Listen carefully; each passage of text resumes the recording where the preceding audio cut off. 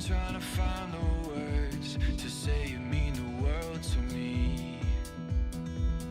When I'm fighting and you see me hurt, don't walk away. I've been holding on for days, hoping just to see your face.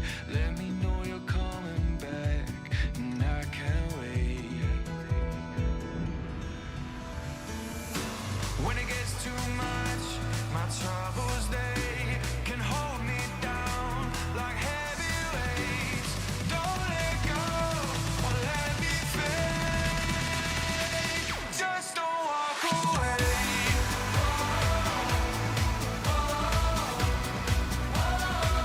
Just don't walk away. Just don't walk away. Hoping that I found the words to say you mean the world to me. When it's getting dark, you make it turn to brighter days. You found a way to lift me up, even when it's getting rough. You don't ever turn your back or walk away. When it gets too much, my troubles, they can hold me down like heavy weights. Don't let go or let me fade.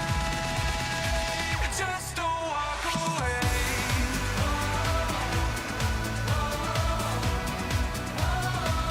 Just don't walk away. Don't you walk away.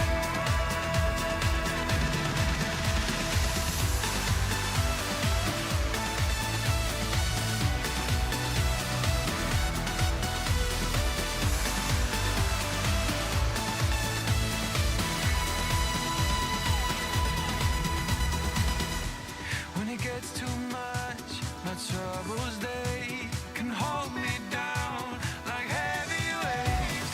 Don't let go or let me fade.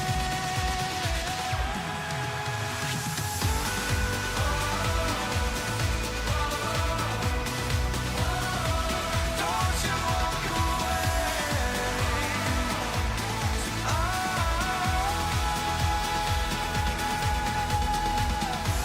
When it gets too much, my troubles, they can hold me down like heavy weights. Don't walk away.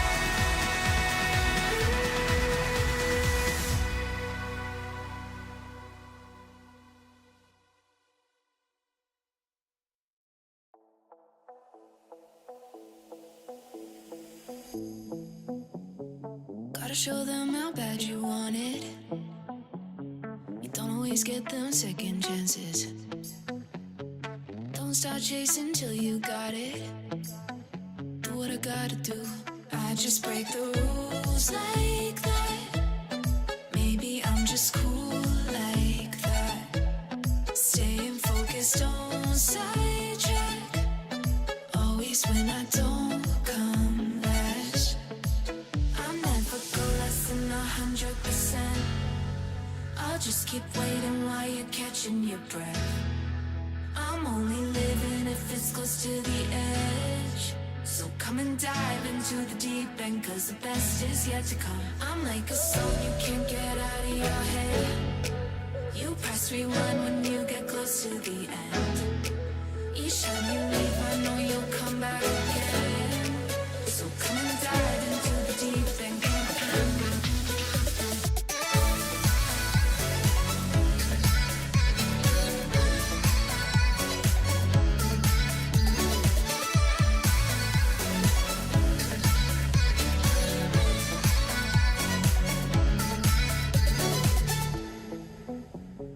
You think I'm done, but I just started.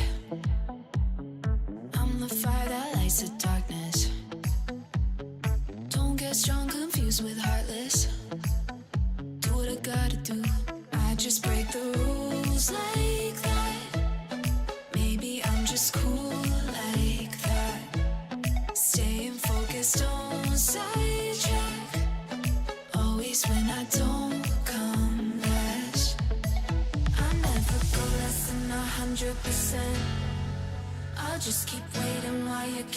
your breath. I'm only living if it's close to the edge. So come and dive into the deep end, cause the best is yet to come. I'm like a song you can't get out of your head. You press rewind when you get close to the end. Each time you leave, I know you'll come back again.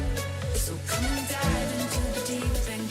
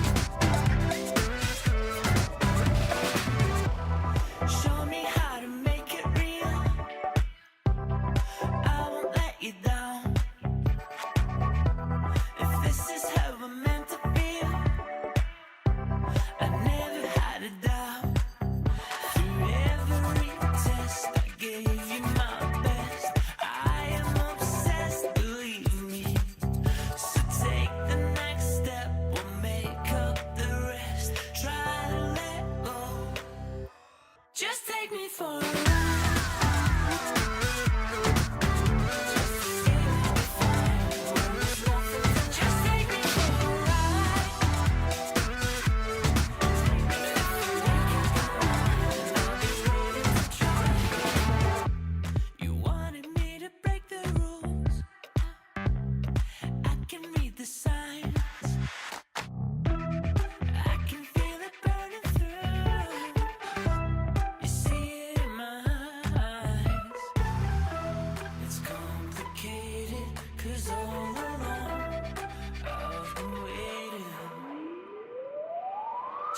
me for a ride.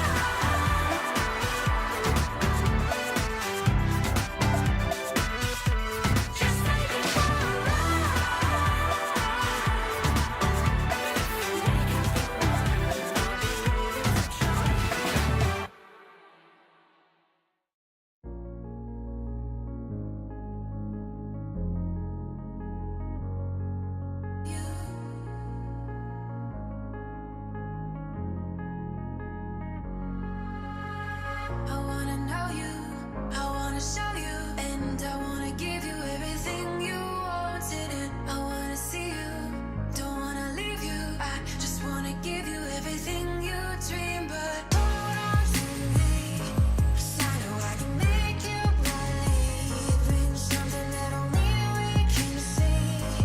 Also, baby, hold on to me, hold on to me, hold on to me, 'cause I know I can make you believe in something that only we can see. Also, baby, hold on to me, hold on to me.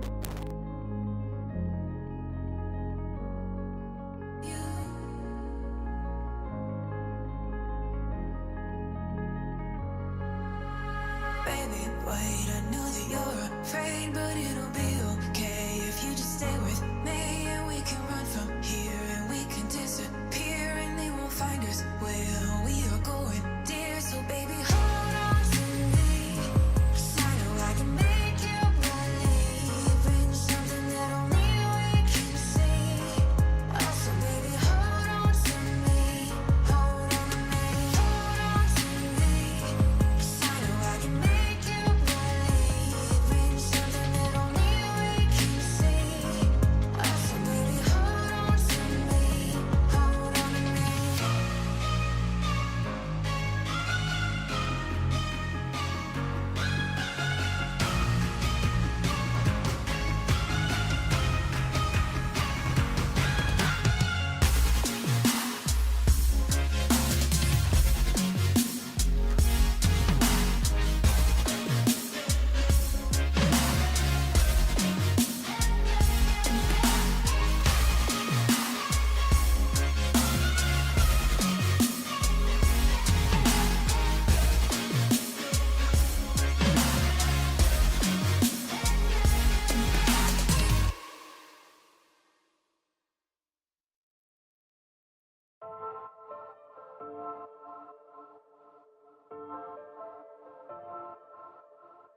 Trust me, I don't wanna beg you to love me, won't you feel me?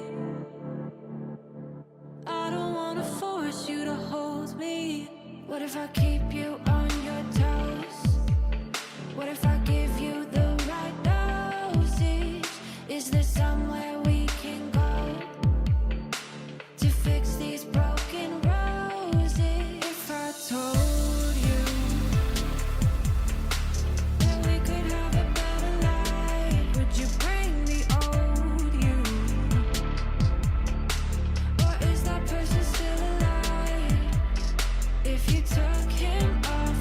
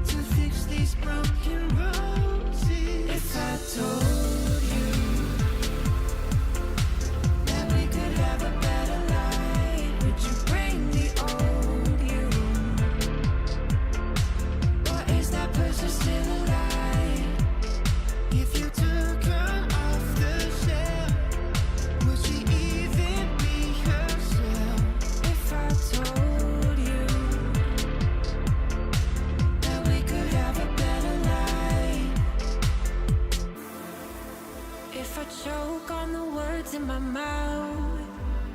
Will you help me get them out? You know I'm always worried about If I told you that we could have a better life, would you bring the old you? Or is that person still alive? If you took him off the shelf, would she even be herself? If I told you that we could have a better life.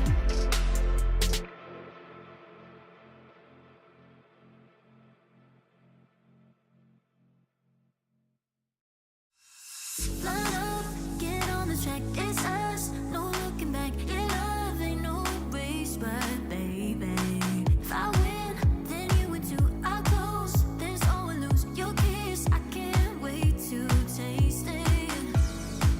Oh, it's running through my mind, oh. But we're running out of time. Just tell me that you're mine. Gotta get you, wash your hands on my skin. Gotta get you, need you pulling me in. Gotta get you, let the games begin. Games begin,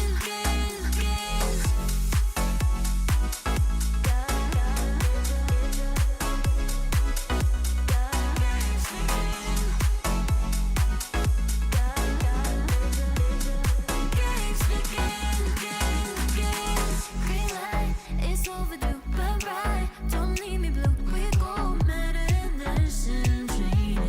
If I win, then you win too. I'll close, there always lose. Yeah, love ain't no race, but baby, ooh, oh, it's running through my mind, oh. But we're running out of time.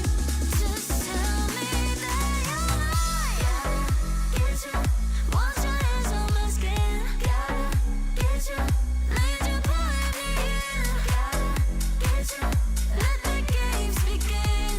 Games begin, pulling me in.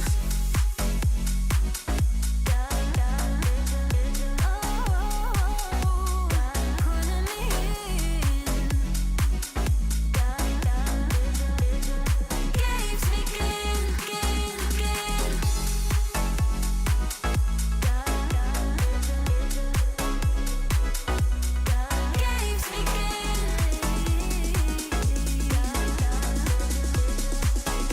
begin, games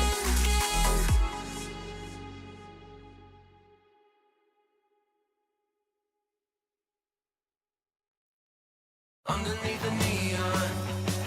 Denim jacket you can lean on.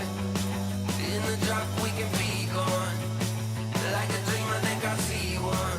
On the reg, you know I need that. On my neck, your name is ink black. Got your head up on your hip like a pin up in that fit. I be lying through my lips, say anything to see it dip. Drop it low, let it show. Do your thing out on the floor. I'ma count to 1, 2, 3, chorus on the phone. I'm better when I'm with you. I feel it in my bloodline.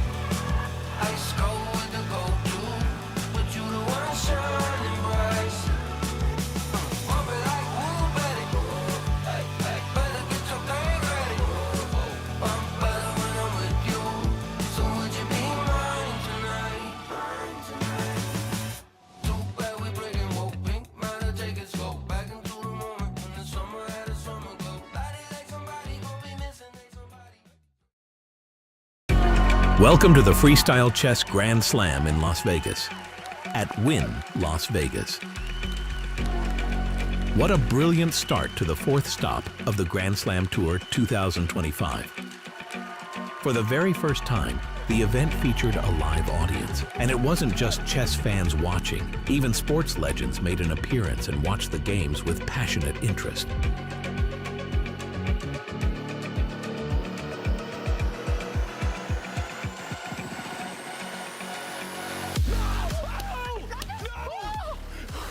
The biggest shocker of the day. It's got to be the world #1. Will not be fighting for championship in Vegas. Will not be fighting for his second slam here. And I think this is a script nobody could have been written. What a day of chess. Magnus Carlsen eliminated from title race in Las Vegas. A clash of titans. Magnus Carlsen versus Levon Aronian, battling for the final spot in the upper bracket. A fierce back and forth at the highest level. Mistakes, twists, time pressure, nerves stretched to the edge. Neither player found a perfect rhythm. The pressure was relentless.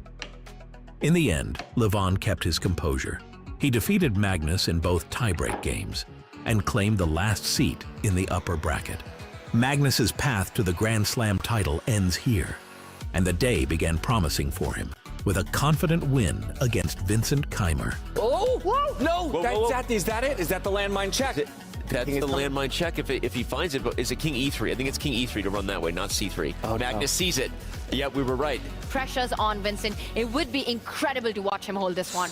Magnus looked dominant, but Vincent fought back hard, creating intense pressure in the final moments. That very pressure, however, cost him his edge. Carlsen held firm and took the point, but for both former Grand Slam champions, the story ends sooner than expected, eliminated in the preliminaries.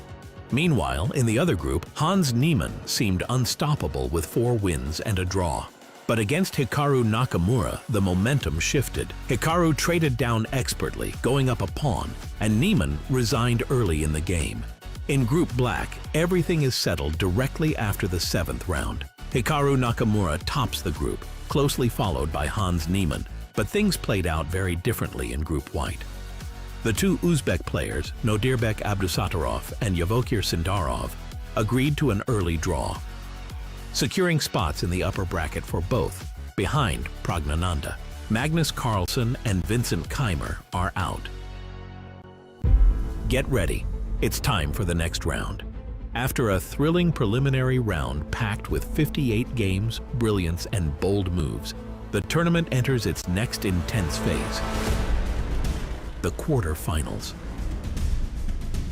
The top 4 players from each group earn the right to choose their opponents, and the matchups are set.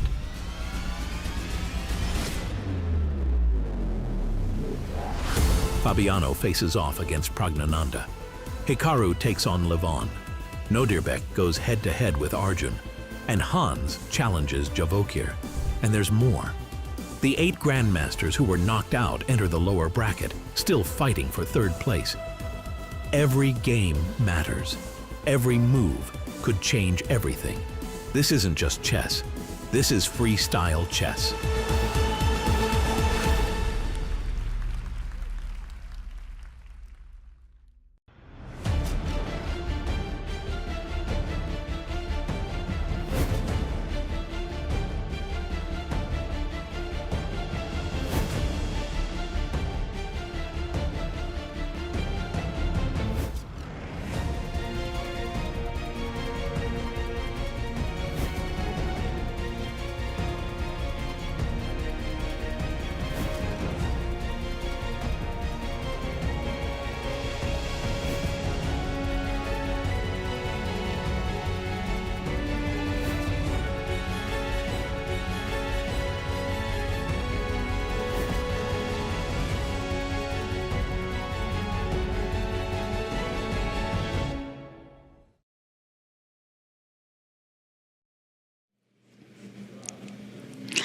Hello and welcome to Las Vegas. I want to welcome all our online viewers just as well as the live audience here in Las Vegas. Yesterday we had scene full of drama, incredible excitement in a marathon day. It was more than 8 hours the players were competing in the hall. And today again, of course, I'm not going to be alone, but I'm extremely happy to introduce Peter Leko, a legend himself, and we are going to be commentating together. Peter, how was the day yesterday? What do you think how the players are able to forget about yesterday's big challenges and do focus for today? Yeah, thank you, Judith. Welcome, everyone. I think it's impossible to forget what happened yesterday. It was such an intense, incredible day of chess with so many dramas, so many ups and turns, and so on. Well, Magnus Carlsen can only be third in the event. I don't think that he can digest this. So I'm very curious to see in which shape he will play today, if he can really put that behind him and show the Magnus Carlsen we all know. But yeah, there were tremendous fights. Levon Aronian knocking out Magnus Carlsen in the playoff. That will be an incredibly memorable match. I don't think that the chess fans will ever forget. Yes, we are going to explore all the excitement today. And of course, our other commentator is Nicholas Huschenberg. Welcome. What do you think about yesterday's performance by Aronian? He did not make a single draw. He made only wins. He won 4 in the qualification part, 3 loss, and after that he knocked out Magnus Carlsen in the playoff. It was quite a roller coaster for Levon himself and all of his fans. He was doing quite well, getting to 4 points out of 7, which in most cases should be enough to qualify directly, but because a lot of the players, the group was very tight, so then Levon, he lost the last game against Vincent Keimer in horrible fashion, had no chance. Then to play against Magnus Carlsen in a tiebreak, I was very impressed with his emotional tenacity and stability, keeping his nerves under time pressure and not cracking. I mean, there was one moment in the second game where he ran into a fork, but apart from that, he was playing very stable chess. He exploited Magnus' mistakes, and he qualified deservedly.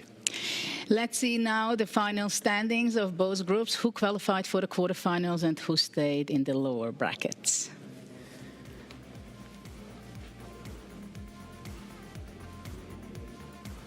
So here you see Group A.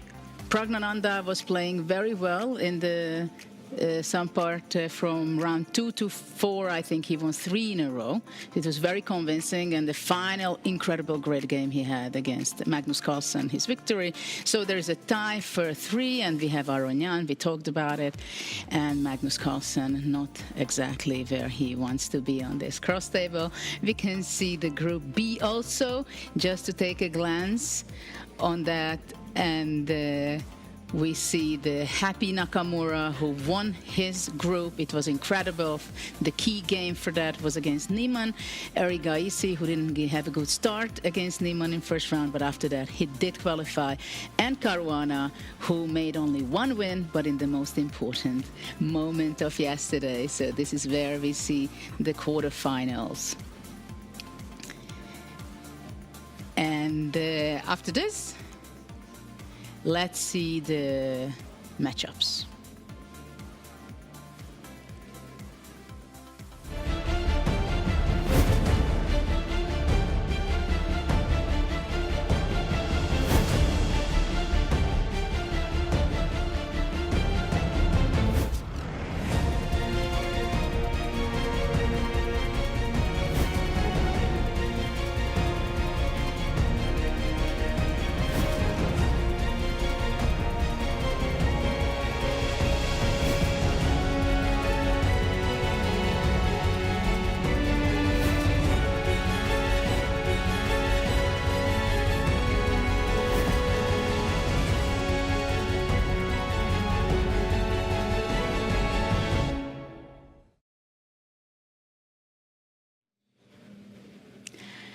Incredible matchups we are seeing for today's day in Game 1.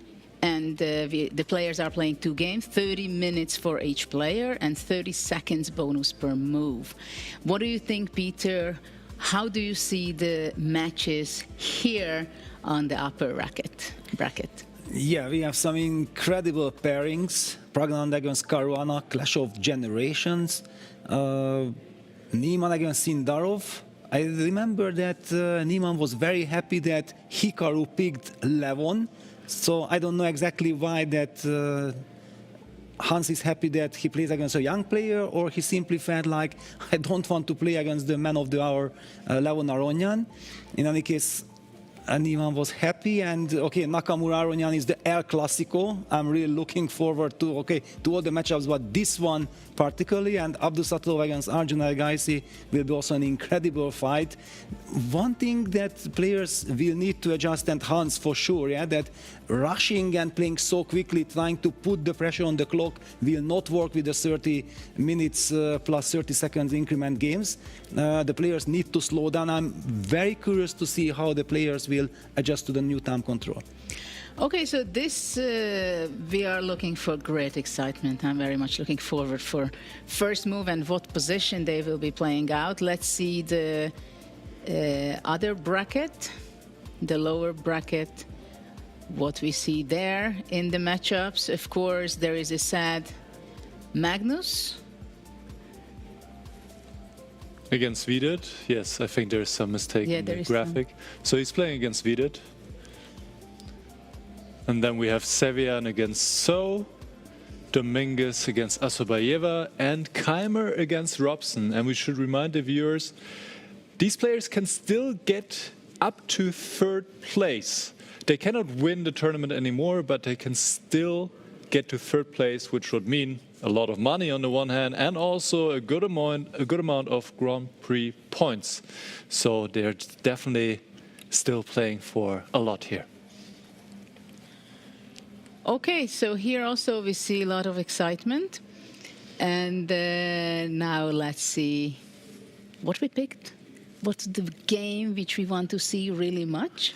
Well, all of them, but Levon Aronian against Hikaru Nakamura, I think, that was the match. Okay, two incredible legends, and Levon Aronian, after knocking out Magnus Carlsen yesterday, and Hikaru dominating the B group with a stunning 6 out of 7.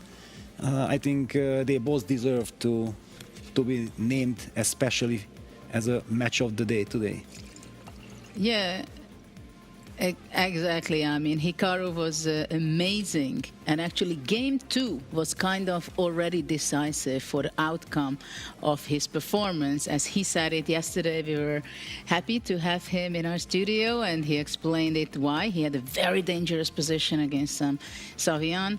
And of course, Levon Aronian, he was the hero of yesterday, and he destroyed the mood of the world's best player.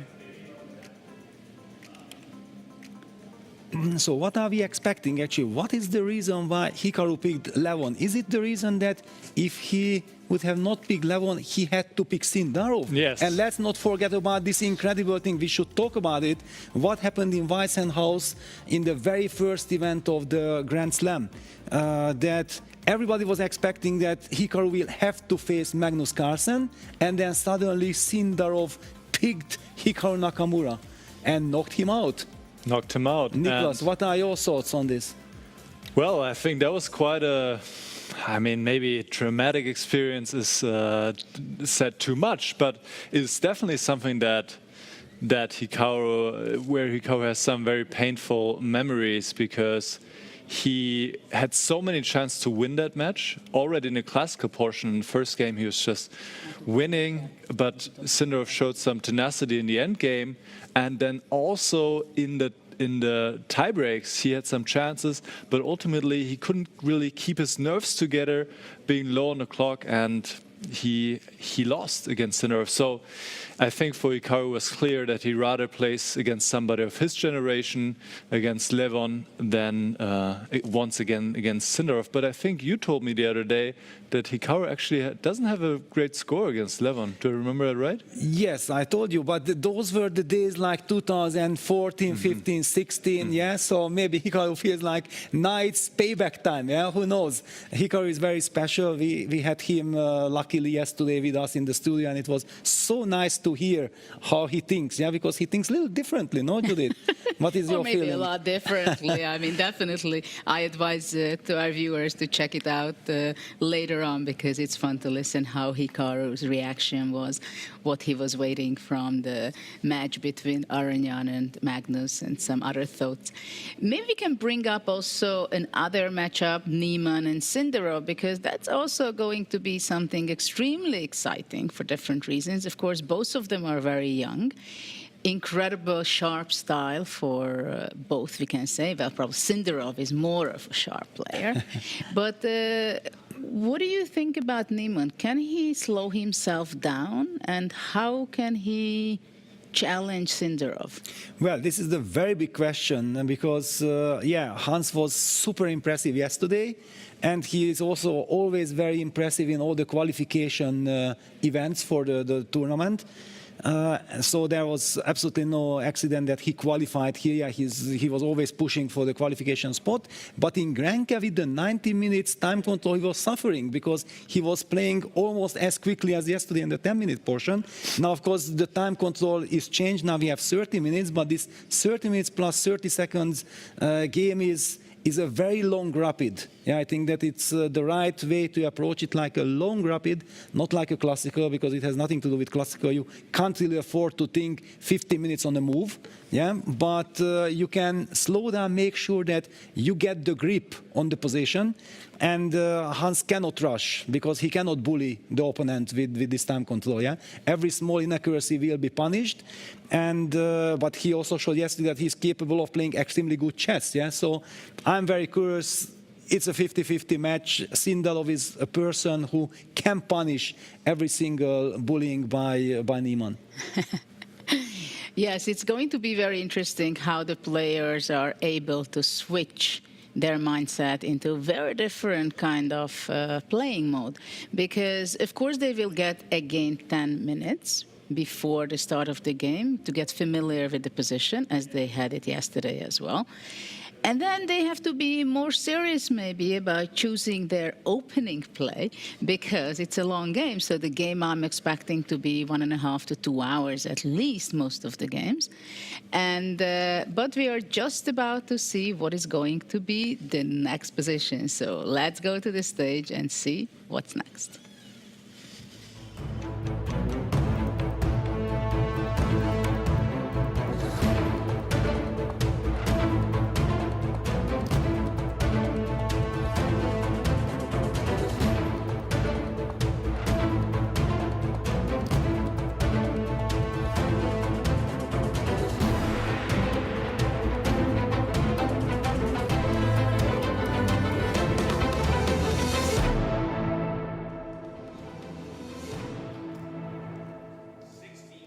Still very much alive in this tournament. Anything from third place all the way up to first for those top 8 in our upper bracket quarterfinals. The players, though, they need to know what the battlefield looks like before they can step out there and begin to tussle with each other. So once again, I'm going to welcome back Tanya Sachdev and David Howe. They drew us a beautiful starting position yesterday for game number 1. So come on over. Let's get these balls rolling once again. And David Howe, pick us a good one. Pick us a fiery one here.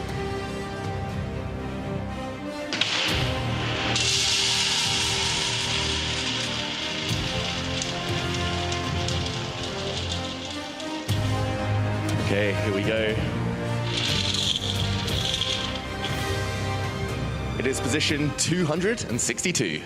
Position 262, and as you can see behind me, all the players flooding the stage and making their way to their boards. As you guys are probably aware, you will have 10 minutes to discuss either within your pods or to sit on your own and strategize. And then I wish you the best of luck as you dive into your 30-30 quarterfinal matchups. We're gonna head back to the studio. We'll catch you there in just a bit to help break down all the action. We'll see you soon.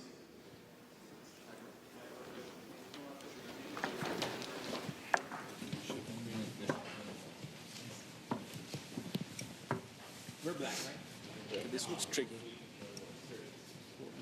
F4? Yeah, F4 is... Knight b6, a4. F4, knight b6, a4. Or c4. We can play F4, F4, F5, take knight b6. But we probably get her into some trouble. Yeah, F4, knight b6, a4, f5, no? Can't. Knight b3? No, but wait, F4, knight b6, a4 is like b4? Rook a8? No, but then I take a5. So F5, knight b3, a5? So wait, sorry, so how's it go? So F4, knight b6, a4, a4, f5. I I mean, we can also play b6, I don't know, but it's good. Doesn't... maybe actually f3 is interesting for white, because then we get e4. For example, against b6, f3 is much better. So f3 good. So b6, e4, f5, which way comes? I was more worried about like some d4, because then our knight is dead. D4, what do we do? d4, f5, and Knight b3. we'll have to play bishop b7. Bishop b7. Anyway, I'll play knight f6, c6. And I also have a. Okay. Let's see.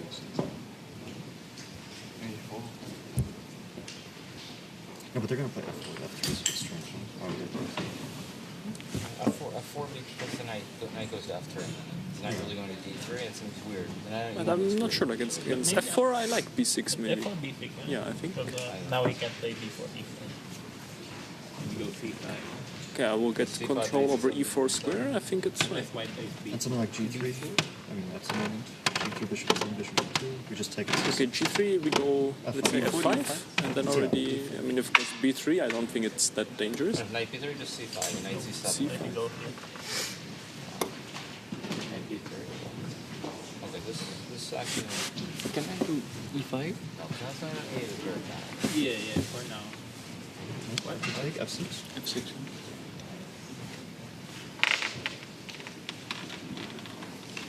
I mean, it's not clear that white is doing that great. Yeah. Knight b3, and you want to take e5 or b4? It's e5. Probably e5. Yeah. Although, wait, why not b4? It's an important point as well.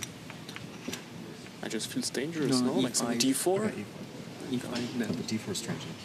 Why? Can take on e1. Okay, king e1. There are all the dark Bishop b7, squares. one castle. Ah, we can castle, yeah. I mean, white's king is pretty. No, if we can castle, sure. Yeah. Okay, but like we can play knight b6, or is it actually bad? Is there like any downside to doing this? Is it like a better version to play e5 first, or what does it change exactly? Just 6 here. It's the same, no? Yeah, like it's going to be the same, right? Yeah, but let's say take. Knight f3. Knight 3, e4, because the b4 is still hanging. Like knight g5. Castle 1. Ah, you're one. Everything happens so fast. Yeah, that's true. That's true. It's so risky. Oh, that we can castle fast is actually hugely important. This b4 is extremely dangerous. So if f4, b6, and if f3, knight b6. Okay, so what about this? Let's say a4. F5. Knight b3. Is a5 not a move? Yeah, a5. Queen a to ab6 takes bc7, No, queen take, ab. take. If a5, queen a2, ab8. Oh, there's queen c5. What's Queen c5 is e6. But can't I trap the queen? What? But you can't take it, no? I play e6. Queen d4, queen Maybe, I'm not so and sure. then e3, bishop d3. Queen d4 with a king. You mean back the rook? Knight Yeah, e4. yeah, like a5. So this I can still play rook a8 after Ah, you take you've rook a8, yeah, you've got rook a8. Yeah. No, wait. queen e4, rook a8. I don't think you can do this. Game my queen up. And also no weaknesses. So if queen e3, you go here. Yeah? I mean, if queen 3 also I can take and then e6. Yeah. No, it's There's no way to trap it. Also with the queen a4 I can kick it away. It's just... so we could just go a5, yeah? There's nothing. Let me show you a comparative thing, okay? In our game, I played g5 here, f4, he played g5, even this was bad. Our game went like this.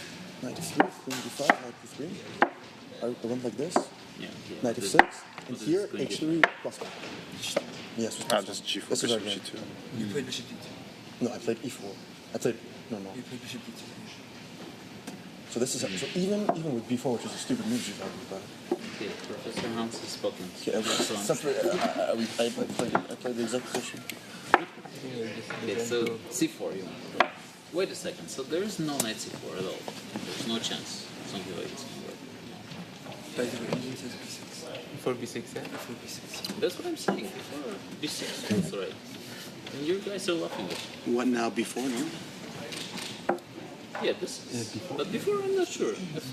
Knight f9, b3. b6. Knight d3. But they don't like this knight on d3. It's a bit- No, I agree. But then I didn't see. What if we just protect d3? Just go c5? What if b5? Yeah. A little bit soft. You want to play b5 here? Yeah. No. It's interesting, no? Yeah, c6 you take. But wait, a6? A4. Takes, knight b6? Knight b4. Knight Also e3. e3. Oh. b5, yeah? b5 is interesting. That's nice. I like this. You approve, Professor? I like it. Okay, people will go like b6. b6 is very ugly. And c4. It's such luck. The same position. No, I remember. I remember the whole game we played. And you like b3? No, because you d4, d3, you want to take as much space as possible. And if there's no g5, then you're just developing normally with d4. So what are we actually doing after g5? Just take and knight 3, yeah? Even. Yeah, you have so many times. Queen h5. And this is too much, yeah? I'll play. No, I think play g. c5, c6? Knight f3, queen h5, c5, c6. No, then bc. b7 with b6. Yeah, b6. We had a game with b6, remember? And okay, if they just play like normal chess. Or a4 somewhere, I mean. a4, we can include. Or a5. No, this is committed. So, I think they want to play b3. Yeah, maybe I bishop. don't want to do this. Wait, d6, b3. Yeah. How do you do b6. b6 sometimes. Knight d7.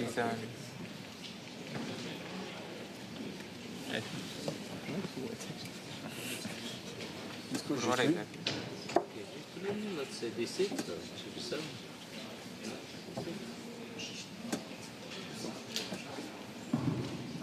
So, ladies and gentlemen, we will start in 2 minutes. Somewhere at 4. Knight f3 is important. Yeah, it seems... The pieces are much better. Slightly better for me. What a gift set. Professor gave us the knowledge. I know the whole game.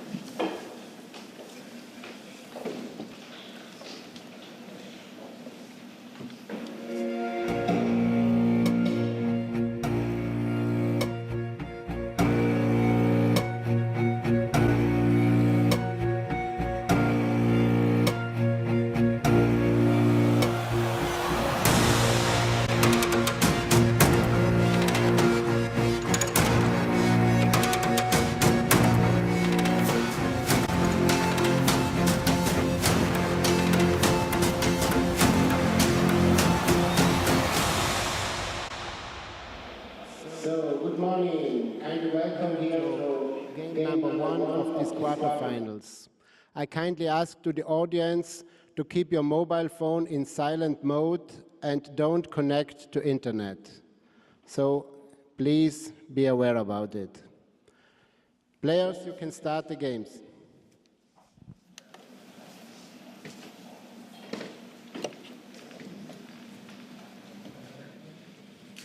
So day 2 has just begun for the players, and the opening moves we are seeing on the board. And we see already here in the quarterfinals, 1 f4. Immediately I turn to Nicholas, because we were talking a little bit about it. Can you tell us, is it a mistake already, or? Yes, actually the players and maybe the viewers who are listening in from the black side, they quite quickly, and I think it was Vincent Keimer who pointed out that f4 is somewhat of an inaccuracy because of b6, and you're not having the support over e4. So instead, as Vincent said, the move f3 would be better. We'll get into the details later on. I think Hans made a strong point. I believe he was talking about one of his own games even, that he might have had in this specific position 262 already. And maybe he was leading the team in the direction of saying, let's go f4 and b4. That worked well for me in one of my previous games. And seems that Abdesattorov, Niemann, of course, and Pragnananda are following his suggestion so far. Yeah, it's interesting. It was also very interesting how Niemann was very active today in the analysis, because yesterday he was sitting alone at the board and trusted himself, and he wanted to be on himself, preparing for each game while the others were analyzing together that specific 10 minutes before the game. Now he was extremely active. Not only that, but he showed a position, a game he played previously. So that was quite a shocking part for me to notice. And this is a position, what we have now, number 262. So we see that the players are preparing. Of course, they cannot be preparing as they do in classical chess. Yeah, but wait a second, Julie. Sorry that I interrupt.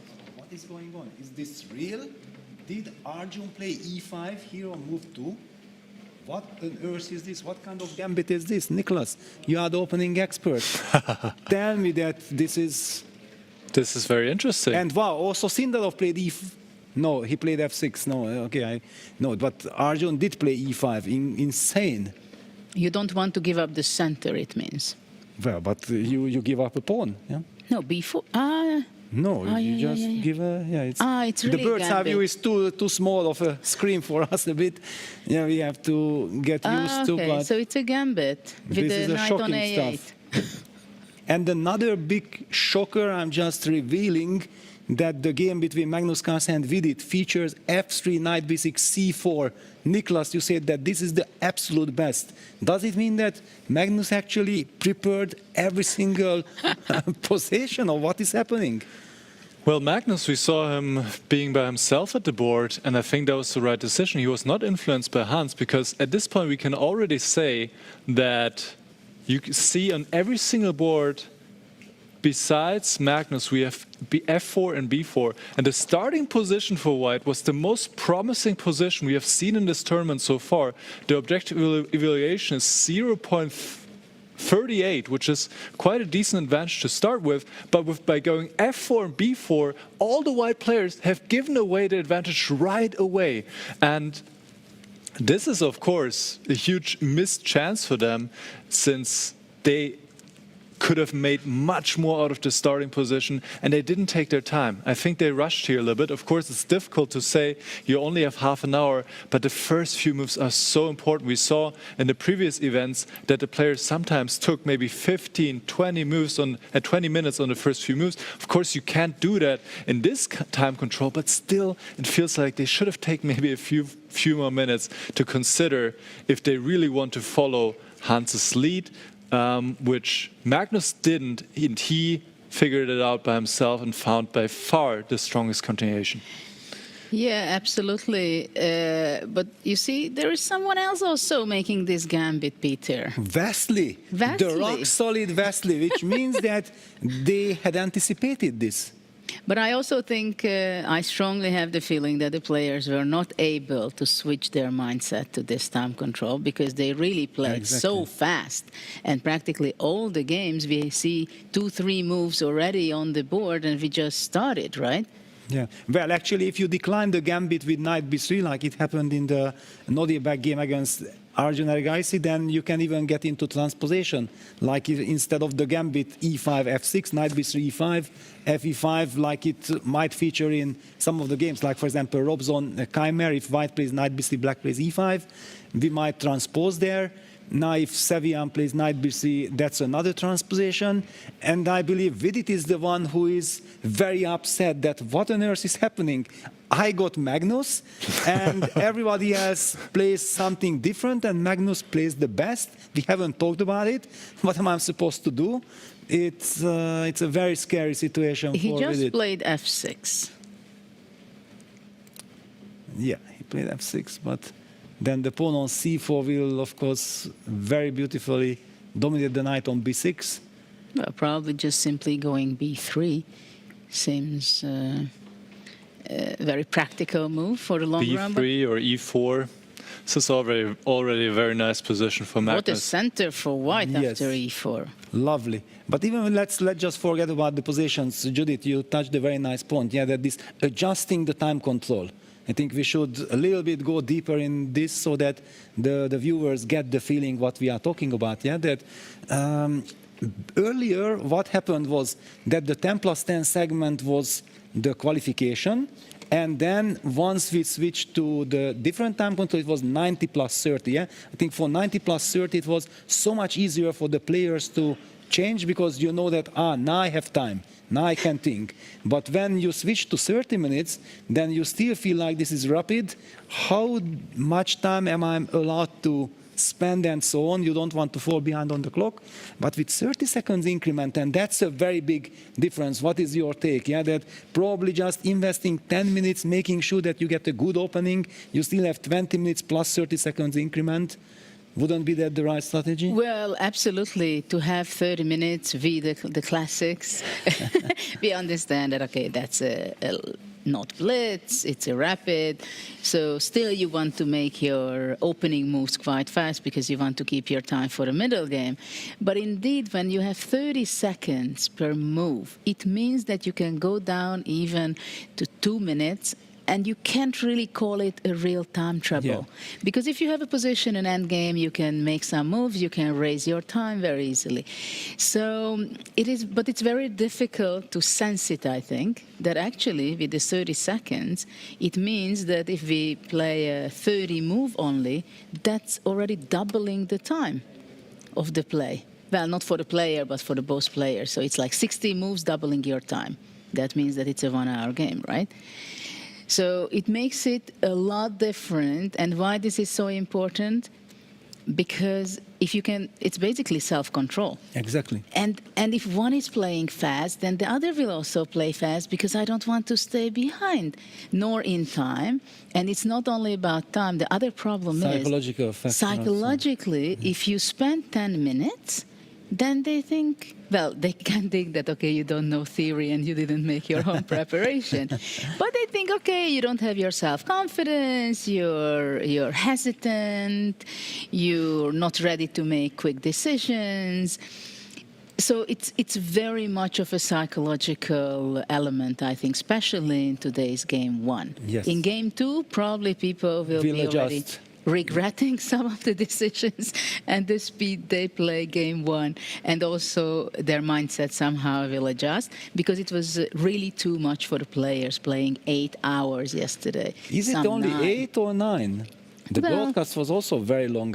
Because Magnus played longer. Yes. The other extra. Okay. Others only, in brackets, I would say 8 hours. And it's not only that 8 hours, because if you would play a classical chess game of 6, 7, 8 hours, you're in that single game during the whole time. Yes. But here, you always have to push the restart button. Yeah, you lose some dramatic games, you exactly. win and Huge so mistakes. On. Exactly. And yeah, absolutely. Yeah, and also with the time control, what I want to highlight that, like you said, the 30 seconds increment gives good stability, and as long as you haven't lost the control of the game, I think you can always afford it. But in freestyle chess, we have already seen it, that if you lose control, you can have even 90 minutes, you start thinking for half an hour, it's too late. You can't correct it. And what we also saw so far during the tour, that whoever gets the initiative normally uses it because practically speaking, he has such a big advantage, yeah, that his moves are coming naturally. In freestyle chess, we are not yet used to the defensive kind of concepts that we know in normal chess. Yeah, so it's much easier to have a good position and keep on going with it than sitting there in your misery and then you are regretting everything. That okay, why did I get this position from the black side? If I would have received it from the white side, life would have been wonderful, and so on. And another very interesting point is that Hans, I think in his interview, was saying that his idea was not to be teaming up with the teams so that he doesn't get affected by some suggestions. And what happened today? He teams up and he influences everyone into the wrong direction. Yeah, it's Nicholas, crazy. I want to ask you, what do you think? Maybe it's a stupid question. Do you think before castling is a different kind? You can split the game into two at least, before castling and after castling in freestyle chess?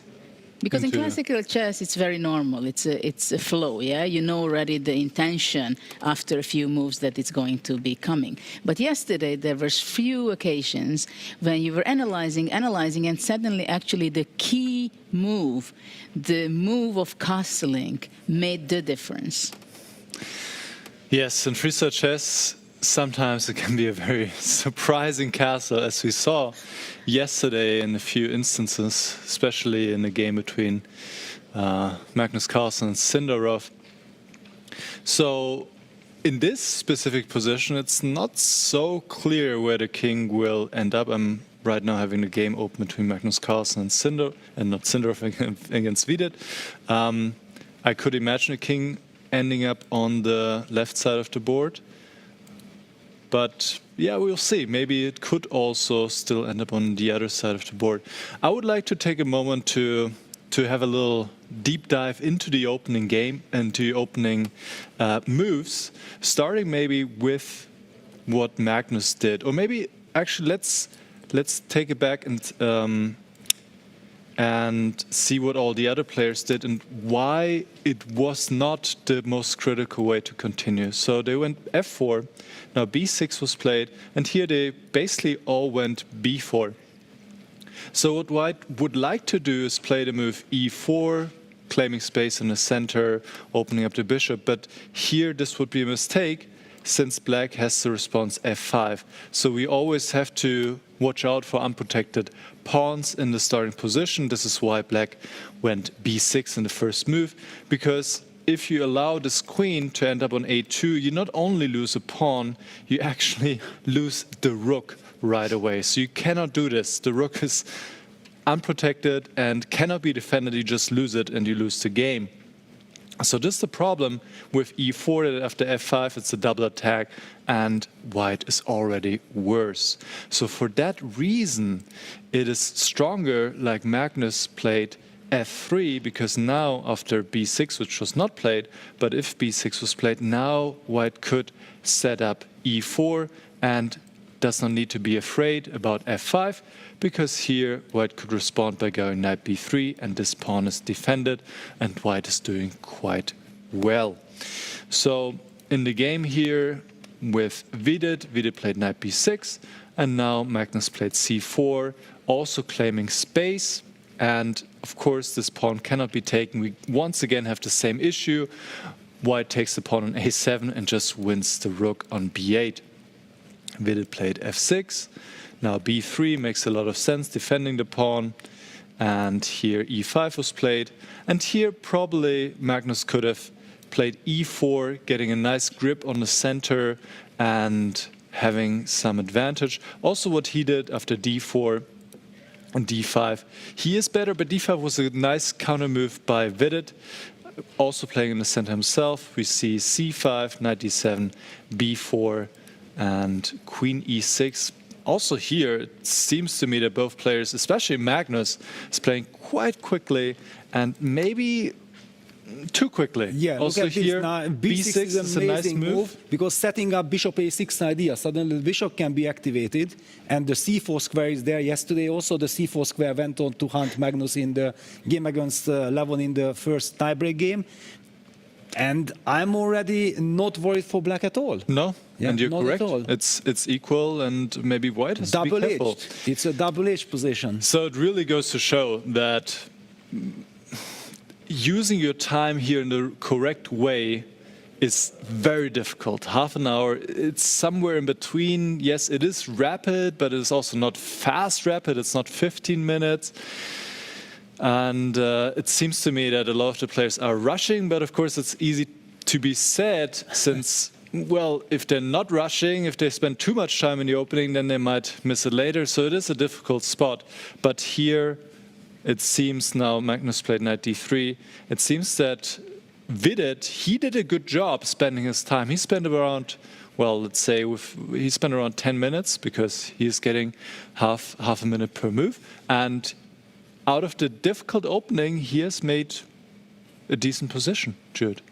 Absolutely. I like very much the way Vidit was playing because he played b6, getting ready to bring the bishop actively. The b8 rook is practically standing on the best place, so he benefited. He made his moves in order that the b8 rook has its role. And what I like very much is the queen out from g8 to e6. This I like very much. And I would guess, but of course in freestyle it's always very tricky. I go back to my castling remarks because it is, as you said, also we don't know where the king is going to be castling. While in Vidit's game, I believe it should be to the short side. Yeah, I'm also very happy for Vidit because he was not intimidated. Yeah, it was very easy to get under the impression that, yeah, Magnus knows it all, f3, c4, and it's unpleasant. And he just reacted very naturally with e5, d5, looking for counter chances. And he gets a dynamic position. We don't know what's happening. Maybe after two moves, one of the side will already have an advantage. But at the moment, it looks like a very exciting position. But I do believe also we have some tremendous development in other games. For example, I see Pragnanda, Fabiano Caruana having the exact kind of same position like Hans Niemann against Sindarov with a white queen on d4, very position. Maybe let's go to have a bird's eye view and Yes. we can pick another game as well, because there are some of the games are already a little bit more two words. I don't know if I dare to say something like that, two words to the middle game, because I'm not sure I can really judge. Look at this. These are the upper bracket quarterfinals. I see two white queens on d4 and one black queen on d5. Yeah, so Arjun saying, no, I won't push my pawn from e5 to e4, giving up the d4 square.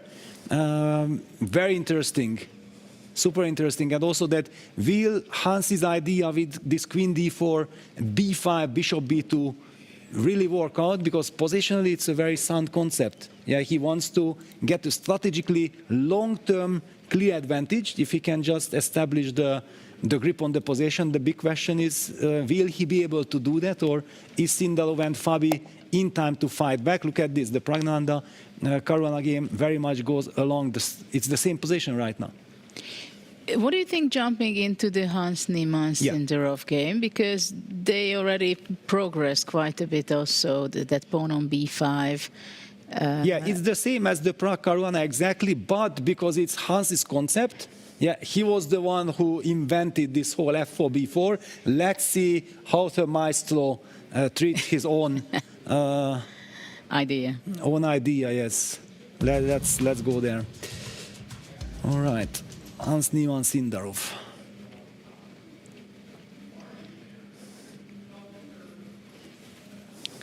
And what I see here, when I look at this position, and we will go back to the start and just to see how we get this position, the evil bar says it's completely equal. When I think an experienced grandmaster looks at this position, then he can say everything apart of that this is equal, because it looks super promising for white. Yeah, with this pawn on b5, that knight on a8 stuck. White has also made sure that he has this grip on the d4 square. So right now the queen stands there. Later in the middle game, maybe the knight will move there. Maybe the bishop. White also has ideas clearly to develop the bishop somewhere, and then the rook joins the party. The only piece which is not participating is the knight on e1, which kind of the only trouble piece. But I personally enjoy this position much more from the white side. But let's just go back to the start and see how did we reach this position, because it's kind of one of the main positions of today's first game. f4, b6, b4, f6. So finally, it's kind of transposition with the gambit with e5. Actually, I was too quick to call it a gambit. It's not a gambit at all, because after f takes e5, f6, once again, e takes f6 runs into the motive that Nicholas has already highlighted many times. Queen takes a2 just wins material here on the queen side, king's the left side of the board. It's always tricky how we call it. So that's why it does not really matter in which move order the players are reaching this position. After e5, f takes e5, f takes e5, we get this transposition. White played the move bishop b2, hitting that pawn on e5 immediately. And this was the move order of Hans. I believe that Abdusattorov has played the move b5 first. If I'm not mistaken, I think he played b5. So the original concept of Hans was bishop b2.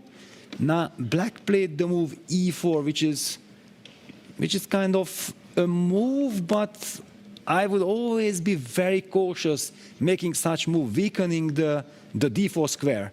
And this is what Hans immediately jumps at, queen d4, targeting the pawn, but it's not only about the pawn, but the tempo. Bishop b7, now white played the move e3, black played bishop e7. White fixes the pawn structure with b5, and black made a stunning move. Judith, can you come up with a stunning, if I'm calling it a stunning move, what is a stunning move in this position? That I did not see it coming. Castle. Exactly. Bravo. High five. Yeah, this is fantastic. Yeah. 2,700 player talking and say stunning move. Castle. Yes, castle. Yeah, because okay. You know that I'm sensitive to this move. Of course, still the big question: what will be the future journey of this knight on a8? Because black will actually have to push the c pawn in order to get it to c7, but with the king already fixed on the so-called official queen side here, left side of the board, it can also weaken the structure, yeah, potentially if white has time to go a4, a5. Peter, I have a question. Yes. Before castling, yes, if you just go back one more move, please. What do you think, who has the development advantage, or who is better developed now? What is your feeling? And after castle, what's your feeling? My feeling is that white is clearly ahead in development. And after castle as well? Also after castles, yeah. Just because of this pawn on b5, I'm super happy. Maybe I'm too much of a strategist, yeah, but when I see this pawn on b5, then... But isn't it because you see that knight on a8 and you understand that it will not come out for a few more moves at least? Yeah, but I also don't really understand this structure, this e4 pawn. For example, okay, we talked about the horrible knight on a8. I can also talk about the horrible bishop on b7, which is buried by its own pawn on e4. I just don't like this whole construction at all. And maybe, Nicholas, you are checking all these positions often with the engine.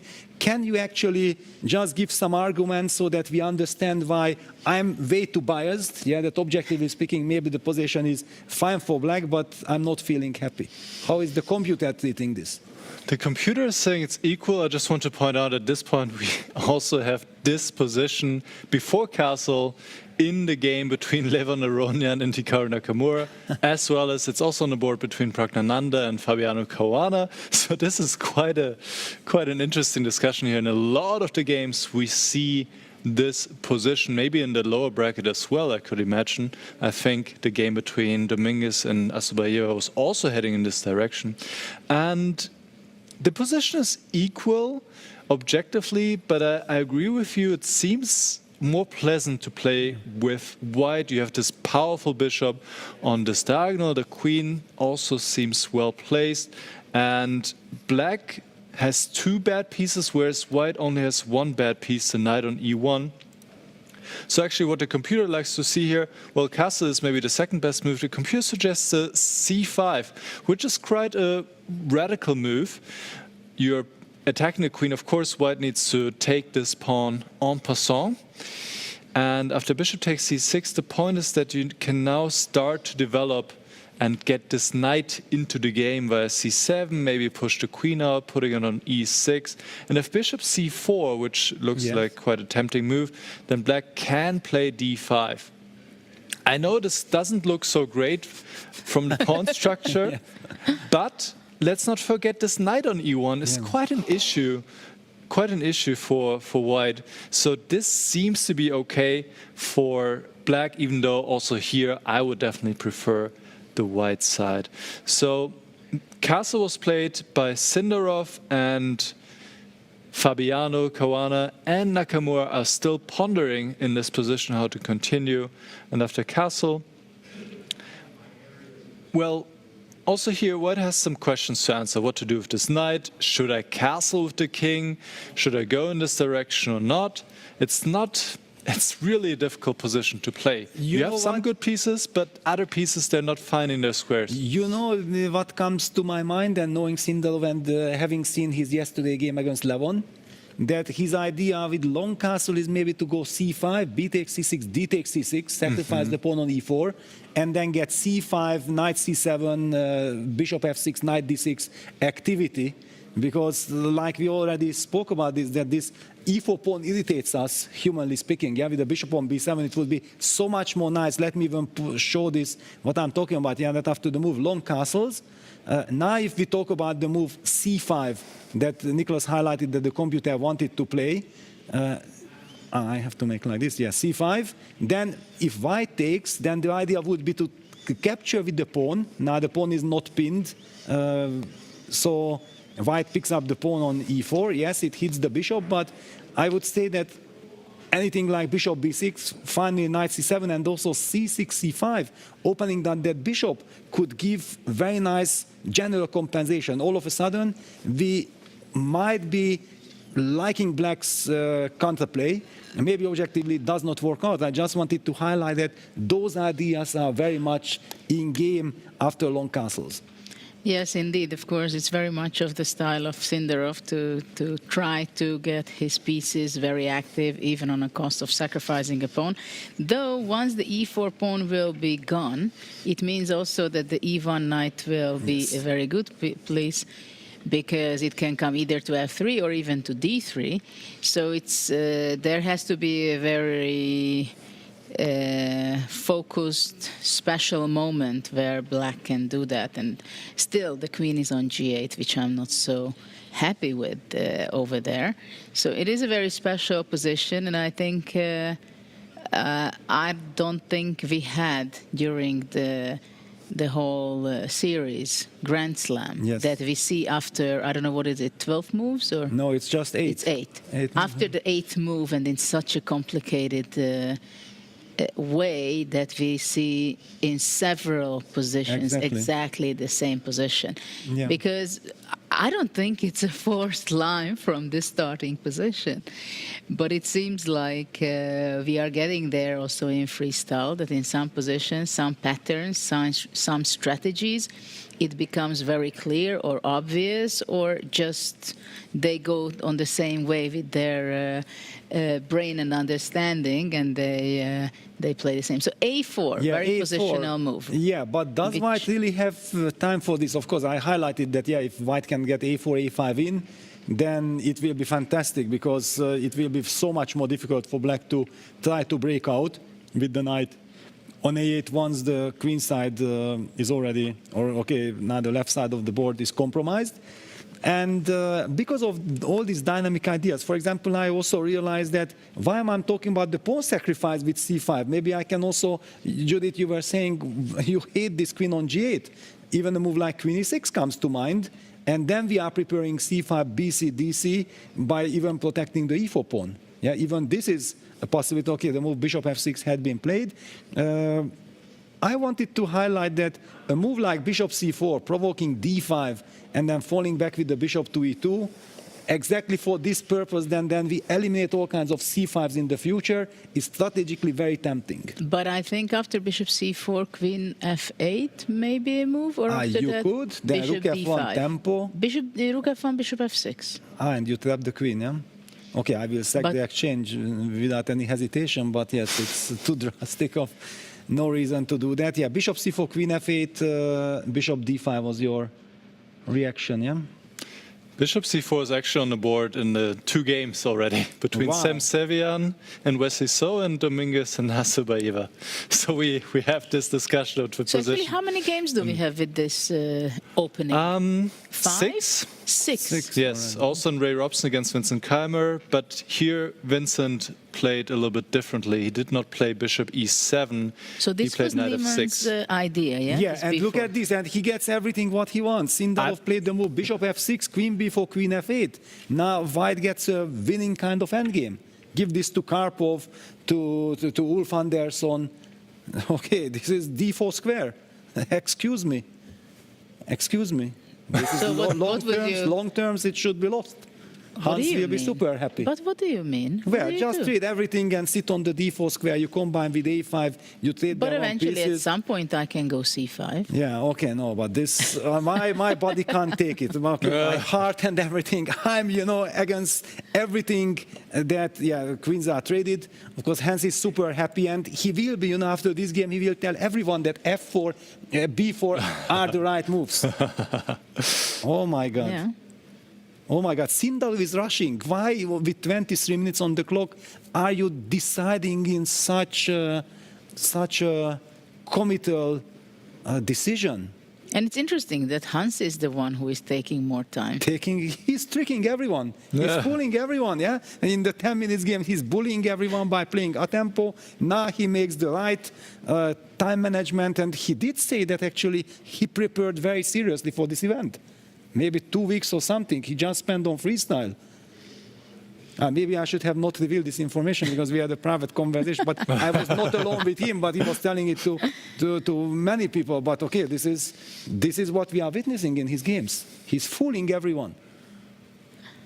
But it's not so simple. Are you taking on f6 or what are you doing? I don't know, I'm just enjoying. I'm just enjoying. Not even playing anymore. Exactly, I don't even make a move because I'm so happy with this picture. I'm just super happy. But no, Hans will be extremely proud of himself that yes, my master plan worked to perfection. Now he just has to show technique.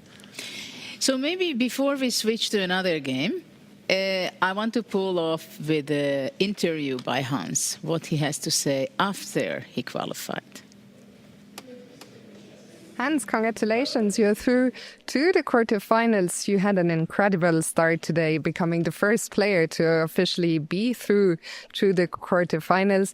Then the last 2 games didn't go your way, but I guess overall you're very satisfied with the performance today? I certainly played quite well.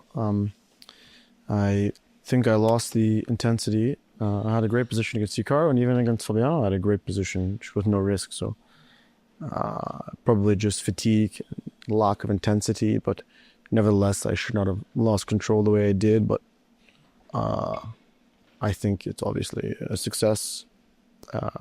There's not much to complain about, but I really should have scored. I could have won every game. I had great positions all throughout. It was a fantastic showing. Which was your favorite game today? Well, against Argaisi, it was quite a nice move, knight c5, which I had seen in advance. The game against, Vidit, I had this sort of f3, c3, no one else played it.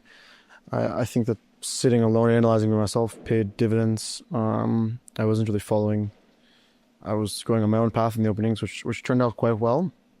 The game, for example, the game against Sevian, which I didn't win, I really liked how I played queen a1 and then I castled queenside, and I think I played really good chess the entire day. There were just slight moments of unwarranted ambition, probably in the game against Robson, where I overpushed and still managed to trick him, and then against Hikaru and Fabiano, there was no need to be so ambitious when I had such a risk-free position. So should be a bit more professional and controlled. But in general, I think I played really, really well.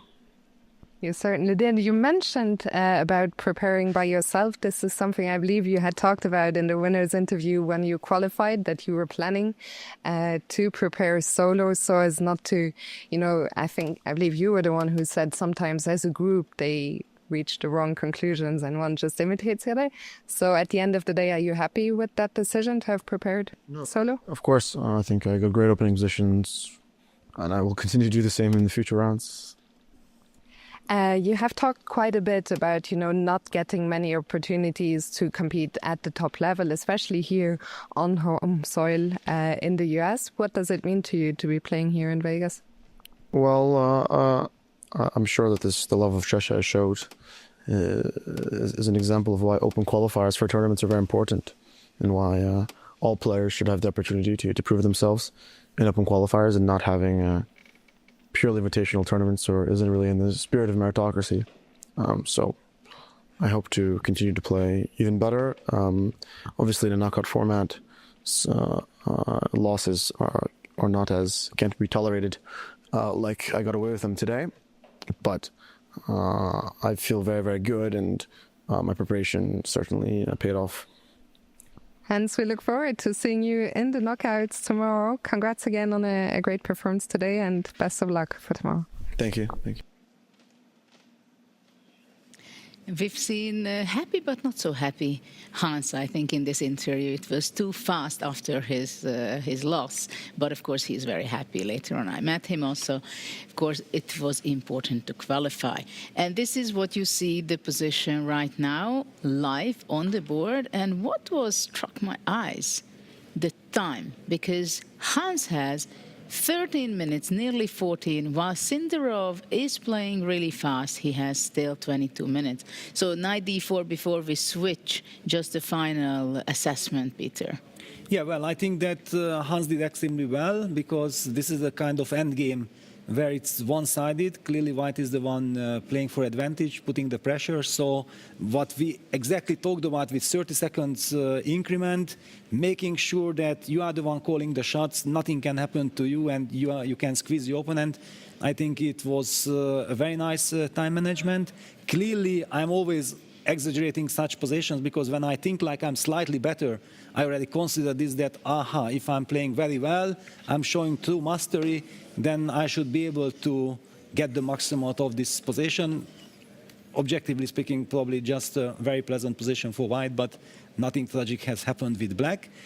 Black played the move knight d6. I just want to add that it was interesting that Hans actually played knight d4 without playing the dark squared bishops. Yeah, he senses that maybe this is more ambitious. It keeps more dynamic in the position.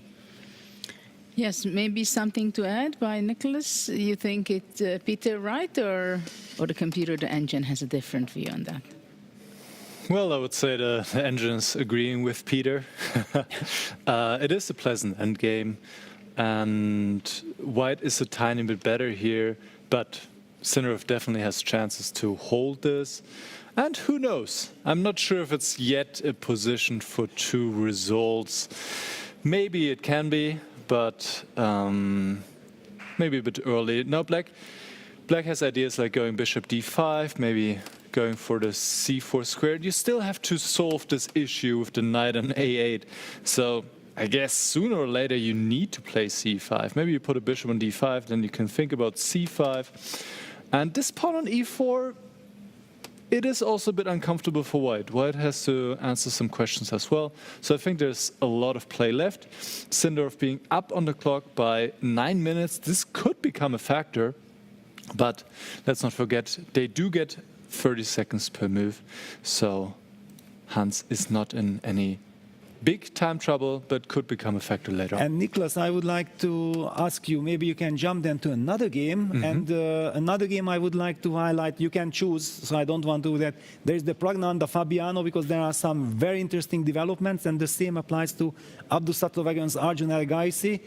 In both cases, for example, especially in Arjun's case, we see how White should not have treated Hans's idea. I would love to jump into that game. Can you just show it? Arjun, And yeah? Yeah, exactly. Yeah, let's because jump there because there seems to be Black has a very promising position. a change already. of character, yeah. This is what we want to see. Yeah, let's see how this developed and how it developed differently than the other games. So in this position, most of the players went bishop b2, hitting the pawn on e5, then e4 was played, and the queen came out to d4. So this is how we reached the position in the game we just saw between Niemann and Sindarov, between Arnya and Nakamura, Pragnananda and Kawana, and so on and so forth. There are so many games.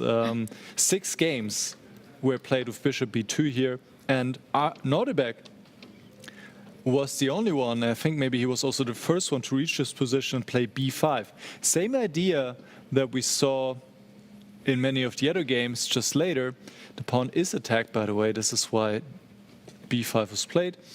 But here, after knight f6, which is given a question mark, which I think might be a bit harsh, or maybe not. It seems that there were better moves available. White could have gone bishop b2, but now knight f3, and here there's actually the black queen, which is ending up in the center.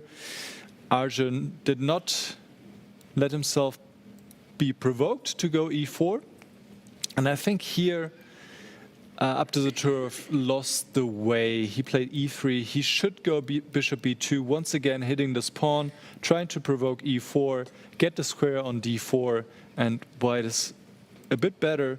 But after e3, now actually e4 was played, because after knight fd4, black could follow up immediately going c5, and this is a move that Peter mentioned already several times. You want to play like this because you're able to get the knight into a game, and also you're able, and this is probably even more important, to challenge this well-placed knight on d4.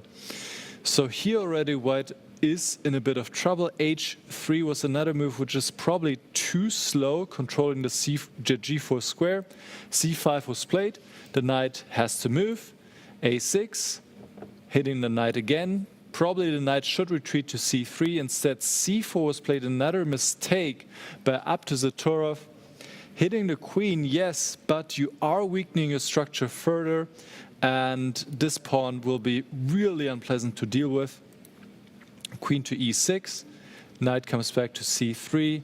Now bishop d6, black is developing, preparing castle, and this is a dream position for black. You have a long-term space advantage with the pawn on e4. There seems to be no safety for the king, and you have nice development. The knight can come to c7, maybe the bishop can come to b7, but really the star in this position is the pawn on e4, which takes away so much space, and you're not getting rid of it. If you ever play d3 or d4, black says, well, thank you very much, I'm going to trade, and you are left with a lot of weaknesses in this position. So dream position for Arjun. Let's see if he can make the most out of it, but this is looking really promising for Arjun.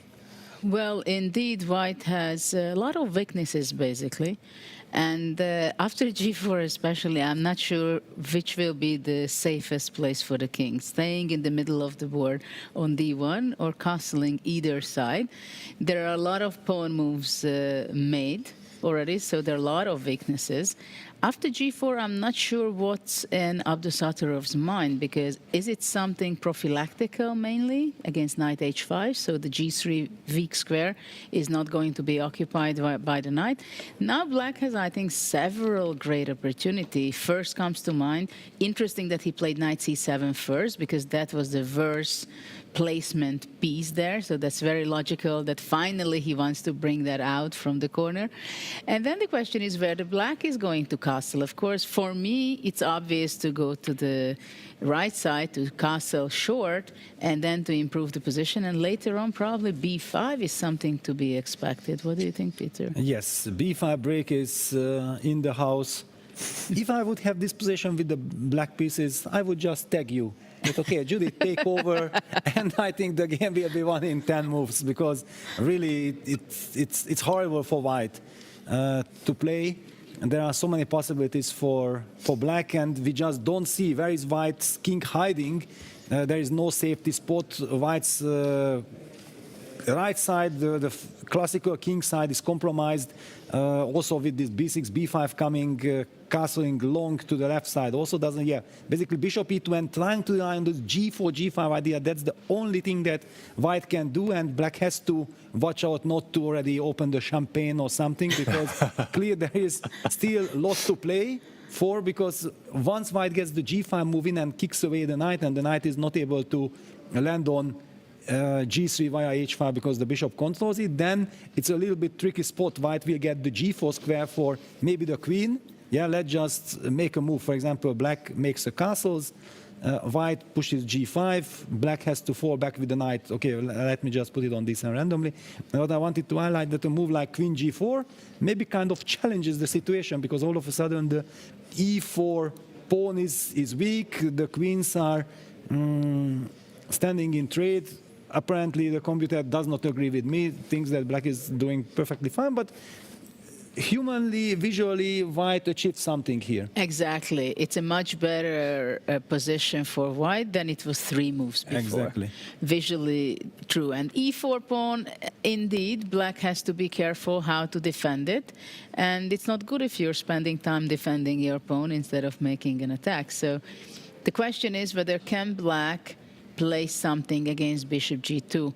I was thinking to play possibly g5. Is there an outrageous move? h4, I have to go immediately. I close my eyes and go. h5, what do you think? Okay, but then I'm just creating for mess. Visually to have this beautiful. G5, knight take g4. And now already I have something to play with. Now so your king will not feel happy going that direction. Maybe just bishop b2. Can I do bishop b2? Yeah, I can. And now already even maybe castles is possible for me, because knowing that your king does not have any safe shelter. This went a little too far. And if after h4, black goes rook g8? G8, well, I'm also happy that at least, you won't be castling comfortably and crushing me. We already created some mess. Okay, bishop b2, development. And you don't care about the pawn? No. On g4. Okay, I care about my life. That's how I feel about this position. Just get into safety somehow as quickly as possible. Just cannot. And after knight g4, what do you do? Knight g4. Okay, probably just castle. Can I? Or maybe I first take ag. Okay, just let's get this in. Because also the h file opens up. Okay, again, it's at least murky. Yeah. It's a little messy compared to a few. And Arjun actually castled. He felt like, wait a second, I can't stop this whole g5 operation nicely. Then don't see ghosts. Peter was saying that, okay, this is maybe dangerous, so white gets some counterplay. I don't buy it because black, of course, has many options. After the g5, knight d7. First of all, it's not obligatory, but I just wanted to highlight that even maybe where do we put this? Maybe just bishop b7? Yeah, because the queen is protected, bishop b7. Okay, I get access to the d5 square. Oh yeah, it takes on e6, bishop g4. Bishop g4, rook b8 to e8. Rook b to e8. And then knight e5 Knight e5 is coming, There, though, on the b6... but there can be some But okay, it's clear that white is better. Black is better. So sometimes it's very important to realize what your opponent wants and then to judge it. Wait a second. Okay, he wants this. Okay, great. Let's give it to him and not panic. Apparently, according to computer, there is maybe a much better move here, but often making up your mind, knowing that you have a safety move with which you are fine for sure, and then if you get here, you can think that, do I find a better move? Sometimes in rapid, you better just stay practical. And what is the time situation? Arjun up on the clock, having a very pleasant position. I think he should be very happy.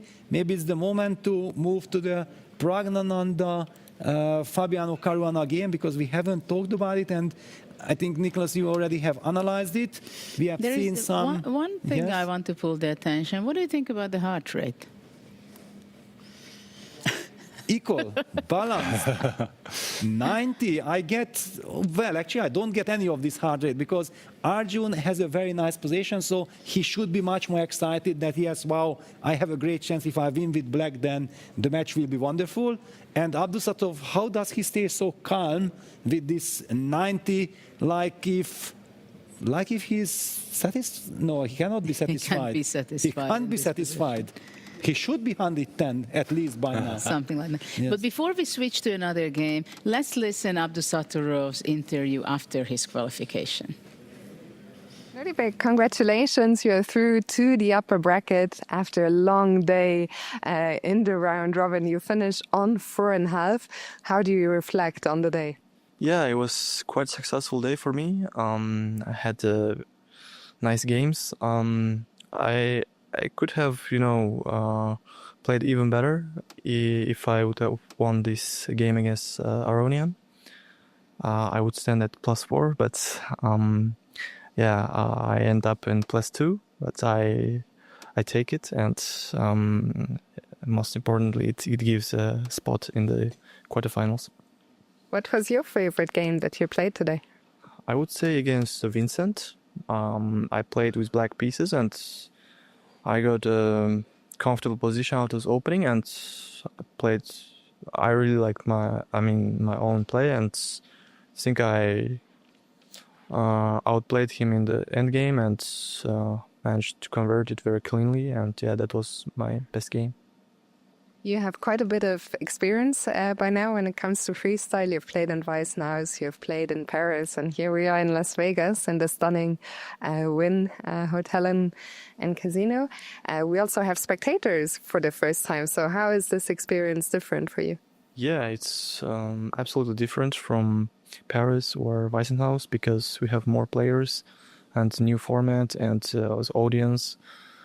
It's all new experience and yeah, I really liked it. I think it's very interesting and also I think that fans also appreciate the new format and yeah, I mean, it was very exciting.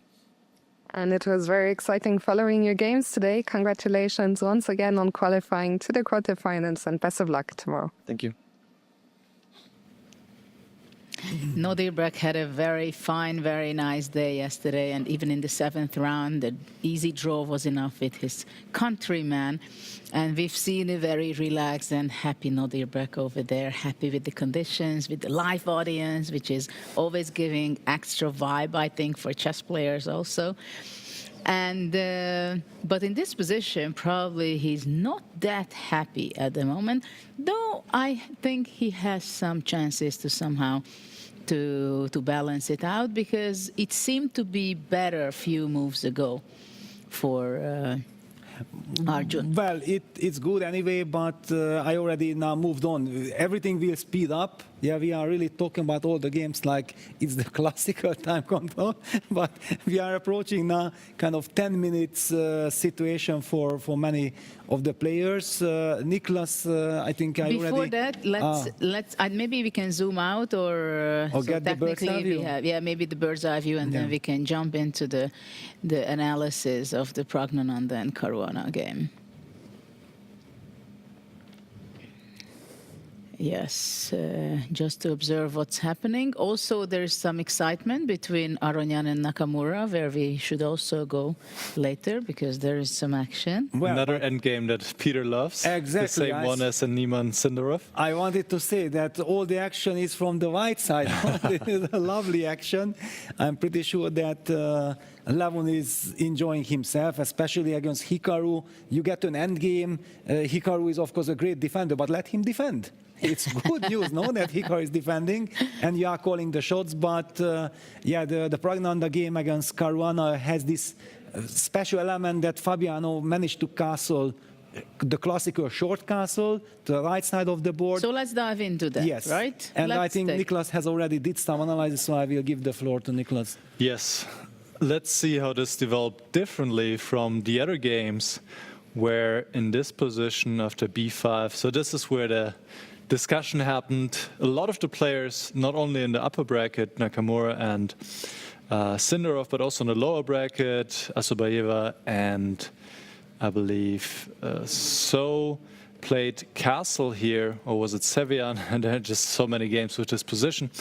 But Fabiano went a different way, going knight f6, and actually knight f6 is a bit of an inaccuracy. It's a very interesting idea, but technically it should give white an advantage, and Pragnananda exploited this move, going queen a4, and suddenly you're not able to defend the pawn on a7, and if white takes this pawn, obviously immediately the queen is hitting several of black's pieces. So queen f7 was Fabi's idea, so that if queen takes a7 is played, now he can castle into the other direction, and actually black is getting decent play here for the pawn. So Pragnananda did not take this pawn on a7, which was correct. He played bishop e2, but not taking the pawn was correct, but he should have gone knight d4 first, stopping this idea of going c5, because after bishop e2, actually Fabi had the chance to take over here going c5.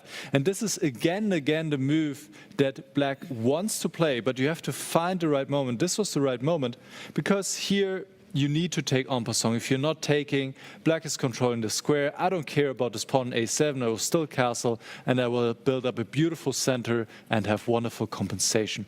So you need to take the pawn.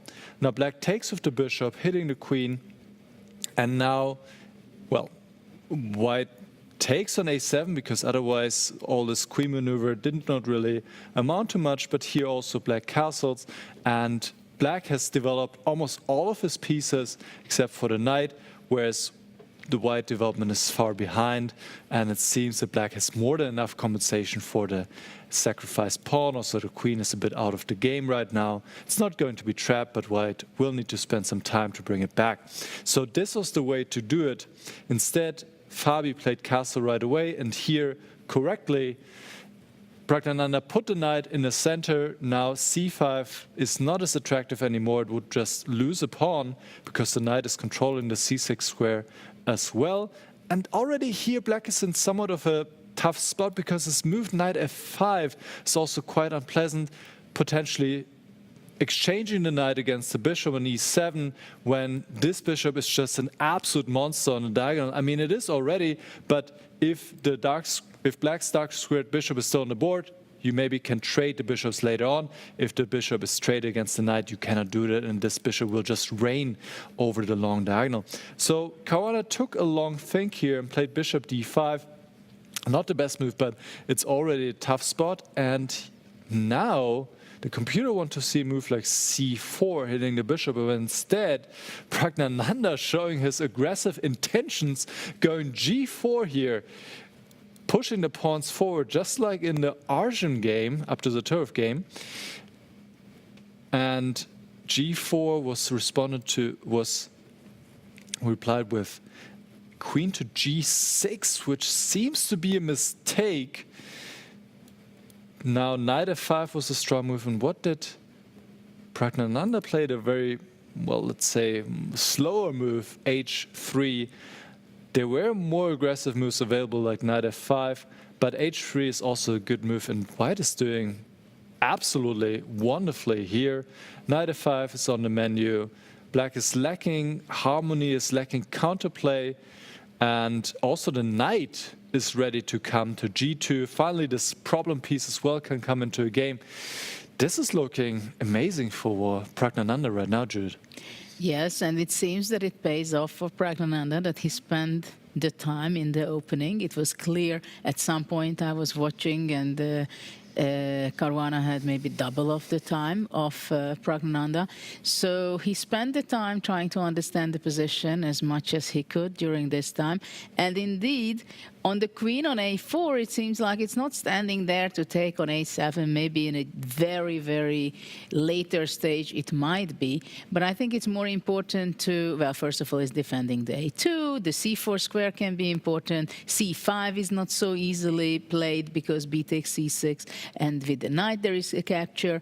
As you pointed out, after g4, knight f5 is a great seat for the knight. But what I like very much, this knight g2 plan, because this e1 knight, we were discussing it quite a bit for a long time because of this e4 black pawn. It doesn't have so much space, but after g4, knight g2, knight to f4, or to h4, it can show up. So the queen on g6 can be disturbed there. And still, black has this very difficult situation for the knight in the corner on a8. So for Praggnanandhaa, it seems to be a fantastic position. And now we see that Caruana also feels it very much, as he's also very much down on time. Yeah, this is exactly what I talked about. Yeah, that if you lose the control, you can have any time in the world because there are no good moves. This is a hopelessly lost position, practically speaking, because like you mentioned, white has all the ideas. We understand what we want to do.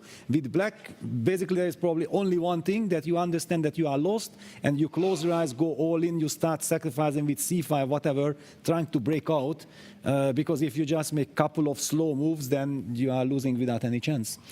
And basically, if we see what happened yesterday between what was the difference between Praggnanandhaa and Caruana. Caruana was struggling in his group, making 6 draws, even though he missed an opportunity against Sam Savian to win. But he won 1 game in the last round, so that's why for the whole time it was not obvious that he's going to be qualifying.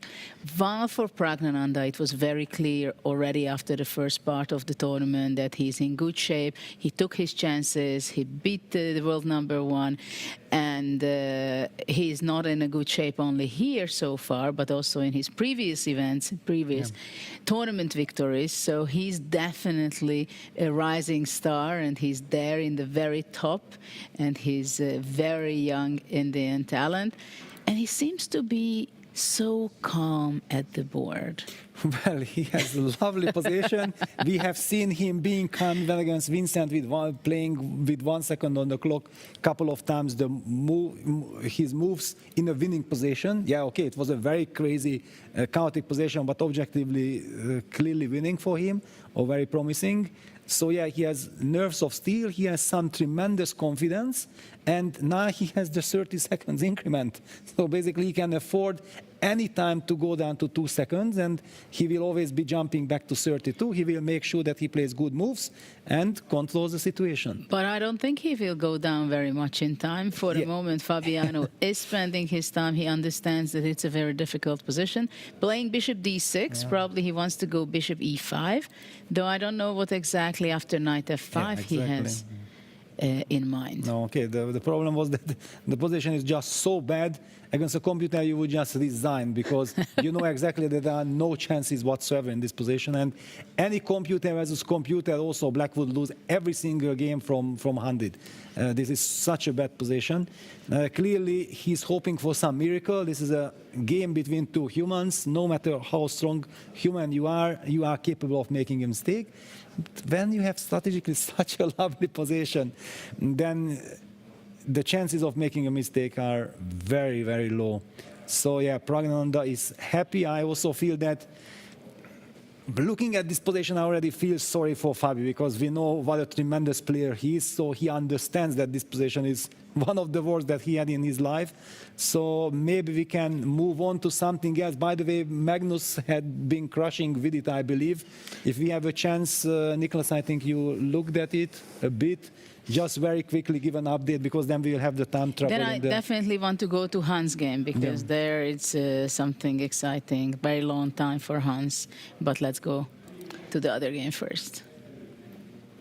Yes, or maybe we can just take a look at the bird's eye view of the lower bracket to just get a brief picture. As you said, Peter, Magnus is winning completely.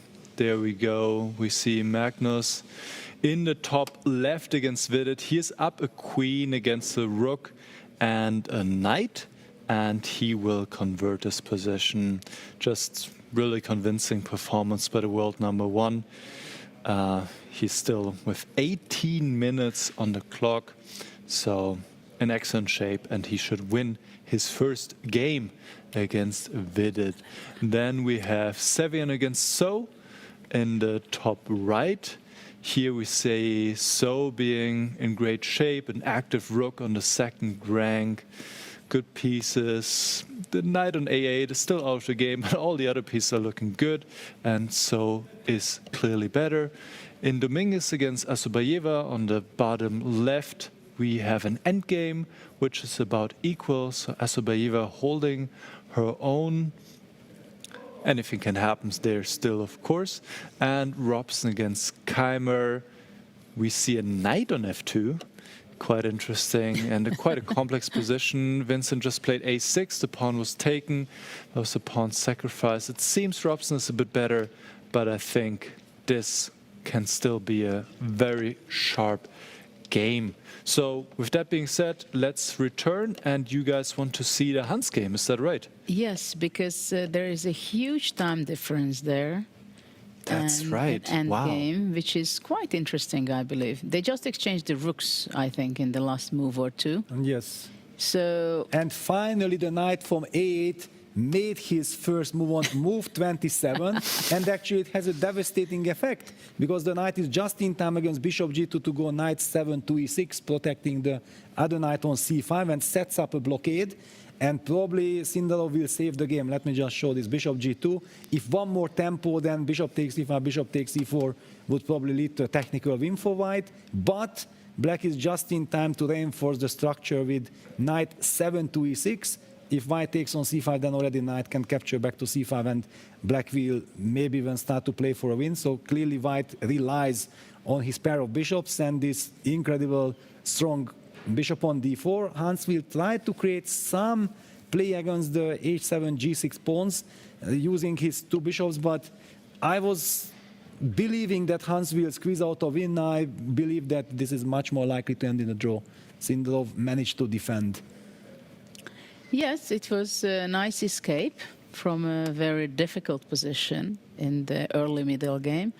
And let's see how Hans wants to improve his position, because bishop pair usually gives some extra opportunities and you have more power in the position. But here, looking at this pawn structure, what is the white square bishop going to be doing? Is it really so and good? This is exactly knight d7. I thought about this, that the knight from e6 goes to c5 and knight from d7 goes to e5, ready to jump already also on the king side or the right side of the board, all the weak squares. I believe there is no real way for Hans to play for a win here. And can Sindarov play for a win? Well, probably not with the two bishops. I don't think that black could even think about playing for a win, because after all, his e4 pawn is also compromised. Yeah, You have a very big respect for those bishops. Very much, yes. Well, especially the bishop on h. I mean, the dark square bishop. Yeah. Yes. Okay, this is the golden rule. Yeah, that how do you play with the bishops against the knights? Yes. To move the bishops as far as possible. Yeah, this Because is you don't common want to knowledge. blunder them. Yes, but okay, bishop on h8 is not exactly the bishop that I'm enjoying so much. But okay. I'm still a believer that white can never be worse here. I'm not sure white can never be worse. I like Nicholas' question. Yes, Can Sindarov play better? I don't know if the time part of this, I mean, this is quite amazing that Sindarov has 10 times more the time of his opponent. Yeah. But of course, it may not affect the outcome of the game because of the it's an end game. But yeah, interesting how black is going to be. Is he going to just play king e7 and stand? But and okay, wait? let's forget about this game, because this is a statical end game. I believe we might be even heading for some repetition of moves, because Hans with 3 minutes on the clock also probably does not believe at all. He might try, but there is action on the Levon Aronyan, Hikaru Nakamura board, so I would like to bring that game up. Let's see the new developments, because there is some dynamic in the position. Yeah, there we have the bird's eye view. Look at this. This is now not the kind of endgame I was so happy with white.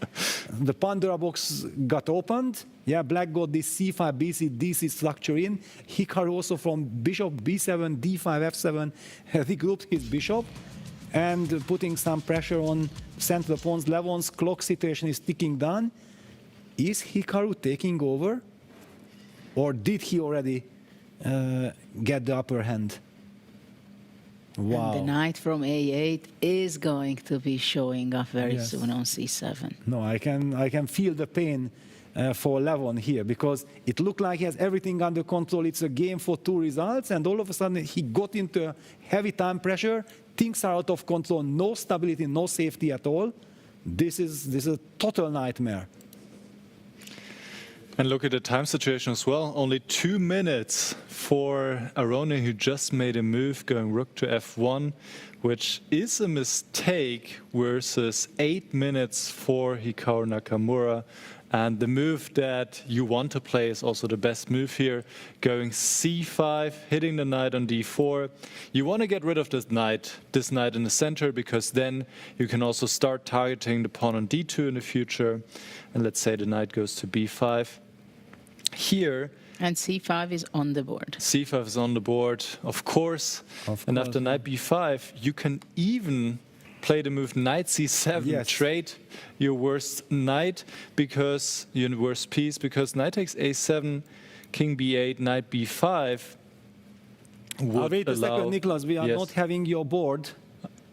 We are not having your board, Okay. it's my board. Then okay, let me make the move. So Yes, yeah, what you we are make the talking moves. about, yeah, knight b5 and then knight c7. There is this possibility to sacrifice the pawn, because knight takes a7 check. We say thank you very much, king b8. Knight has to jump back to b5, because the knight on a5 covers the c6 square. And after knight b5, I'm believing that probably just knight takes b5, cb, bishop b3 check, and White's king is completely packed. Knight c2, bishop c3. Yes, knight c2, Isn't bishop this c3 looks... checkmate? Kind of.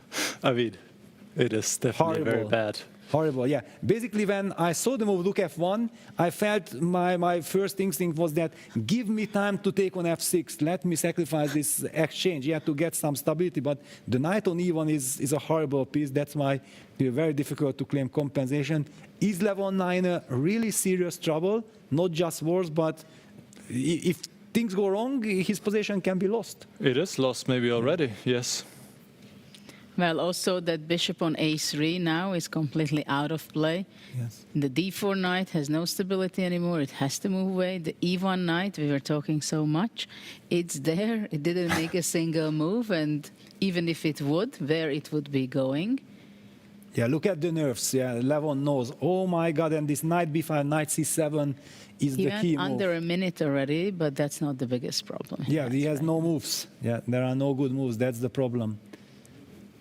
Hikaru is very confident, very The happy. position is also quite easy to play for black. You're just going to double on the d file, hit that pawn on b2, d2. And he opts for knight f5. Yeah. Basically, now rook d7 then fits perfectly, right? Because all these knight take g7 tricks are taken care of. Or even bishop e8 is also nasty. Wow, very nasty move. Oof, let me put it on the board. Bishop e8, threatening a nice little check, saying hello to that king on d1. And we have already seen before, if the knight lands on c2, then all these c3 Bishop squares... c3 or bishop knight b3. Yeah. But isn't it a killer, bishop e8? Yeah, I mean, Would you need be. to play like rook b1, then move king c1. I can't play And bishop knight g4 b3? and king e2. Can't I run in this direction? Can I at least... At least I have this. Mm-hmm. Okay, so simply king b8. Also, knight c7, a6 pawn is there. Yes. Nobody is going to protect that The one. position is so bad. Yeah, I'm taking care of my king. I'm Oh, not bishop getting e8 on the board, by the way. On the board, yeah. No, of course, it's typical Hikaru also. Putting the pressure, He tremendous sees pressure. all the 64 squares at the same time. Well, his bishop started from b7 to d5, bishop f7, bishop e8. Yeah, so it's a perfect mastermind. Bishop g4 on the board. On the board, yeah. He has to play it. There is no other. Good or bad, you have to play it. But yeah, just king b8. But it's interesting with Levon because he made incredible, huge blunders. His play is very, very Up and strange, down, yes. very much up and down. So it's not by chance that he did not have a single draw in this tournament so far out of the 9 games. And because sometimes he just makes mistakes, blundering in one move, or he plays very badly like he played against Keimer. And then he plays incredible against Magnus. Yeah. And he has the patience, and then he has the good timing, good pace, good time management. Not here, but the time management is falling apart because of the position. And look at this, the famous hand, the head movement of Hikaru. He's enjoying himself. He knows that, wait a second, yes, I'm not only having a clear better position, but there are also some direct lines to calculate, and everything works out in my favor. Look at the way he just sits there and enjoys. What should I do? Should I go for the kill? Should I just put the pressure with, for example, a move like bishop c6? Yeah. I think he would play bishop a4 and rook e8. That comes most natural. But then bishop f5, do I kick? Well, there's also knight takes c4 looming in the air then. Yeah, and then always this bishop yeah, no, it's horrible. Where is safety? And for example, what we are talking There's about. no safety here. Check king e8, rook e8. Look, and another then, game for that. And then knight takes c4, rook c4, bishop You can b5 put it on the board. I mean. will be. Yeah, you can play it out. Yes, okay, let me play it out. So we are talking about something like this. Maybe even I can capture on c4 then immediately. Then Yes, it's also possible. Yeah, this is the normal, if already Hikaru is moving with his head, then clearly he calculates this. That wait a second, I'm not winning. Bishop e6, And then rook you start e8. hitting the bishop, yeah. Yeah, just rook e8. Yeah, that's it. It's so painful to look at this position, yeah, because we know where it came from. Yeah, that white had everything perfectly under control. It was your dream. Dream A4 is played, and you can see the heart rate. Hikaru is excited. Yes. Quite a lot. So bishop a4, king e2. And then knight takes c4. He's about to make the move. No, he's moving towards another direction.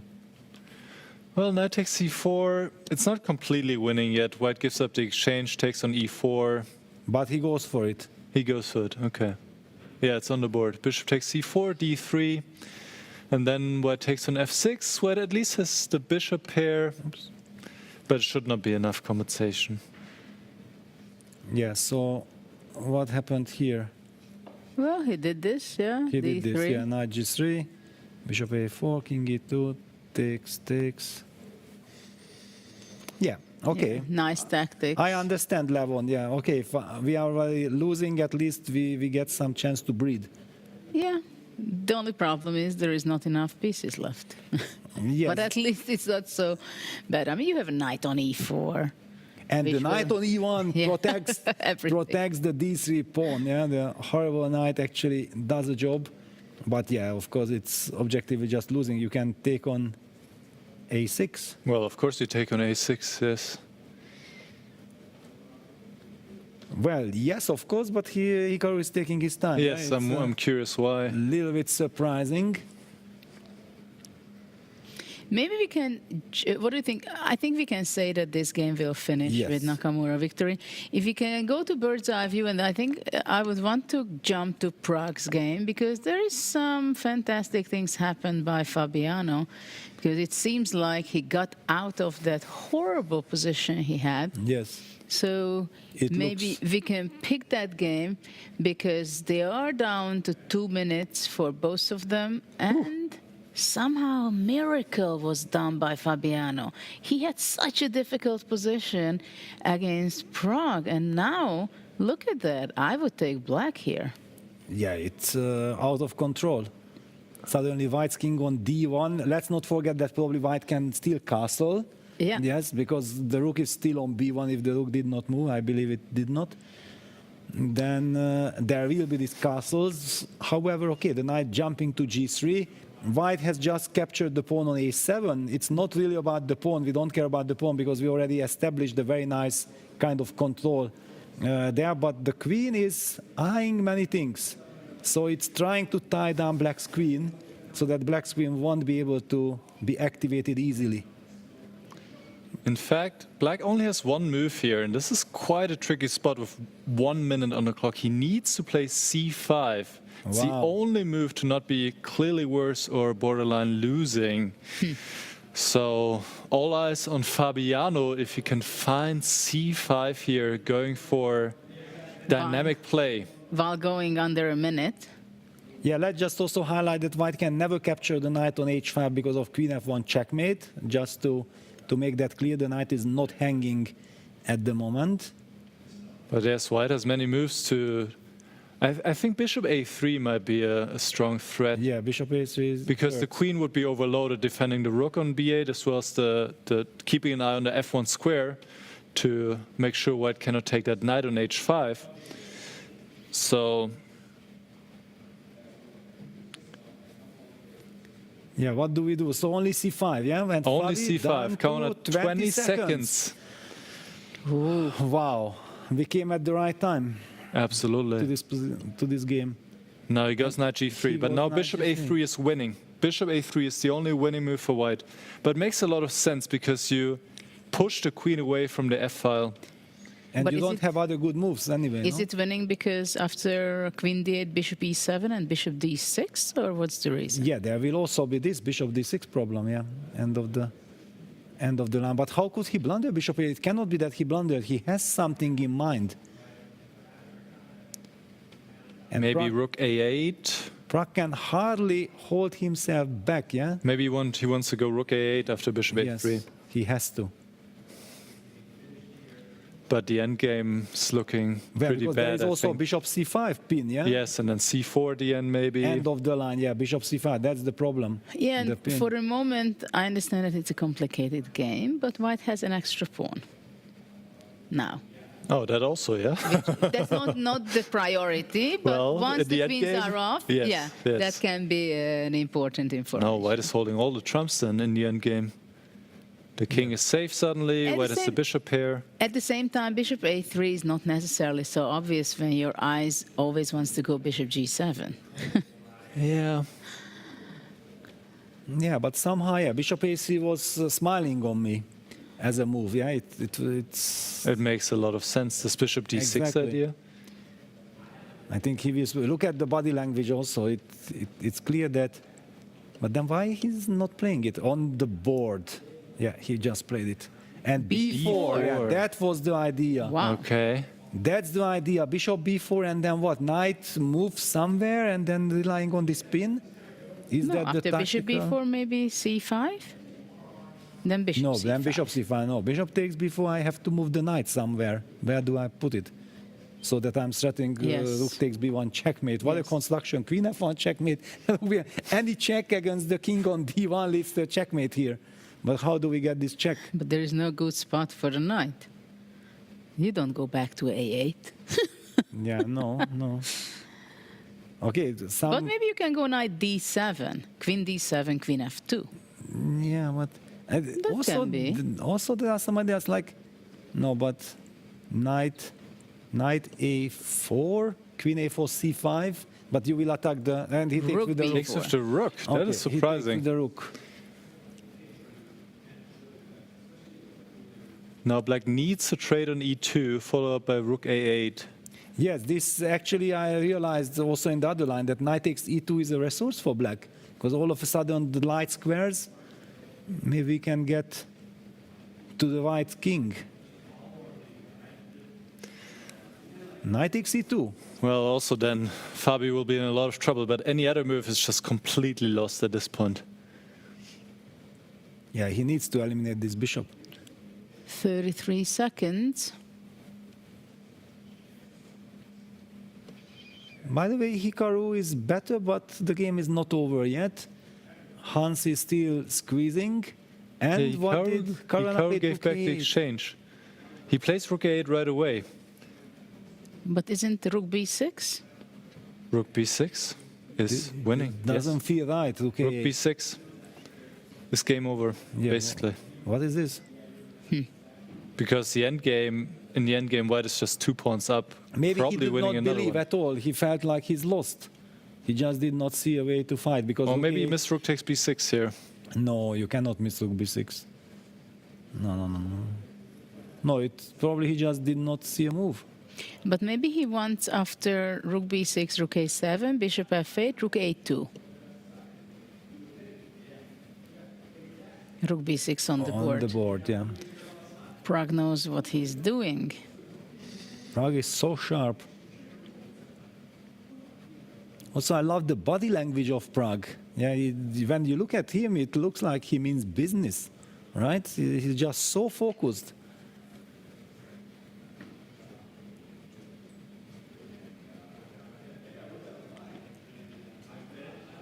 Well, there is not much of a choice for Fabi. A8 rook, you have to defend. You don't have queen f2. Well, he does go queen d8. He goes queen d8, yeah. But Bishop e7? Isn't it Bishop e7 is just a piece up, yes. okay, but it's just hopelessly lost, yeah? Pragg still has 35 seconds, and with every move he will get 30 seconds increment. Yeah, this is the point. These are not. He would win this position with 10 seconds increment, or probably even 2 seconds increment. So there's plenty of time for Pragnananda, who's been looking great so far in this tournament. Very impressive. He's gonna go bishop e7. Yes. Yeah, of course, it's the human move. Why to look for anything else?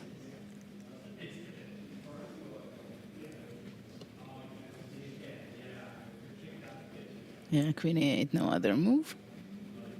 Yeah, just queen c7. Queen c7. Queen c7. Just Rook a2. sidestep. He's still going to try, but it's a formality by now. Of course. Absolutely.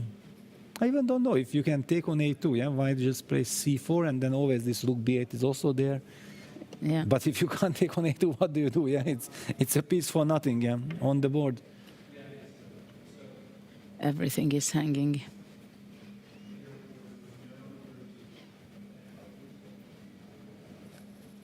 I'm looking around on other games, boards. Well, yeah, time trouble is on. We can, I don't know, should we stay here or should we move around? Because well, it feels like the game should be over very soon. Yes. Yeah, 1-2 moves, I think it's going to be over because there is not much to be playing for. We can definitely say the other games are still quite balanced. C5. I mean, Nakamura is better, but yeah, but not winning anymore. And Nordebeck also made a great comeback, so we will have an eye on that as well. Yeah, that is completely out of control, and also Hans decided to play for a win with the two bishops. So well, did Hans decide to play for a win, or did Chavakir decide to play for a win? You don't think that it's obvious, yeah? Okay, yeah, it's a lot to play for. C5 played by Fabiano. Okay, this is a desperate move. Yeah, I'm not really sure what the idea is. Yes, no, it's... I think the idea is just to make a move because he was very much down in time. Yeah, but... Rook takes a2. Threatening checkmate. Yes, I would love to give some lines that, there is hope, you want this, you want that, but... King E1 is also not bad. I just don't feel like... You can also probably come back with the rook to b1 if you... Yes, okay, King E1 is very solid. And now there's rook b8 as a threat. Yeah. And the knight is hanging, so that should be it. And we have this monster knight on d4. The lovely d4 square.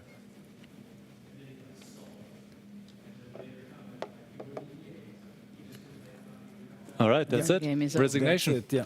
Congratulations to Pragnananda.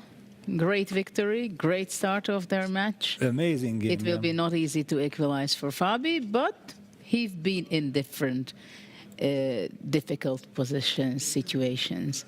Now we can listen their comments.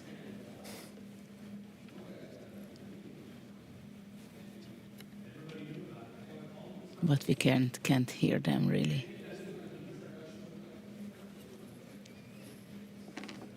Okay, so what do we have? We have this debate continuously in this endgame between Hans Niemann and Sinderov, right?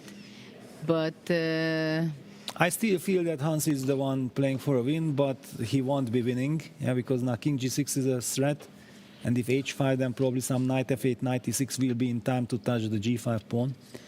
Then how is that? Well, and then should be just a draw.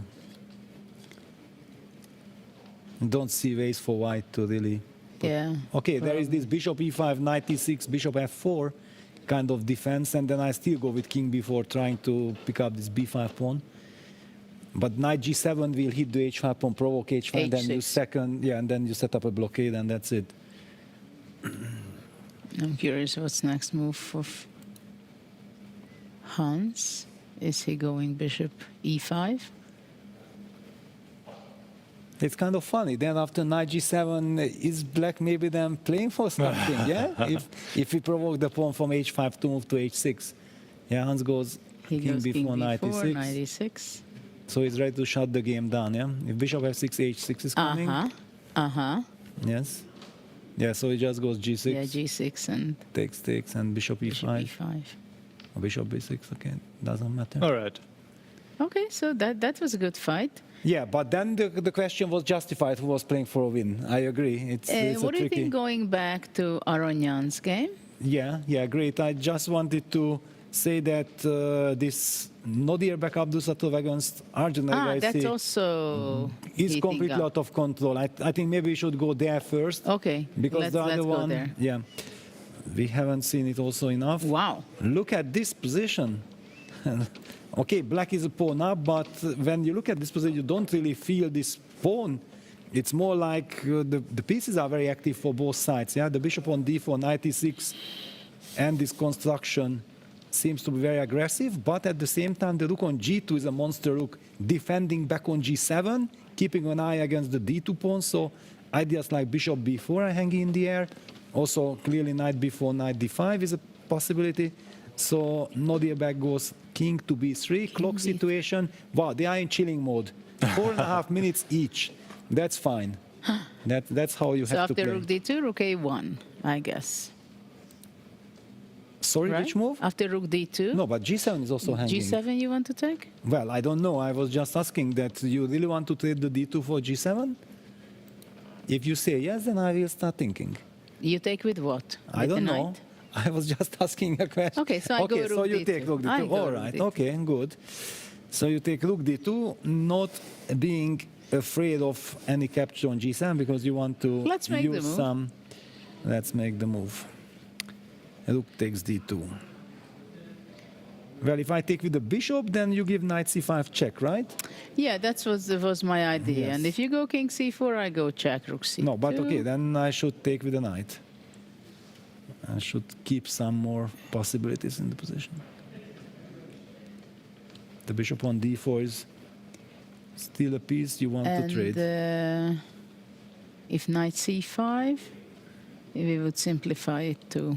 I would go king c3. What is it, king c3? Rook d3, king... King c4 and then king knight c4, b3. knight b3. Yes, and then knight d2 checkmate is coming. Yeah, knight a5, yeah, knight so d3 I have to go threat. to c2. Yes, that's why I have to stay calm.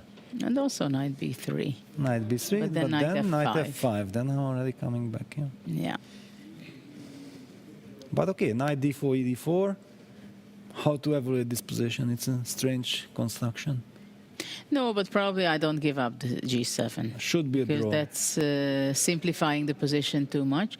Black played, Arjun played h5, so he wants to have his passed pawns. Ambitious running. move. Very ambitious.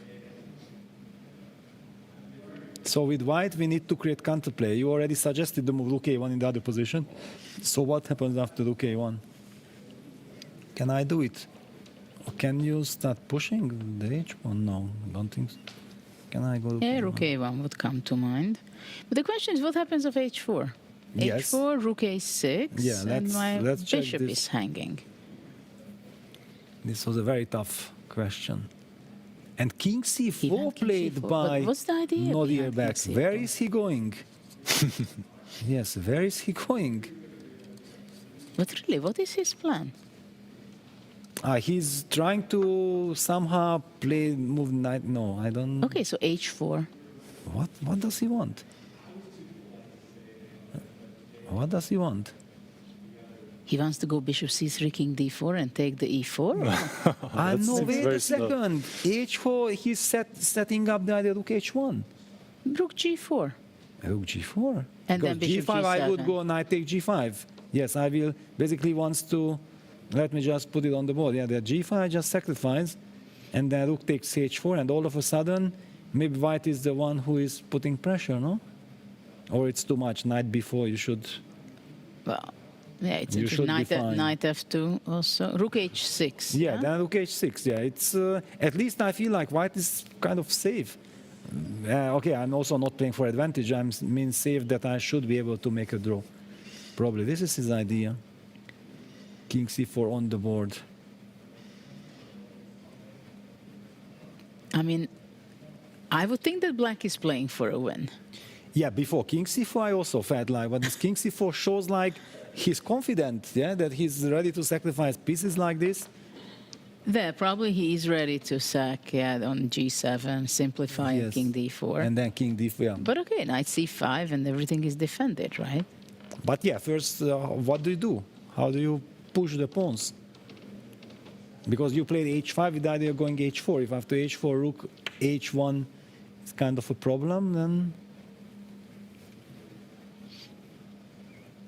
Nicholas, can you suggest something great for black after king c4? A5 is definitely an interesting try. Yes, you guys said h4 would be answered by rook But h1. wait a second, a5 then king b5, king c6. We Yes, wanted to that get... is... Yes. But I think he's provoking him. He's king b5, Well, then knight it's not b4 more than maybe. provocation, come on. You go king c4, a5 on that move. Knight b4. Knight b4, okay, this is good, yeah, because I was already getting worried. I thought like you can't push the a pawn because you get access, you give me access to the c6 square. But actually, computer doesn't see any issue for white. No issue, yeah? No issue in any of the lines. This is fairly equal. And how? maybe in some lines, even black has to be careful. Probably 0, 0, 0, 0, 0, 0, yeah? Yeah, even like a tiny bit for white, but... Really, yeah? Yes, So after but king okay, it should b5, be knight equal. b4, what happens? King b5, knight b4. Maybe rook h1 first Already of all. on the board, king b5, of course, played. g6. Yes, G6. Maybe it can come the other way, rook a1. Try to get to that king. Try to maybe set up once- some mating attack. Yeah, I don't after like G6. a5, to be honest. Yeah, a5 is very strange. It's just like so scary. Yes. You see the king coming and then you just open up the doors. Yes, no, it doesn't make sense. Enter. Yeah. This is risky. Why is Arjun doing this? And he's now 140. He's down to 1 minute 40. This is not a... This is not good. This is absolutely not good because things are getting exactly completely out of control when you go Yes. down on time. I just wanted to say that Yes. things are getting out of control for Goes Arjun. knight b4. And the d4 bishop is unbelievable. And we also know that Abdusatov is exactly this type of player, yeah, who he's so confident that, okay, give me the chance, and then immediately I'm gonna jump at you. You can always see and feel the excitement in Noriebek. Remember that endgame against Wesley So, yeah, when these two pieces against the rook kind of business, yeah, he was also there banging the clock, moving around with the knight to every single square. He was just doing some incredible stuff. So is it rook a1 immediately or rook h1? Maybe rook h1 is more precise, Yeah. but there are many moves that white can play. King c4, bishop c5 is also a He will possibility. not go back. King c4 is not even. He will Rook not h1 go was back. your first suggestion, no? Yeah. G6, rook Yes. a1, and Yes. hunt the black king. Okay, hunting maybe it's a little bit too much of a word, but yeah, creating enough counterplay. But in the meantime, Hikaru is going to win. That's clear. Yeah, step by step. Yeah, basically it took much longer than it should have, but probably for him. Wow, king a5. No, no. I can't believe this king a5 because it What a gives up. disappointment. Yeah, because it gives up all this. All the hope to win. Well, yeah, all chance to win, and now you're just defending. all the dynamic possibilities. Well, probably after knight d5, he wants to go rook f5. Yes. Yes. And wants to simplify, grab that pawn. Yeah, maybe just a very professional way. Well, but now only black can be better or try something. In the other lines, there was also some chance for white, it felt like to me. So knight takes d5 makes a lot of sense, because white doesn't have king c6 as before. But wait a second, you guys said rook f5, knight c7? Then you take on g7. Knight g7. Take on g7, yes. yeah. Yeah, okay, thank you. That should be enough. That's it, yeah. To Then hold. it's a draw. Then it's a How draw. great position Arjun had in this game Yes. after the opening. He will be kicking himself. But this is typical Norderbeck. He finds ways to complicate matters and get back. I'm not surprised. Yeah. Yes. But it's interesting that Arjun is thinking, should I take on d5? Well, he's shocked by king takes a5. We were shocked. Maybe he's Can you thinking on imagine? rook d2. And Nakamura has just won against H4. Aronian. h4. Wow. Do you have Fearless other games warriors. also running? Still? Or will you No, all Magnus has won. Wesley So has won with the black pieces. And let's see, the other two games are still running and they are about equal. So we'll keep an eye on this one, as it is Yes. the last remaining game in the quarterfinals in the upper bracket. And rook h1. You have g5. You can g5. And he's not taking. king b5. Now actually, white has chances to be better again. Why is he not taking on g5? Knight g5, rook h4, and you eliminate every single pawn. Because he says, I have time. And I defend my d5 pawn indirectly because there's no knight d5 anymore. Oh, these young guys have very good nerves, yeah? Okay, look at these g5, h4 pawns. They scare me.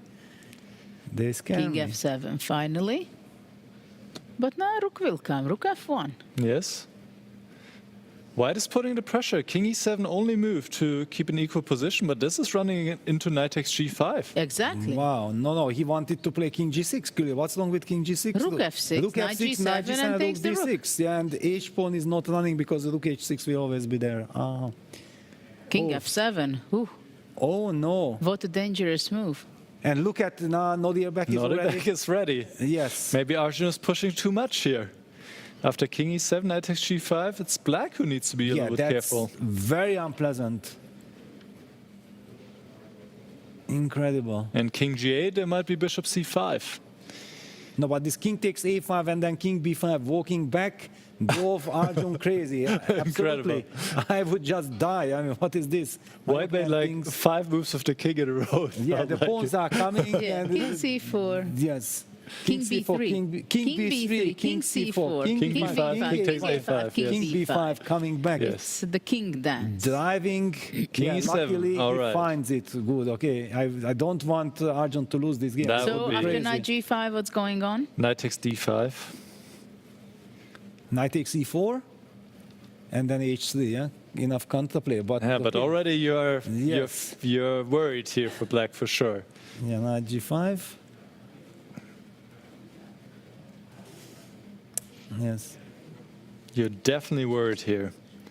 Knight takes d5 played.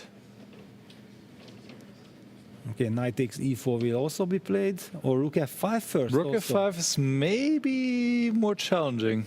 Yeah, but rook f5. Rook f5. I There like. is no h3. Yeah, the knight is still Yeah. continuing. Of course, rook f5 Knight will has be to go played. back, knight c7. Knight or c7. there. Yeah. But king c6. Yeah, and the king is coming. This is in time trouble. Yeah, with little time on the clock. You definitely feel the pressure. I like Yes. rook f5 more than capturing. the Yeah, pawn. rook f5 is so much more in the spirit, and it will be played. Norderbeck, such an incredible fighter. Yeah, amazing stuff. And Hikaru now very happily looking. Hikaru having a tremendous event so far. He hasn't lost a single game. On the Strong board. performance with black today against Aronian. It Yes, walks an off. incredible performance. H3, only move. Only move. Wow. h3 only move. Yes, otherwise To black give is up, lost. give up the golden Because pawn. after the check on c7 You and can take on d2. Exactly. Exactly. But this is not the good news, being 44 seconds on your clock, that h3 is the best move. Yeah, giving Indeed. up. Okay, come on, Arjun, find it. You had such a wonderful position. Nodiebek should be happy. But that yeah, he knight saved c7, it. king c6 is winning for white.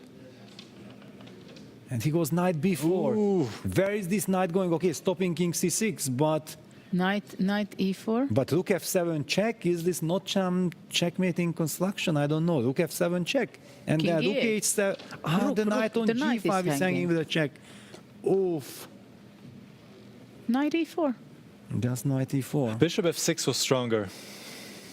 But knight takes e4 is also giving an edge for white. But knight c2, key Yes, move here. He Key played. move, very important. Yeah, and he wants what? On the Knight board. a3 check, knight? No. What he wants after bishop c3? Probably h3. Just h3, yeah? We're going to witness a rook bishop But against then rook. h3, rook h5, and then rook h7 check is a threat. I don't know. I think practically this is lost for black. Yeah, it feels like. Yes. Bishop c3, bishop, rook g4 is best then. This is very Unless difficult. Arjun will show some incredible mastery, he needs some incredible escape. Yeah, no, But this is... what you say, the class after bishop c3, rook g4, if I take knight d6, rook h5, it means that it's going to be rook bishop against rook. That's the max black can reach. I guess so, yes. Yeah, but that I would sign immediately already. Yes, Yes. that's at least safe. Yeah. Yeah, it's safe, yeah. I think knight f2 is then maybe more challenging. What a turnaround in this game. Yeah, if Abduzatov wins this, it would be tremendous result for him. But it will be not the first time that he's turning over things in his career. For sure. He has done these things before. So there are 3 games still remaining. We see them on the top here. And the other games are about equal. Actually, we might see rook bishop against rook in the game between Keimer and Robson because there we are very close. And who would get the rook bishop? Vincent has the rook and bishop, yes. Ah, okay. So, I can at least cheer from that angle. Yeah, bishop f6 check. So he's going for the more direct approach. Okay, he's maybe even planning. What is he planning? also very good. But his bishop and knight are hanging in the air. But how can you take So rook advantage of- g4, rook takes h4. H4. Yes, so this is very important. Rook g4 is rook h4. No, it just has this impression, yeah, that the pieces are loose. This might be still playable, then rook takes e4, but rook e4, rook e4, king it's- f6. But I don't believe I don't think in you're this. going to enjoy it. no, no. I mean, we may, but not Arjun. No, the best move is bishop b4. Oh no. So difficult. Bishop b4 No, this in will this not position. be played. Going in all the different directions. Yeah. But yeah, maybe his idea is to try to go after these pawns. Yeah, with knight on c2 is protect. I mean, Well, it keeping does an make eye on some e3. sense to loosen up the pawn chain Yes. with bishop b4. Does make some sense, But he's down to 15 seconds. Yes. Can he be a computer or he's human? Let's see. Let's find Under out. 10. On the board. Oh, there we go. Insane defense Incredible. by Arjun. Bishop b4. But he's not out of the woods yet by any means. Yeah, but at least on the right track. He's on the right track. d4 makes a lot of sense to also play d5 with check. Just looks Wow. very inviting. d4, because the pawn on e3 is actually lost, but you But have. the b4 bishop is hanging. But there is knight d5 check then, also, yeah. Oh There my are- goodness. There are so many things and no time to figure so, this okay. out. But there's rook e5 Rook e5 first, check and then first. Exactly. Yes, yes. Rook e5 check. These Hardly positions are so 66 tactical. For Arjun, Yes, Arjun is he's a relaxed. machine. He's a machine. I was going to say earlier, like 90 is high for Arjun, heart rate of 90. Up to the turf is always also usually very low.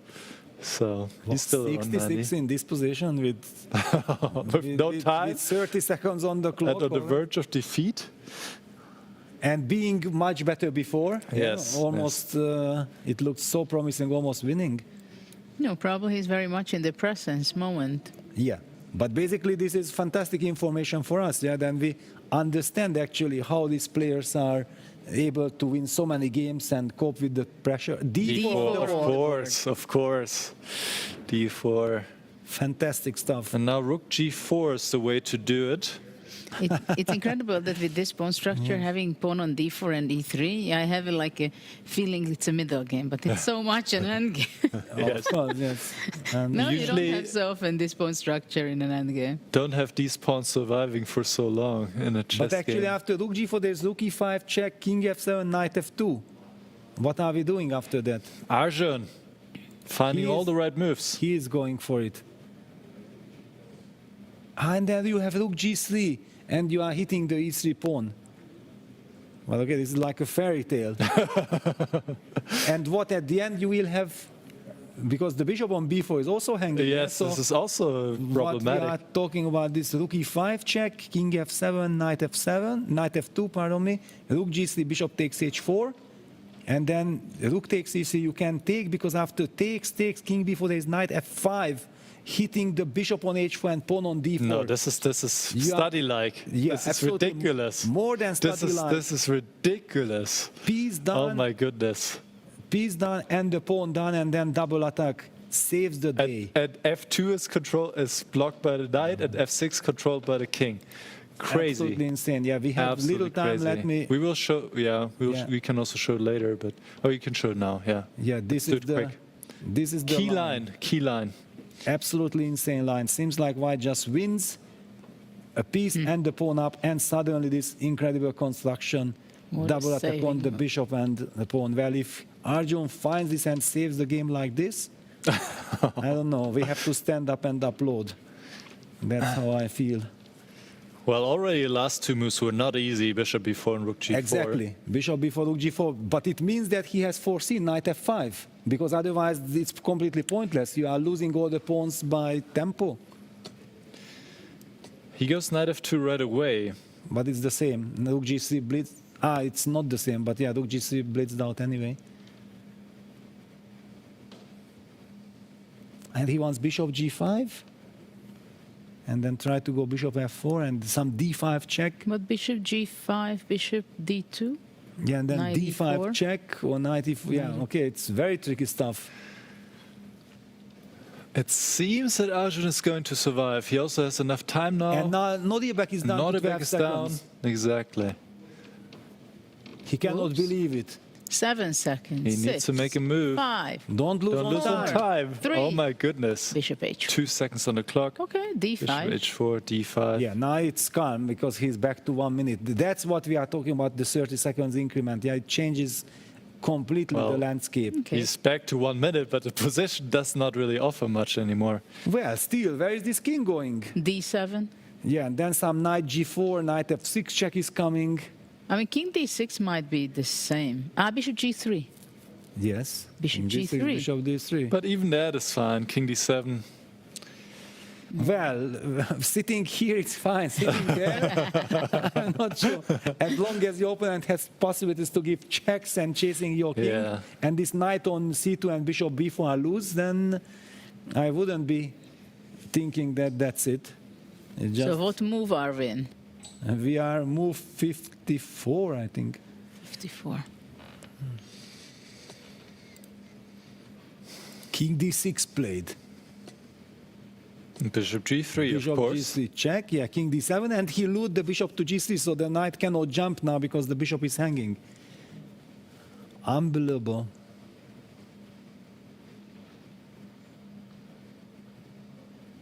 These are the moments when I feel that I'm old. Yeah, I would not be able to handle this at all. In the beginning, being precise, playing good chess, yes, but no, in these situations, you have to be so young and have all this energy. And good nerves. Good nerves, yeah, it's all together, combined, yeah. It's, Rook g5, or what is he gonna do?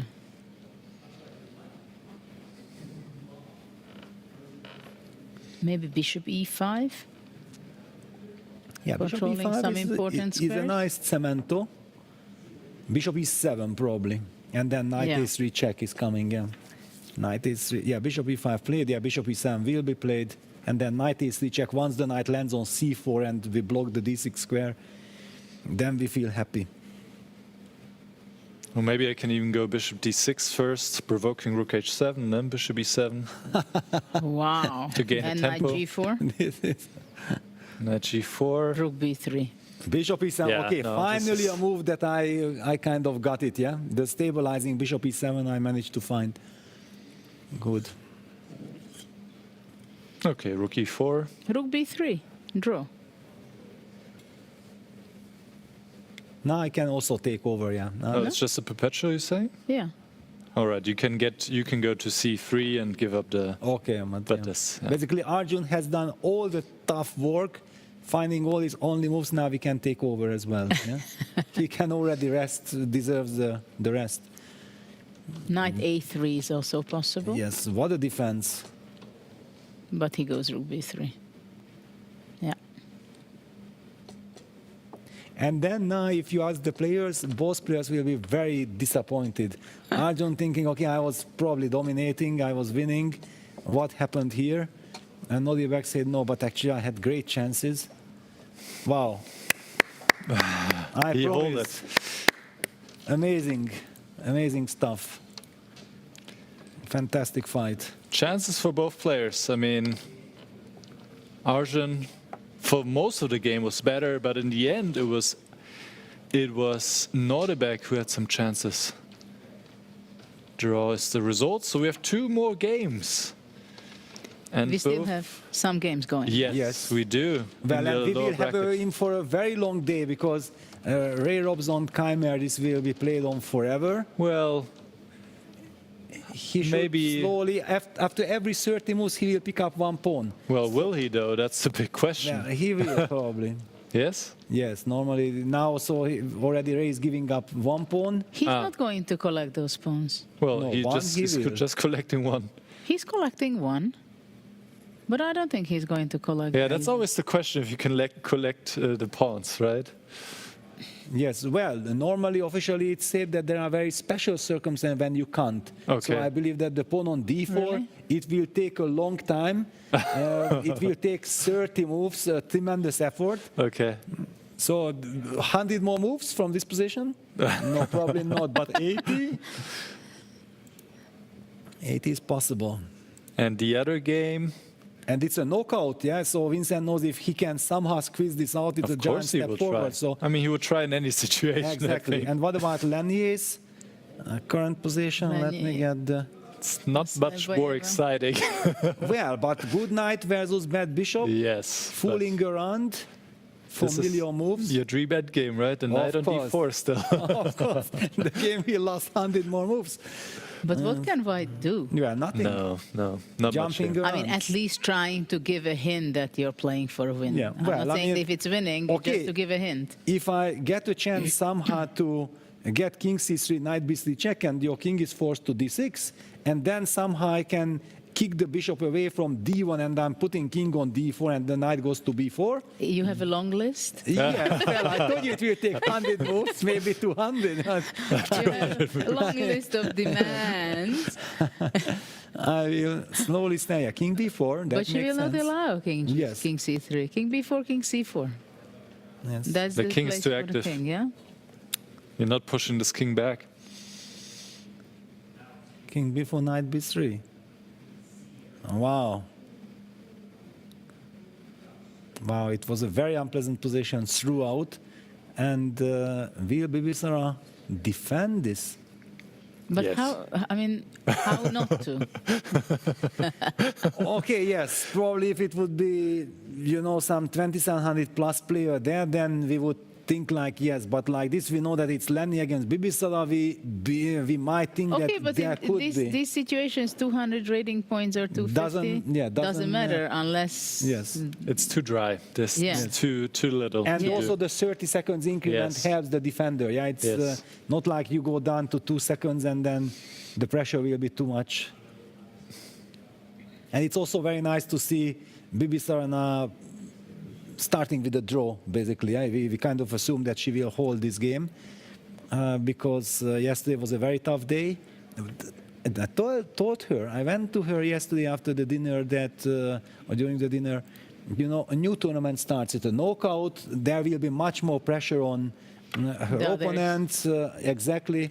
Yeah, just play your chess, and also that she gets more time. Yeah, because we know this 10 plus 10 against these guys, you can lose 100 out of 100 games. Because if you start losing, the more you play, the more you will lose. Yeah, because we already don't even believe that you can. But now starting with a new time control, a new format, it somehow gives you the feeling like it's a new tournament. Yeah. Yeah. True. Yeah, it's hard to imagine how. I mean, the White King can't even come out. Yeah, can't come out. Yeah. Stuck. Well, Stuck, Lenny will need to show some tremendous mastery to. No, here he has to show magic, not mastery. Mastery doesn't help. Yeah.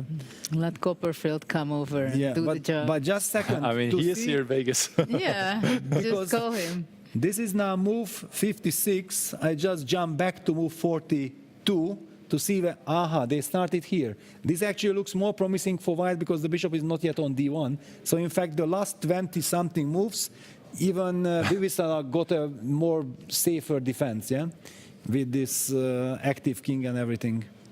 And wait a second, where was the last pawn move, this last capture? Knight takes g2. No, but the last move should be d5. Yes, d5. Yes. Oh, no, okay, d5. Move There. 43. Okay, already only 10. How many moves? It's so small letters here on the computer, I can't really read. But yes, okay, forget about the 50 move rule. It won't be relevant. They are only playing this position for some 50 moves.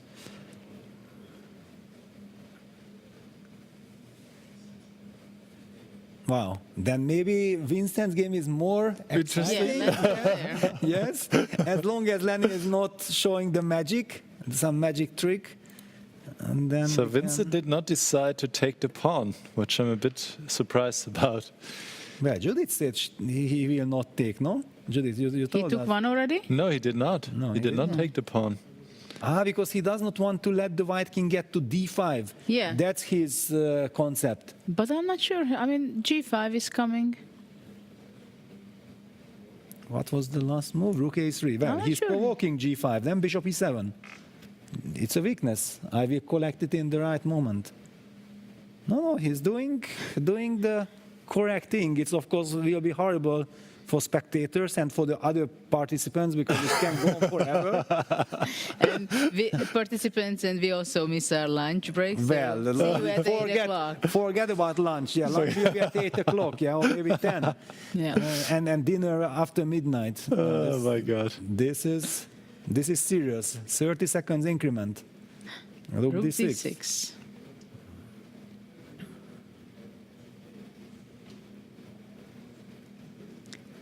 I had a game against Vladimir Kramnik in the Legends tournament, and he had like 1 pawn or 2 pawn against my knight, but the pawns were separated. A knight and rook I had. And then I used something like 30 or 40 moves to collect that pawn, and Vladimir was really worried that, okay, now I start playing for, and once I took his pawn, I offered the draw. Yeah, it was just a matter of principle, you know, I will just collect all these pawns, and then after 10 moves or even less, then we just agreed, but it was kind of funny. Do you remember what age you were that you learned to make a draw by heart, by sleeping? Well, I think when I was starting my professional career, like at the age of 11 or something, yeah. You knew how to make a draw? I already had to know, yeah. Okay, with Tibor, okay, he insisted on these things. Really? Yes, of course. I had no choice.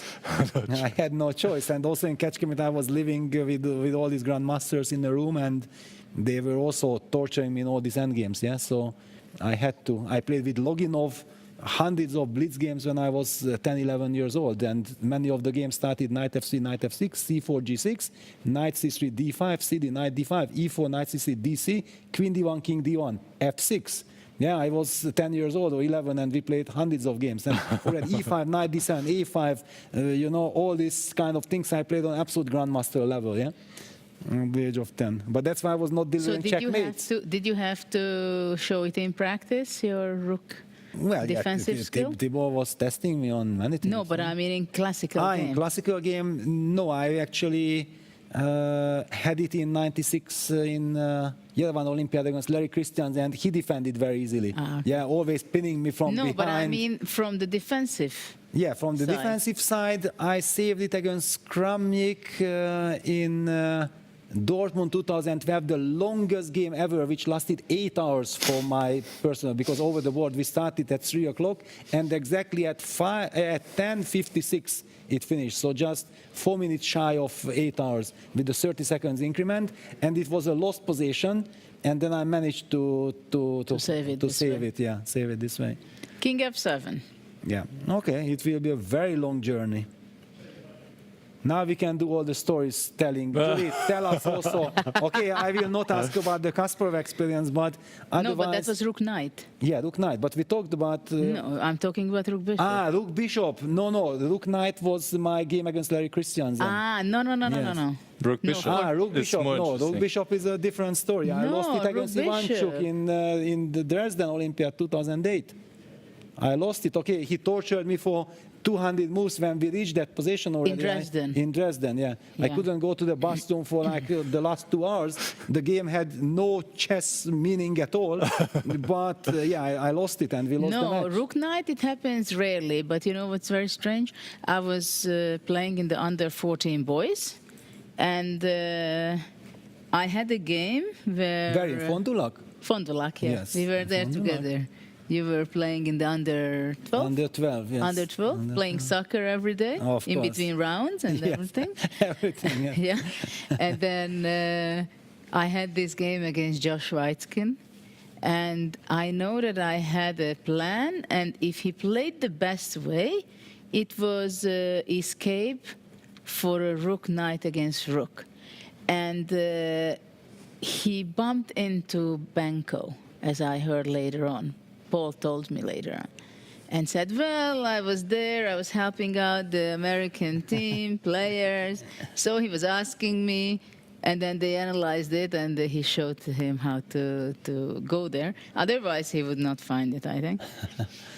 And me, naive, very classical, we got there, and I offered a draw. Can you imagine? I'm 14, playing for the under 14, I have a Rook Knight, and now these guys, they play everything. I mean, Rook and Bishop was always normal to play, right? Yes, of course. I mean, that was always that you tested. Yes. But Rook and Knight, you don't test it, right? So that was the first that I just gave it to a draw. But Rook Bishop, I had many bad experiences. No, Not but many, a good one, the most impressive one against Nisipiano, the way you drew it was mind-blowing. Yeah, showing that was super confident, 2011.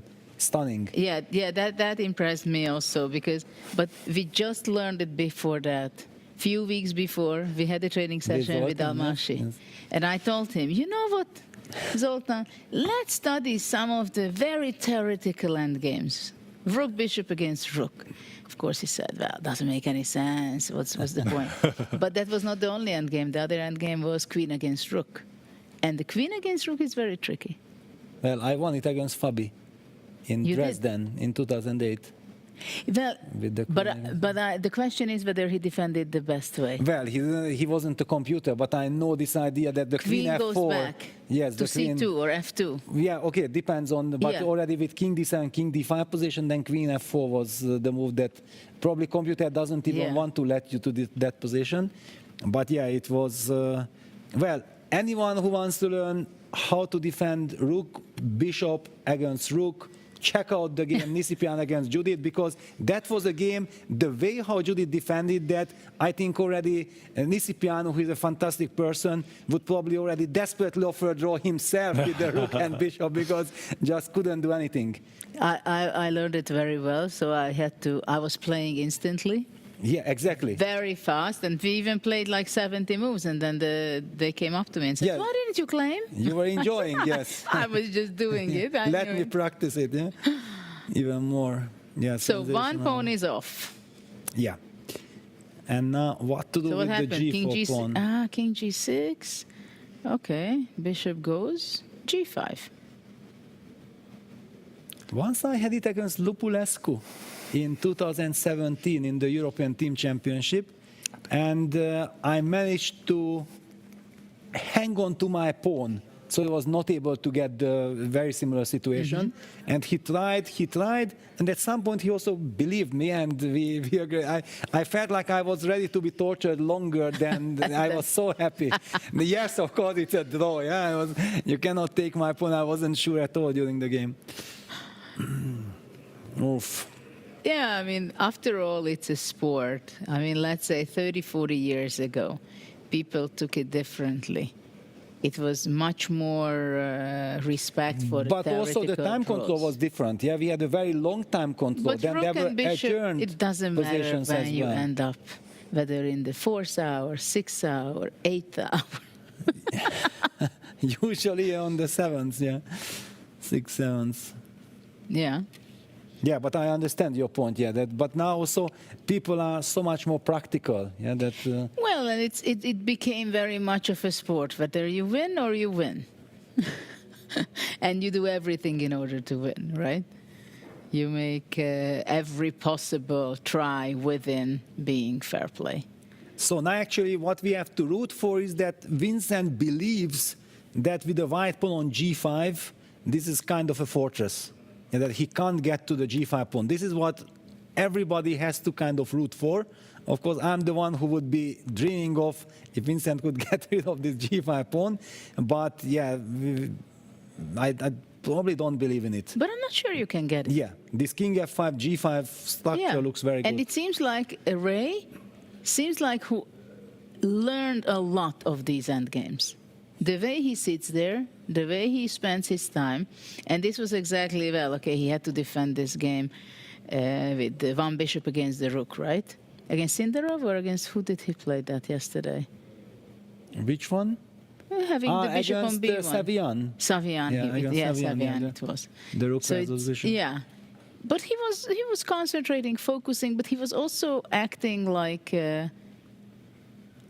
Yeah, he did not mind at all. like he knows the position and he understands the possible dangers. So he takes it seriously enough, but with the great knowledge. But here, I don't know what's going on. King has to go out, or what are you expecting? Well, should I go there and tell Vincent it's enough? Yeah, okay, draw. There is a second game. Yeah, I mean, now rook c7. Yeah, then But well, maybe bishop G6. e7 already, No. g6. Ah. Yeah, bishop e7, rook c7. And then... So then g6 already- or rook c7? Rook c7 seems a better choice. Of course, this is the... We don't do anything committal with g6, because then you can maybe get the bishop to f8 and king g8 passive, but you slowly get out. Is Bibisara still playing? Let me Just to check on it for a second. Of course they are playing. Okay. So we stick Lanier, here. wow. Lanier with his magic changed the structure. Now it's 2 versus 2, but the knight is still jumping. Okay, let's go back to the whether Vincent can make the magic Yeah, let's for see. a few moves, or he agrees to a draw. Ah, he goes back bishop, f8, of course. Exactly. And after that? Well, after that, Rook at least there is A7. no direct perpetual. Okay, he's keeping his rook on the 7th. Yeah, right? and then always Rook king B7 f5, king now. g6, and so on. Yeah. Yeah. No? No, I agree. I agree. Rook b7, rook d7. Keep it on white. We don't know what happened before. Yeah, that who was better and why. If Vincent was, for example, in a clearly better situation, then he's very disappointed, and out of frustration he might We play can it. go back a little. Yeah, we can let Maybe see. just go to the Because it was middle a somewhere. very crazy opening. Yeah, we couldn't really. Well, this is what we get from freestyle, Yeah, but right? this was even for freestyle standards crazy. You remember the knight on f2? Ah, yeah, this was This the game was- knight on f2. Yeah, Strange so spot. that's why I tell you that I have absolutely no idea that what was going on, who was happy, because Ah, yes. look at this, bishop takes a6, beautiful trick by Vincent. So that's what he was relying on. Look f2, bishop e2, and now with the light squared bishop, you feel like you will always have compensation. Yeah, white wins the pawn, but knight e5, ambitious move, king c8, sidestepping, and suddenly from this moment on, wow, what? Queen h4, double question mark? is this true? Okay, we don't know. I don't see anything direct why this is so tragical. So let's see the game. 7, just to get a feeling what happened. Well, complicated okay, enough. then of course Vincent will be very angry. If he had this chance, he had this position, he was probably winning. He considers that he was winning here. Clearly with 2 pieces and, okay, white has 2 pawns, D4. but this is looking very shaky for white. So actually Ray saved something very unpleasant. Okay, Vincent here missed apparently some chances, but still, it's a horror.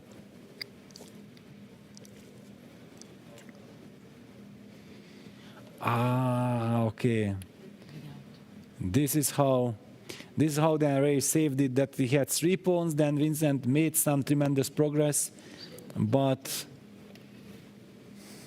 he captured the h2 pawn, but yeah, that's how we got this structure. Okay, now we understand. What a game it was. What a fight it was, yeah. It was, Pawn is on g6 suddenly. yeah, this is already some good news for Vincent, yeah? But I'm not sure he can get. What can you do if... how can you make progress? Well, you... rook f8 check, king, rook f7, king f6. Okay, bishop should get to the long diagonal, no? And? So I can play rook, yeah, bishop f8. Okay, rook b7. Rook a6 check. King f5. Kicking the king back. And then... then bishop h6. Ooh, bishop h6. what an opportunity. What a shocker, what right? A shocker. We haven't seen that coming. Rook is still on... no, yeah, no, okay. No, I don't see any, don't see any ideas. Rook b7.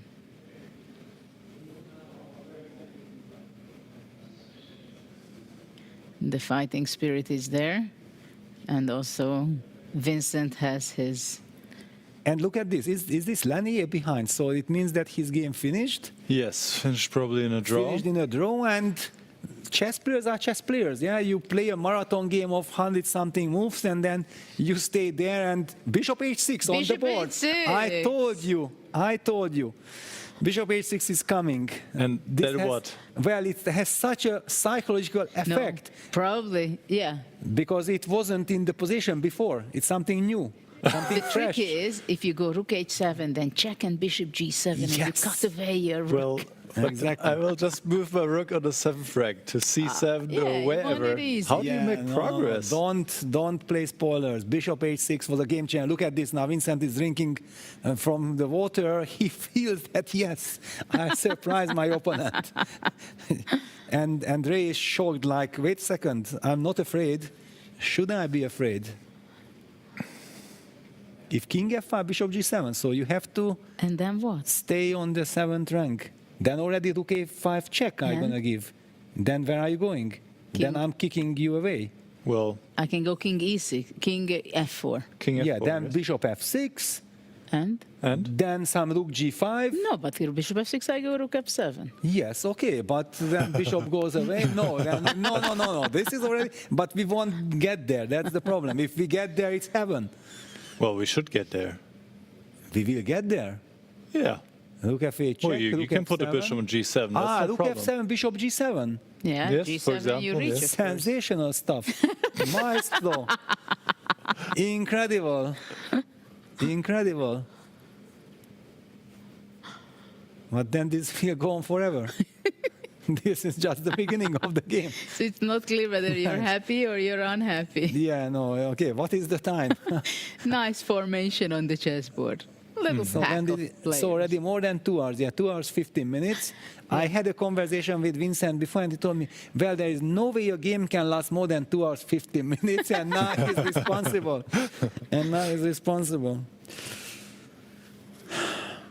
What number of moves are we?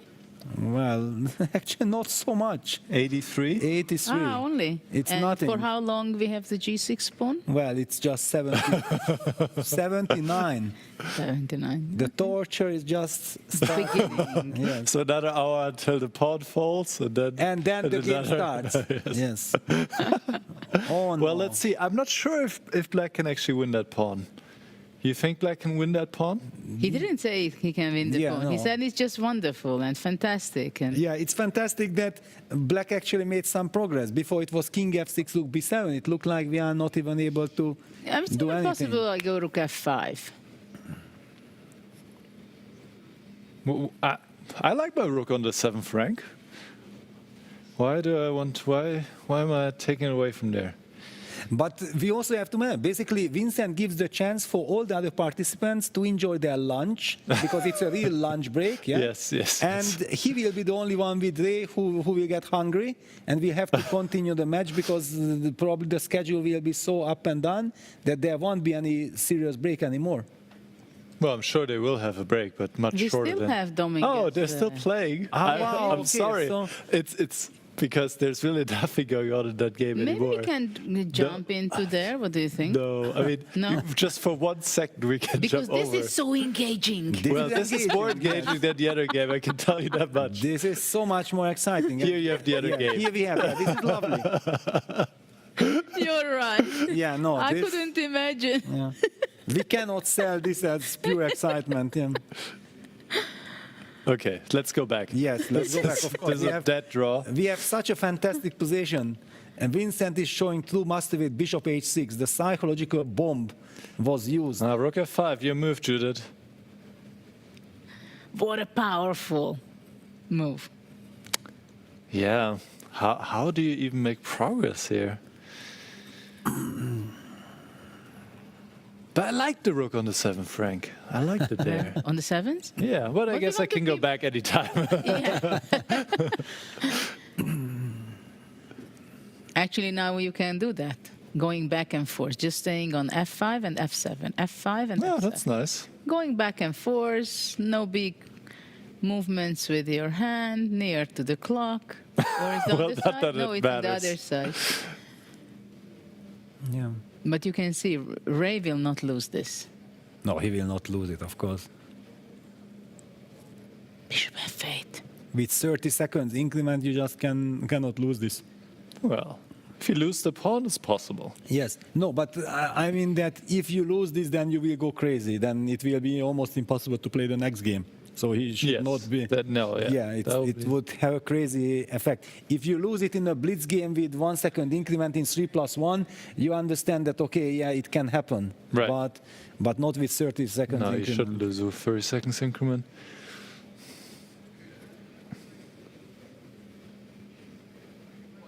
So what's the catch on Bishop F8?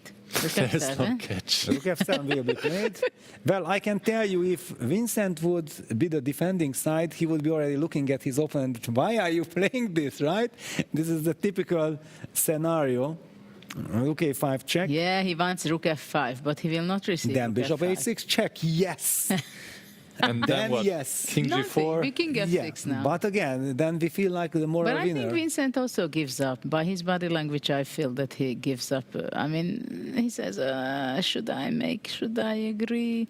Yeah, and Ray is looking around. Come on, give me a break.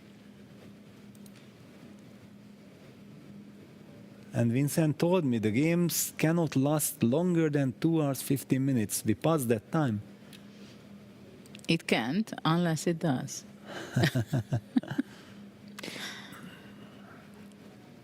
I'm surprised that Vincent allowed his king to be boxed in on the 8th rank. I'm not sure if that was necessary. Maybe it doesn't change much, but here it really feels like... Bishop H6 is out there again. Yeah, Bishop G5 check. Huge threat. Ooh. Yes. Ooh. A scary one. Very stressful moment. Extremely scary.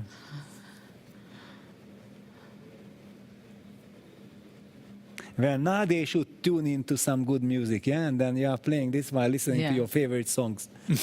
That would be something. Well, I think Hikaru is listening to some music. Is it? Yeah. Is it? Yeah. Finally, it was agreed, right? That Maybe. Yeah, I'm not 100% sure, but.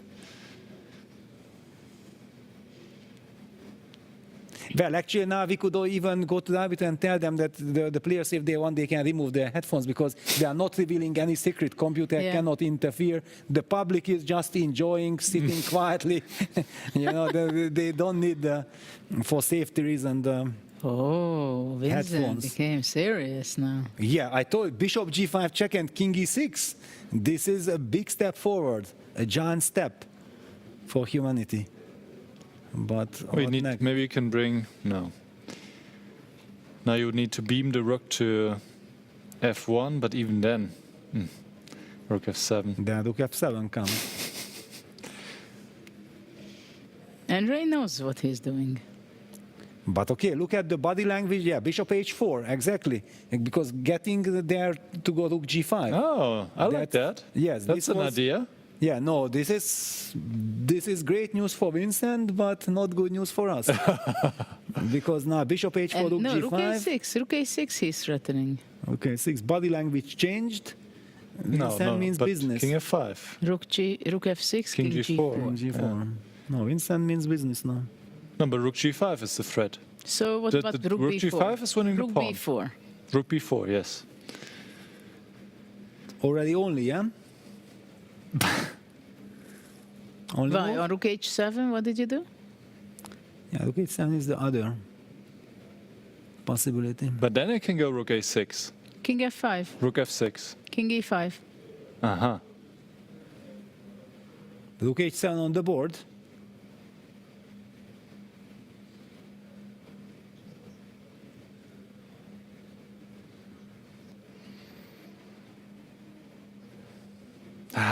Feels like black is close, but not close enough. Yes. To win that pawn.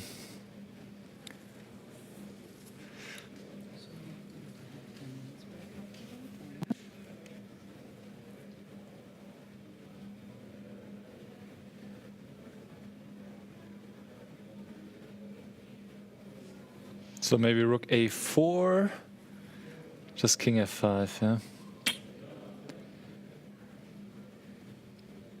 Okay, our good hope is that maybe Vincent relied on this bishop h6, bishop g5, bishop h4 idea as the last chance to try to squeeze out something. And if he acknowledges that even this was not leading to anything, then he might say, okay, that's it. Okay, what about rook a4, king f5, rook b4? I'm trying to set up a Zugzwang. Zugzwang. Wow. And after king e5? King e5 then? Mm-hmm. Yeah. I know, I shocked you, but very unexpected. A little touchy-patchy, yeah? King e5, okay, rook g4, king f5, rook g5, king f6. I mean, we have to give the option for Vincent to make a repetition of moves. Yes. Okay, bishop e1. Trying to get the bishop to c3. Oof. Yeah, yeah. This is good. This is brilliant, no? It is brilliant. Okay, what changed? Yeah, as they say, rook c7, for example, what changed? What changed? Nothing changed, right? Well, I mean, if I get the bishop to c3 and I play rook g5, I'm just winning that pawn. Right? So rook c7 makes sense. Yes, on the board.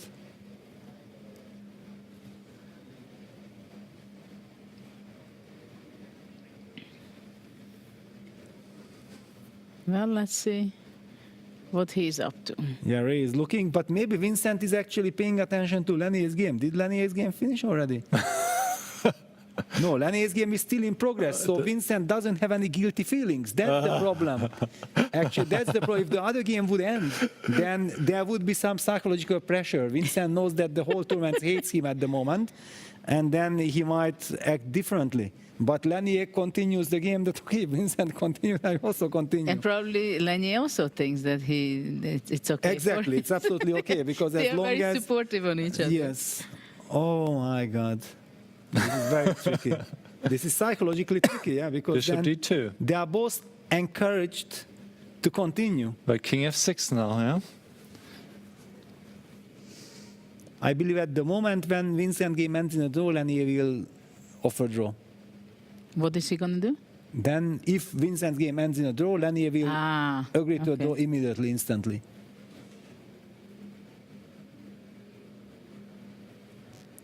Look at this. Yeah, Vincent is looking at the distance like he's trying to find a setup.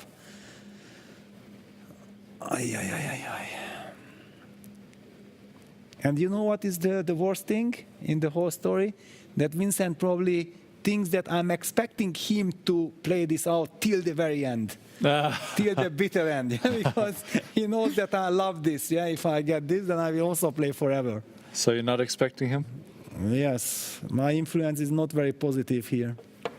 Oh, I mean, it makes sense. You want to try to take every chance, even as slim as it might be. You have to.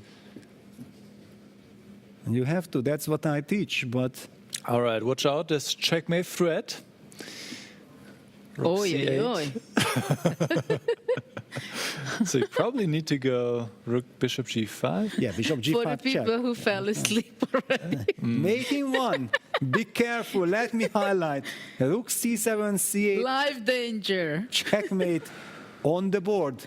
So don't suddenly touch something. A bishop. Well, actually, no matter what, king. Yeah, if you touch the king, it's finished.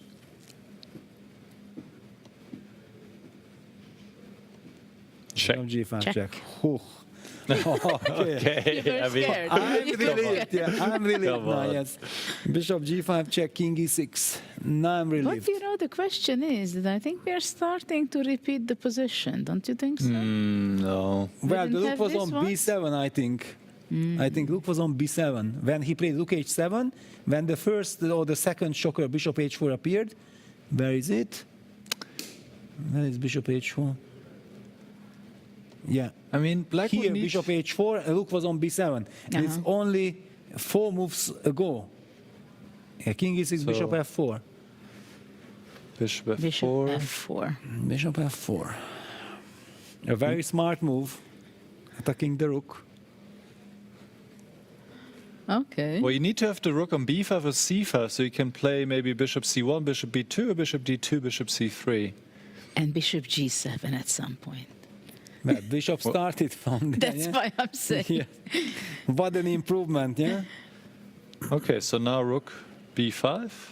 After the game, it would be nice to see on chess base the root of the bishop, right? Yeah, was there any square it did not reach, yeah? Probably it's a nice graphic at the end. Well, A7 square is, I think, still safe, and G1... No, but he's pretty much going on the same squares now. Okay, your move. But he has a plan. Well, but now rook b7. Well, Only rook move? c5, then rook c5, Yeah, then rook c5. Rook Of c5. course. and Then then- rook c5. And we get what Niklas wants. Yes. And Then what you did you cannot want stop after me. rook c5? Zugzwang? Well, no, No, you but cannot stop the bishops Coming to c3. to the diagonal. And then I play rook g5. Rook and then- e5. Rook g5. Yes. That's it. That's it. That's it. That's the it. first phase is then done, and Okay, then so we can now I go start. rook d5. Oh, Just to spoil your no. game. Then No. rook a6 check, king, King f5, f5. rook a7, preparing king g7, I go and king there we e6. go. I go king e6. King e6. And your rook is on d5, yeah? Yeah. Yes. Don't do this. My rook is on d5. Don't do this. I was about to be very Already happy. rubbing your heads. No, the pawn will be Rook taken a2. in move 48 or a2. something. Why rook a2? To play bishop. Yeah, bishop b2. Yeah, but now the Following king your is agenda. allowed back to f5. I don't like that. Ah, you know? So king f5, rook g2, king. The problem was rook c5 was king f6 again. But okay, bishop g5 check, king e6, bishop Ah, then- d2. ah, That yeah, was that's part right, of the... I yes, thought yes. this was my Yeah, plan. yeah, that's of right. course. No, don't let yourself be tricked, Niklas. Just follow your plan. Okay, rook a2, allowing the king back to f5. Yeah, king f5. What do you do?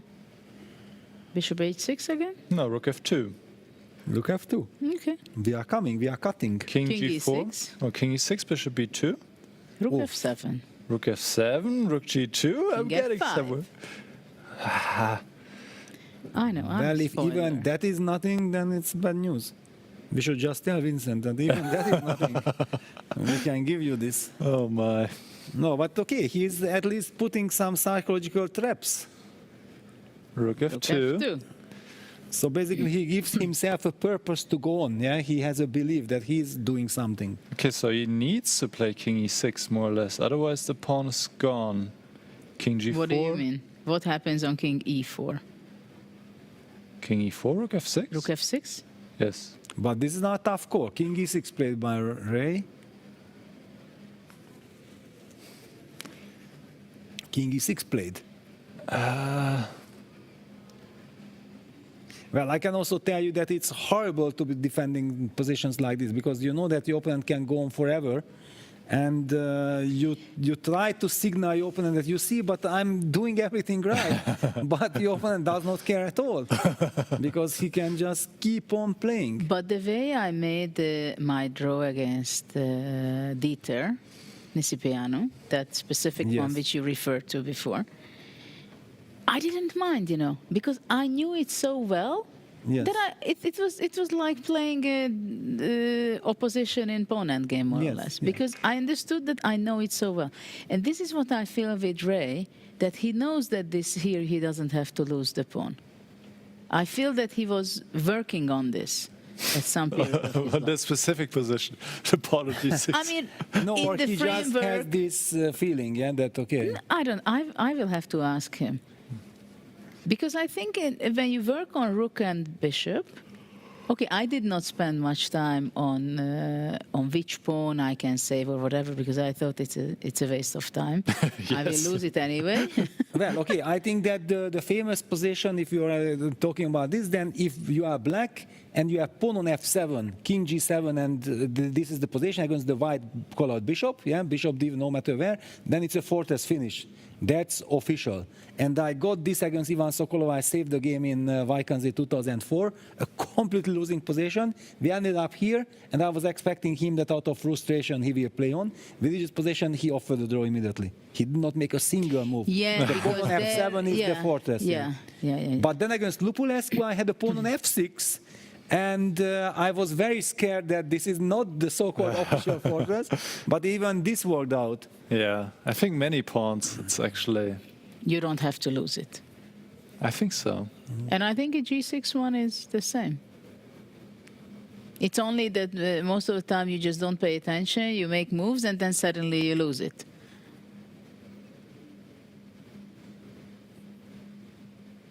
King f5. Yeah. That's not that king f6 seems to be a losing move, but somehow king f5 is the natural one, and that's what he does.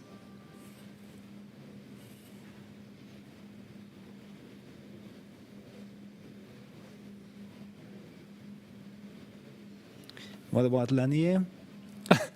What about Lanier? I have to... He cannot be playing on still, is he?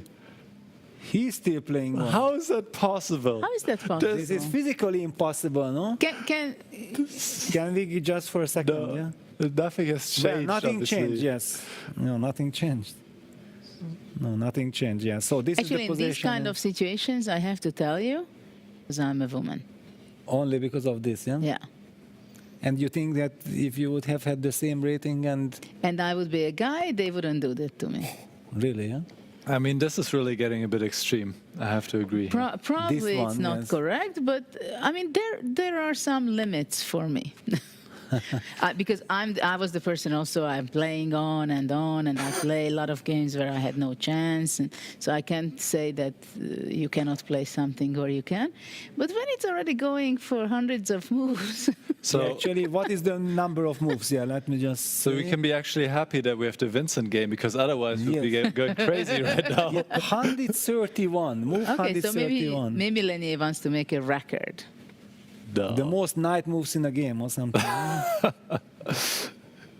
No, but... No, but the question is how hell you can lose that, right? Well, you need to blunder knight fork, obviously. That's the only way. It's the only way. No, and the thing is that in such a position, I would think that my opponent really wants to win the way that I blunder my bishop. I mean, this is really the way. No, but don't be so harsh. Lenny is a very fine player. He knows No, that he's a fantastic player. with the pawn on e3 and pawn on, so if the pawn would be on e5 It's with just black, satisfying, yeah? then it would be, yes, because the position is not equal. It's a dead draw, but it's not equal. That's the problem, yeah? Actually, what does the You computer attempted- says in evaluation? Of course it's that. Well, it's 0-0 because for you said- computer. Okay. But it's not equal position. It's a dead draw, but it's not equal. Because white has the upper hand. But White does has the upper white hand. have the Only upper white can hand? play for a draw. Yeah, I mean, black always agrees for a draw, and white still believes that, I can somehow win this e4 pawn. But even then, it's a dead draw. But okay, it's another story. For how long are they playing this position He's specifically? an estate. Lenny is an estate.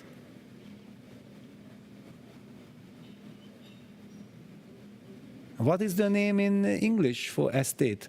Aesthetic? Aesthetic, yeah. He Oh, just is it?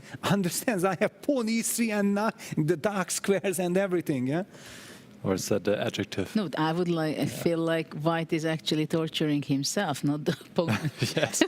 I don't think Asabayev so the was feeling a lot of pressure. Trade happened on move 87, dc4. Wow, it was actually a beautiful pawn sacrifice by Lanier. Look at this. It was c3, c4. That's how it was making. So he's a true artist. Yeah, he finally succeeds getting his position. So, of course, he goes on to play this.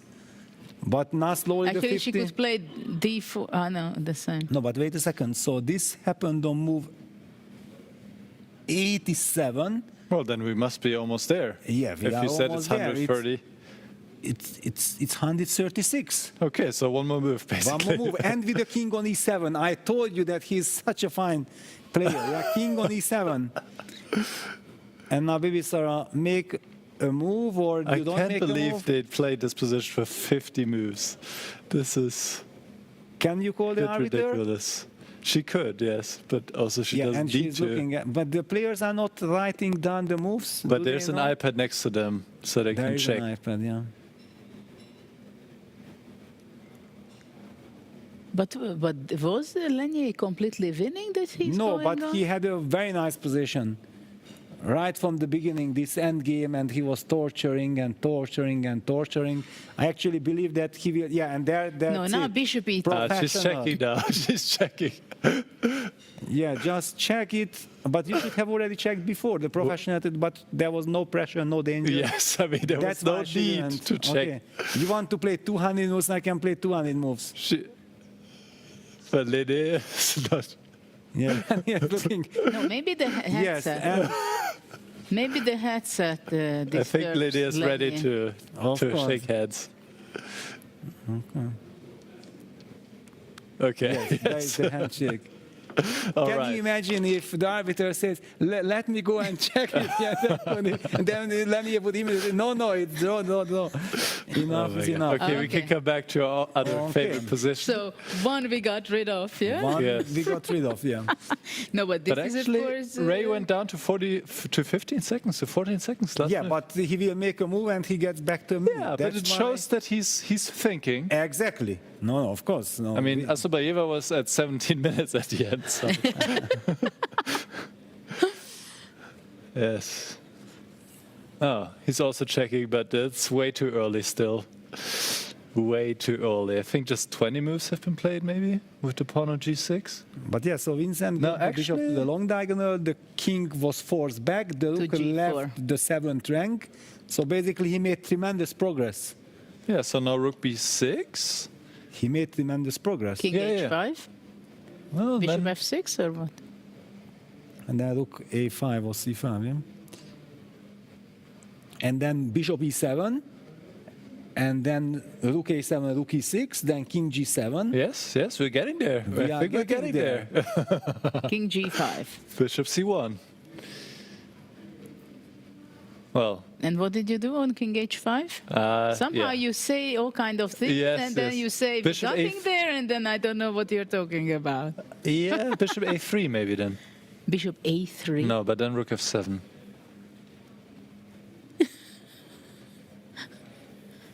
Maybe. Yeah. Yes. So what? Vincent will be up to? I think bishop c1. Yes, there we go. Bishop c1. King h5. He was here before with different rook setup. Was he? Well, on c1 with the different rooks. King h5. I still like bishop a3. Yeah, what do you do? Bishop a3? Yes. I go rook a5. Okay, rook b7 first. Well, if you go rook a5, we get that position we were talking about with bishop e7 then, no? That's what Peter was saying. So. But when the bishop is on e7...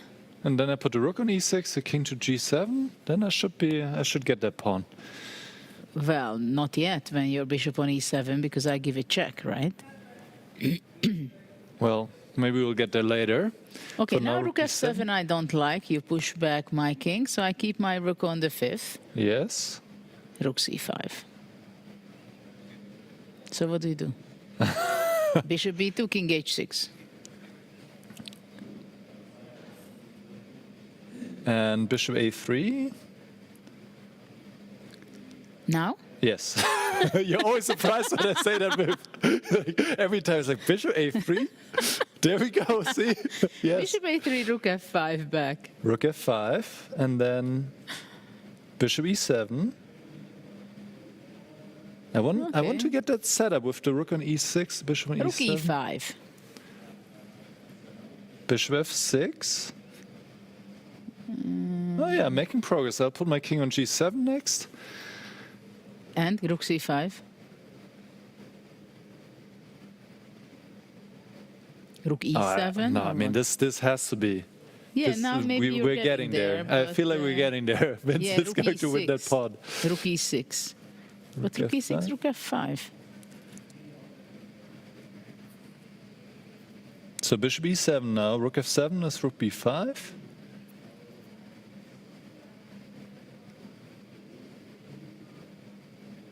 By the way, if bishop e7, I'm also threatening rook b4 suddenly. But you know what I see? I've never seen that before. Oh, no, that's not correct. No, yeah, Vincent is feeling the chance. He's so very rook focused. f5, what do you do? Bishop e7 still, yeah. Bishop e, your famous bishop e7. Yes, that's where the bishop should be. Bishop e7. Bishop e7.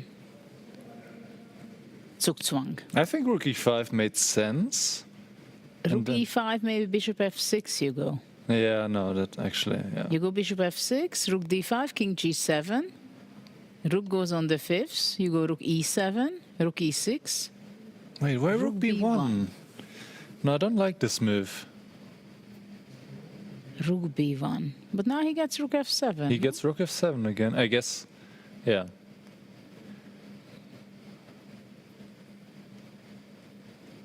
We are 30 moves in, by the way. So Vincent has 20 moves left to win that pawn or g6. And then another 50 to win. Yes, yes, yes, yes. Rook f7. No, I don't like this. He missed his opportunity with bishop e7, you say? Maybe. But okay, he can do that anytime, by the way. He goes rook e1 and he goes bishop e7 next. Yeah, but rook e1 is king g5. I'm getting my king out of the box. To f5. Yes, he goes rook g1. Okay, he has a different plan. I guess he wants to follow with bishop, c1 and rook g5. But okay, after rook b7, what does he want?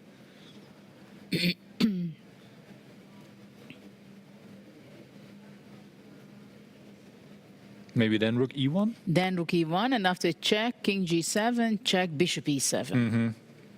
Okay, rook a7. Gaining a tempo. Tempo. Good move.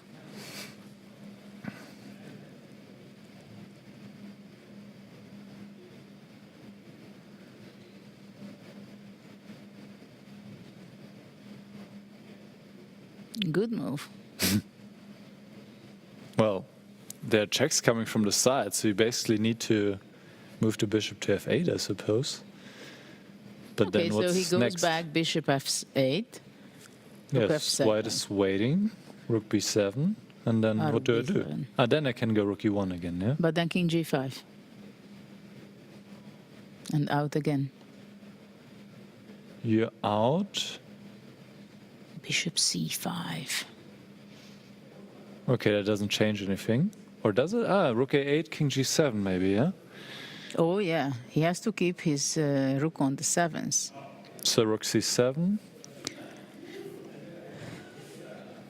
There we go. Rook c7.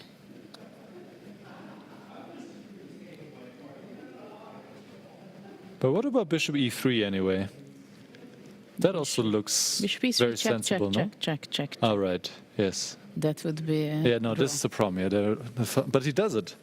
He does it. I guess he's going to approach the rook then. Because rook was on c.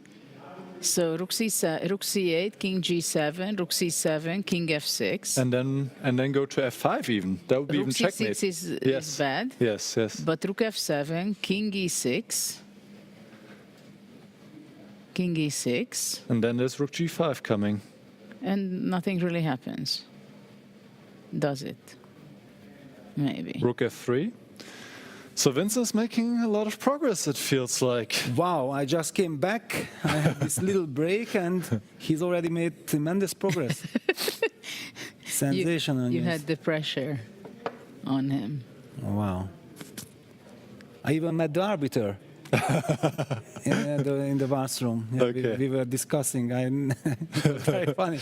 Never seen the arbiter during tournament before, yeah? But okay, I'm not a player. And yes. Okay, it's so a rook long c8, game. king g7, rook c7, King f6, rook f7, rook king f7, e6. king e6, Rook f3, rook g5, king h4. bishop, yeah. Already so complicated I can't really follow what you guys are discussing. Yeah, the line is so complicated. But it's interesting he went rook e7. No, that makes sense because rook g5, king h4. Yeah, kicking. And wherever the bishop goes, you go rook attacks the bishop. And then king h5 back. Bishop d4.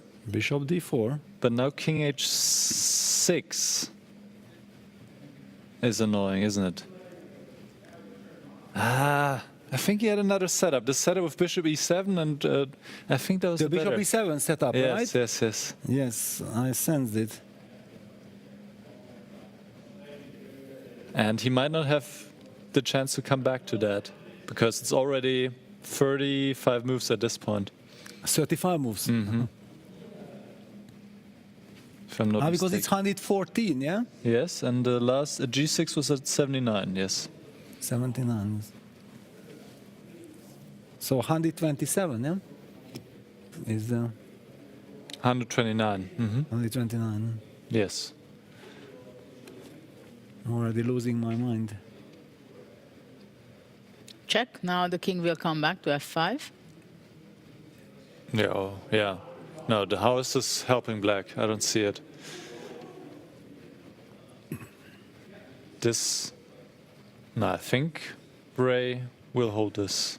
I mean, even if he lost that pawn, he would probably hold it, but now... But wait a second, actually this is a good strategy. So you make sure that you have some tremendous amount of breakfast, then you play a game forever so that the opponent will never have chance to recharge. And then, because let's not forget that this is only the first game. If the second game ends in a draw, then a tiebreak with 10 minutes game starts. And even if that is tied, then the blitz games are coming. And if even that is tied, then only the Armageddon. So basically you can just completely hunger out your opponent. With a good breakfast. Yeah. Well, we're This also is the getting hungered out. But did Vincent have a good breakfast with you? He actually had a good, decent breakfast. Yes, yes. But I don't know what about today, yeah? Maybe they had even better one. So the strategy does not work. Vincent was so close. Now he's back to square one, it feels like. Even I changed now my breakfast. Because I had my oatmeal, of course, the fresh fruits, that's clear, but I somehow sense that I should have a little bit more. Yes. And good. I also had a Danish pastry with fresh fruits as well. and the Danish pastry. With fresh fruits as well, and the fresh orange juice. So I'm actually ready for this game. I sense that. I sensed very well what's going on today. I thought, okay, I just skip breakfast because we are going to have a break while we have some nice events going on in between the two games. Yes. Bishop C1 again. Yes. It's but now there Rook F7 is an issue. King F5, back to business. Wait, now Rook G5 and Rook B5? Cut on the 5th rank. Rook G7 check. Rook G7. Oh, there's always something. What a saving. Yeah, there's in always the last something. moment, yeah. Just when it's almost. I think that might have been his intention, but yeah, Rook G7. No, actually, he cannot give that check because then he cannot torture longer. Well, he cannot torture much longer anyway. It's 9 moves to go until move 50. 50 move rule.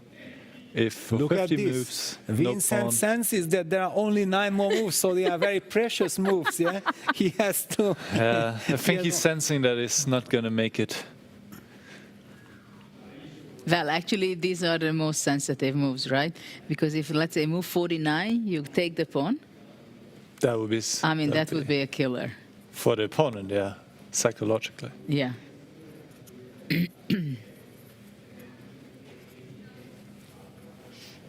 Yeah. So now the players have plenty of time, other players. Yeah, the players are chilling.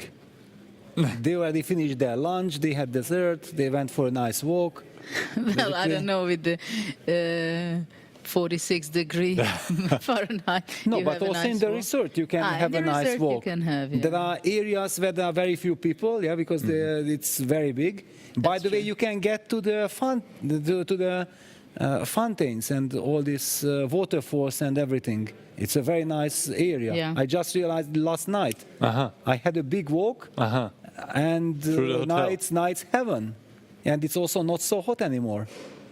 Yeah, basically Outside, from 11 p.m. I went out and I came back like 12:30, 12:45. I had a very nice walk on the strip. Just lovely. Rook H1? Yes.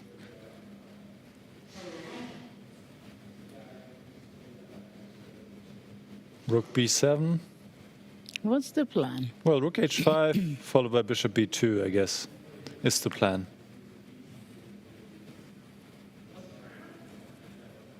So Rook B7 would stop the Bishop to go to B2. Long diagonal, yeah.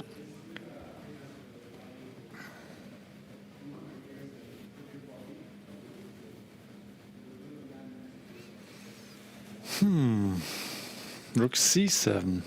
No, Rook B7. There you go.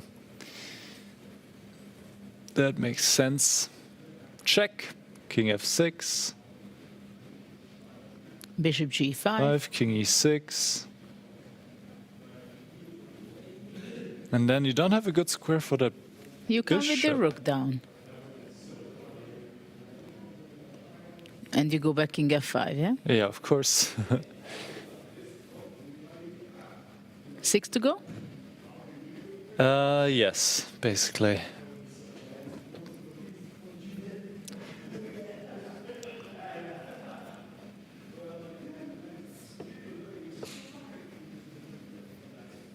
So finally, I think this bishop reached for the very first time the E3 square. No, I think like Vincent was hiding. No, it was earlier when you had a break. He was also there. He was also there. 5 to go, yeah? Now after Rook King F6, it would be already dangerous. He would win the pawn. And Judith, you know everything. So what is the schedule after this? Do we get a break or there is no break at all? There will be a short break. Short break. But nothing what was expected. Rook D7. Rook B5. King F6. Well, Rook D5 you could go also, right? Yeah. Maybe that's the best. Well, Now at Rook this point, I D5. think since Now there are you only go Rook 5 moves D5. left. What do you do?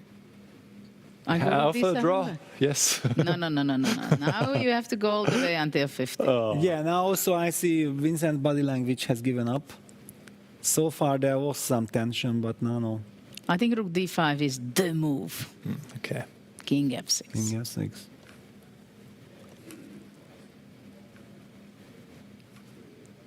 Three more? Yes. Bishop c1. Okay. But too late. And Vincent knows me. If my blood sugar drops, I'm getting nervous and I'm dizzy and so on. So it's time to call it a day. He can't do this to me Rook any d5. longer. No, What's but the time? now he can go king f6 wrong. 2 o'clock. Yes. Harry King is checking. Very nice. Putting the pressure. He's ready. Vincent Yeah, is- king f6 would actually lose the pawn just in Just time, in would it? time. No, maybe not, because he can give a check. Check, king e6, rook g5. Yeah. But he can give a check. Check, he can give a check. And that would be 50. Yeah? Might be, yeah. But it should, rook d5. It shouldn't get to that. Yeah. Professional. No, I said rook d5 is the great move. Yeah. Because you, whatever rook goes there, rook d6, rook d7, you can block it. Of course. Super professional. Saving the tournament. Rook d5.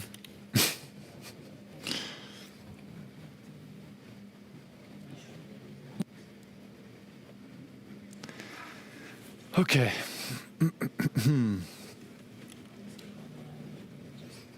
So we're Actually, going to be at Vincent, exactly... Nicholas, the reason why Vincent was putting so much pressure and playing on forever, because he played a wonderful middle game. He beautifully outplayed Ray, and then he got the upper hand. He was probably technically winning, but Ray also defended extremely well. So we are exactly at the 3-hour mark. Yeah. The impossible more than 2 and Just the first game. Just the first game. We'll have another one like this. Yes. Then we have then we have tie breaks. Yes, with then more 10 tie minutes, breaks. and then we blitz Maybe tie break. we can beat yesterday. Maybe. Yeah, we will beat this 9 hours something. That was nothing. That was nothing. It just was a nothing. warm-up. It was a The warm-up. first day was a warm-up. Yeah. Well, we are in Vegas, yeah? Yes. The No action never windows. stops. Yeah, What no happens in windows, no Vegas? nothing. No, nothing. You yeah. just go 24 hours. Yes. Okay. Maybe next time. It should be 24 hours. Full. Non-stop. Yeah, maybe we'll be in time for breakfast. Yeah, we'll not miss the breakfast. Yeah. Go full circle, yeah? Rook b4. Before. Yeah, rook b4 makes sense, but it's just like 3 moves away, But basically. now I have the feeling that even objectively, after rook d7, if it's possible to take, he will not make it in time. No. Yeah.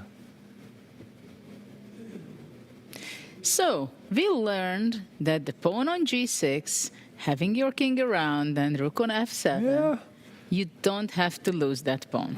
I'm not 100% convinced yet, but... Because there was that moment where Vincent was really close, it felt like.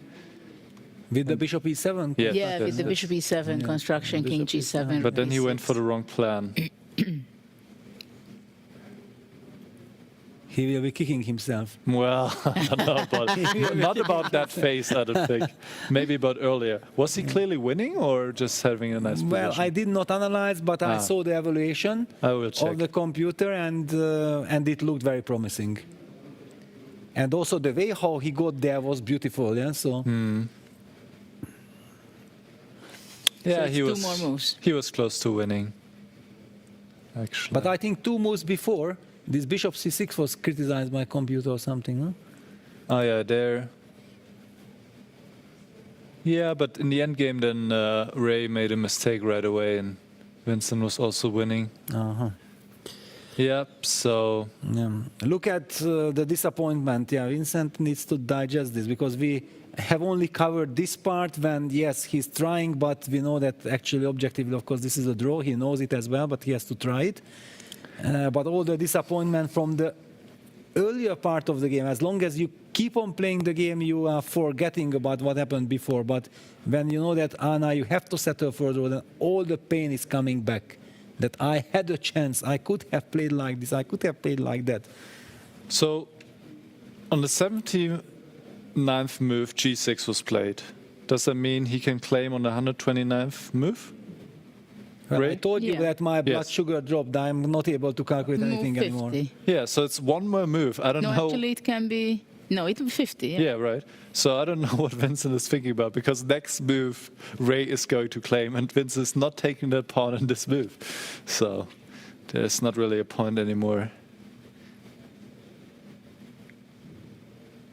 to spend a lot of time. And now we see the nervousness in Vincent. Yeah, he looks like the time is sticking out. Like game on. Yeah, up till this moment, everything was serious. Yeah, maybe he's not aware of exactly when. Maybe he's thinking, okay, he will claim whenever he will claim.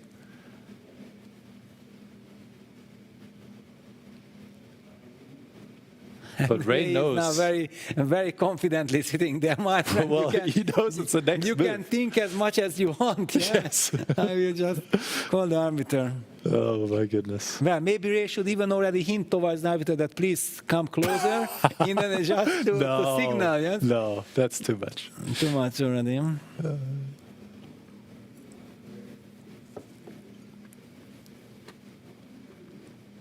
Thinking. He's go down in time. I mean, bishop b2 makes sense, right? But, okay. Rook b2. Rook b2. And no eye contact, nothing, yeah? Vincent looks like, don't dare to claim anything.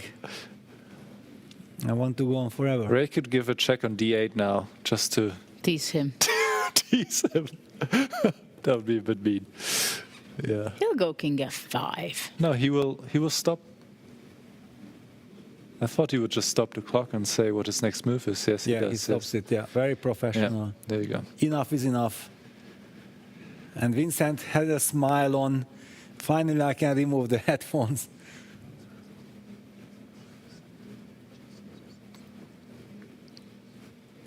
Yeah, and Vincent only now starting to look. Yeah. Yeah.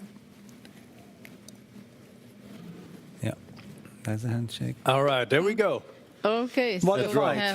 we have a draw, and he's still ready to analyze it. It was a fight of the day so far, it seems. Longest day, and maybe now we are ready to see the standings, what was happening in all the games in game one.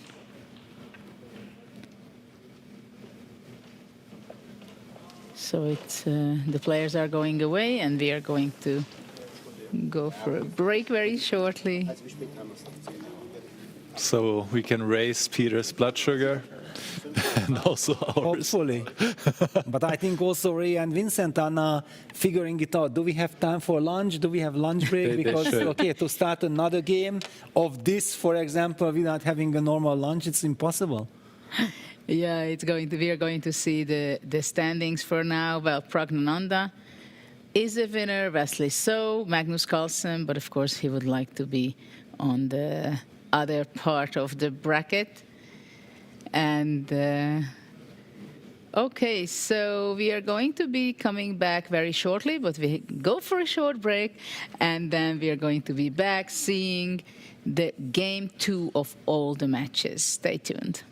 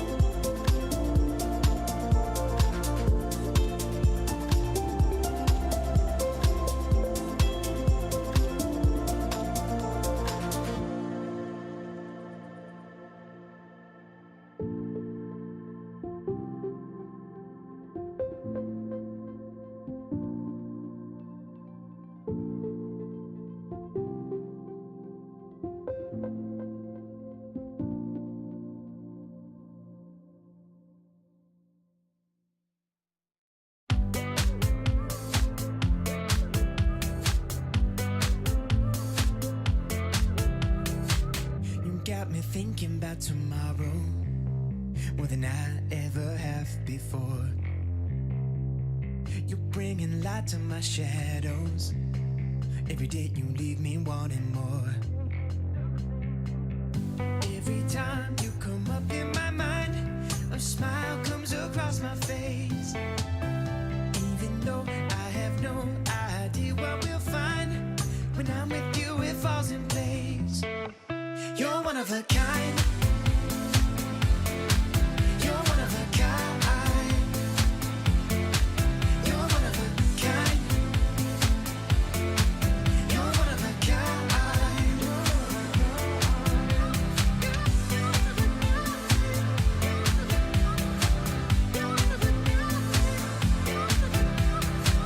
You show up first to every party, and you think tequila is your friend. You never say that you're sorry, and no matter what you can't pretend. Every time you kiss me goodbye, as I'm about to board a plane, you can't hold back the tears in your eyes, even though I'm only gone for days.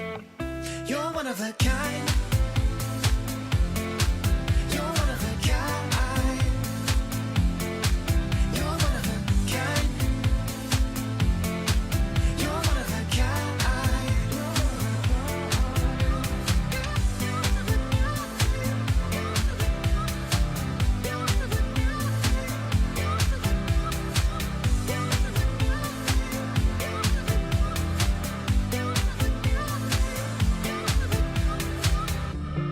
When I'm on the road, I need you to know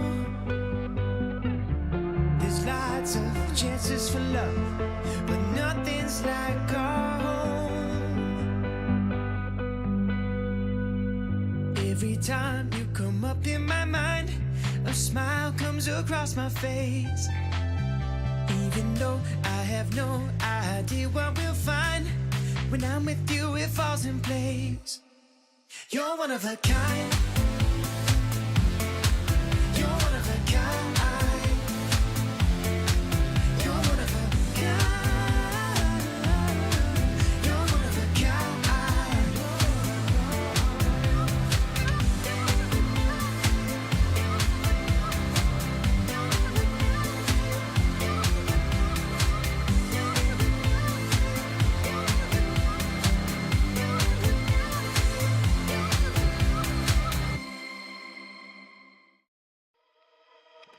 I can never keep my distance from a little mischief, I admit. Now I'm hanging on my hopes on us and letting you decide. I will never lose my interest if there's something in this. I'm convinced there's a glimmer of a hope for us, or is it just a lie? So why you selling me a lie? La la la la, la la la la. Are you selling me a lie? La la la la, la la la la. Show me a way to get lost, to run from all I want. There's too many ways to get high, and you're my every thought. It's like I'm invisible, visible, visible, visible here. Show me a way to get lost, to run from all I want. So did your luck run out? Are you running dry? Did you realize I was everything you hoped for now? I never had a doubt until now. From the moment you came over, I'd be anything you wanted me to be. Now I know that it was only curiosity that led you to me. Show me a way to get lost, to run from all I want. There's too many ways to get high, and you're my every thought. It's like I'm invisible, visible, visible,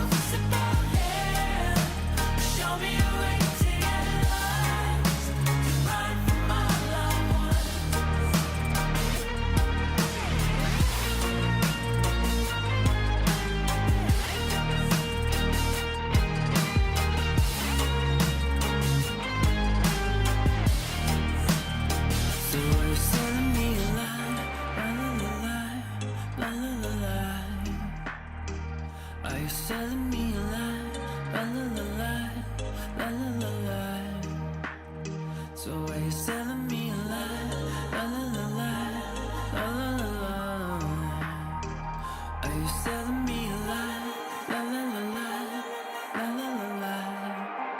Show me a way to get lost, to run from all I want.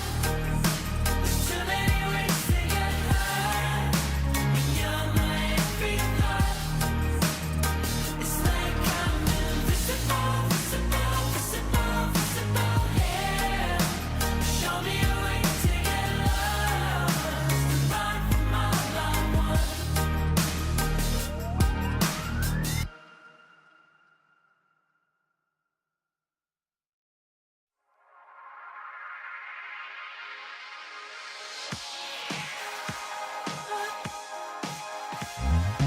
I don't know, can't fight the feeling that it just won't flow.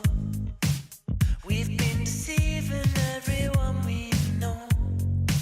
Do we let the secret out and take it slow? You say it's time to let it go, but I just don't believe it. Choosing if you take me or you make me disappear. Before the end begins, we lose ourselves and take control again.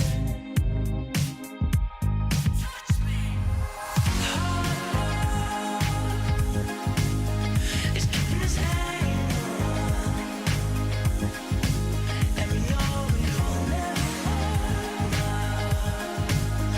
We just wanna try some more. This can't go on forever. Can we escape and start again when no one can get us? Now you say that the most we can be is a memory where we are.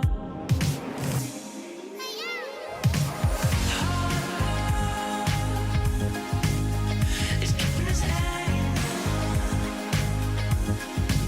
and we know we will never fall out. We just wanna try some more.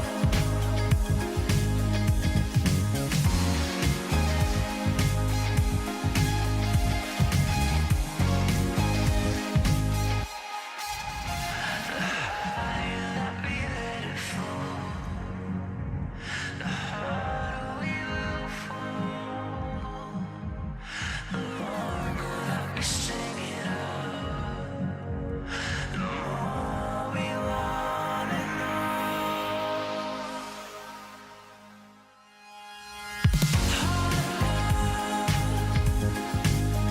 It's keeping us hanging on, and we know we will never fall out. We just wanna try some more.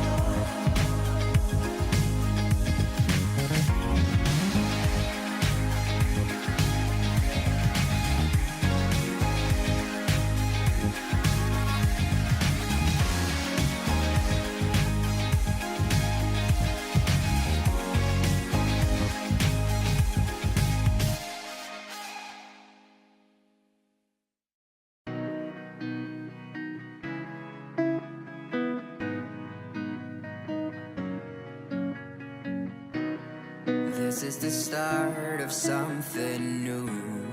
Taking my steps only forward.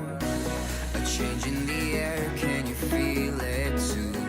This world is so big, around the corner. So many possibilities. No dream can be too big. 'Cause this is the start of something new. 'Cause now I know this is my time. Time to just be me. Time to go my key. 'Cause this is my time. Time for me to choose what I wanna do with my time.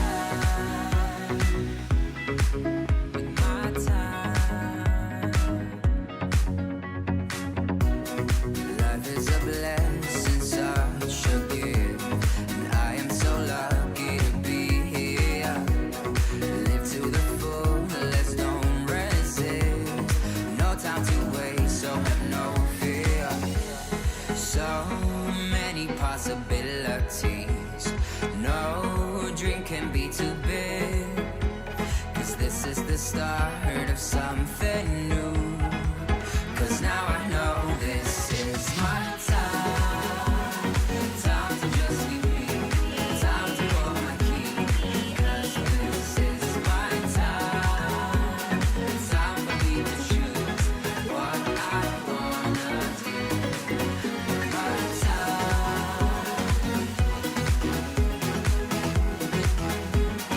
'Cause this is my time.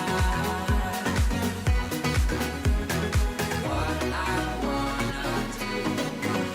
My time, my time, my time is meant to be all mine. All I bring with me in life is my time, my time, my time is mine. And now I know this is my time. Time to just be me. Time to hold my key. 'Cause this is my time. Time for me to choose what I wanna do. My time, my time, my time. Time to hold my key. 'Cause this is my time. My time, my time, my time. What I wanna do. My time.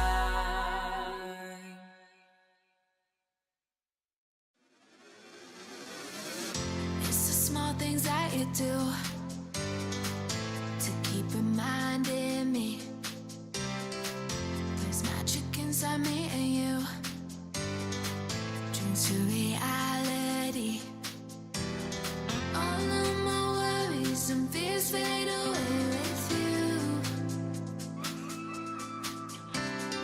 There is no limit to all of the things we can do.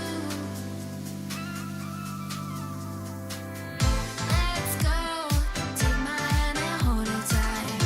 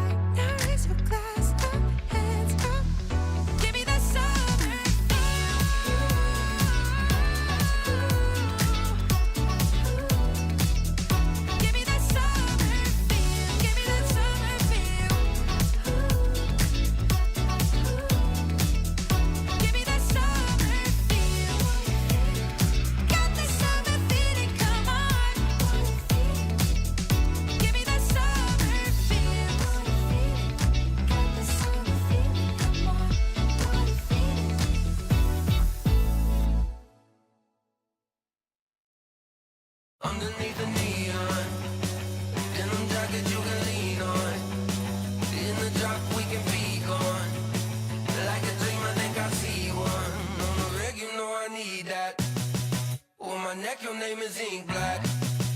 Got your hands up on your hip like a pin up in that fit. I be lying through my lips, say anything to see it dip. Drop it low, let it show. Do your thing out on the floor. I'ma count to 1, 2, 3, chorus on the phone. I'm better when I'm with you.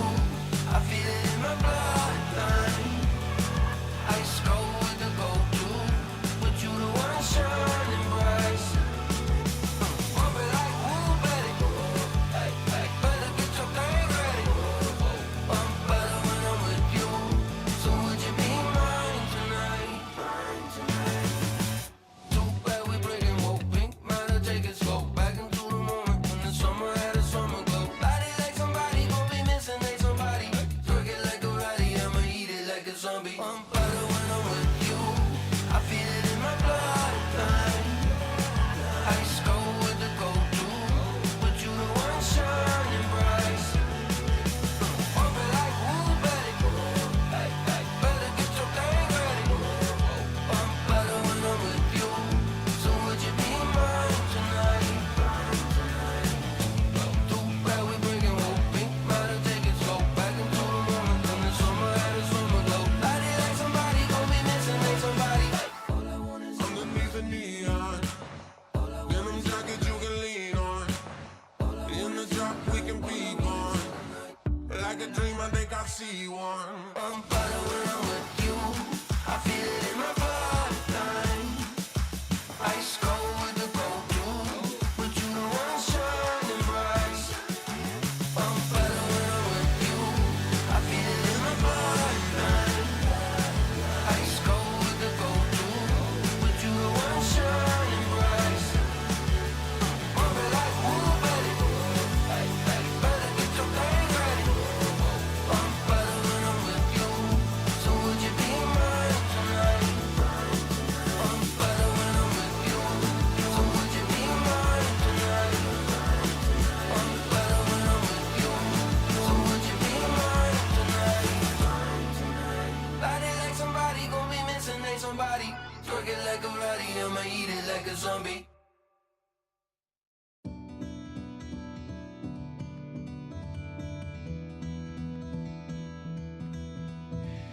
I've been trying to find the words to say you mean the world to me. When I'm fighting and you see me hurt, don't walk away. I've been holding on for days, hoping just to see your face. Let me know you're coming back, and I can't wait. When it gets too much, my troubles, they can hold me down like heavy weights. Don't let go or let me fail.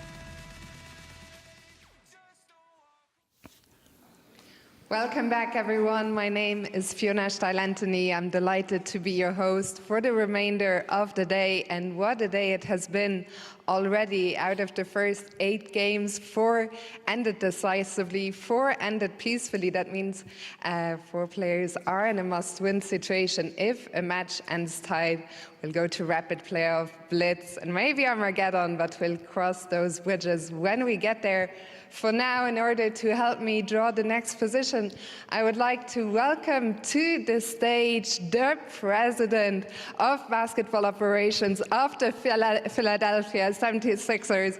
Give it up for Daryl Morey.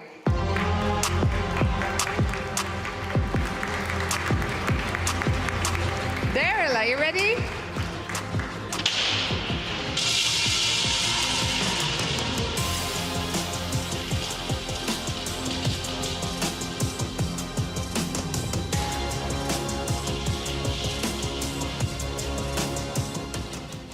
It's 498. Position 498. Daryl, thank you so much. A couple of days ago, you were playing in our NBA Blitz tournament. You're a very accomplished player yourself. What was that like, and what have you made of what you've seen so far today? Love watching freestyle. I think it's the most pure form of chess in that you get the real talent of the players. It was wonderful to play with the NBA and the top players who are here in the world. I think it's a really special event that you've put together. Well, we are delighted to have you here. Thank you so much for drawing the position. I'll invite you to put the number right here. That's perfect. The players will get 10 minutes now to prepare, so I'll let you enjoy the show. Thank you so much. And to our audience, have fun. This does not look so good. It's not good. You don't need five. You need one Yeah. But you need the draw. So what? How do you draw? I thought B4. Maybe E4. What if we just put the Yes. and equal place? Ah. We just keep it there. Interesting. Then we develop knight of 3 and then B5. Yeah, B5 and then queen A3 or C4. I don't know which one. C4 is take B6. Like B4 is still weak. G7 also. Yeah, probably not. Yeah, bishpawn F1's not going to get too long. Three and then.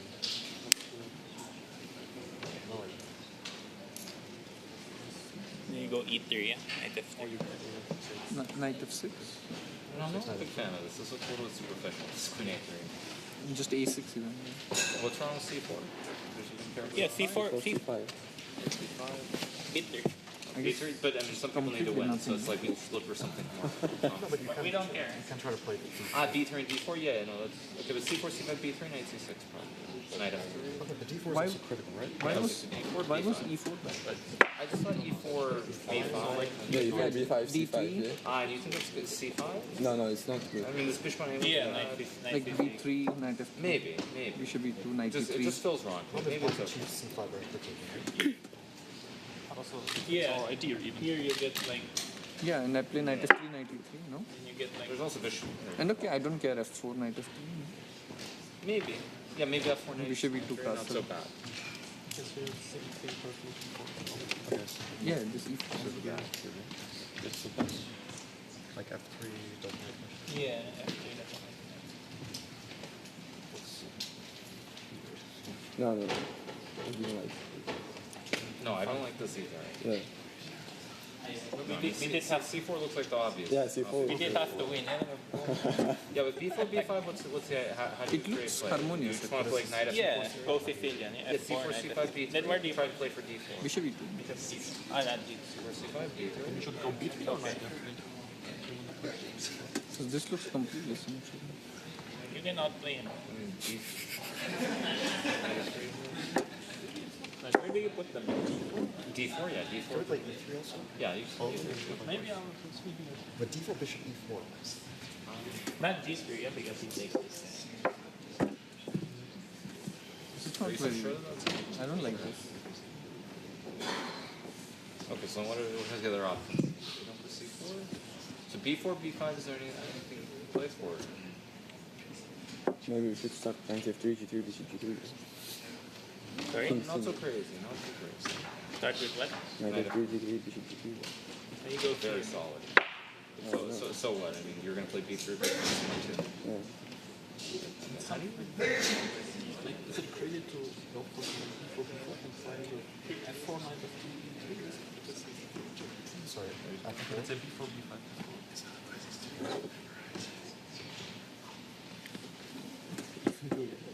It feels strange. It's actually very close to normal chess, and then F4 cannot be The good. pieces are just normal places, right? Yeah. Like Like but the knight D8 C5 next. Knight bishop E2.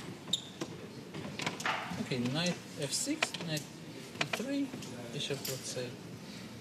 A8? Bishop E2.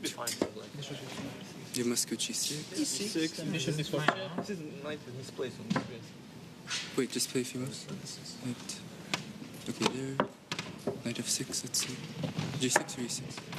G6, no? I think G6, yeah. No. There's some Queen A3 trick though. So here. Yeah, but queen E3 is not Just give up those, no? Always B4. Are you sure? Yeah, that queen Like on what's black's A7. move here? B4? Castle? No, B4 not C4. Castle, queen A3, I don't believe this. For black? No, for white. Okay, castle Yeah, Queen A3, knight E6. Me too. Knight E6. Okay. Should be fine. Should be fine.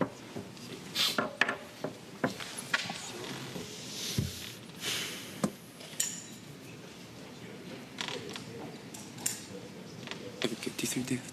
Okay, I mean, Yeah, D5. Good. One question, like D4, B5, B3? What, D4? D4? I don't like D4. Okay, I don't want D4, yeah. Too But much. you're not pressing Okay, just play knight of 6. Why Just not? play like knight of Why 3. not D4? D4 is You also can, okay. but Just knight f6, c6, no? This looks like a very empty position. let's play one idea. C4 you take? Yes. Okay. Knight f3. E3. C5. Bishop f3, C5. C5. Yeah, should be fine. Yeah. So C4? C4 is the most natural, yeah? Yeah. C4, B6 we want to play, But why not B5? Ah, B5. Yeah, B5. Just take him. Takes in. If what if B5, C5? B4? Yes. B3? But why not c5? Just Yeah, we can do it. Yeah. Can. before b6. This is so symmetrical. B3, knight f3, G3. Yeah. Yeah. Just refute B5. You want C5? Yes. B4. B3, yeah? B3. Knight f6. But what are these positions with bishop f6? GF. Slightly better now. E5, knight e6. How are you gonna protect this guy? Oh! Yeah, that's it. It's not a big deal. Even better. Okay, white can also go knight f3. E6 and then take.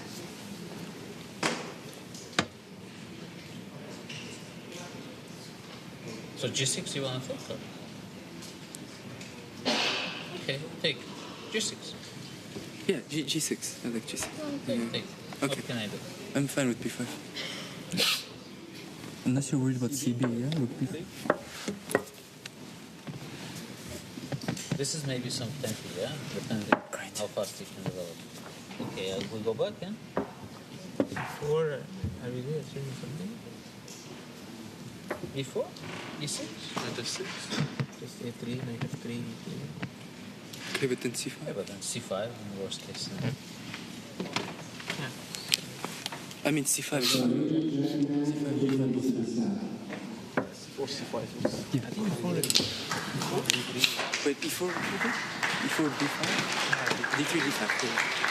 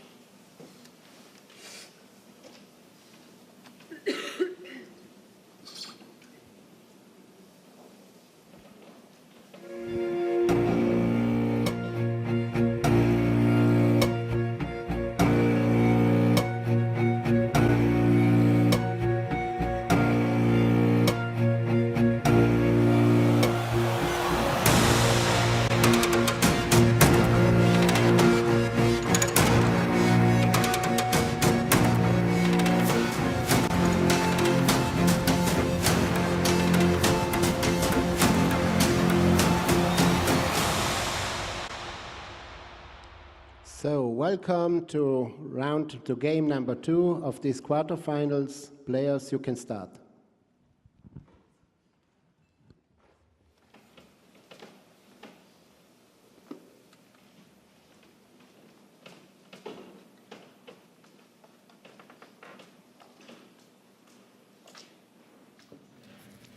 Welcome back for the quarterfinals, and we are going to witness the second game of the mini matches. And we have some winners.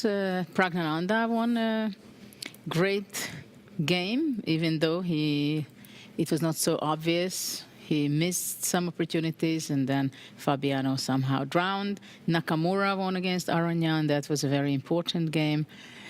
Wesley So won against Savian, and Magnus Carlsen won against Widit. The other 4 games are drawn, so there probably we'll see some more action, or we are going to see some playoffs. Let's see and start with the A group, the quarterfinal. What is the position? We see B4 on 2 of the games. Caruana is in a must-win situation. Arjun had a fantastic game, but he ruined it a bit, and even he was on the edge of the danger, but it was a draw against Abdusatorov. They both played 1B4. What do you think, Peter, about the first move?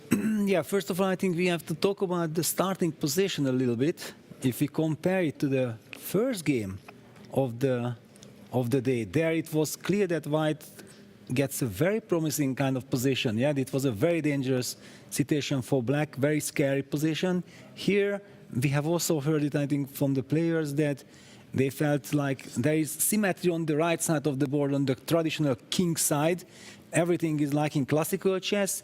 The bishops on A8 and A1, I think, favor Black in the sense that these are perfectly placed pieces for stability. The rook on B8, queen C8 is also very harmonious. The only little strange piece at the moment is the knight on D1, but it can eventually land on C3, for example, very naturally.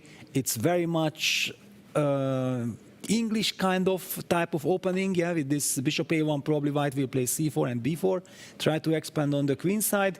So what I want to say is that the first couple of moves don't seem to make such a huge impact like in the previous game. However, Levon needs to win. So Levon is the player who is in a must-win situation with the black pieces. So he actually tried to spice things up immediately after C4. He opted for B5 to create some imbalance in the pawn structure. And he's willing to take the tempi after CB, rook B5, E3. The rook falls back to B8.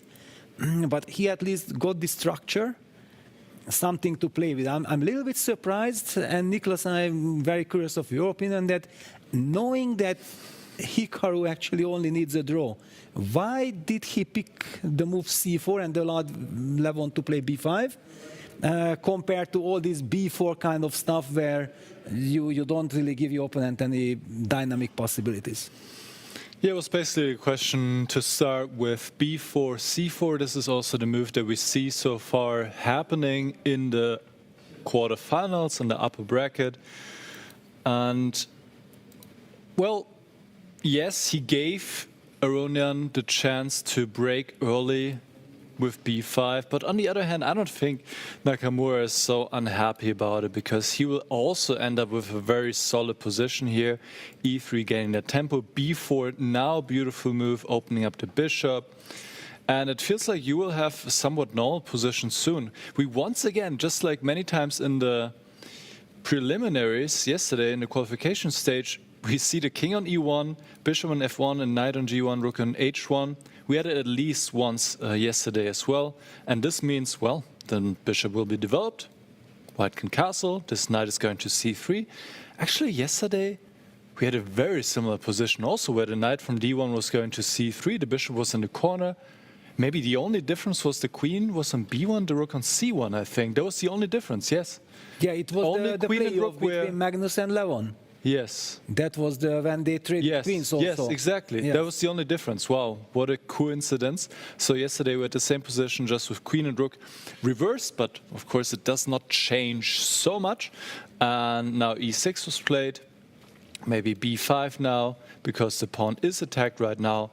White can develop, and Hikaru, being in a position where draw is sufficient to advance to the next stage, is probably very happy with the starting position, because there's not so much strangeness. Exactly. And he can develop in a normal fashion, get a normal, solid position, maybe even a bit better. And this is bad news for Levon Aronian. Yeah, very bad news. And there is also the other aspect that, for example, Fabiano, who needs to bounce back, yeah, and also Vidit needs to bounce back, but now we are focusing on the upper bracket, that how will he create chances against Pragnananda?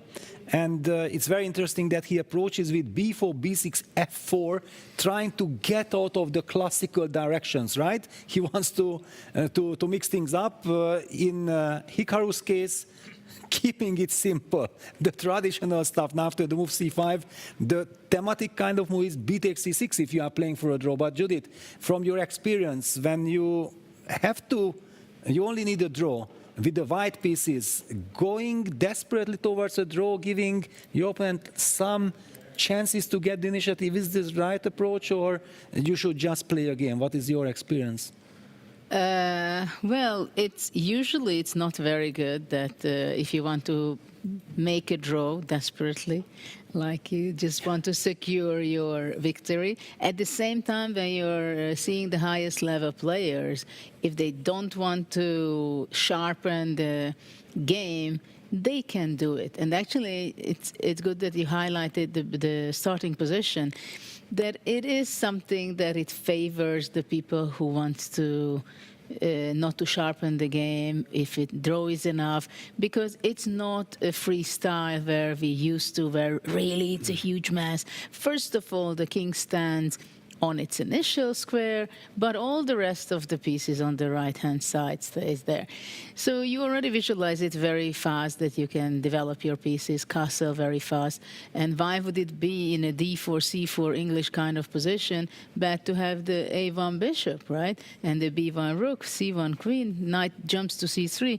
So very fast, a familiar position can arise. And of course, with a player like Nakamura, it is a great help, I think, in this situation, as he won in the first game. But this is also luck in freestyle, because we were witnessing, not only in this tournament, in this round, for example, but also in other occasions, in Paris, in Weissenhaus, when there are some situations that let's say black is suffering from the very first move if white finds the good strategy in the 3-4 moves, right? Magnus was actually a victim of this at least once. So we can say that it can be lucky or unlucky who gets what positions in But now look at this. Hikaru against Levon Aronian. Hikaru started with the white pieces. After move 5-6, they have the symmetrical position with black to move. Do you see what I mean? It's exactly the same position, but it's less. So basically, Levon plays with the white pieces. But unfortunately, it's a very symmetrical position, because Hikaru lost b4, b5, b takes c6, quite a lot of. But it's funny, no? It's crazy. Yes. All of a sudden, it is Levon who is playing with the white pieces, being black. It's absolutely crazy. Yes. But the problem is, it's a very symmetrical position. Yeah. And of course, it's like squeezing water out of stone. This is the situation what Aronian is facing right now. But psychologically, this is something to work with for Levon, and we know that Levon is a big psychologist. I know it very well, because I'm losing to him all the time like this. Okay, but also for Nakamura, it must be a very strange feeling, realizing what has happened. Well, he went for it. He went for it. Yeah, but... That's why I asked you the question, that is this the right strategy? I don't like it. No, but you said, you asked me the question whether the right strategy to go for very solid and draw it. But this is not about that. This is giving up a tempo. It's not about playing solid. I'm sorry. Yeah. I mean, if I would realize, oh my God, what did I do? Maybe it's both. Sorry? Maybe it's both. Trying to play solid, but giving up the tempo. Yeah, okay. Yeah. But still. But yeah, basically just to go back. Maybe I wouldn't just play knight c3. Let's just go back 2 moves, because this was the moment, yeah, when Hikaru played the move b4, b5, and then clearly Levon played the move c5. And now it's the point that I think that after c5, white is probably better if he does not capture on c6, but there is unbalance in the position. And Hikaru said, you know, I don't want to be better. I'm even willing to be tempo down, but I don't want any imbalance. This is why I was not sure that psychologically this is the right direction. And what do you like? I think your attitude is that white should be punished for this, no? Well, it's very strange. It is extremely strange what was going on. And I think also Nakamura probably played too fast to start with. And the players are playing quickly, so bishop e7, bishop e2, castles, castles, everything is logical. Yeah, it's a question how Levon will be able. But of course, Nakamura is a very practical player. Yes. You can see that he's so experienced. He's not shy. He says, I want to draw. I'm going to make a draw. I'm going to be exchanging every single piece. It's a symmetrical position. Show me. Do you want to play g5? Do you want to play h5? What do you want to do to give me a hard time? No way. And look at this, 31 minutes, 11 seconds for Hikaru. Yeah, which basically means that, yeah, he just decided that I want to shut this game down. I don't want to give any dynamic possibilities for Levon, and I don't believe that he can use this tempo. Levon goes knight b4, trying to provoke a3, that at least maybe this a3 pawn will be then later a weakness. Let me just highlight a3, then potentially this bishop black maybe plays the move knight d5. Even if we are trading a lot of pieces and we are trading the queens, then suddenly there will be something to play with. Well, on Black a3. has to try something, right? Yes. He can't just play the solid moves to play queen c7 and then double exchange the rook. And of course, I would rather see actually first my queen on a5 with black, and after that to play. But I think it would be very interesting to ask Nicholas, did you check with computer a little bit? Is there some possibility to do something, or is Hikaru correct that, okay, I only need a draw, I don't care about the tempo, the position is very solid?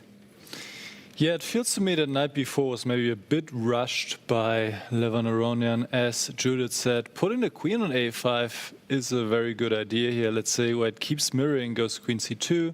Now the queen is coming to a5. At least you have a slightly more active queen. And wait a second, after queen a4, what happens? Yeah, if queen a4, I was just wondering the same. Maybe here. We're in the mood. I mean, we're really talking about slight initiative. Of course, it's very symmetrical, but maybe you can get something going here. Knight e4, the pawn on a2 can be a weakness. Slight pressure. So Hikaru is clearly saying, well, I think I can comfortably draw this against you, even though I'm playing from the black side now. And knight b4 can actually even be answered by queen a3. This looks strange, but since the bishop is undefended, I, as white, can now improve my queen to a4, maybe a5, and activate it, open up the c1 square for the rook. But wait a second, does it fit the concept of Hikaru? Keeping it solid, or you think that he has this ability to change his mindset and think like, I provoked you, and now I'm gonna utilize on this? But it's not only the mindset, I think. It's basically he's ready to play solid, but if he has to play a good move which is not solid, he will. He will, And yeah. queen a3 I was also thought about immediately. It makes sense. Sorry? It makes sense. It makes sense, and also you don't want to be passive. No. And you that's need to do something. Yeah, it's Sorry. not Nakamura's game at all, right? And he's ready to play these kind of moves anytime. He needs to do something with the queen. You cannot just keep your queen on c1. This is where the rook is supposed to go, and you don't want to go to b2. So actually queen a3 also looks risky, but it does work, and then you're improving your queen to a4 or a5, and you're ready to put the rook on c1, and then suddenly black maybe has to answer the question, what am I going to do with the queen? White can also play different moves, but I think queen a3 is a good one, and equalizing fully, or maybe white can even have a tiny bit of something here again. So knight b4 was maybe a bit rushed. Well, I think there are probably more interesting games going on than this one. Exactly. So let's go back to bird's eye view and see which game we want to dive into. Absolutely. I'm honestly surprised by seeing this concept of going f4 and knight f2. And in Fabi's case, I understand because he's in a must-win situation and wants to create some complications. But the same applies to Sindarov. He also went for in b4, b5 construction with f4, knight f2 against Hans. And he drew the game with black. Why do you need this adventure with f4, knight f2 in a position where you are not in a must-win situation? This surprises me. Because this is his style. Yeah, but I'm not a fan. Losing tempo for knight f2, this doesn't look so. Do this if you are desperate, but I was surprised on f4 actually. Generally speaking, when you have your king on e1. Well, to me it makes sense what Arjun is doing. Yeah, because, and I was expecting Fabiano to play the move c4 instead of knight f2. It's exactly the same like what Arjun had. We will be after talking about it, because he occupied with b4, f4, c4, and against b6, c5 was able to push b5. So he grabbed some space. This already has some harmony, and I was expecting Fabiano to play like this. Do you remember this game? Probably not, but it hurted me because Fabi beat Vincent in a very good style in Paris. And he was doing something very similar, that with b4, f4, and this bishop was dominating. Vincent could never develop his queen from b8. There was this bishop e5. Yeah, and, it was not a long game. It was not a long game at all. Well, it was long in a sense because it was hopeless. But it was hopeless, yes, it was hopeless, yeah. And I'm a little bit surprised to see Fabi not going for this full occupying approach like Arjun is doing. Wow, look at this. I told you, even Hikaru is Hikaru. He cannot change his mindset so easily, but he's also trying to get to a4 with the queen. But he did it with queen d1. Queen ac was too dangerous. Tactical. Too dangerous. Who pins whom in a situation when you want to be solid? Well, he's very much on the safe mindset. Queen is out. And Levon goes queen c5. But I like queen a3 better. Yeah, because then the rook could come immediately to c1. Yeah. And also the a7 pawn is under pressure. Yes. No, actually, I feel like if Hikaru gets careless, Levon is the type of player who can suddenly get the upper hand psychologically. This is what he did yesterday against Magnus. Yes. Exactly. And you can see that he actually feels comfortable. But okay, he couldn't dream of better, to be honest, out of the starting position. Okay, maybe he would have, he wanted to be worse, but more complex, right? Yeah. But from the starting position? Well, from the starting position, probably not, yeah. I mean, it was difficult because you visualize it immediately that White's castling and has a very tough, rock-solid setup. Yeah, all right, let's pick a game. You guys can choose. Where should I go? I would pick Sindarov game. Sindarov, but on the other hand, Fabi is a must-win situation. That game ended in a draw. And we are anyway talking about very similar with knight on f2. I just want to discuss this position with knight on f2. You just said that we can pick? No, okay, yes. Excuse me. You know, at least I have to pretend to be a nice guy, no? It's normal. No, it's... no, but... And also we have a little bit more development there, no? But up to the turf, just sacrifice the exchange, or no? Yeah, yes. Let's go there, because this is the way to react. This is lovely. d5, bishop e5, d4. I'm loving it. All right, let's see it. Okay, let's see it. Excellent. Destiny chose for us. So, what a move it is. Sensational stuff. Move of the day so far. Concept of the day. Very beautiful. Nicholas, you want to take it away? Or? Sure. Let's have a look together. Let's maybe take it from the starting position to see how we got there, because we do have some time. So b4, b6. This was actually played in a lot of the games. Black wants to support the push c5 to then have some center control and being able to take back with the pawn on c5. Now c4, knight to f6. I guess also the direct c5 would be possible already, but Black is in no rush. Knight to f6, and now also f4. Arjun is playing ambitiously, true to his nature, grabbing a lot of space. Maybe it's too much. Maybe he could have instead also just continued development, knight f3, e3, but he wanted more. So f4, c5, now b5, claiming space on the queen side. And g6 makes a lot of sense to develop the bishop to g7. Here we see knight f2. And now d5. This is interesting. I mean, the normal move would have been to play bishop g7. But maybe he did not want to allow e4 or something like this, I guess. Yes, grip, bishop g7, e4. This is why Arjun played knight f2 to protect or support the pawn on e4. So probably this is what Nordebæk disliked, and he goes for d5, breaking first in the center. Computer is attaching a question mark, but it is quite interesting. And Arjun played bishop e5. Maybe he should have taken here and then play bishop e5.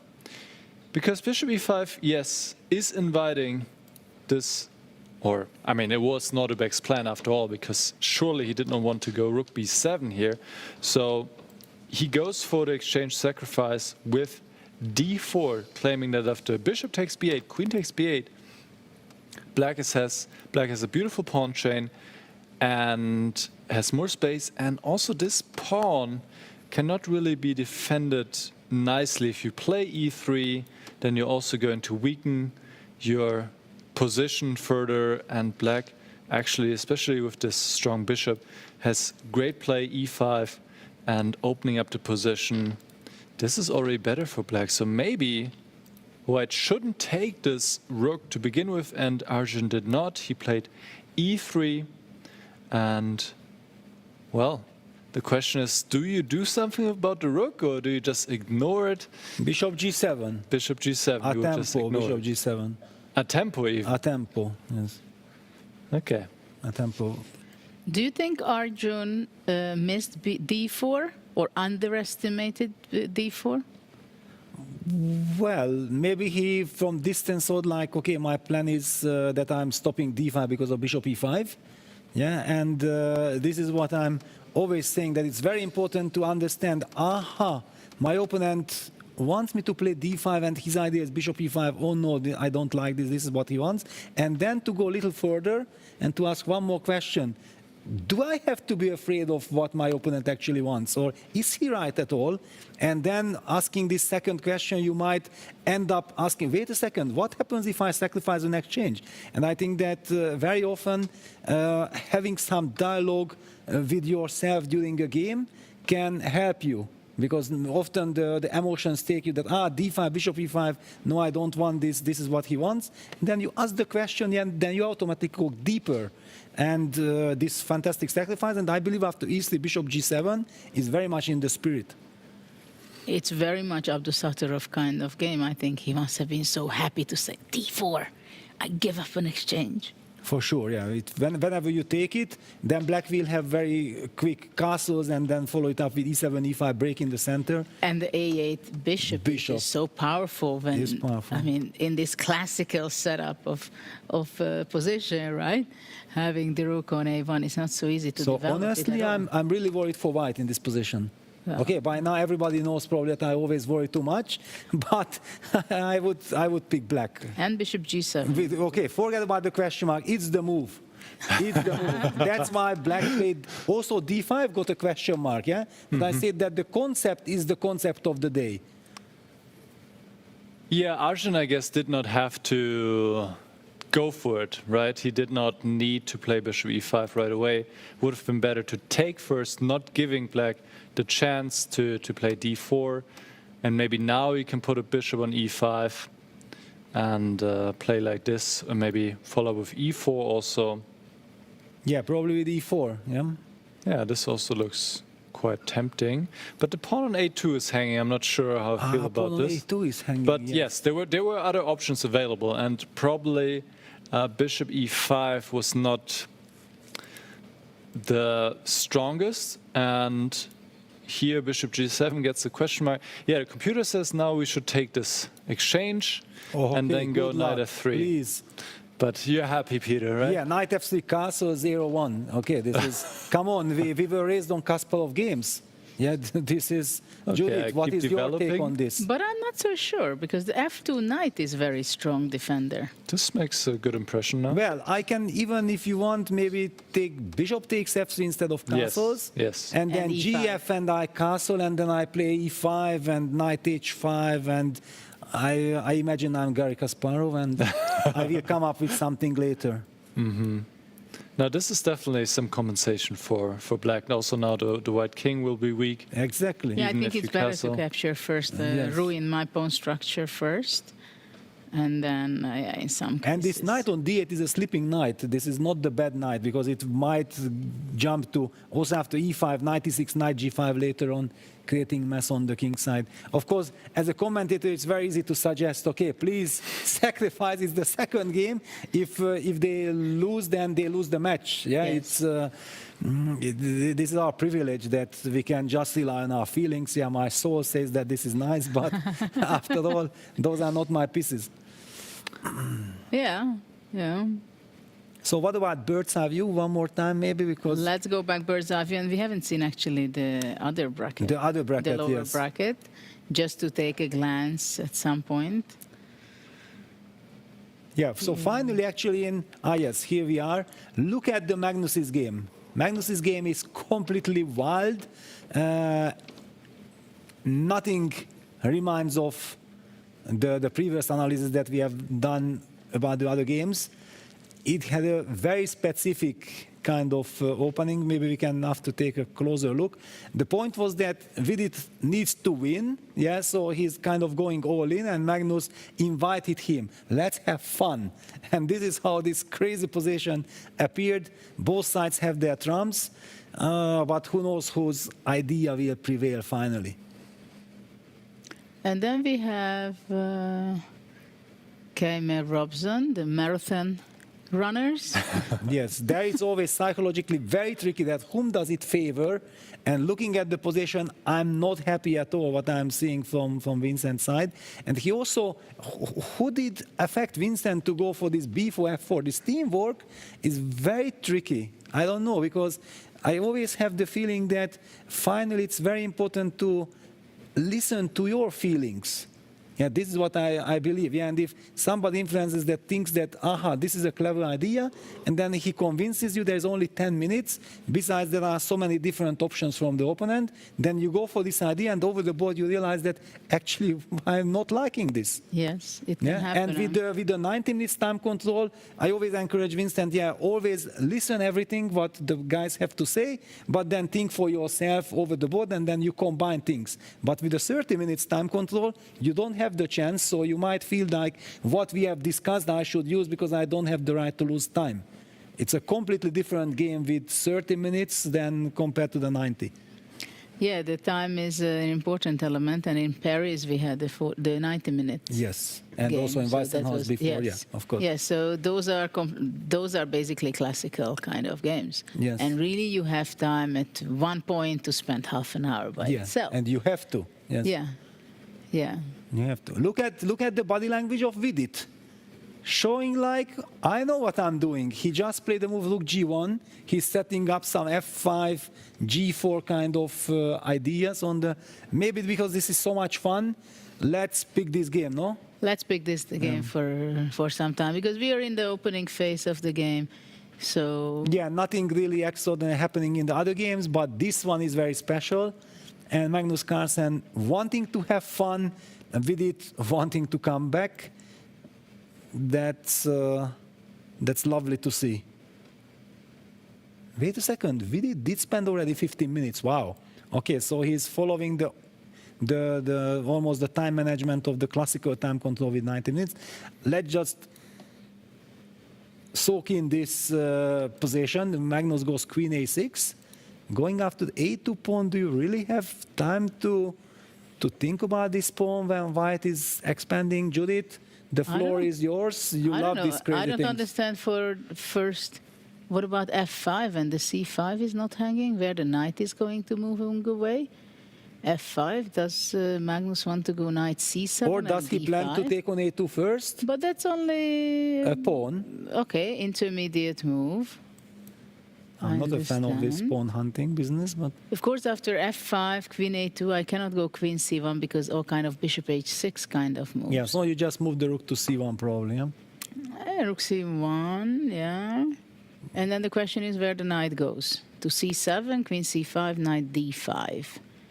And there is...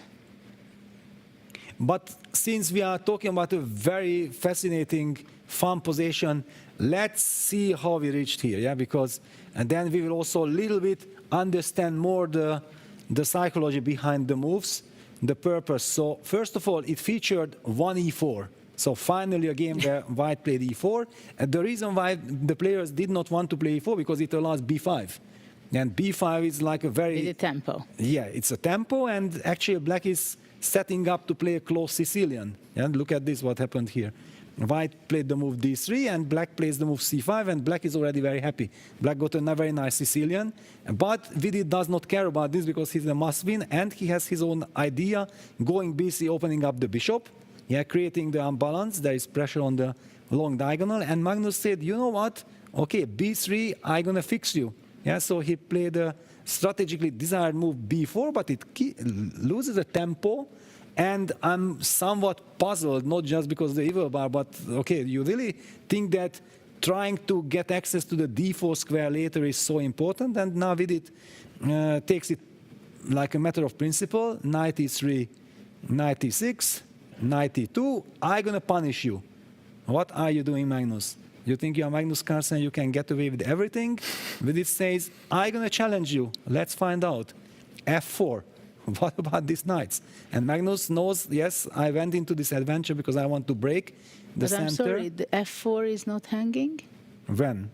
Ah, no. Sorry, Yeah, sorry, no, sorry. 93, 92, yeah. I'm mixing up the pieces there. I on can, B8. I can understand, yeah, everything is... But look at this, now the fun continues. d5, e5, so we won't be and then d4. Objectively discussing the position. We go just to get the spirit. Black plays d4, vamos amigos, yeah, and Vidit says, okay, thank you very much, then vamos. E takes f6, d takes e3, queen takes e3, g takes f6, and now this ultra tranquilo. Look, Jivan, I just love this so much. Nicholas, actually, did you have a chance to look at the computer a little bit at least? Do you have some thoughts, not just about this position, but in general, that were the players crazy or that had a purpose what they were doing? What is your take? Yeah, I don't think the players were crazy. I guess Vidit got the kind of game he wanted. He wanted to have an imbalance. He wanted maybe also to deviate from the other players, going b4, c4. And he's probably reasonably happy at this point. Yeah, apparently d4 was not the best, but going knight d7 and allowing f5 also looked risky for black. So it's understandable that Magnus went d4. And in this position here, rook g1 was played instantly. I guess Vidit had prepared already. But also castle looked pretty good. So if queen a6, you can always play king b1. There was castles. There was castles. This might have been even stronger. The king feels fairly safe here on the left side of the board. What a golden opportunity. Then, but this explains, sorry that I interrupt, that maybe now Magnus wants to hit the pawn on a2. Make sure that there is no castle. And no this king side. b1 business. Okay. Yes, so queen a6 is definitely quite a tricky move. Unpleasant, yeah? Unpleasant, I would say. Yeah, g4 should be played now, just giving up the pawn, going for it with g5. f5, knight c7, just taking this pawn apparently is not so promising for white. Because then this knight d5, bishop But h6, E5, bishop you can go e5. Even like No? this, yeah? Yes, E5 queen and takes bishop c7. d6. No, rook c8, right? Bishop d6 is queen c4, rook That's queen c8. c4, rook c8. Trapping the queen. Always these hidden tactics in freestyle chess. So after queen a6, we see that Vidit is down to 10 minutes already. Once again, Magnus is playing quite fast. And yes, he should go g4, sacrifice this pawn here on a2, and keep opening up the position against the black king, against the black forces. And this is actually promising for white, but will he go for it? I This think is he the big will. question. I mean, He after played all, rook he G1, played yeah. rook G1. Why do you play rook G1 if not the reason to play G4, right? The only thing is that maybe after Queen A6, he might get in panic. Oh my God, I blundered this. What is this? Should I give the A2 pawn? What circumstances? But unless he's going to panic, he should be playing G4. And actually, he couldn't dream of a better opportunity and But he goes possibility to F5. equalize. He goes F5. This is what I don't like. Yeah, now that we already know that this knight C7 idea is so strong. Yeah, it also doesn't align with rook G1. You did not need rook G1 to go He F5. panicked. He panicked. He panicked, right? I mean, he could have gone C5, F5 before, but then, okay, maybe he Then wanted to go also some knight F5 and then D4 maybe. G4 Yes, to protect the exactly. F5 to go Yes. out of the pin. That's possible. Yeah, when the rook move appeared with rook G1, I also immediately put this Yeah. together. He wants F5, F5, G4, yeah. and like this. But then knight C7 and this knight D5, also bishop H6, bishop E3 will appear. Then, No, if the bishop will appear on E3, then we switch boards before that. Yeah, but how do we stop it? Yeah, after knight C7, so it's not about pawn hunting, but black's next move will be knight D5 hitting the queen. Knight C7, G4. Okay, knight D5. Queen D2. Yeah, and then against H5 we have G5. Yeah, this is important, yeah. And if you go rook G8, I go H4 and G5. I mean, what to do? This is what he will play. I mean, I'm now very happy with black because let's not forget, black can also castle. Yeah, now that he played already the move Queen A6, black can just play King to C8, Rook to D8, and somewhere E5 and vamos. True. Okay, what do you think going back to bird's eye view? Let's look around other games. Here maybe Magnus will think a little. And actually Magnus has a huge time advantage. So let's see what Fabi is up to. Yes, let's take go a to look that at game. Fabi. Yeah. What do you think? Yeah, let's pick Caruana Pragnananda. Oops. Because it's a key game. It's a key game, yeah. It's a must-win situation for Fabi.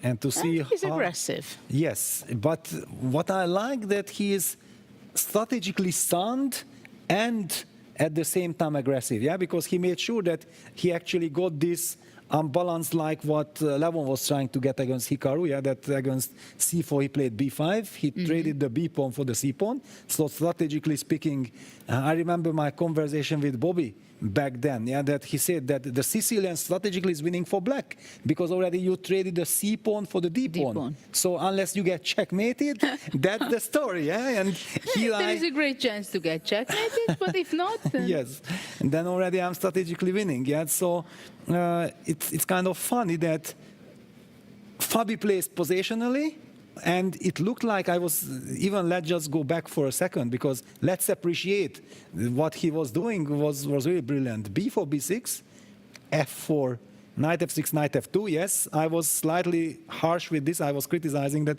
I don't understand in general if you are not in a must-win situation. In Fabi's case, he's in a must-win situation. It's understandable. And the move C5 appeared, and then he just does not react to this. He keeps the status quo. With B4, C5 pawns, he just cheers with E3, and black played a very strange move, bishop B7. I can't understand this move, that why on earth are you losing a tempo for a bishop B7 and closing also your rook? This is one of the most mysterious moves I have seen so far here. Knight F3, continue.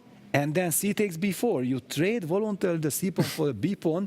I just don't get it. And then why did you need bishop B7? Exactly. Rook takes B4, E6, rook B1 back, bishop E7, bishop E2, short castle, and then G4. Lovely. D6, G5, knight E8, rook G1. Fabi has all the chances to bounce back. All the chances. Maybe black should go F5. But what is this? So far, Prague has been so impressive. Is this the nerves that he's up, he's leading, and he feels like, wow, I just won a fantastic game against Fabi? And sometimes in these mini matches, when you win too easily, I had this also, yeah, that we know that normally it's very difficult to win a game. You win easily, and then your opponent bounces back, and you don't understand why I played like this, yeah? Yeah, that's absolutely true. Seems it's very passive for black. That's his main Yes. problem at this point.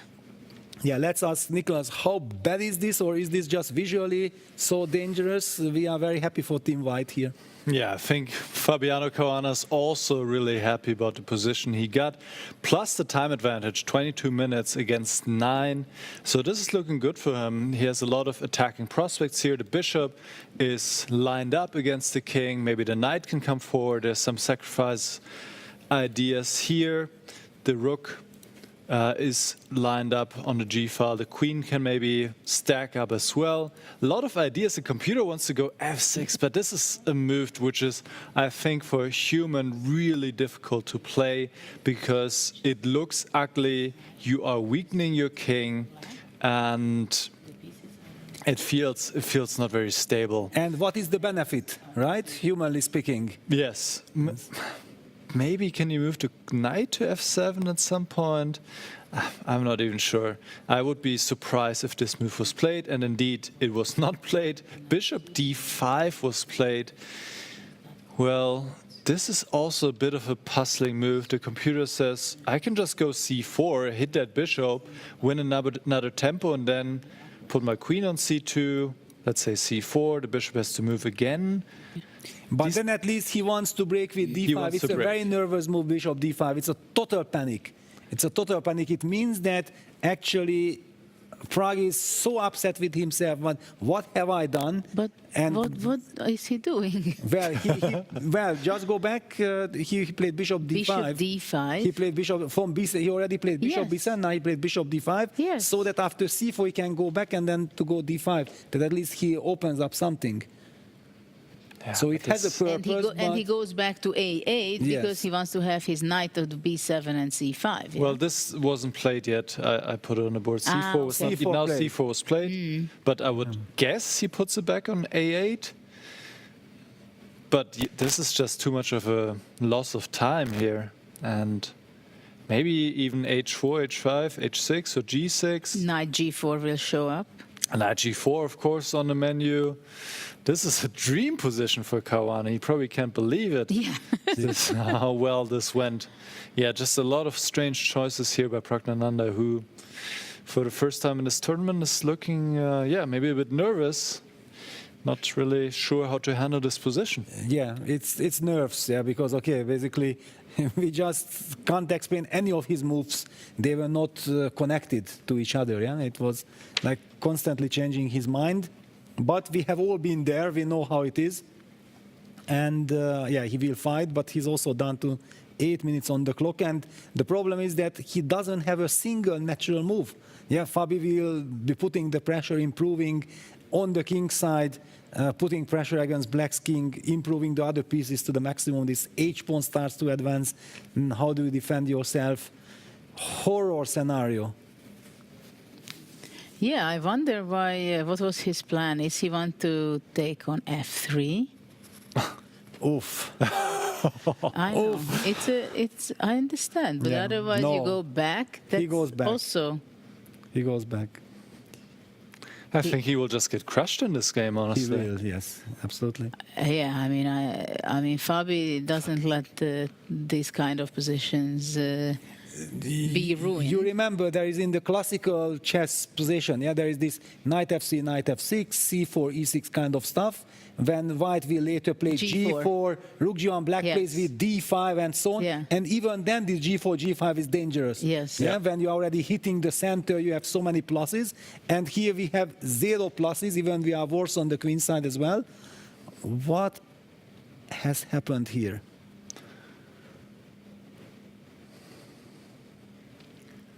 Yeah. It reminds me a lot of the game Fabi won against Vincent Keimer in Paris too. Also Very there, much. the pawns came forward on the it was a right huge side of the board. initiative. This is Fabi's position. He's great in calculation, attacking.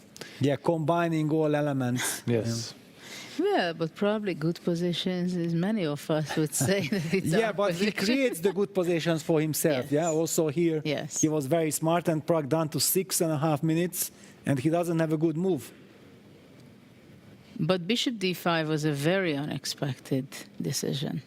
Yeah, but it came at the moment when Nicholas just highlighted that there is no way Prague will play f6 because it's too ugly. Prague heard it. But I think we okay, are f6, over. no. Then what do I do? Bishop d5, panic. Yes. Yeah, but this was already the moment where, I mean, it's ugly already. Yes, absolutely. And you have to block the A1 Yeah, powerful and bishop. he's thinking, well, should we stay or should we move? Maybe we move. We move. Bishop He F3. takes on f3. You didn't believe me. No. Okay, b5, total desperado. Yeah, no. Okay. Yeah, but probably, at least he's not going to get mated, probably, Yes. after this. Okay, but... Oh, no. Oh, no. I think it was still the best he could do. I Yeah, it understand shows you. how bad it was, yes. I understand. I understand. Even the endgame is horrible for black. Yeah. Just horrible. These bishops are just raining over the open board. And the knights are stuck. The knights, they're not coming out. You can take on b5. What do you mean I should take Prague's position? C takes b5, Okay, queen C c1. takes. Rook b5. Okay. Wait a second, because you don't have the board yet. Yes. Okay. Let's just get Nicholas's board up. Yes. So just Okay. to bring it back again, after b5, Fabi could take on b5. Now black has to trade queens to win back the pawn. Rook takes and Rook b5. And then small little some king Maybe e2, h4. h4. d5. Yes, okay, you have to play I this. block your bishop, then I go knight maybe, yeah. d6. Knight g4.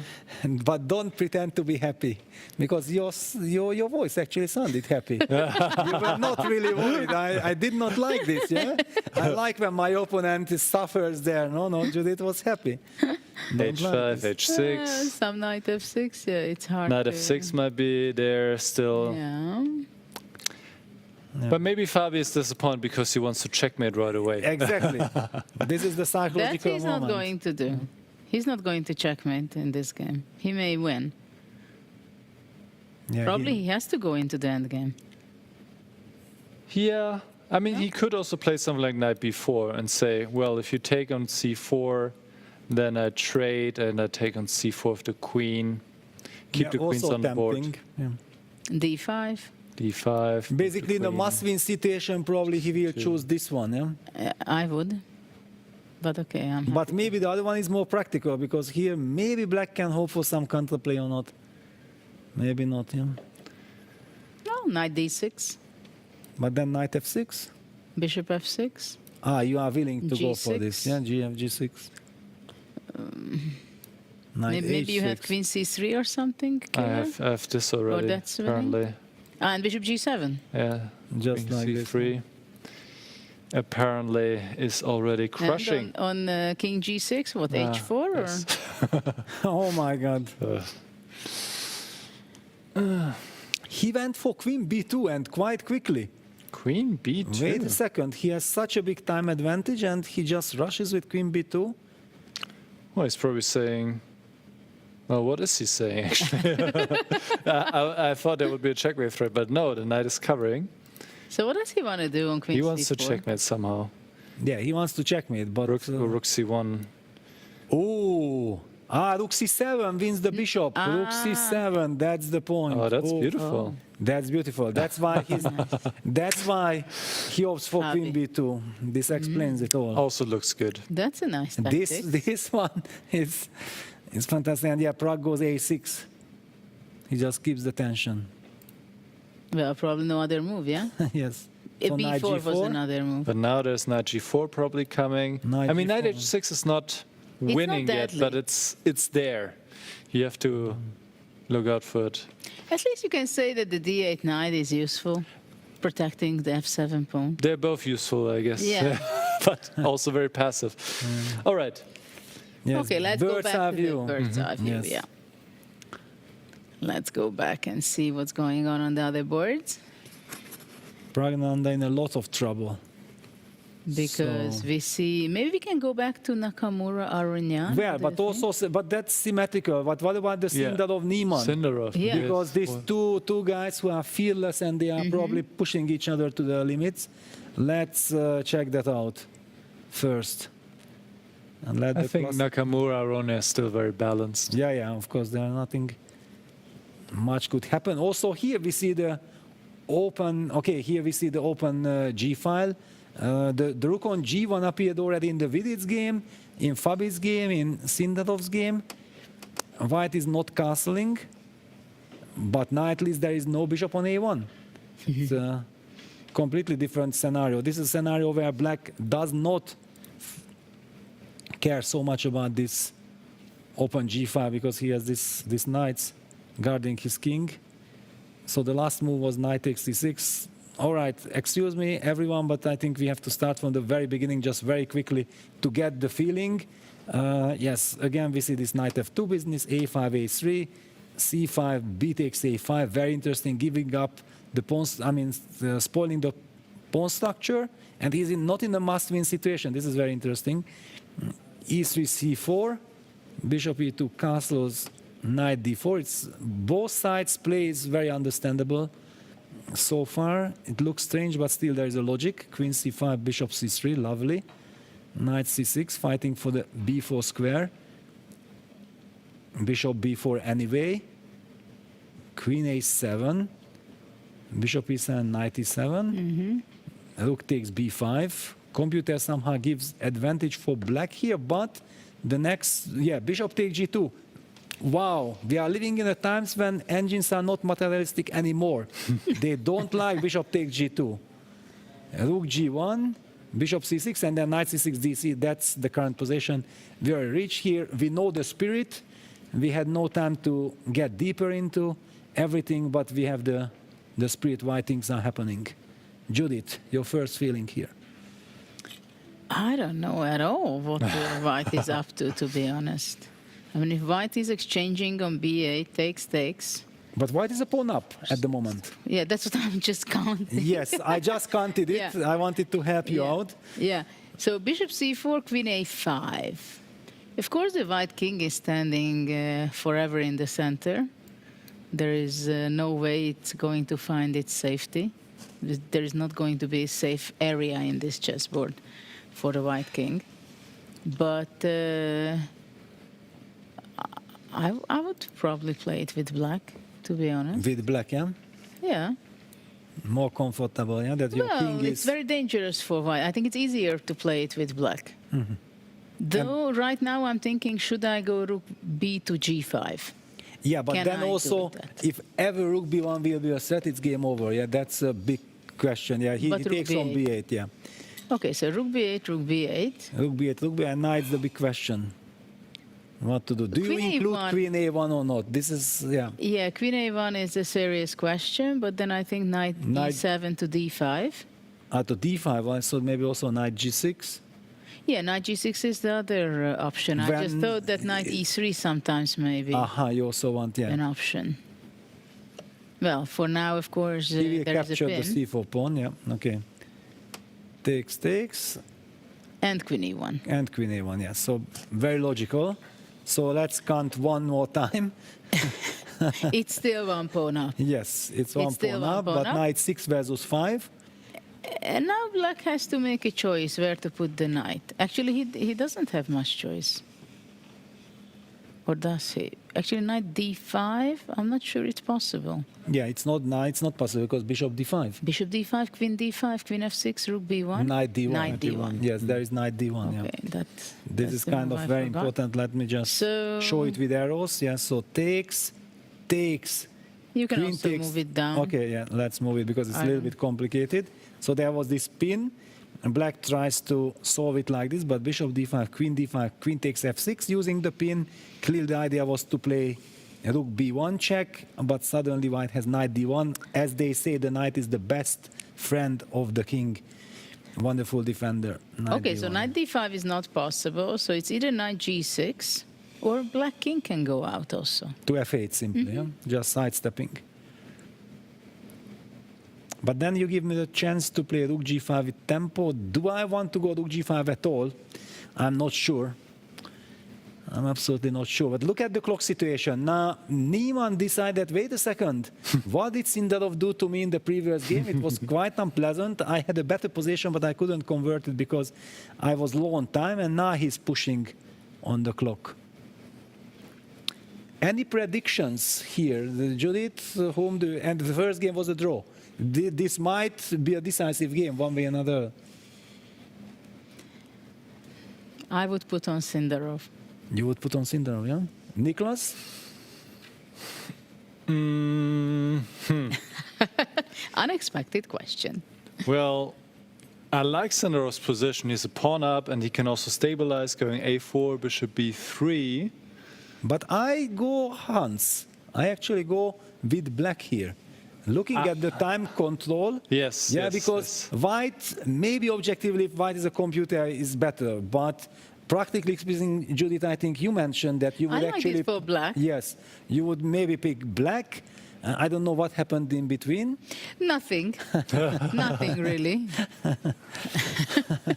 Okay, I'll go I with just draw changed then. my mind. Yes, draw. Yeah, maybe. Yeah. Maybe. Well, actually, draw is the most expected result. Because both players feel like there is enough tension and it's dynamically probably equal. Nobody wants to do anything stupid. Yeah, and of course, a pawn is not all the time enough to convert your advantage, even if you have one. Yeah, but knight now G6. it's knight g6 he goes. Hans goes for my move. Basically, my move in a sense that it was the most natural looking move, but I wasn't sure that I want to step into this look g5, h4, h5, whatever. But yeah, Hans decided to go for it. Yeah, it's not easy for white to do something with his king. This is the big question. Because you know what black wants? To go queen h5, for example. Yeah, but that's why I would like to play rook g5 to start Yes. with, yeah? Yeah, I think that's why rook g5 is kind of... It's on the board. Almost a must. And also white can try to go f5 at some point, open up his bishop from c4. Yeah, that would be a big step forward. Yeah, so black has to go maybe queen c7.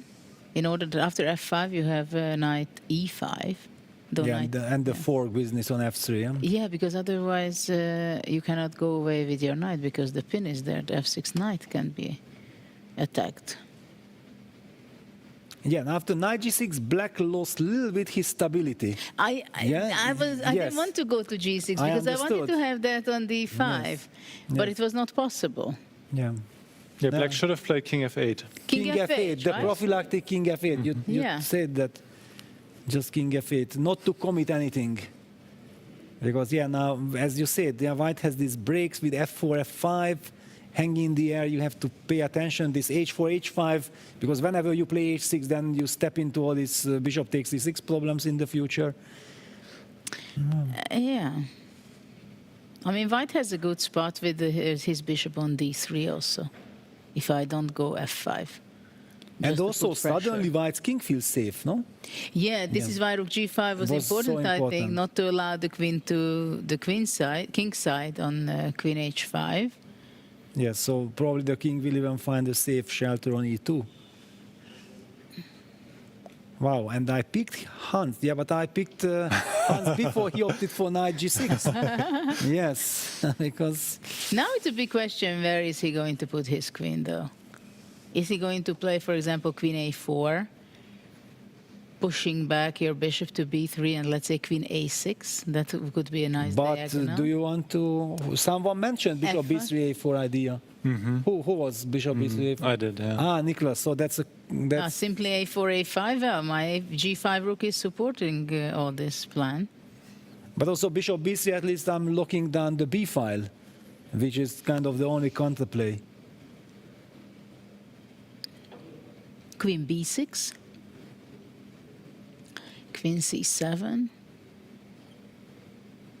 I understand why I picked Hans as in this game, because I'm still so impressed by the concept he played in the first game. This whole d4 square, queen d4, everything. You know, I love this type of chess so much that I became a fan of Hans immediately.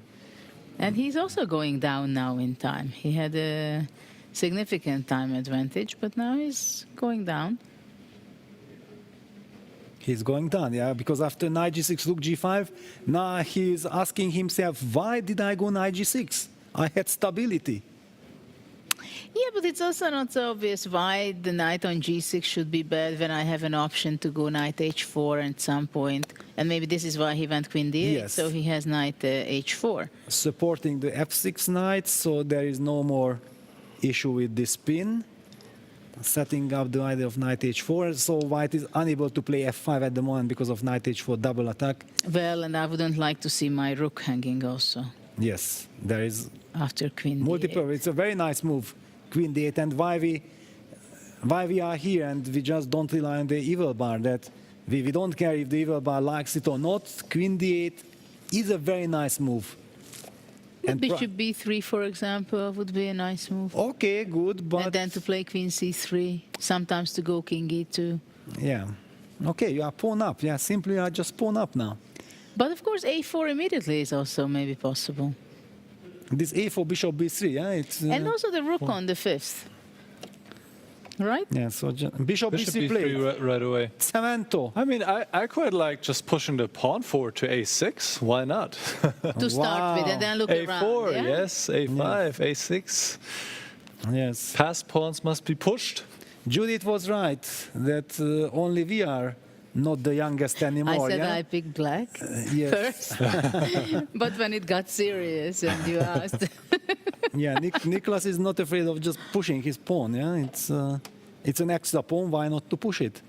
Yeah, I mean, bishop b3 is fine, but there was no necessity for it at the moment. You were for a4, right? But okay, it's a practical move, bishop b3, and he doesn't want to waste any time because he was clearly behind on the clock, so he wants to, now that Hans is taking his time, hesitating. But I think he made bishop b3 to bring out his queen to activity. To c3, yeah. To c3. This is why I think it's not that rook b1 would be deadly dangerous, but it's better not to allow black to do that.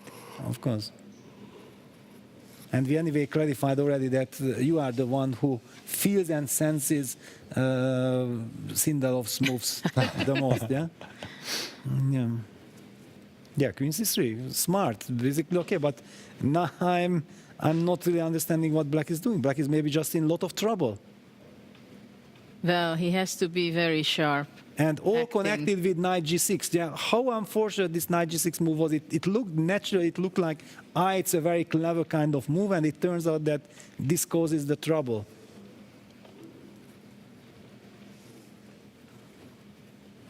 Chess is of course crazy, yeah, that many times the small nuances, invisible moves, decisions that have an effect. Yeah, afterwards people ask you, wow, what happened? Why did you lose? Yeah, not because of some grave mistake or blunder or whatever, but just some tiny little detail.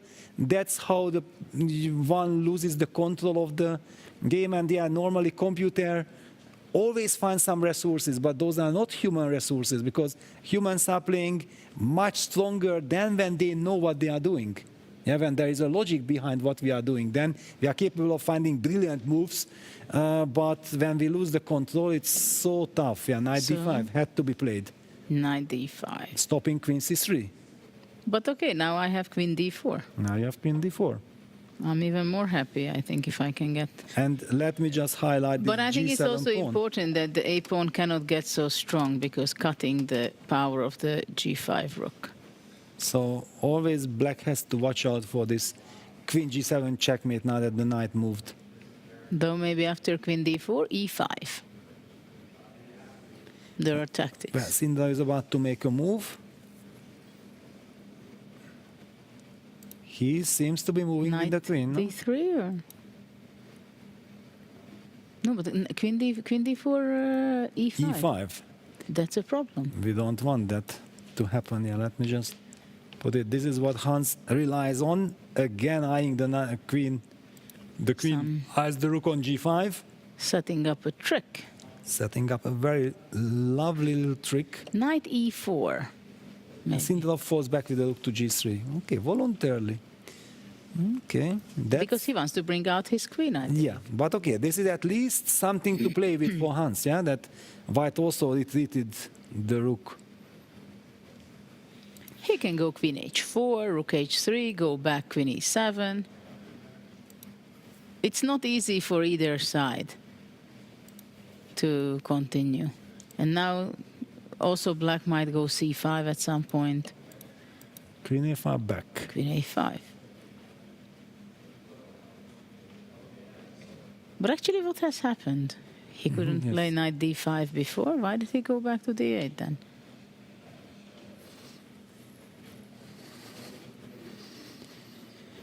Well, he probably felt that he's pinned. I don't know. No? There was also After rook g5. no. Wait a second, because he after rook g5, if you He play went queen d8. if you play knight d5, can I play something like, I know h4 doesn't work, yeah? I wanted to go h4, h6, rook g6, fg, queen e5, but the bishop is not on b3. By the way, Magnus Carlsen has won his game. I'm just getting this. You saw it on my screen, right? Yes, this Yes. message. Yes. So you have some analysis for us. Should we quickly jump there or we stay here? What is the right decision? We can just briefly see the end of it, I suppose. Magnus winning in the fastest fashion, both of his games, I believe. He was the first maybe to finish. Dominating performance by the world number one, bouncing back from yesterday in a way. Of course, he cannot win the tournament anymore, but he can still get to third place. And he's taking a first step in that direction, winning his match against Vidit 2-0. Absolutely clear. And when we last checked in, it was around here. And already here it felt like Vidit was on the wrong path. Instead of f5, he could have gone g4, and he might have some chances, also sacrificing this pawn on a2. But I will just quickly play it through. It was pretty messy. Vidit got a messy position, but I think it was Magnus who was having all the fun, just why it was lacking the development, not able to get the king into safety. Oy, oy, oy. And there were some mistakes made on both sides, but in the end, it's just this king position is the problem. The king is in the middle of the board, and well, Magnus, basically, I would not even go as far as mistakes. Magnus just went with the flow. He went with the flow, yes. And it worked out. Knight takes d1. He just d8, wanted to have as much fun as possible. Knight e3, and this is where Vidit resigned, because the threat of queen b1 is very strong. So Vidit did have a little bit of a chance in this game, but couldn't really capitalize on it, or couldn't really put on the pressure. Magnus playing so quickly and so fast that it was a very clear win for the world number one. All right, let's bring it back to maybe the bird's eye view, and then maybe we should check out Pragnanda's game against Caruana. Yeah, we know that Caruana needs to bounce back. He has a very promising position. Prag was also heavily low on time. He did play a move d5. d5 was his last move, but yeah, g takes f6 intermezzo is happening. The intermediate move, opening up the g file. Well, maybe before we go to this game where we can dive in, just to point out, if we go back to a bird's eye view one more time, that Arjun is basically winning against Abduzatturov, being an exchange in the pawn up in the bottom right. So he's looking very good. Apparently the exchange sacrifice did not work out in the way that Abduzatturov was hoping for. So well, this I have to take full responsibility for this. No. I think even the after the exchange sacrifice, there was some compensation, but not the way Abduzatturov played it. So yeah, but okay. Anyway, now all eyes on Fabi, because Fabi is creating some tremendous let's pressure. go there. This is very h6 double exclam. But why is it double exclam? Isn't it the most natural move? Yeah, h5, h6. Yeah, it is pretty natural. And after g6, bishop h5, or what's coming? Yeah, that's the question. Yeah, that why is it a double exclam? Something special is about to happen. Yeah. Well, maybe not. Maybe g6 f5, and if ef, knight f6, bishop f6, bishop d5, and queen f6. Yeah, like this. No. No. That would be amazing. You take the e4. Yeah, if I don't have any chances of defending. Okay, I have to play g6 no matter what. Yeah, g6 is a must. Let me put it there, but maybe you can just also move the knight g5 and then bishop g4. Simple chess. No? Knight g5, bishop g4, and I'm gonna get checkmated on the long diagonal. Why even to sacrifice anything? Yeah. Just g6, knight g5 is total catastrophe. This is always a checkmate, and bishop g4 is coming, hitting the e6 pawn. Not only some knight c6, knight d8, but we all know this can't last forever. By the way, your f5 is also hanging in the air. Yeah, that's No, this is some moments it might come. poor But bishop Prague. g4 is Poor Prague. well. a This game horrible- was very fast on a downhill for him. Yes. And knight g5 played already on the board. Knight did. No, not yet. But okay, I believe knight c6 will be played. Is there any other move, Nicholas? What is computer saying? No, knight c6 is actually setting up a bit of a trap because there's the idea to go d4 that I'm still trying to understand it myself. And queen c4, knight yeah. e5? And then after queen c4, I can take the bishop on g4 finally because there's no more checkmate.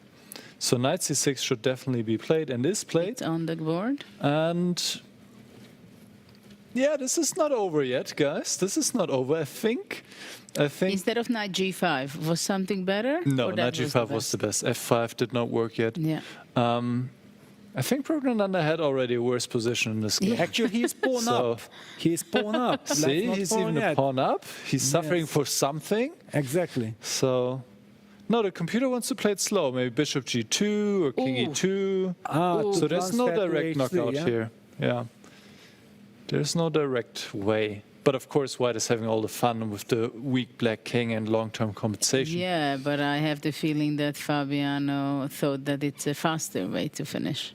Mm-hmm. Yes. Because that was the feeling. of Feeling, it. yes, exactly. If he goes bishop g2, bishop h3, then that would be a stunner. I mean, that's a very difficult move to find. To step in front of the rook. Yeah, this is why it makes it. Do you even consider as a candidate move? Bishop g4 automatically, naturally with closed eyes, but bishop g2. Yeah, but once you realize bishop g4, d4, then you might find it. Or you'd simply give up on the idea. But then what do you do? I mean, You this said is the some most logical. strange things instead of bishop g2.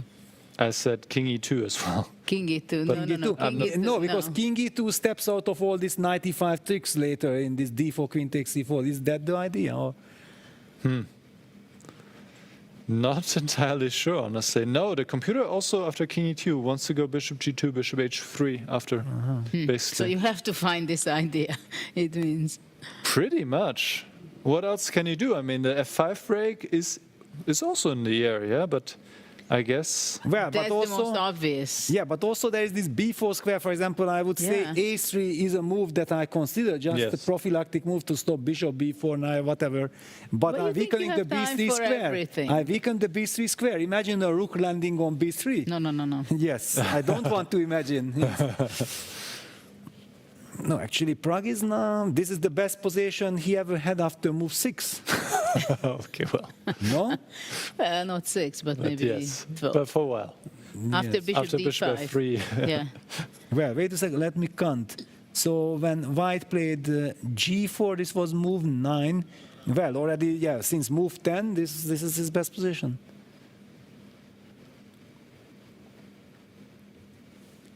Bishop g2 is the best move. King e2 is actually the best move, but I don't understand why king e2 first before bishop g2. That I don't know. But how can also Fabi understand this? He still has plenty of time. Yeah, he has. But also, humanly, you are very tempted to find a knockout blow in this position, right? Because you sacrifice the pawn. You said that he wants to finish it. And if you suddenly have to play slowly, how do you adjust? Bishop And g2 on the board. There we go. Fabi is Fabi. Exactly. It's always nice. I always love this whenever a super player shows that, yes. Why they are super players. Exactly. It's lovely to see. Bishop g2, look at that. Bishop g2. Just like in the previous game, Prague showed his incredible skills. Now, Fabiano, bishop g2, tranquilo, super tranquilo. Yeah, of course. Once it shows up on h3, it's going to be very painful. Hey, you basically need to move knight d8 back, and you don't really Immediately? want that. No, not immediately, After but once bishop it h3, yeah. comes to h3, yeah. And then f5 will be coming. Well, black is also completely passive. White can just try to slowly improve. But yes, f5 looks like the break at the right moment. And Pragnananda is down on time. Not a pleasant position, having 1/3 of the time than your opponent. Not easy to defend at all. Not at all, yeah. Wouldn't You're like to be- desperately trying to find some counterplay, but where is it? Yeah, because d4 you will not be able to play it because queen c4. Yes. That was a Hopeless. very, very direct idea. Also looking on the side, yeah, Hans is actually fighting back. Apparently, there is not much happening. There is counterplay again. Hikaru is still on course to make a draw. Yes. Yes. We would love to focus more on that, but there's just nothing really to talk about. He's very professional, which is good news for Hikaru fans, because if there would be something going on, we would be analyzing. Well, And actually, for Arjun, it's hard not to win this. No, but I actually exactly wanted to say the opposite. Why? That I don't agree that this is so easy. With a lovely bishop on d4, I understand I'm exchanging the pawn done. If you will be able to trade with rook e1, you are kicking me out. Yeah? Well, queen f4 now, rook e3 takes, and queen f1 I would go, let's say. And I cannot claim who is better and why. I'm sorry. I wanted to hear this reaction. You think I'm sleeping? I wanted to hear this because this is the famous quote. Yeah, who is better than why? When somebody is losing or has a bad position analysis, you still ask. Yeah, prior to computer times, yeah, one could always use this cheapo. Queen f1, bishop c3. Yeah. Yeah, bishop g2 played. Yeah, poor Prague. He's going down to 30 seconds and finally he made a move. What did he? He went bishop b4. Yeah. Hitting Pushing the queen. away the queen to c2. At least. But now already also this knight takes h7 business appears, yeah, with bishop h3. It will be multi-purpose. So he will go queen e8 probably, bishop h3, knight d8. But f5 is coming. Yes. Hard to imagine how it's possible to survive this. Or maybe knight e7 to put a knight on Knight f5? f5. Knight f5. But knight takes e6. Then knight takes g6, rook g6. e3 is hanging. Yeah, but then rook g6. When? I mean, knight e7, bishop h3, knight f5, knight f5, knight takes e6. Queen takes. Ah, oh no. Oh no, that hurts. That hurts. Yeah, I was expecting a knight e3, rook g6, wonderful. No, yes, c3. c3. Okay. He's giving back the pawn to trade the bishops. That makes sense. Correct. Very smart. Still bishop h3, I believe. Close your eyes and go, yeah.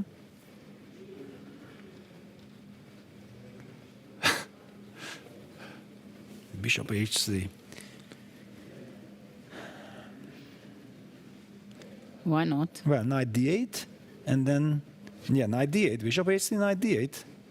Very smart. I'm very King happy. d1. I'm very happy. King d1, yeah, super move, yeah, King d1. Stepping out of this spin. Knight h7. And very tough.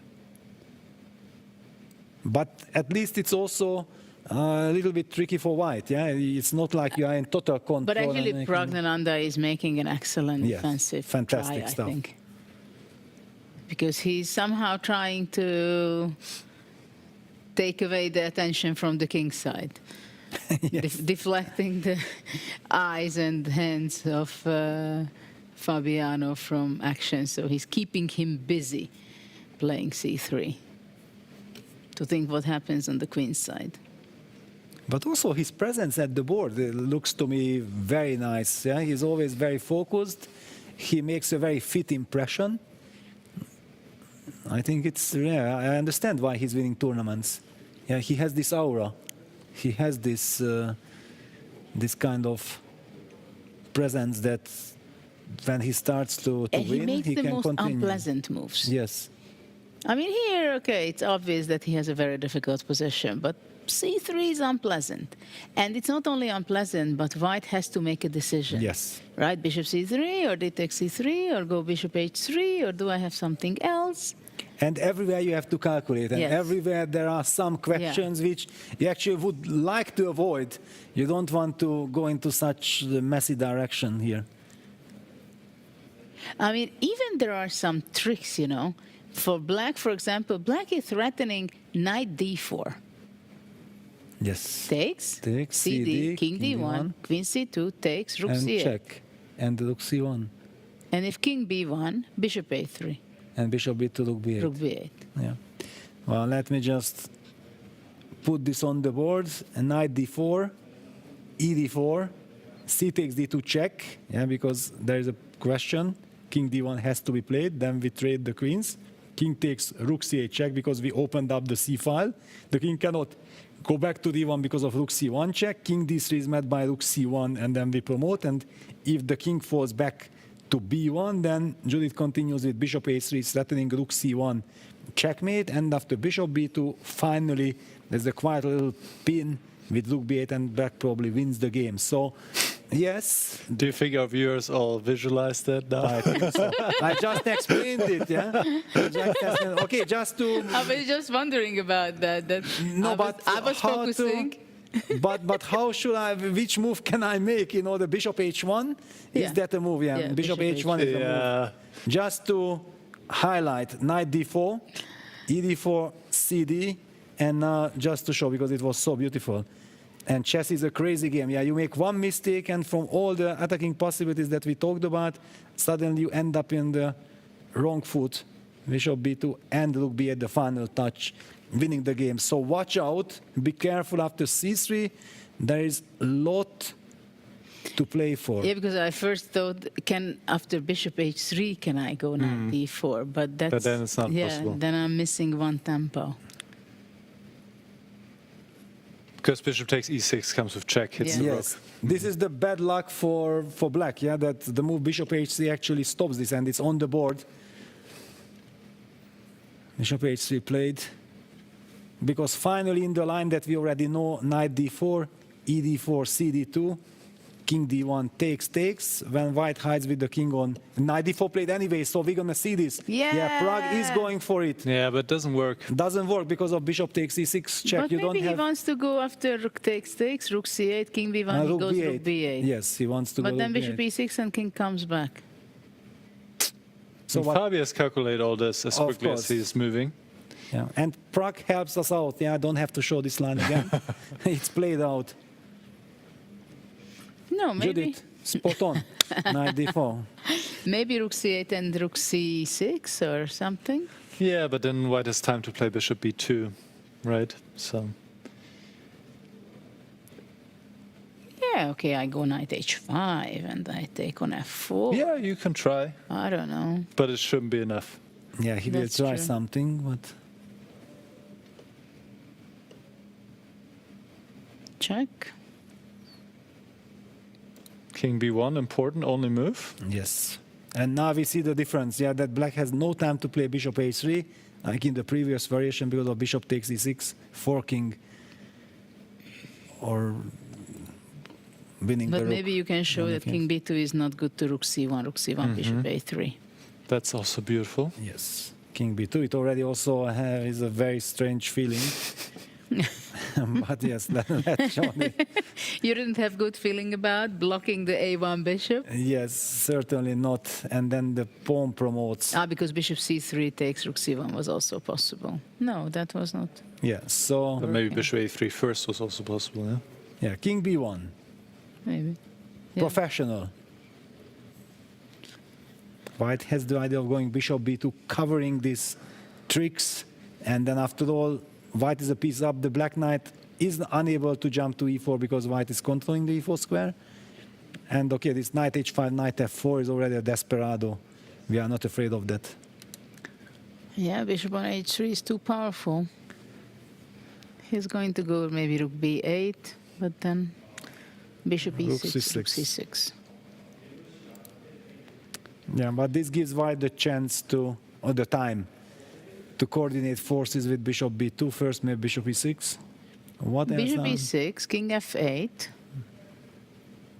Actually, we haven't missed out on any other big action going on, so we can maybe still focus here. Yeah, it looks like the Nakamura game is heading to a draw, and what about the Neiman Arjun? game is heading to a draw, and Arjun should still win. Still win? Not the who is better and why is not yet. No, I don't think Not it will yet ever on the be in that cards. game. All right, so rook c6. White can either take on e6 or play bishop b2. Doesn't make a difference. The pawn on e6 is not going anywhere anyway, but you need to protect against this bishop a3 threat for sure. Yes. This you should not allow. So, yeah, Actually, take on rook e6. d1 is also possible. And then after Because bishop a3? A3, Then bishop bishop b2. Mm-hmm. But bishop b2 Bishop seems to be b2 the is- most obvious. Yes, on the board.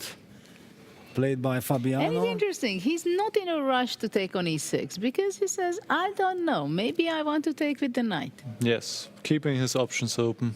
Yeah. For example, if now bishop d6, white is going to take knight e6. 94 played. Of course, black wants to try, black has to try this 94. Is it working or not? It does not matter anymore. The position is Actually, it's a objectively great lost. try. Yeah, one has to try this. Because if knight takes e4, d takes e4, then we get two connected passers. We might hope for something. Yeah, What- but what bishop about takes bishop e6, yeah. bishop d5. Yes. This is a problem. It's not so hard. Well, but okay, I'm gonna continue with knight c3 check after Yes. bishop d5. Takes, Okay, rook take. takes, and I'm still settling bishop a3 and pretend that it's all part of the big plan. Yeah. I'm not giving in yet. But the thing is that after bishop e6, where do you go with the king? To f8. To only to f8, Only bishop to d5. f8. So okay, I can also put this. So what are we talking about? Bishop e6. Bishop e6. King f8. King f8. Bishop Bishop takes d5. d5. Knight. Okay, let me put it then. Bishop e6. King f8. Bishop d5. Knight c3 check. It's all forced. Takes and takes. And I'm hoping for miracle. And on knight e4. Rook d3 probably. Maybe But then- knight And then king f3. c2. Ah, But then I'm hold on. giving your king a luft. Well, bishop b3 and I can go back. Yeah, no, Yeah. this is Of course, it's winning. this is winning.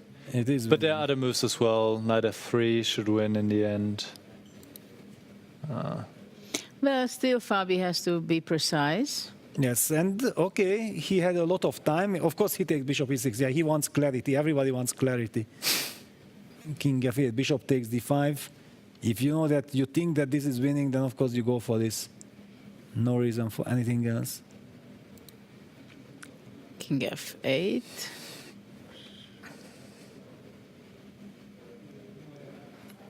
Yeah. Yeah, he will take on d5. Is it the only win? No. But by far the cleanest, I would Yeah. say. Yeah, why would we even consider anything else? For example, knight e4, d4, d5, rook e6, d6, e3. Who knows what's going on? Yeah. No need for this. Yeah, bishop d5, knight c3. We get to this position, Yeah. and now it's the question.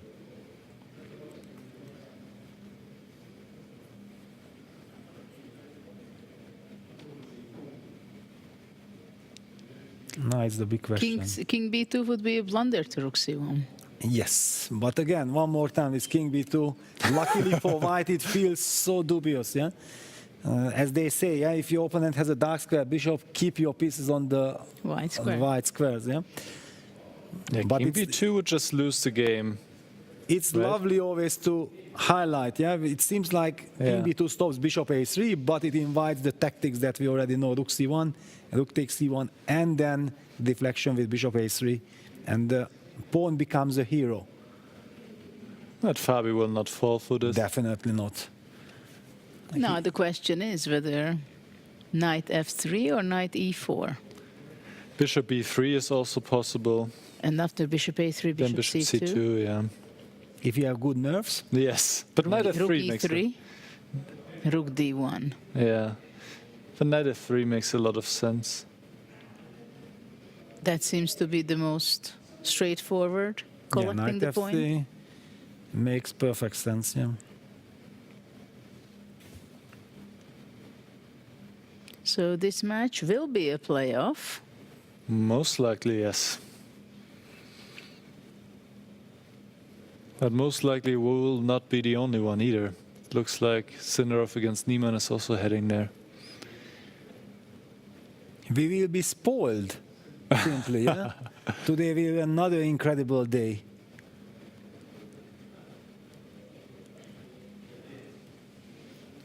Full of action. Interesting that Fabi is hesitating. Yeah, and he's going down to 1 minute. But okay, he has 30 seconds extra per move. Yeah, he's also doing the right thing.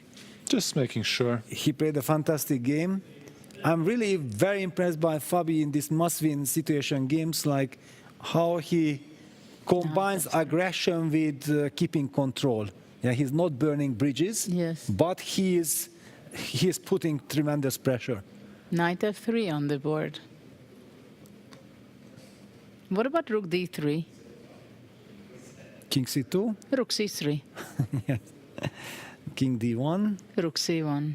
King e2. King e2. Oh, I almost got a heart attack because you said with such voice that I blundered something. I'm expecting the worst things already. Yeah, so just walk out with the king.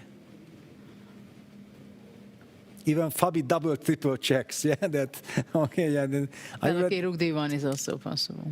Yes, that's why, but he feels like, okay, I already double, triple checked that king c2, king d1, king e2 works, but let me check it one more time. Rook d1 is the simplest, yeah. And look at Prague, very tricky. He's looking around, turns around like, I have given up, yeah, that's it, I have no hope. And then he's ready to jump on the chance if you make a mistake. Don't But it's fall not so for easy it. to make a mistake. Yes, of course. King c2, rook c3 will be played. King d1 and king walks to e2. I mean, already even king b2 would win. Rook c1, Yeah, bishop b3. Yes. But okay, let's not test this crazy thing. Just king d1, keeping the light squares. Yeah. Yeah.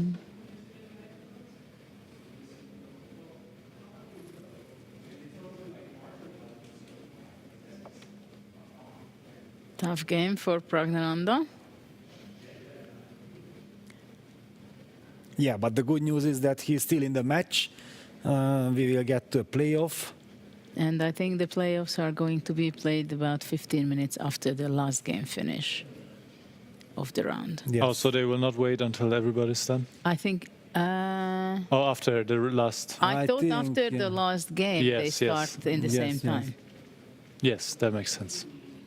So only after all games are done, because they will all be playing the same. Wait a second, Levon Aronyan. Yes, Levon He is sacrificed the point. Maybe we can, because okay, there is just no drama here. Fabi has everything under control. Or is it? Look at this now. Prague is way up on the clock. 3 minutes against 30 seconds.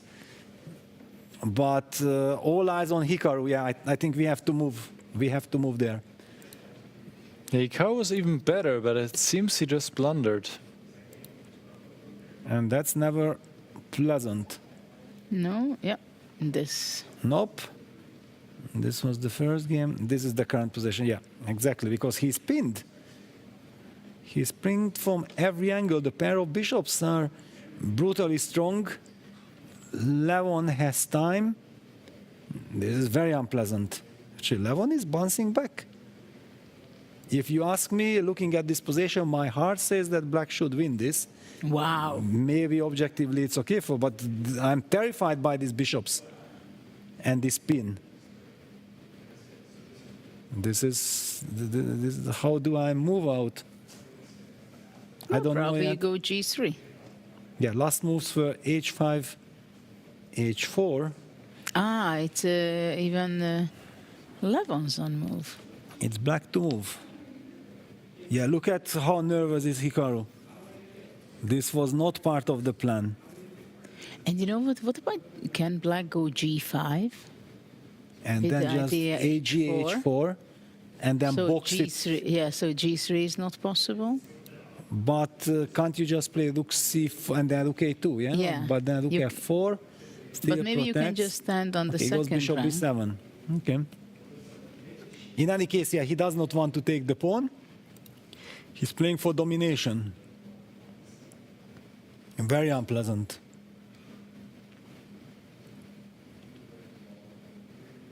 Hikaru in a lot of trouble. Practically speaking, this is terrible. With all Yeah, the very nerves, difficult everything, yeah. No, it's, position right now. But okay, maybe knight C7?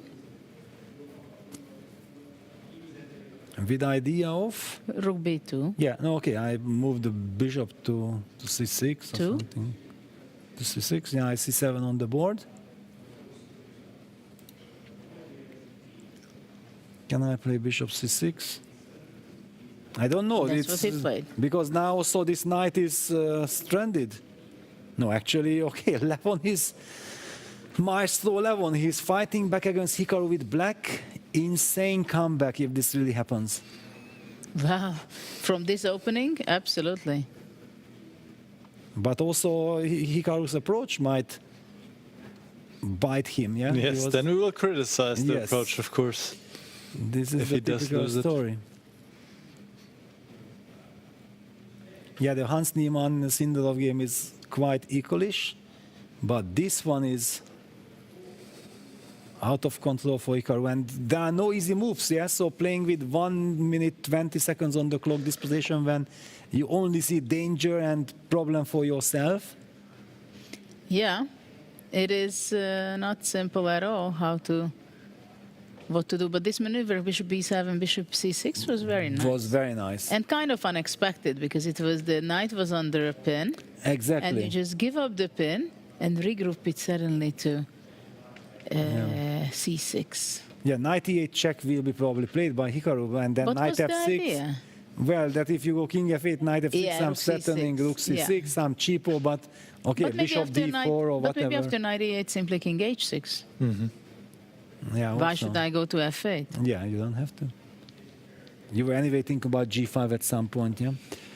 And after knight f6, there's bishop d4, and the knight just doesn't have any squares. I thought knight g8 and knight e7. And rook b2 Rook played. b2.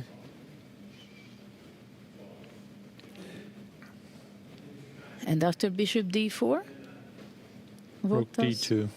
And then rook takes a4? Then bishop b5. Well, in any case, you're just much worse here already with white. No, Maybe- actually bishop d4 can work. Bishop d4 can work, yes. After rook d2, rook a4, because bishop b5 is not possible, I believe, to rook a1 and bishop e5. Yes. No, this is total horror. Yeah, Nakamura is pushed on the edge. Very difficult to handle. Yeah, And of course, basically- the feeling is, Yes. you're on the edge. With such a pin against the two bishops and this And bishop d4 on the monster board. rook on a1. And now you said that you can even just collect, yeah? With rook a4. But then actually g3 and white is able to play bishop g2 next. That would help. Yeah, I don't want to give up this pin. He should not take yet. But yeah, where do I hide this bishop, yeah? That's a big question. Maybe to a7? Maybe to a7, yeah? All the way to a7. Maybe. Because if we can hide it, he goes bishop c3, but after rook c2... Maybe he wants to go bishop b4. It's not attacking the d6 yet, but let's say king f8 is a threat. Interesting. But white keeps attacking the bishop, right? Yeah, because we can never take on d6 But due to the bishop knight a3 I e8 can go, and then you cannot attack anymore. And then I go move back to Just to D2. highlight, this is always the problem. Hikaru went for Rook D3.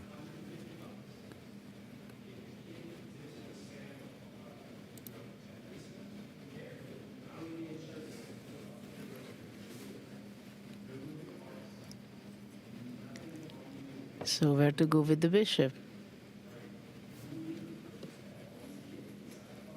Bishop A5, yeah, Levon is hiding it. Hiding it as far as you can. But now White can at least bring back the knight. Knight D5. On knight B5 he goes. I don't like the knight on B5. Where does he want to go?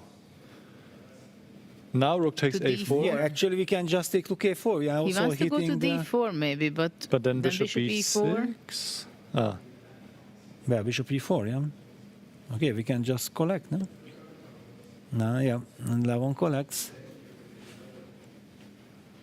Knight D4, bishop E4, rook D1, bishop B6. Yep, exactly. The two bishops are just too powerful here.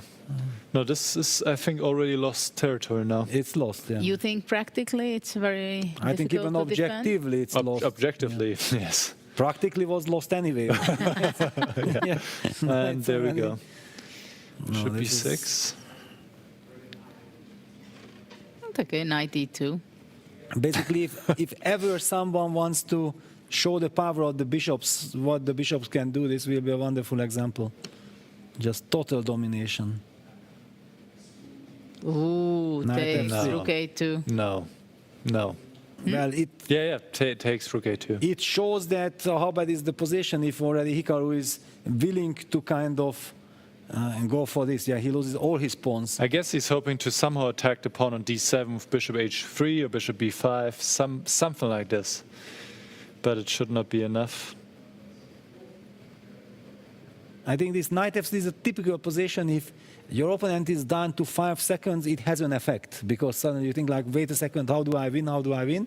But if you have time, Levon goes rook A2 immediately. Levon rushes a little bit. But what is this, rook D2? Rook D2, yeah. And Okay, then he rook wants to go rook A1. A1. He just wants to dominate. But then rook E2. And then rook E1. Rook E1. And then rook E1. Barely hanging on for And then dear you life. mean that the knight on F3 can actually later land on E5, putting pressure on the D7 pawn, yeah? So finally, at least there is some construction. Now, rook A2 was rushed, I would say. He could have taken a little bit more time to consider bishop takes F3, followed by rook A2.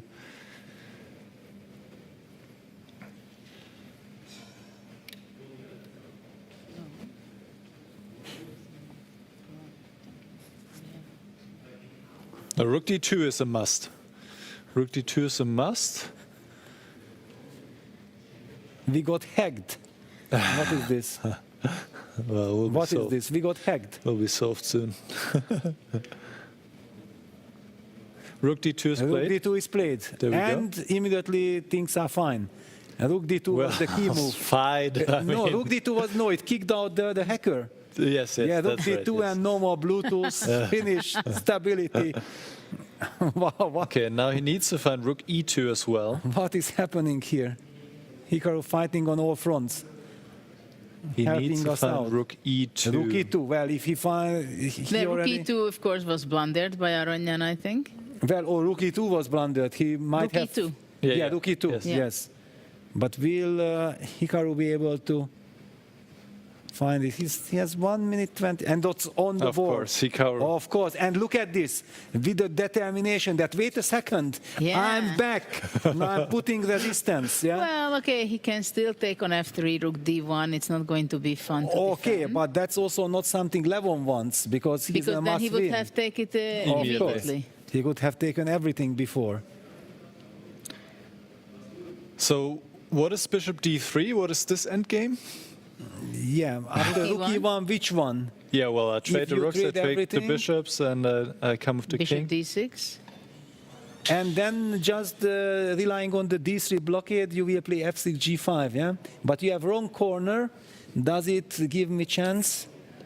Yeah, if I just sit with G3, King E2, Knight D3. Bishop F5. Bishop No, F5 it's plus- like it's his strategy for Levon to Of keep course, the keep.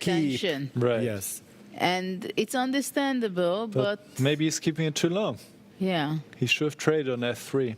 But okay, maybe he Earlier. goes rook A2, rook E2, rook A5, let's say. Now he trades. Now he trades. Really? Oh. And And bishop takes. C5. Bishop C5. Of course, well, actually, it's very Also logical. not a bad decision. Very logical. Humanly very logical. Very painful. With But actually, a white computer is not also. so convinced. Yeah, but we're talking Seems- about practical human. Yeah, human. That Right. don't you have the feeling that it's kind of hopeless? No, Black has the pair of bishops. He takes on C5. He takes on D6. He I don't goes- even understand the computer. How it dares to say something like I that. guess the king, I mean, the pawns are close enough together that you can somehow set up a blockade, I assume. Yeah, but if we would not see the above, would we ever consider that this is not technically winning for Black? I don't think so. But hold on. Bishop D6, knight D4, and immediately bishop B5. Concretico. Okay, so Oh. I can start with king F6. Can I play king F6, bishop B5? Is it a concrete stuff or what?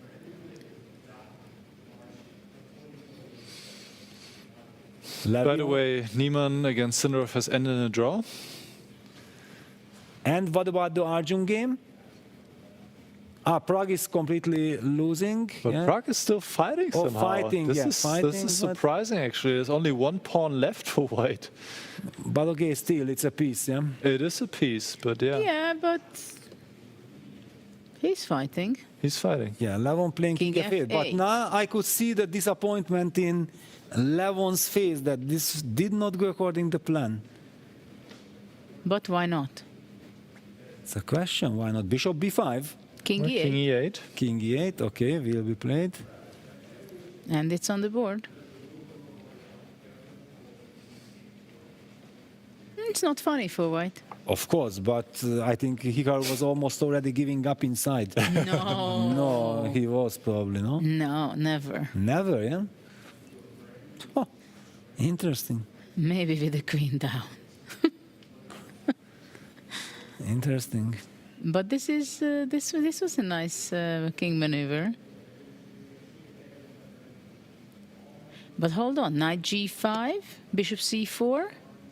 He goes bishop c4 first with the same idea, knight g5. But So okay, in fact, bishop- it's more concrete than just okay. some long-term business. But so what? Yeah, knight g5, Right. f6. Yeah. And then what? Or F6 first. Doesn't matter. No, then he goes knight d4. He Yeah, goes so knight okay. D4. Bishop e4 and... Okay, well, this should be technically winning for black. And then, okay, king e7, bishop e5, d5. If this is not winning, then what? I understand chess changed, but it couldn't have changed so much, no? It is crazy. Well, if this game will be won by Levon, it would be disaster for Hikaru. It would be a disaster, yes. With white, with that position, with this Yes. strategy. Yeah, bishop e4. And of course, he's shaking his head. Very unhappy. He has all the reasons for it. Levon, what a beast, yeah? It's Well, not a good thing against him to play so solid. Yes, if Magnus you... burned himself. If you give him the upper hand or you give him the chance that he's the hunter, then Okay, Hikaru has to pull himself together and give a good fight in this endgame. Which means it's sit and wait, right? or pull himself together for the tie breaks. That's another question, yeah? Okay, his only hope is that the f7, g6, h5 pawns are fixed on light squares, right? This is probably the... So can he try to set up a blockade on d5 with knight, but knight e2, bishop e5? Yeah. You will never reach, I will never let you play knight Absolutely. c3. This is the problem. Bishop e5 will be there, like after knight b5, also Yes. bishop e5. Yeah, knight b5 or knight e2, we immediately play bishop e5. Yeah, and yeah, from whatever route you want to go to d5 through Yes. c3. By the way, Dominguez has beaten Asobayeva and Vincent has drawn against Ray Robson. Ah, wow. So that game, well, actually, based on that first game, that should be the longest match of today. Knight b3. Hikaru is hoping for another route, but now bishop b4 or also just king e7. The knight is not heading to d5. Where is it heading Yeah, towards? that's what I was wondering. Maybe to c1 and d3. Yeah, but then all this knight d4 operation was for nothing. You could have played knight e1, knight d3 immediately. But I think he has time. Yeah. No? But why to waste it then? But that looks like a decent blockade, putting the knight on d3. Bishop b4. I was expecting that. Well, isn't it running into knight d3 then? Yeah, but probably he's happy. Okay. He wanted to move away his bishop, so the push, the d pawn will be ready. Yeah, so now all these natural moves have been played. Now we are expecting to move d5. Yeah, kicking At the some bishop. point, he has to go d5, right? Yeah, I think it's now the time. Yeah? Because if already white gets king e2, then after d5 there's bishop d3. Then we have Yes. to deal with this question, which I don't want to deal with. At least not at the moment.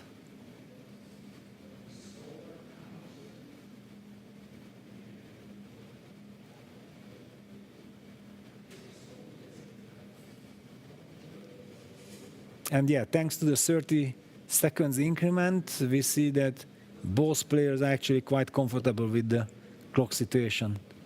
Yeah, d5 played.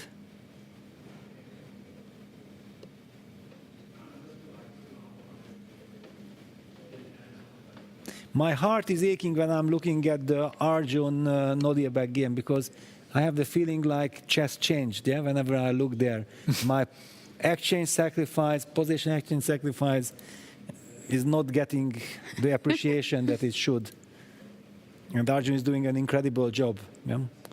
Playing like a computer probably.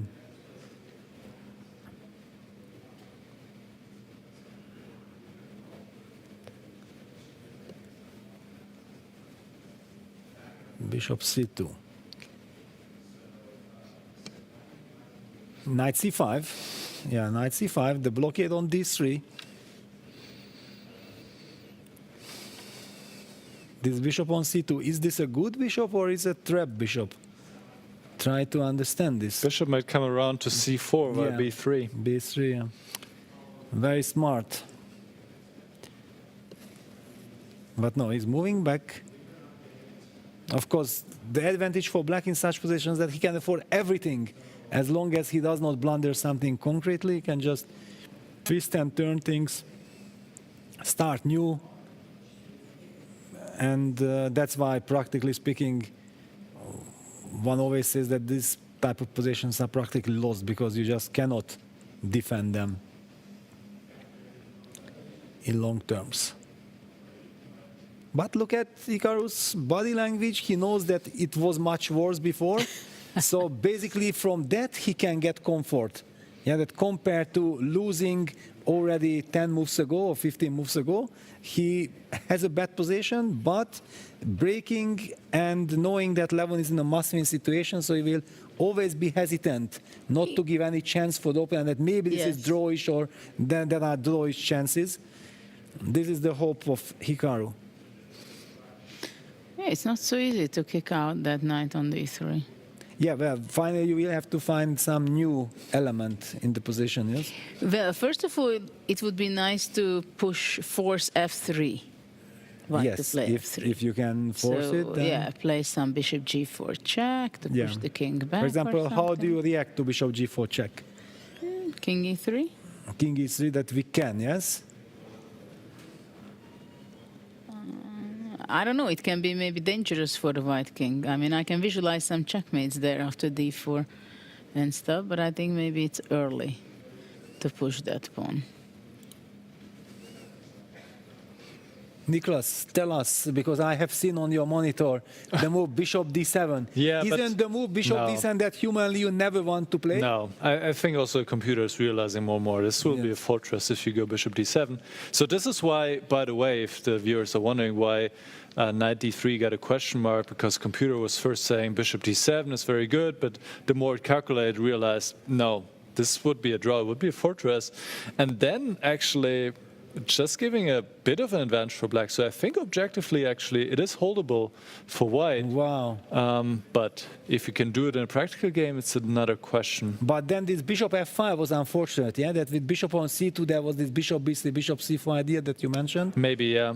And one thing I want to add, because when we first talk about this position, I immediately mentioned that if we trade the bishops, yeah, you set up the blockade on DC, then you only have this F6, G5 kind of idea to create counterplay, and then AG, FG. When you go H4, then it's the wrong corner. Yeah, that's what we talked about. Yeah, it was the human way of looking at position. Yeah, when we reach this position, that's what we kind of immediately understood, that those are the problems.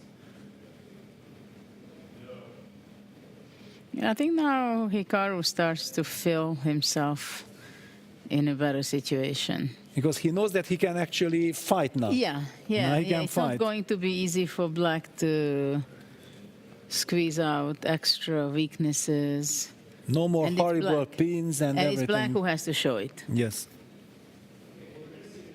And practically speaking, yeah, it will be always very difficult for Levon to decide what is the right way forward.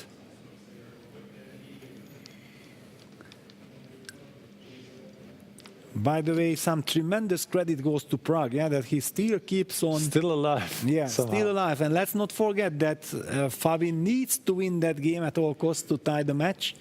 If he does not win this, he will go crazy. And Bishop G4 check, King E3. Is... King E3 might be dangerous in some ways. Yeah, but we spoke that we don't want to play F3, and going passive with King F1 was So what not... about D4? Yeah, King, you wanted to go where? King E4, F4?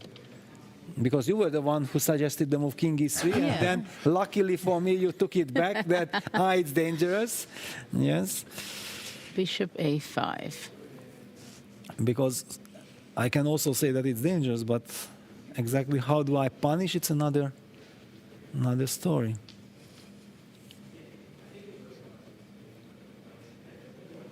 Where is Levon heading to? Bishop B6 check? But, okay, white has to make a move, yeah? It's not always easy. Yeah, very difficult. I think Levon has settled on a good plan, not to do anything committal. No, maybe he wants to push away the king, you know? Maybe he wants to go Bishop B6, D4, and then Bishop A5. And if you come to D2 with your king, Bishop A5, King C2, you get far away. Yeah, far away. Then also with Bishop F5, you might pin there. Yeah, and then Bishop E1. Yeah, Bishop E1, also F6, G5 might happen when the king is too far away, create some other problem. I think Prague just plundered his rook in one move, so that will be the end of resistance. Yes, wow, okay, but this is great news for us. First of all, Fabi deserved to win, he played a wonderful game. And there is another playoff. Another one, so this is the third one already. This is the Keimer against Robson, Niemann against Sindarov, and Koana against Pragnananda. What a day we are in for. And much more action to follow. So stay with us for sure as we see the final moments maybe. But wait a second, why are they, with whom they are talking? With the arbiter? It was about maybe when they will continue. The rule, yes, exactly, about the playoff, yeah, that what comes next. Yes. Yeah, Arjun, I believe, is on the verge of defeating Nolbeck, so he will not need a tiebreak. He will win the match outright, just as he did in Paris, by the way. They were also facing off there in one of the later matches.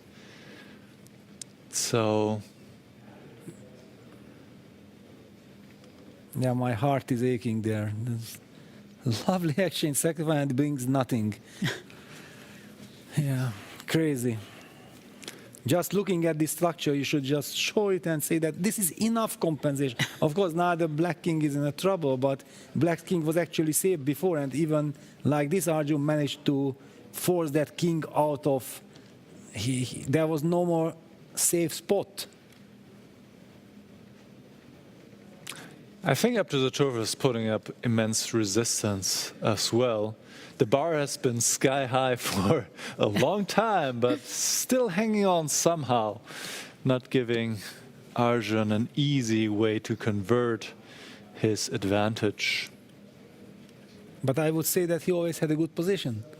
The evil bar was the only one The evil bar was who did wrong not all the way. agree. Yeah, but he had a lovely position.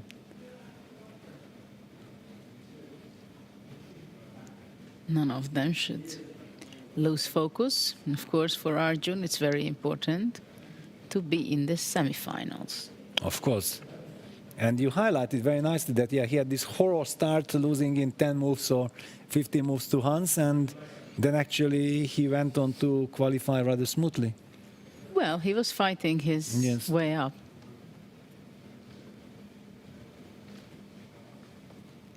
But he's a pretty good freestyle player. He's a very good one, yes. He also qualified for Paris, right? No. No, He qualified. He got it.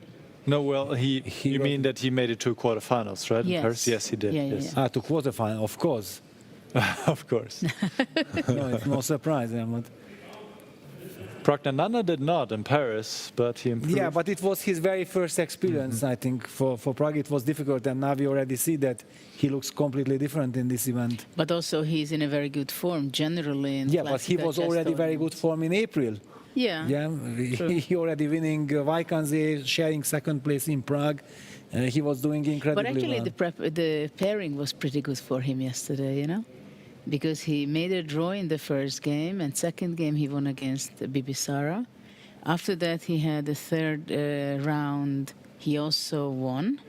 And then he beat Magnus. and He then won beat against Magnus. Vincent, yeah, who was also like in a Vincent very aggressive, in a bad situation. After two loss. Yes. So that's what I want to say, that somehow the pairing favored him a lot, looking back. Yes, looking back, Yes. yeah. Otherwise, one could have said that I exactly played when they were angry. They No, were but okay, in good. against Bibisara, she's definitely the underdog, lowest yes. rated. Vincent lost 2 games. Yes. Magnus just played in round 3 this incredible game with Against Sindarov, so he was a bit yeah, the shaky. timing was somehow Yes. very good for Pragnananda, which doesn't take away from his great success and play. Of course. But still, we understand that For example, the pairing I can- also felt like for Levon, the pairing was very good because when he lost this horrible game to Sindarov, Yes. then he had the game against Bibisara next. Yeah, So he bounce could come back and things like this, yeah. Those kind of things are very important. Well, from this point of view, of course, you can argue that the B group, which Nakamura won, it was a. That was the. Some said that's the weaker group. At the same time, you Yes, had but they did not the have underdog Bibisara so Bibisara, called. yes. Exactly. So it was. It was very tricky. You never know with these groups.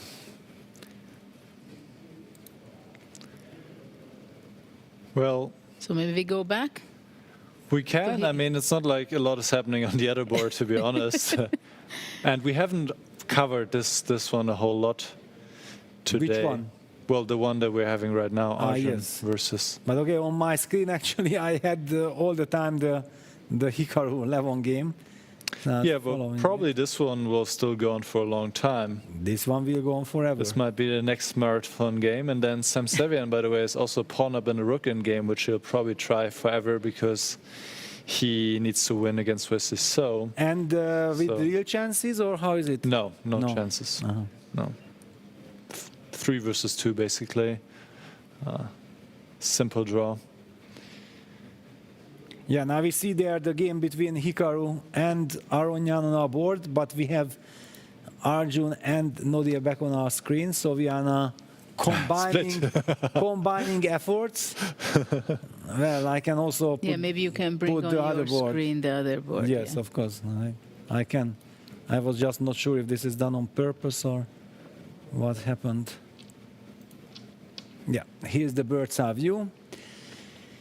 Here we can see both. Well, Levon is trying to improve, trying to break this fortress, but at the moment I can't even say that he's trying to break the fortress because Hikaru is not even setting up a fortress. No. He is also trying some concrete play, but slowly, eventually, the two bishops should suffocate White's jumps, and then White will have to rely on the blockade, on the fortress kind of stuff.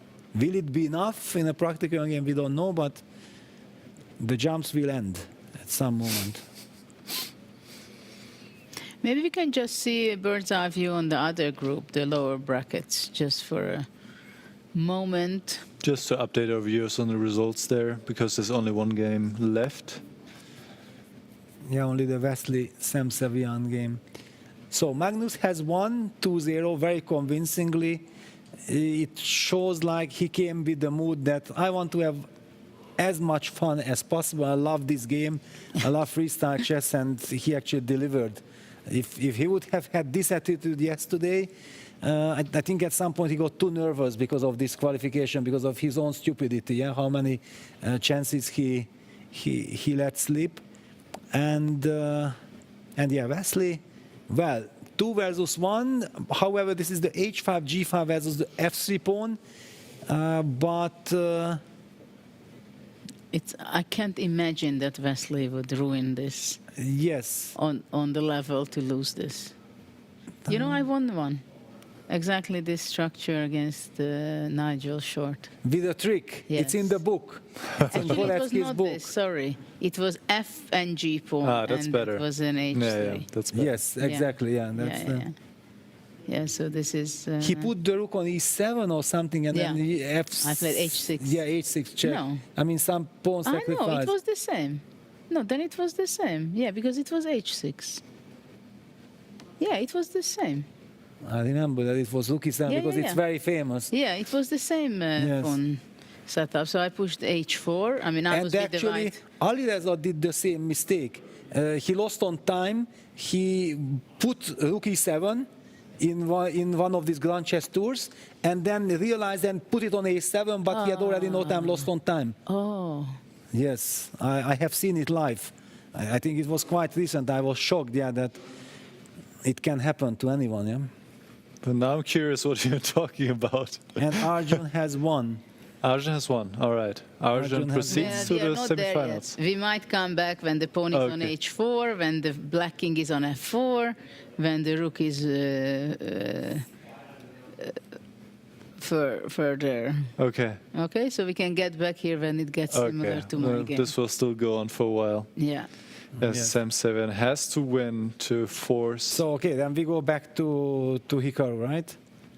Because the players that lose in the lower bracket, they're actually out of the tournament. Yes. So Sam Savian fighting for survival. Vidit is out, and Asabayeva is out. And Vincent Keimer against Ray Robson will go to tiebreaks in the lower bracket. Bishop G4 check. Feel like we've been here before. This time the king cannot go to E3. Yes, there is the bishop on B6. Very unpleasant. And okay, just tell something to this evil bar that this is not almost equal. This is a horrible position for White, but maybe White can hold it. Yeah, forget about this. Actually, at some point he will go, king goes away, F6, G5. This is what he will play. Yeah, but this is what I don't like in the evil bar, because it gives completely wrong education for the people, who don't know this kind of things. They might think that, this position is not so bad. No, it's horrible. Suffering for a long time with great chances to lose. Yeah, that's a good summary. And of course, Levon is in a must-win And situation. finally, F3 is provoked. There is the weakness on G3. Now, don't tell me that even with the weakness on G3, White can survive this. White can survive this. White can survive this? Okay, a computer maybe can survive this. Is Hikaru a computer? Is he able to survive this? Or is he going for some very concrete play now? Knight F4. Yeah, maybe that's why he... opted for this line. Ah, very interesting. Black should go bishop c7 now. Otherwise, yeah, no, of course we go bishop c7, but And then you give, then you play f4 and try to play knight b4. You try to. Is this not some concrete stuff? Hey, black has to play d4. It's not. Yeah, so that's good. bad. We don't want to play d4. Bishop c7 on the board. On the board. Well, I think white has to play f4. We can't play with this weakness. And look at this, like if Levon feels like, wait a second, I underestimated something. He relied on the feeling that I provoked f3, but maybe this is a move per move stuff. Well, now the question is, he's going to go f4 or king f2? He will play f4. I think king f2 is practically very bad. Why? Well, then king e6, king d6, you walk, then there are no more these tricks. Or you anyway want to play knight b4. You knight d4, king d6. Yes. Bishop takes d5. Bishop a5, bishop It takes king on f7. f2, no? Ah. Yeah, I don't want to get into any of this calculation stuff.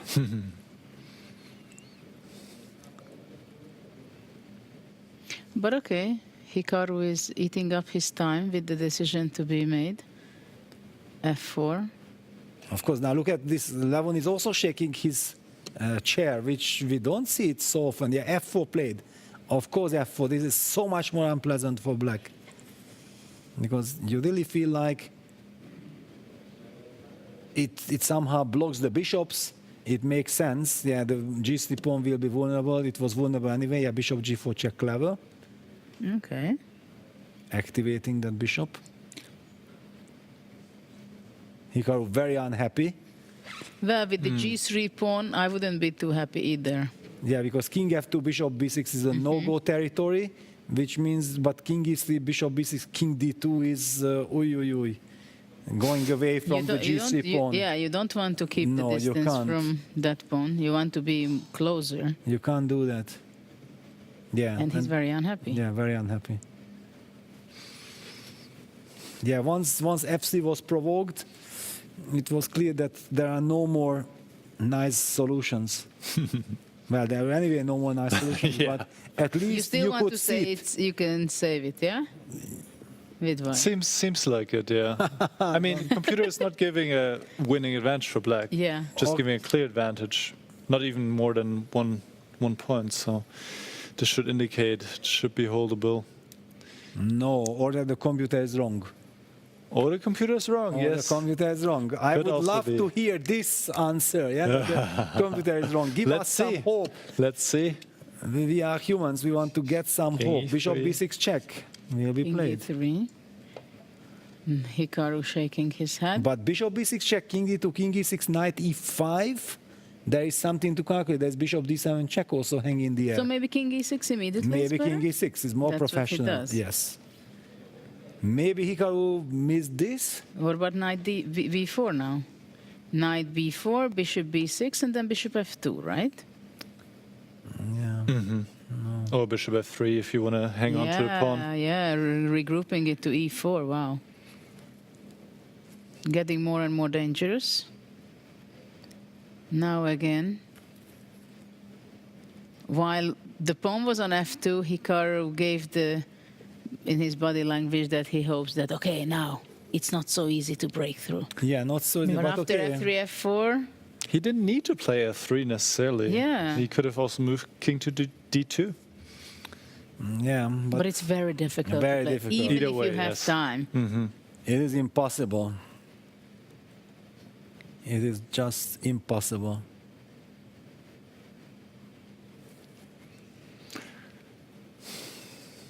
Even for a great defender like Nakamura. No, of course, because these are the practically hopeless positions. Yeah, black can go on forever. He twists and turns from right and left. Here problems, there problems. I told you that since Hikaru was relying on some jumps with all this bishop e8 and like this, he was not relying on... yeah, he Bishop played e8 was the best move. Yeah, bishop e8 best move. But because you have some ideas at least with knight e5. Yes. Keeping black a little bit busy. This is the only idea that can save white. Bishop b8. What's bishop b8? Let's sit and wait. Where do you go? What do you do? But so we mean that knight e5 is not a threat yet, yeah? Okay, maybe bishop d4. Bishop d4. Okay. And then knight e5. This bishop e5, fe, king e5, bishop f7.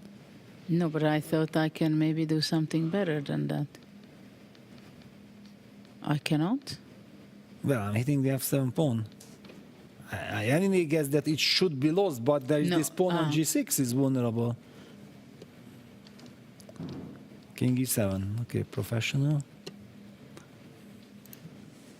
Bishop c6, but yeah, now king d6, knight e5. Situation improved. Knight e5, f6. Knight takes g4. Knight takes and bishop e8. e8. And some hopes. Some hope there. But after knight g4, maybe king c6. Excuse me, where are we at all? Knight e5, f6. King d6, knight e5. f6. f6, knight g4, king c6. And so what? Knight takes f6. 6, bishop f2.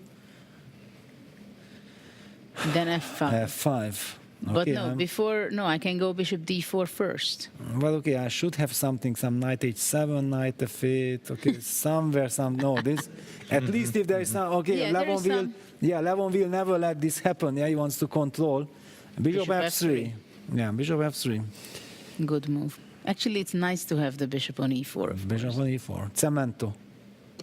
And stepping out of the range of the knight on e5. And also potentially f6, yes, exactly. But okay, king e2, Hikaru is setting up some. Of course, it's insane how Hikaru is also holding on to this position. Not only to this, because it was with the rooks, with all these pins and everything. It's even worse. It would have been so easy to collapse completely, yeah? But this knight going to all the way to f3 and then rook d2, rook e2, rook e1. What do you think about king d6? Okay, what changes? Bishop e8? f6. Okay. Wait, what's the point? Knight takes g6? And then just d4? Knight g6, d4. I have one pawn and too many bishops. Yes, no, I don't think I can chase that pawn. I should probably just go back to d3. Yep. And then I say I created a weakness with f6 and you are tied down. King e7. And then coming back. To b5. Okay, I'm sympathizing with Levon here, yeah, that okay, if he's not winning this, then I say this is total injustice. This is crazy. What our beautiful chess became. But now already bishop c7. Yeah, it's played. And he can exchange. If bishop e5, king e6, bishop e8 takes, bishop is protected, the g6 pawn and d4.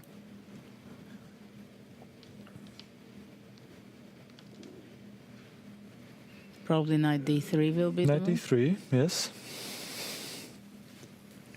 Because imagine if chess would be a game of scoring system, yeah, then in this game, yeah, how much extra score Levon would get for all this mastery, creating all this so-called technical winning position. And Hikaru can only get the score for holding on, for not much else in this game. Well, it will be quite a performance by Hikaru if he can hold this. Yes. Okay, but Levon will go crazy and I will understand him. I perfectly understand him. Well, he should not go crazy, but he should not equalize the match. Yeah, he should equalize the match. Exactly. That's his only... There are ways to avoid that. Yeah, that's the only way of not going crazy tonight. Today, but tonight. Look at the heart rate for Levon.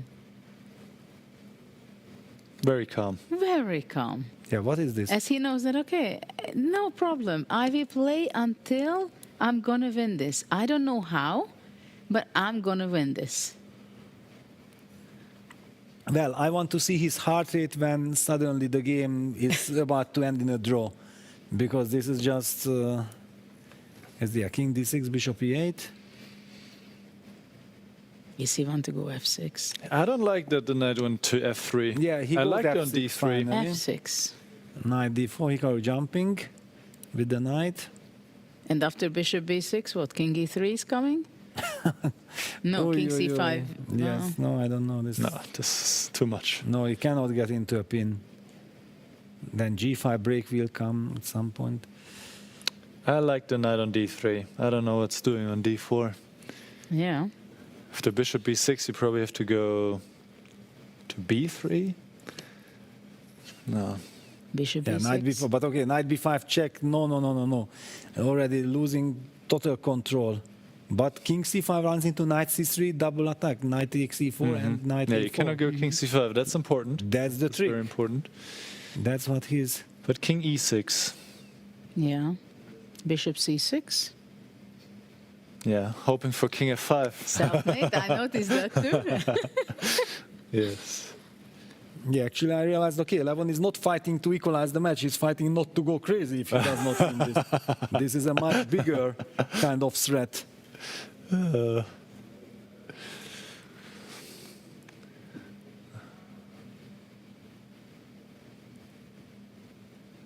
Yeah, it's...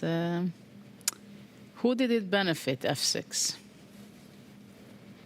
So if king e6, is there also knight c3? Or does that not do anything? Bishop f5, yeah? Doesn't really achieve anything. King e6, bishop c6 he will play. Yes. Yeah, and then bishop f5. Bishop f5. Yeah, Levon is bring the bishop around to f3. Yeah, Levon is doing great.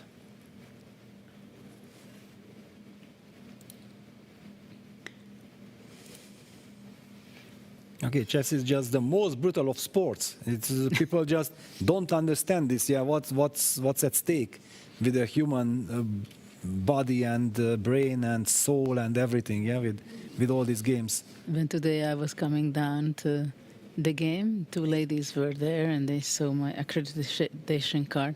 Say, chess. Oh yeah, you have some event going on, right? I said, yes, it's very interesting. Chess, interesting. I said we had full of drama yesterday. Drama? Chess, you could see that they were so surprised as well in your break because they were from a conference. I said, in your break, come in. Probably we'll have today too.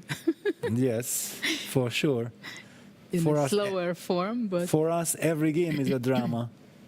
Bishop c6, the only move to maybe stay somewhat in the game, but even then here the advantage is growing and growing according to computers. So. Yeah, no, it's very difficult to imagine the fortress. Yeah, there are too many weaknesses, and as you highlighted, Nicholas, yeah, the knight is missing from d3. That gave some stability. Yeah. Yeah. Yeah, and it's not coming back there. Far away now from d3.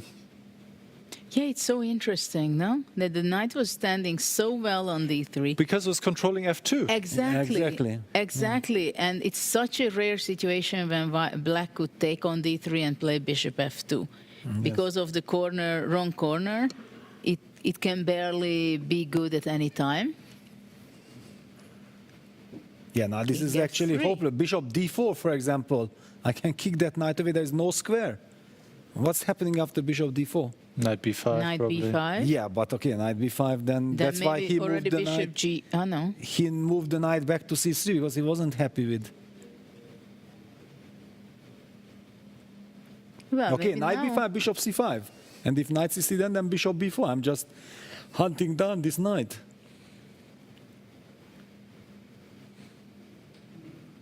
Yeah, no, now there is no hope. Well, I think there's still hope, but objectively it is, I think, losing now. The question is, can Aronian convert it now? Yeah, white lost complete harmony between his pieces. Well, now we see the heart rate of Aronian increasing because he knows that he made tremendous pressure. Great progress. I mean, great progress, great pressure. No, but he puts pressure He on, puts pressure, of Nakamura course, yes. continuously. Yeah, and okay, Hikaru is constantly this 126, yeah, because okay, there is just no way of changing anything in the position, yeah. So he's sitting there fighting like a maniac, but he cannot change anything. 15 seconds for Aronian. goes bishop a5. Yes, bishop a5. So he's Good move. hunting the knight like this. Well, knight b5 still probably.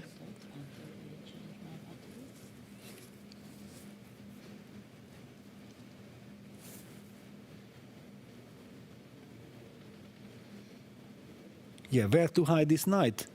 No more good spots. Yeah, knight b5 has to go back, but this knight on b5 makes such a bad impression. But okay, it threatens knight d4 check. Yeah, bishop b6 back probably.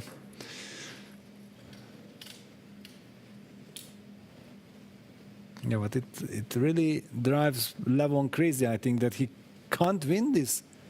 It already looks like he made tremendous progress. It's time to cash in. It feels like he's going in the wrong direction. I mean, we've seen his position already after bishop b6. And bishop b6 is the best move now. And he's low on the clock. Yeah, we've seen this already. Now knight c3 was played, bishop f5, king f3. But bishop c6 is a better move here. Let's see if Nakamura finds it a second time around. But on the other hand, it's also tempting to try to repeat as many times as possible, so that the threefold repetition maybe somewhere could be missed by Levon. Yeah. But Nakamura is taking his time. He was probably not too happy with knight c3 anyway.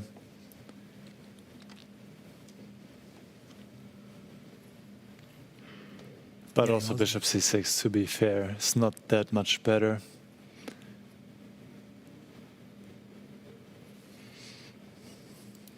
And what happened in the Sevian game? Yeah, I'm just checking if it's still ongoing. It is, of course. It is, yeah. We might have another 3-hour round. I mean, we're already at 2 hours, 30 minutes, I think. And no end in sight. Because Nakamura is holding on. And, well, Sam Sevian will try until move 50 probably to win his drawn rook endgame against Wesley So. Knight c3 Knight back, c3. bishop c2 is not the right direction. Yeah, but he wants to change something. Yeah, but he should have changed something with the bishop on f5, king on f3. To g4, yeah? The idea to put the bishop to g4 and later to f3 is certainly right. Huh? Yes. Or bishop g2 and bishop g4 and bishop e2? Yes, something else. Now bishop c6 and white is somewhat back in the game, at least objectively. But well, Hikaru is looking around like, wait a second. Bishop c6, king d6. Or it's not good. No, Bishop bishop e5. d5. Bishop and bishop d4? e4. And then bishop e4. Yeah. Always, no? Ah. I have bishop e4. Now bishop c6, you need to play bishop b3 suddenly, and it feels like you have definitely put your bishop in a worse Okay, but position. he was than not before. there yet. But, But after okay, bishop yeah, e8, bishop e8, Yeah, that's bishop the e8 again, question. yes. Bishop e8. then d4 Then you have to go bishop c4 maybe, Bishop then bishop c4. d3. Unless king d2, then bishop a5. Well, Nakamura going down to 20 seconds now. He does very not look unpleasant. happy. What's wrong with bishop c6? Well, bishop Or is he e3. afraid of d4 at some moment? And also d4. Yeah, too many things But to take d4? care of. Maybe bishop e4 again. Yeah, Down to who 7 knows? seconds. He needs to 5, make a decision. 4, Bishop b5. 3. Oops. This is not it. Bishop Bishop b5. But the best way to play is again to put the bishop on f5. But I guess he can already not do it anymore, right? No, he But- can. He No, can do it one more He time. can still do it, yeah. Wouldn't be a threefold repetition yet.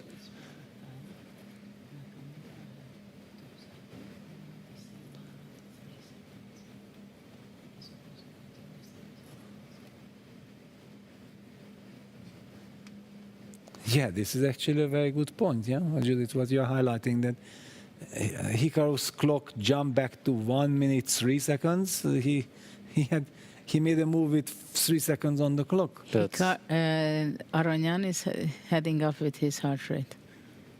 Of Yes. course. Yeah, that was very strange. Yeah, Nakamura was down to 7 seconds, and now we see 1 minute 30. 1 1 minute 3 3 seconds. Can we yeah. actually have a Can we see the camera on the Can we clock? see the Because we clock, yeah. see a Ronin's clock ticking down, 33 seconds. Yes, that is but correct. we don't see Nakamura's. There we have it. Well, we don't really because of some Don't see it. reflection. Bishop A5 Bishop played. A5. No, I think Nakamura is down to 30 seconds as well here. Knight D1. Again, White will be able to reach to D3. Yes. Levon is forcing him to do so. I think Hikaru is now very relieved. I somehow sense the way how he played Knight D1 is, yes, I'm going back to D3. I'm back in business. Yes. Or maybe E3 could be also an interesting And square. again, look at oh, this. Yes, yes. Bishop E4 back. Knight F2 will be coming. Or Bishop E8.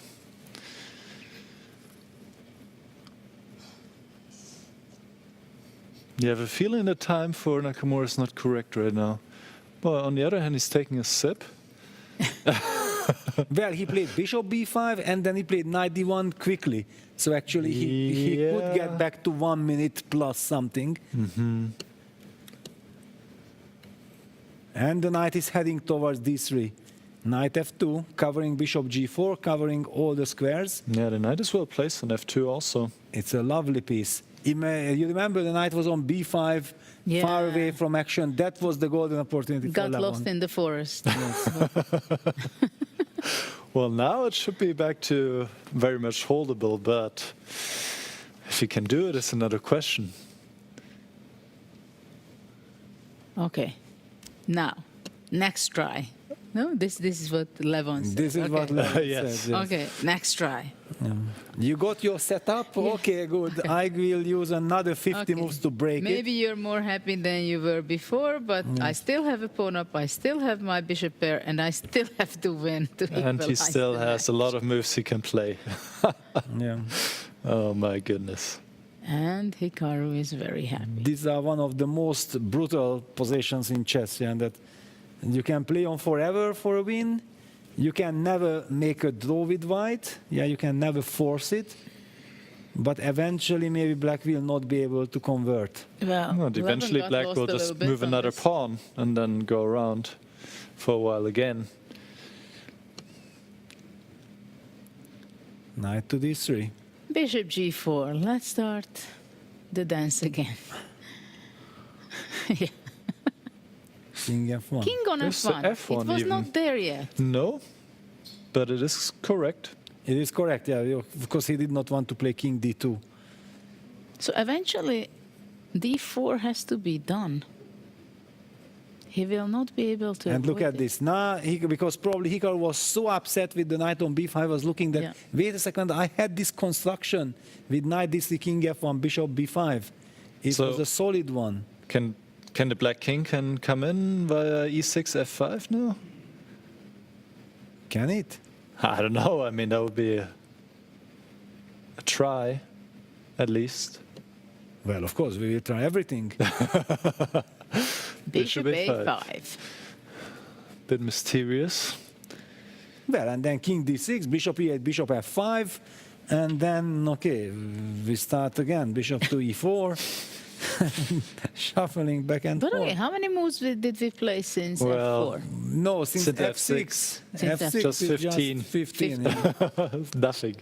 Yes. Nothing. No, we might Isn't break the F5 record. possible and knight Yeah, From last round. it's a I know. question, yeah.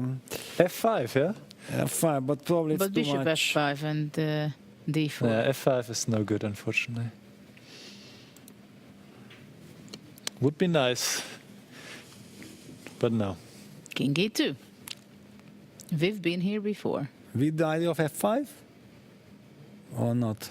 We anyway don't want to touch it. Okay, No, now F5 is a threat. it will not get to that anyway. But then black could trade on D3 and play bishop E1, yeah? Oof. Okay, anyway. Anyway, it's not No enough. dreaming. King D6, There will Bishop be E8, no Bishop F5. F5. So now this bishop takes D3 followed by... No, it's not, No. sorry. This is never a threat. But now Well, both, King E7 first, and Aha. then it can. But then both bishop E5 doesn't both help. players Yeah. are back on 3 minutes. Yeah, this will be long. This will be long. This is what the 30 We thought the last round was Yes, long, but yeah. this one. This is the real one. this is Actually, the real how much deal. time are we into already? Well, it's like 2 hours 35. 2 hours 35. Yeah. This is the real deal. And then we have another tiebreak, then maybe another Yes. tiebreak, Armageddon. I think we are. This is the warming What up it's phase. 15 plus 5. Yes. No, Wow. 10 plus 10, I think. No, the clock. Oh, yeah. So 15 we're already plus here for like 6 hours. 6 15. hours, and okay, the whole story starts only. Yeah, with all Well, the the playoffs, playoffs. everything. Yeah. Okay, we will be here till 9 o'clock. I don't mind it. I'm saying I'm preparing people. Yeah, that make your plans accordingly. Well, Yeah, I think, Europe is asleep at this point. Most of Europe, probably. It's 2 a.m. in Europe, I guess. yeah, it's very tough to follow from Europe. Yeah. My wife was holding on till 3 a.m. Oh, wow. last night. Yes, holding on. Holding on. Holding on. Well, it was exciting too. It You was want to see amazing. who can finish Yeah, it in was the amazing. top And 4. then in the morning they had to finish everything. They checked it out till the end.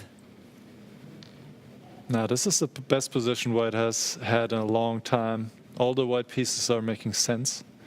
Yeah. The bishop is keeping on the pawns. The knight is keeping the king out. Stability, controlling the squares. problem is for Levon that this is where we started, right? He made all these nice maneuvering until this d3 knight got lost and was on And c3, then he let it back. b5, but definitely not on the square where it should have been. Yeah, it was on c3. It was so bad on c3. Yeah. When it was c3, you said it's so far away from Yes, d3. it was. And it's here again. Yes. It's an overseas flight, and Yes. it's there again. Yes. But wait a second. Now, night before, Knight b4, bishop before e4. f5. You always want to play that But I f5, don't huh? know if we want this or not. Yeah, because we are holding a blockade. Why should we go desperate? I'm Well- just saying that there are possibilities like this, but I don't like it. Yeah, I mean, if we can trade the f pawn against the d pawn, that It would would make us be happy. again for white. But even that is a total horror. I'm not sure if I'm so happy about Really? that.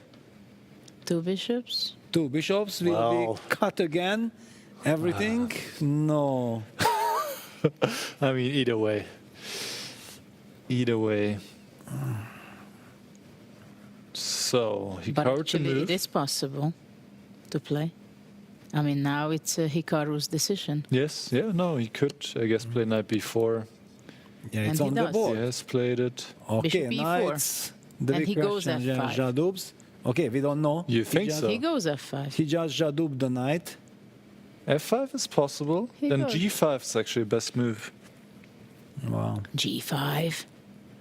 Wow. Yeah, but But this... yeah, sometimes I'm also not liking f5. But knight will be really visible if Hikaru He F5 goes is goes the for board. it.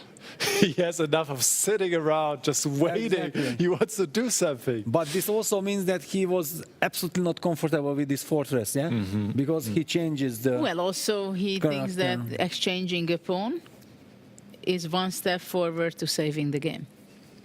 Which is yeah, true. but on the other hand, black will not have any weaknesses now. Okay, the g6 pawn is still weak, but he doesn't need to worry about how do I protect d5 pawn. It's traded, and king gets access to the e5 square. Bishops are working. Okay, very interesting. I would not be able to judge this. And I don't know. At first, I don't like g5. Giving up the h5 pawn. I have also pass pawn suddenly. Otherwise, it's completely equal according to the computer. Yeah. Okay, give me a No, but the break. problem is that after Computer. bishop f5, knight d5, It's and a knight double, f4. yes, it's double attack, yes. That's so the problem. hitting the bishop on b6. So basically, You have to. That's why g5 by has to be elimination, you have to go Bishop g5. f5, yeah, very concrete. Yes. because otherwise I think technically that is a horror, if not for concrete reasons. Well, let's see. If Leon finds g5, Well, he must.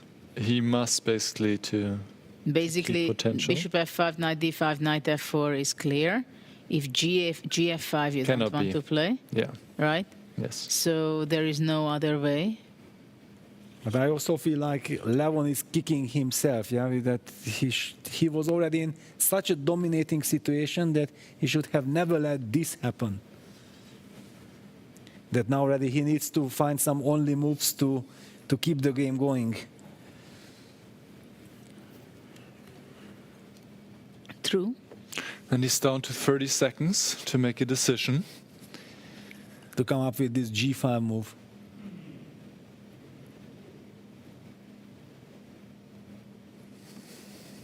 He's going down in time. And GF5, what about GF5? He takes GF5. Oh. Yeah, I don't like it, but yeah, it's a justified question. What happens after GF5?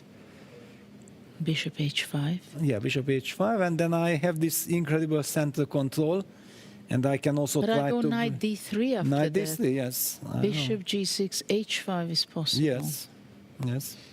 I don't know how Levon wants to. Heart rate over 100 now. Bishop D4 and Bishop E5 or what? Yeah, but even then, Knight D3. And Knight F4. And Knight F4. Maybe F4 black should try. Yeah, Where? Now. Now. Maybe So he needs to. the knight doesn't have that square, and then go king c5, come in with the knight, come with the king. But then and he's down to 15 seconds. This is not what Lev wanted. No, of course not. He just wanted to enjoy the position going around 1,000 times. He goes Bishop D4, but now Knight D3. And white is very stable. Knight D3, Knight F4, Bishop G6, and H pawn is there. And look at the eyes of Hikaru. Oh yes, I'm very close. He has a little different body language. Yes. Tells the story immediately. Yeah. Wait a second, sir. I'm actually surviving this. Yeah, I mean, at this point, it looks very likely he survives. Yes, look at this. Just as expected, yeah. Hikaru, and Levon in a total horror state of Going shock. crazy. Yes, absolutely, because now already he cannot play around No. forever. Yeah, No. It's already concrete.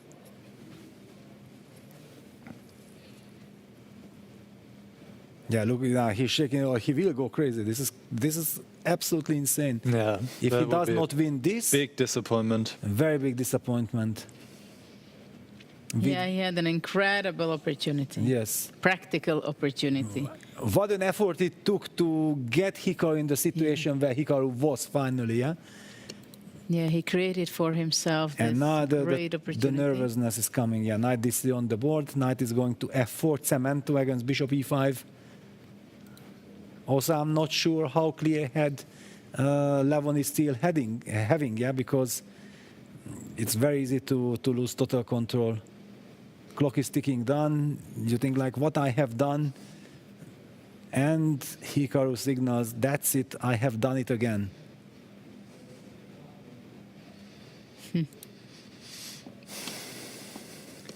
Yeah, it's a Yeah, Bishop heartbreak for E5. him. Yeah, look at the body language, yeah. For Levon, he just cannot believe it.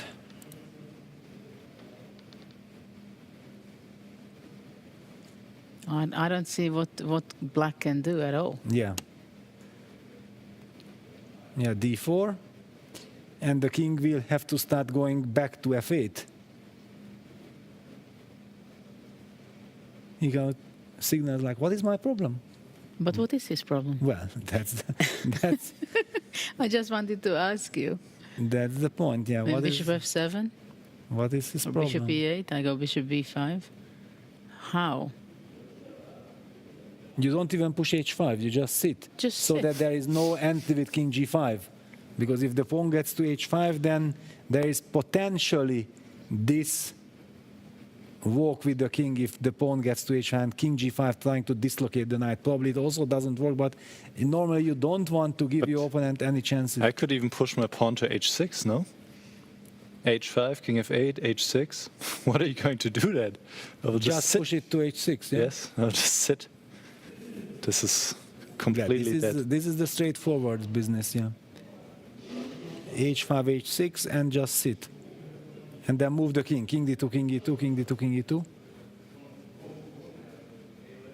I mean, you can even push it to h7 because you can never control the h8 square of the bishop and at the same time get your king out. 96, knight d8. It's a total fortress. Don't start playing for a winner. Judith is Judith, yeah? You can't No, change. I didn't have the intention to play for a win. Your It's just attitude, knight yeah? f7. I have a bad image. Yes, yes. You like to win.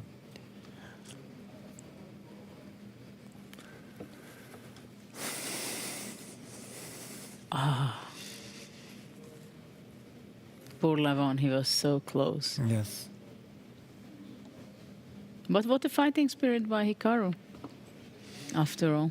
Of course. Yeah, What but a also, saving for what a him. fighting spirit from Levon, yeah, with the black piece in a must-win situation, creating chances against Hikaru, who was trying to shut the game down, yeah, from the beginning.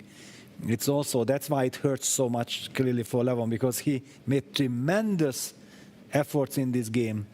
He played some incredible mastery. Hikaru doesn't go h5. That is somewhat surprising. But so okay, after king f8, he goes knight e6 check, king g8. Then he jumps back to f4, but then king g7. It's Bishop e8. There's Yeah, also and no then you progress just- to be made. Yeah, you just sit and wait. Of course, he goes around. Okay, just waits. Hikaru just sticks to this king d2, king e2, king e2, king d2 business.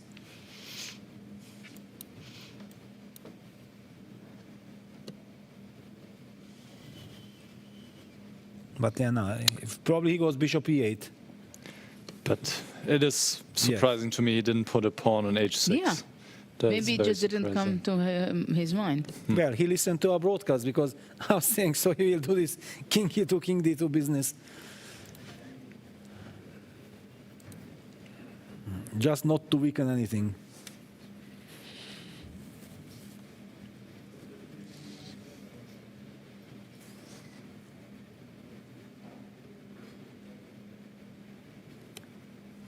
Well, I'm curious what Levon can come up with.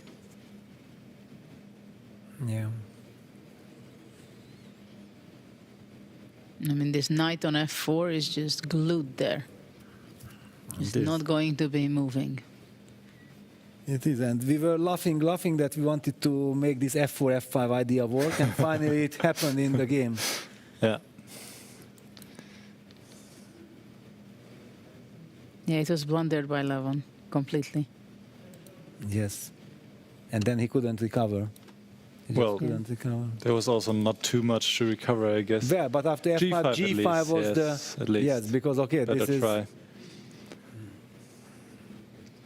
This the reason. I mean, this reaction of GF and then Bishop D4, Bishop E5 reminds me of a box match when you're already dizzy. You don't know exactly where you are.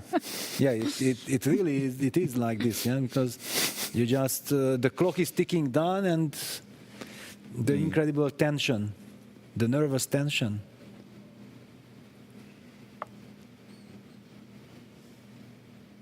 People just cannot imagine.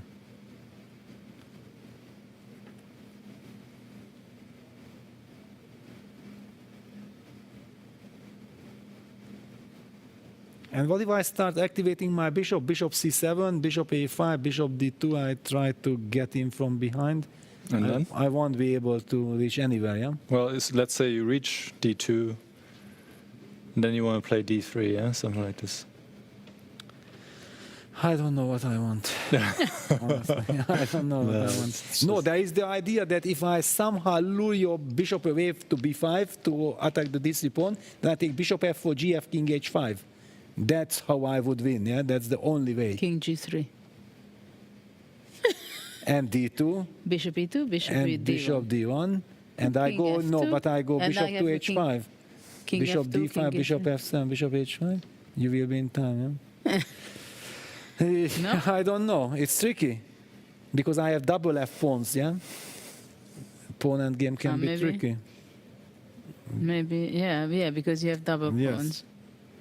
Bishop c2. Bishop c2. So Nakamura is still shaking his head. I mean, he's not 100% happy. No, of course, he's not 100% happy. Wait a second. Bishop d7, he is Yeah, D3. Willing to Bishop go for this. F5. Yeah, Bishop F5. But what's that? Bishop F4 takes King H5. King in G3. I mean, it's crazy Bishop that he's even B1. allowing this. Bishop what? Bishop B1. Bishop B1. Yeah, but there is always this Bishop G4 check. King Your H6. defense. But now I can go Bishop E8 and bring the king back, right? For example. Mm-hmm.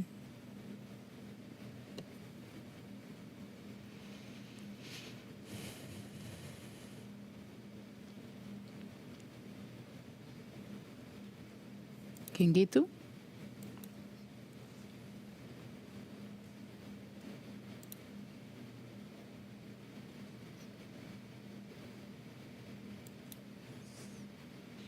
Yeah, I mean, Which one? Sorry? Which one did you want to play? King E2.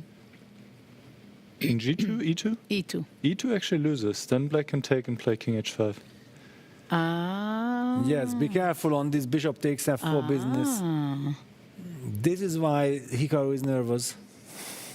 This Bishop takes F4, GF, King H5. That was crazy idea. that he didn't go H5, H6.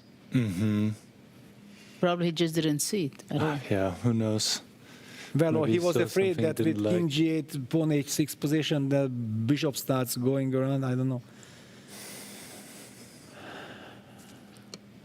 Okay, he can wait. Bishop E6. What? He moves the D5? knight. The knight is moved. Look at that. expect that. Knight F4 would lose now. Takes King H5 and D3, D2. Oh, already has to play Bishop E6 or Bishop C6 now. Oh no! Why did he move the knight?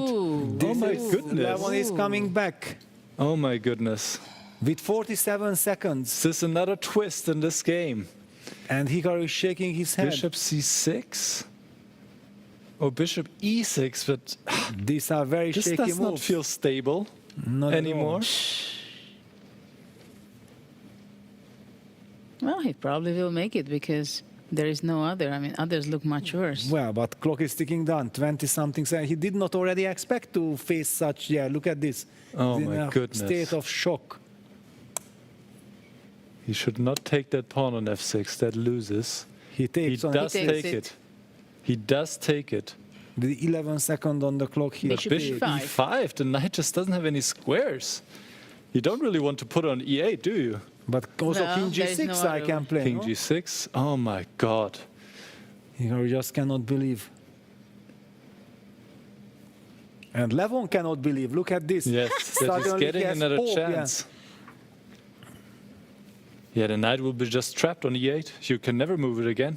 You can never move it again with Yeah. the bishop on E5. Bishop on E5. And then the d-pawn should decide the game somehow. Yeah, the two bishops. This is crazy. Unbelievable. I mean, if he plays H5, H6, I think there's really nothing that black can try at all. Probably. Bishop E5, knight E8, Bishop F7. He traps the knight and he just wins the game because it's even Zugzwang. He has this King H5, King G4 ideas as well. The bishop on D7. Okay, bishop has to come back to B5, but no, this is it's feeling hopeless. By the way, there is even King H7, King G8, King F8 walk. Yeah, there is also this possibility. Yeah. And there are all kinds of problems. This knight is trapped. And also the king can come from other angle. Oh, man.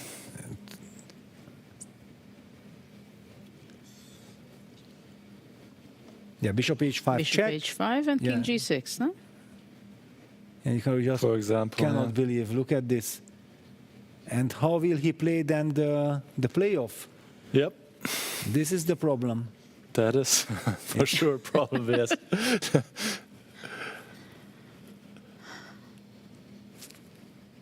The knight is trapped on E8, cannot move.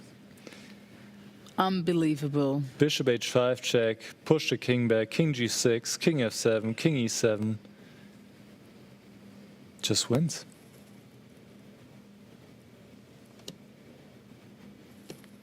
Bishop D5.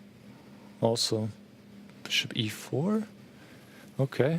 Also not a Okay, he can do whatever he wants. Yeah, as long as the bishop stays on e5, Yeah. you can do whatever knight is you trapped. want, basically. Yes. Yeah, knight d5, knight takes f6. The knight was perfect on f4. Ah. No, these are nerves. Yes. These are pure nerves. Absolutely. And always the problems appear when you have 1 minute or 30 seconds and it's impossible to control.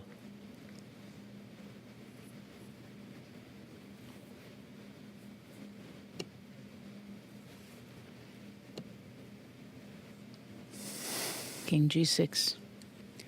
Nobody will stop Levon playing king f7, king e7 and collect that. Well, maybe white can push the h-pawn forward, but that should not. Well, actually, Levon will not even let that happen, probably. Well, if I can get the pawn to h6, I can play knight g7. Yes, I don't want to give you this option. Yeah. No, I want this bishop back on f7. Yeah, it was good there. The bishop on f7 was a winning bishop because king f3, bishop h5 check, and then the king walks. What was the problem? The nerves. The nerves, yeah. That is the problem. Levon has the 2 minutes. He had over 2 minutes now. But now bishop d5. You want to go he back? should Bishop go back. d5, Yes, go back. yes. Yeah. Yes. Will he do it? Not easy psychologically. It is never easy.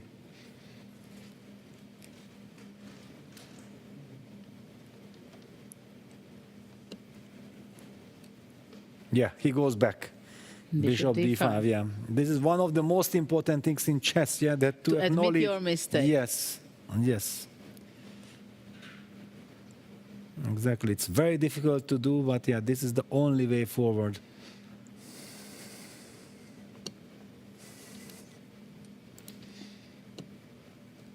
Bishop b5. Bishop b3. Bishop b3. The other game has ended in a draw, by the way. So Wesley So advanced. This is the last game remaining.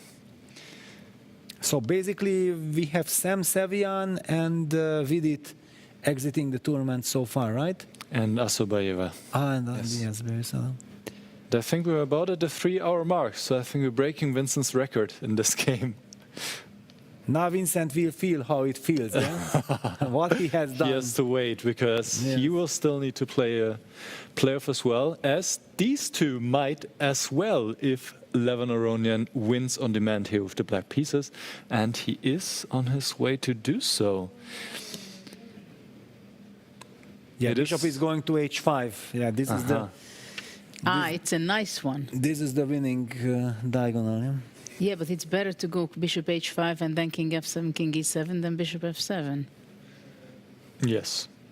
I mean, he could have had it earlier too, when he could have given a check on h5. But yeah, he's just collecting the piece, isn't he not? He's collecting. I mean, white can win the pawn on f5, I suppose, but... Yeah, and he will play bishop d7, somehow d7. trying to collect that pawn in return. Yeah, but okay. It will not be enough. That is already a very pleasant problem. Actually, now black wants to go king f7 next, not even bishop h5. Yeah, there is no more... He will go bishop g4 on bishop d7. Not even giving me that pawn, eh? No, Cruel. that's an important pawn. Cruel. Yeah, just king f7, bishop King e7, bishop e7, g4. pushing away the bishop and then... Yeah. Well, I guess I can still get it if Bishop I play d3. bishop d3 at the end, Yeah. but yeah, it is lost. On the board, king f7. And the handshake. He resigns. He resigns, of course. Well, yeah, it is not too early. Well, so Vincent's record remains. And look at, Hikaru just says, okay, it was a dead draw. I could have done this. Like everything was a dead draw. Wow, what a comeback by Levon Aronian, forcing a tiebreak. So he got white, yeah? And Hikaru has to recollect himself now before the tiebreak will start. Okay, very big congratulations to Levon Aronian for this heroic effort, of course. Amazing stuff. Once He came again. back. coming back. Yesterday, after his loss against Vincent, beating Magnus Carlsen in the tiebreaks, and now another tiebreak. He has taken down the number 1. Can he take down the number 2 player as well? This will be the Unbelievable question. bounce back for Levon Aragnan. I mean, what a day so far. This was heartbreaking at some point for Levon, and then Heartbreaking for Hikaru. Yeah, Yes. it was bouncing back and forth from practical way, right? Because practically we said that Levon was winning, and then with miracle Nakamura somehow was on the way to saving the game. But wow. What a game. So we are going to be witnessing 4 matches. We are going to have that 4 playoffs with Aragnan Nakamura. Of course, this is still heated up. And we are going to see Vincent with Robson. Pragnananda lost against Caruana because Caruana was playing amazing, very accurately. And also we are going to see Niemann Sinderov. So the excitement and tension is just rising. Yes. So stay tuned. We are going to be coming back shortly, and see you later. Magnus, congratulations. You just won your 2 games against Vidit, but it was in the lower bracket quarterfinals, which I think not many people were expecting. What do you think went wrong yesterday? I think it started well yesterday. I felt all right. Relatively rested, at least compared to other days. And then I don't know. I didn't enjoy the whole process of just being pretty isolated there for many hours and not being like able to talk to Peter or Ala in between rounds, and not being able to use my devices and so on. And yeah, what happened then was just like kind of a complete collapse of my nervous system. Yeah, I could have scraped through, of course, with some help, but it would have been completely underserved. So it was a complete collapse. And yeah, sometimes you have one bad day, and I've had that in freestyle before in the preliminaries, but then there's been a bit of a wider margin to get through, and yeah, this time it wasn't. Do you feel just one day is not enough to have such an important stage? Yeah, it's okay. Like you have to kind of balance everything, and like it's not an excuse. I should make it regardless. But you know, it happens, and I feel like it's been a thing recently that when things are going well, I play really well, and then I'm not really able to sort of change bad trends, and when sort of my nervous system starts collapsing, then it's all quite bad.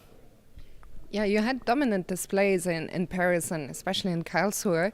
Then in Zagreb recently, you mentioned you didn't really enjoy. Do you feel it's just a bit of a down moment at the moment, and the trend will change again?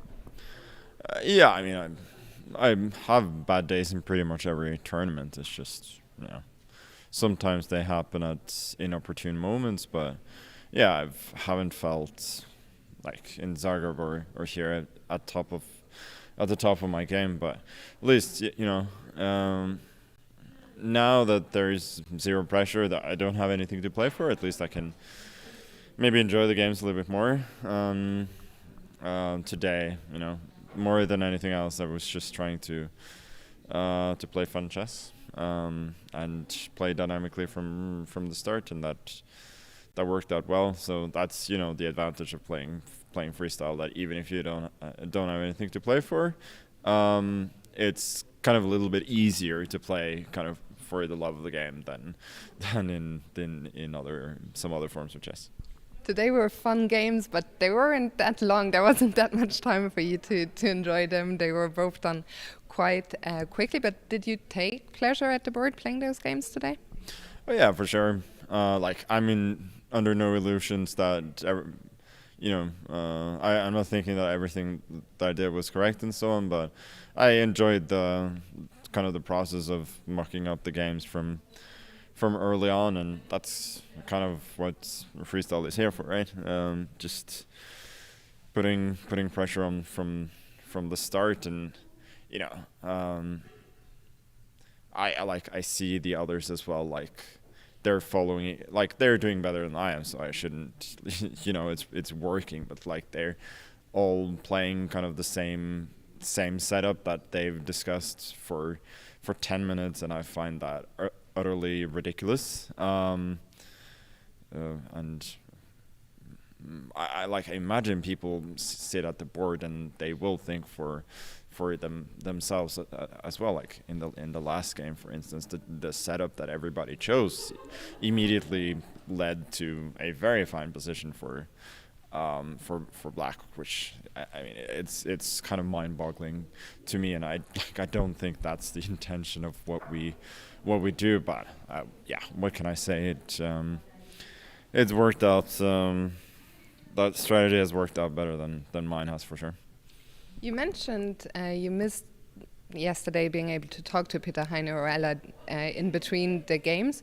Was it missing being able to talk about the chess, or just in general to be able to get out of the bubble? I just wanted to get out of the bubble, like especially when things start going south a little bit. Then I feel like I'm just kind of left in my own head a little bit, and it would have been probably a little bit easier to shake off if I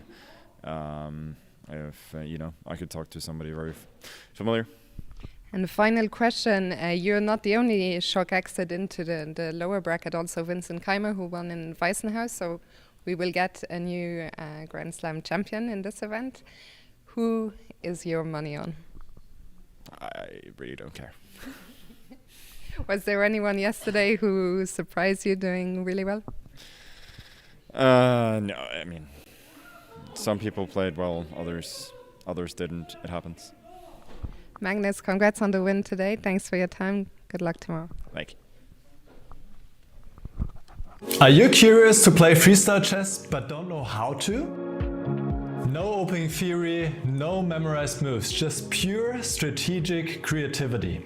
But how do you navigate 960 possible starting positions with confidence? That's exactly what I'll teach you in my Freestyle Chess Masterclass. You'll learn how to develop your pieces effectively, recognize key positional patterns, and avoid early disasters. I'll break down some of the best freestyle chess games ever played, featuring Magnus Carlsen, Alireza Firouzja, and Fabiano Caruana. Freestyle chess is still in its early days. This is your chance to get ahead of the competition. Sign up now and let's take your freestyle game to the next level. Join my Freestyle Chess Masterclass today and save 20% only during the Grand Slam.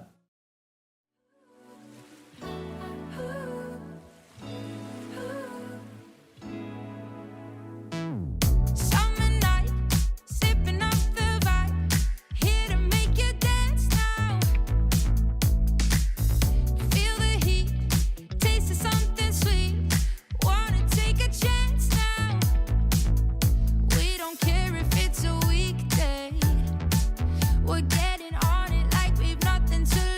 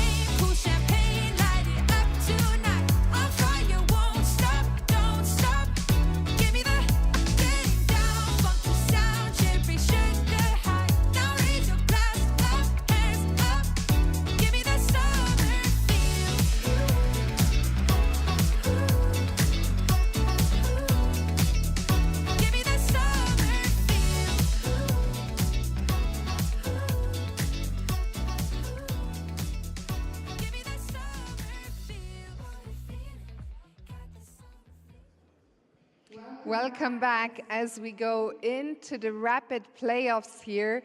There are 4 matches still to be decided. 1 in the lower bracket with Vincent Keimer and Ray Robson, and 3 in the upper bracket. So we are yet to figure out 3 semifinalists. Those matches will be Hikaru Nakamura against Levon Aronian on this side, then Javor Kirsendaurov against Hans Niemann, and Fabiano Caruana against Pragnananda.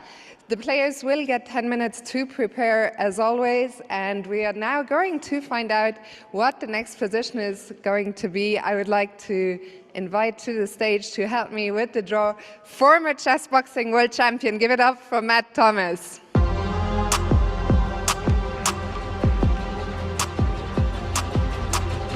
Matt, are you ready?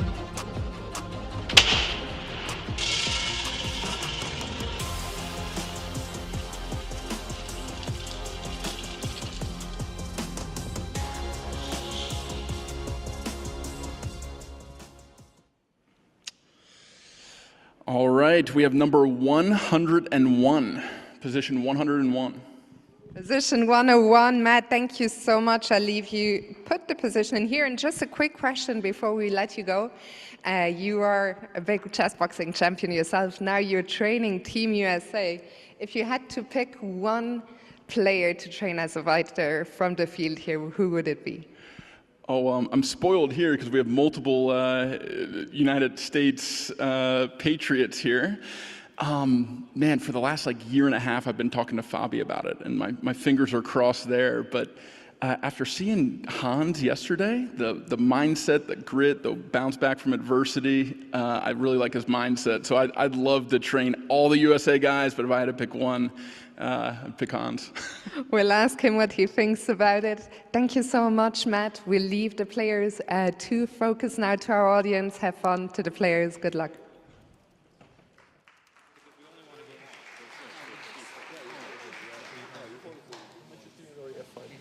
Yeah. Take and then B5 for example. So what?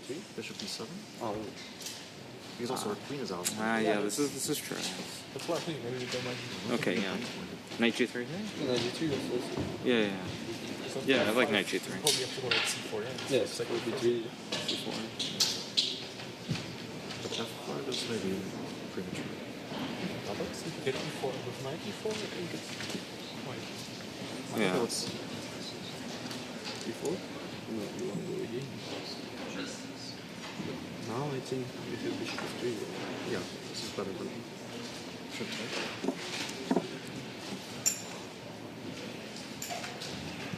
I don't know. Also yeah, but bishop b7, bishop f3, knight g6. H4. But we cannot play 6. We cannot play something like c4 takes. Like what we do with our queen. Yeah. I don't know. I don't like d4 either. But what else to do? You could play b4, for example. Okay, b4, e5, c4, or b4, e5 feels wrong. I don't know. But what else is black playing? Because b4, b5, a4 should be good. I assume. Or e4, e5, b4. Like maybe we get this position. Ah, okay. I think b4, b5 is not. Yeah. Okay, so I'm saying. Because at least we have b5, a4. Yeah, this makes sense. This makes sense. You have more space now. So we still think that b5, a4 is good? I don't know. Maybe not. Something. Easier for g6, you want to go g3 or? Just d3, g6 now?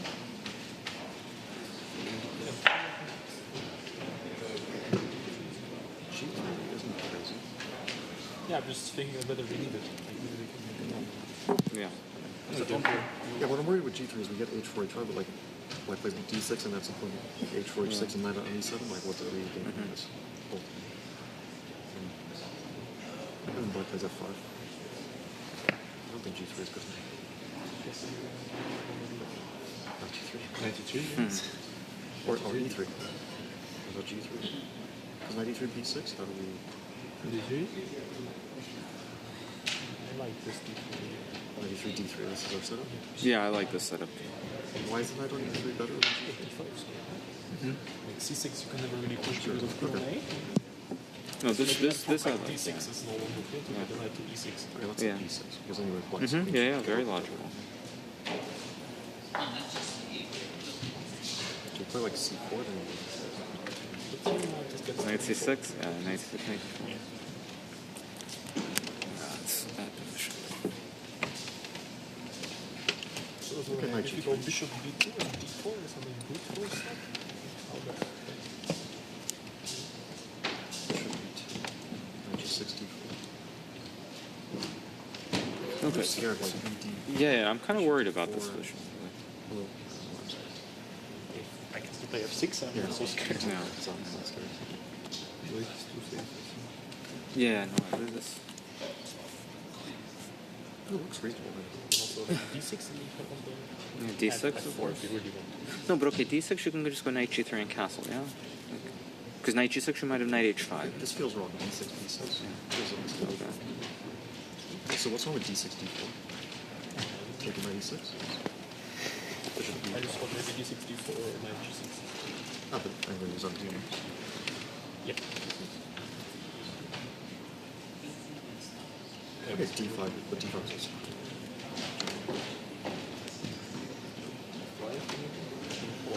Just go on like a3, right? What is... Okay, sure. Unless like knight c6. Yeah, no. c6? Knight c6 could be an issue. Yeah, c6 is actually... Yeah, I mean, you can go c3 and gambit something.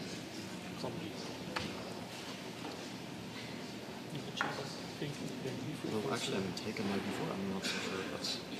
Why shouldn't we play this with pawn on b3 maybe, instead of b4? So we just have that. Yeah. I probably can get this and then... Yeah.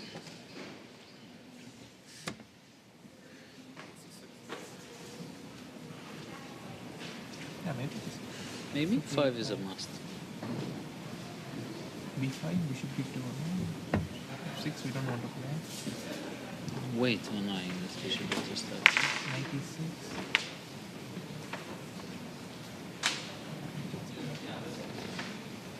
No, I don't think the symmetry will work. I don't know. Yeah.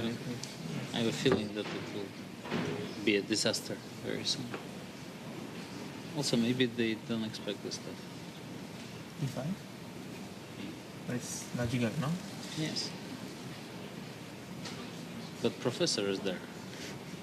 No, professor is sabotage. Professor.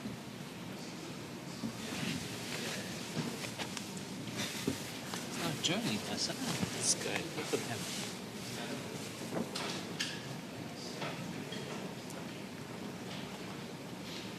Yeah, maybe we should play like this kind of single stuff, no? Yeah, we'll slowly try to come out. I mean, it's slightly pleasant for white, yeah? d6? Maybe d6.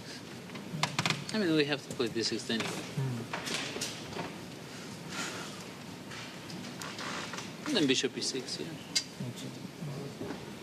Let's say bishop e6.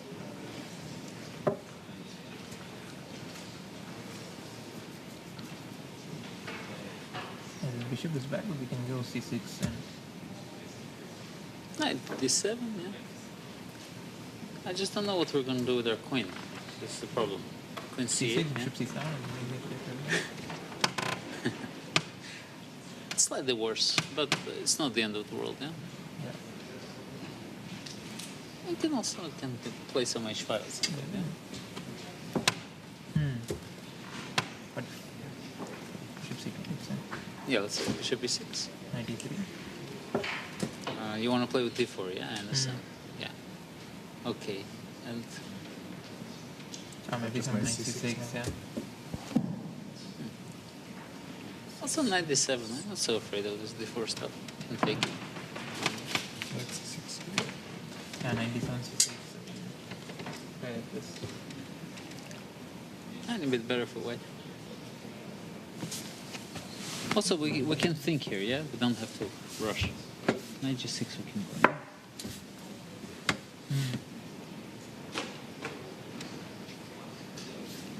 Yes, yeah. Okay. So castle h4 is coming, yeah? I think that's why we shouldn't hurry with knight g6, I think. Huh? So anyway h4. Why don't you like knight c6 then? Yeah. Right after, anyway, knight g6 and knight c6. Here, yeah? Here. Knight e3. This. And if b5, knight d4, yeah, then c6. Yeah. I think other first moves are fine, right? I don't know if it's coming, especially when b4 is there. This looks so scary that the moves I don't even consider. h4, h5. You mean immediately, yeah, some stuff. But okay, we can maybe go e5, yeah, h5, h6. Yeah. Yeah, I think it's one of those positions, like 070 for white. Yeah, but this is very dangerous also, yeah? Because once he goes here, knight is coming to. Also, one d4. No, d4, I don't care.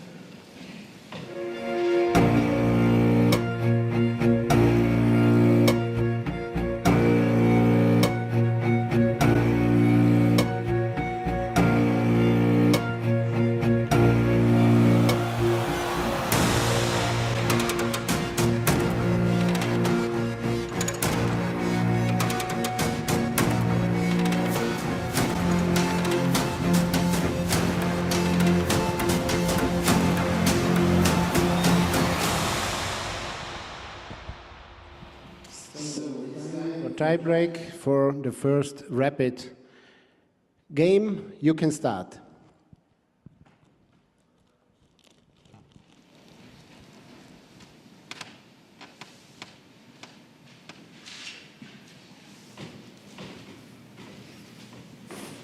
We're back with the playoff of the Grand Slam in Las Vegas.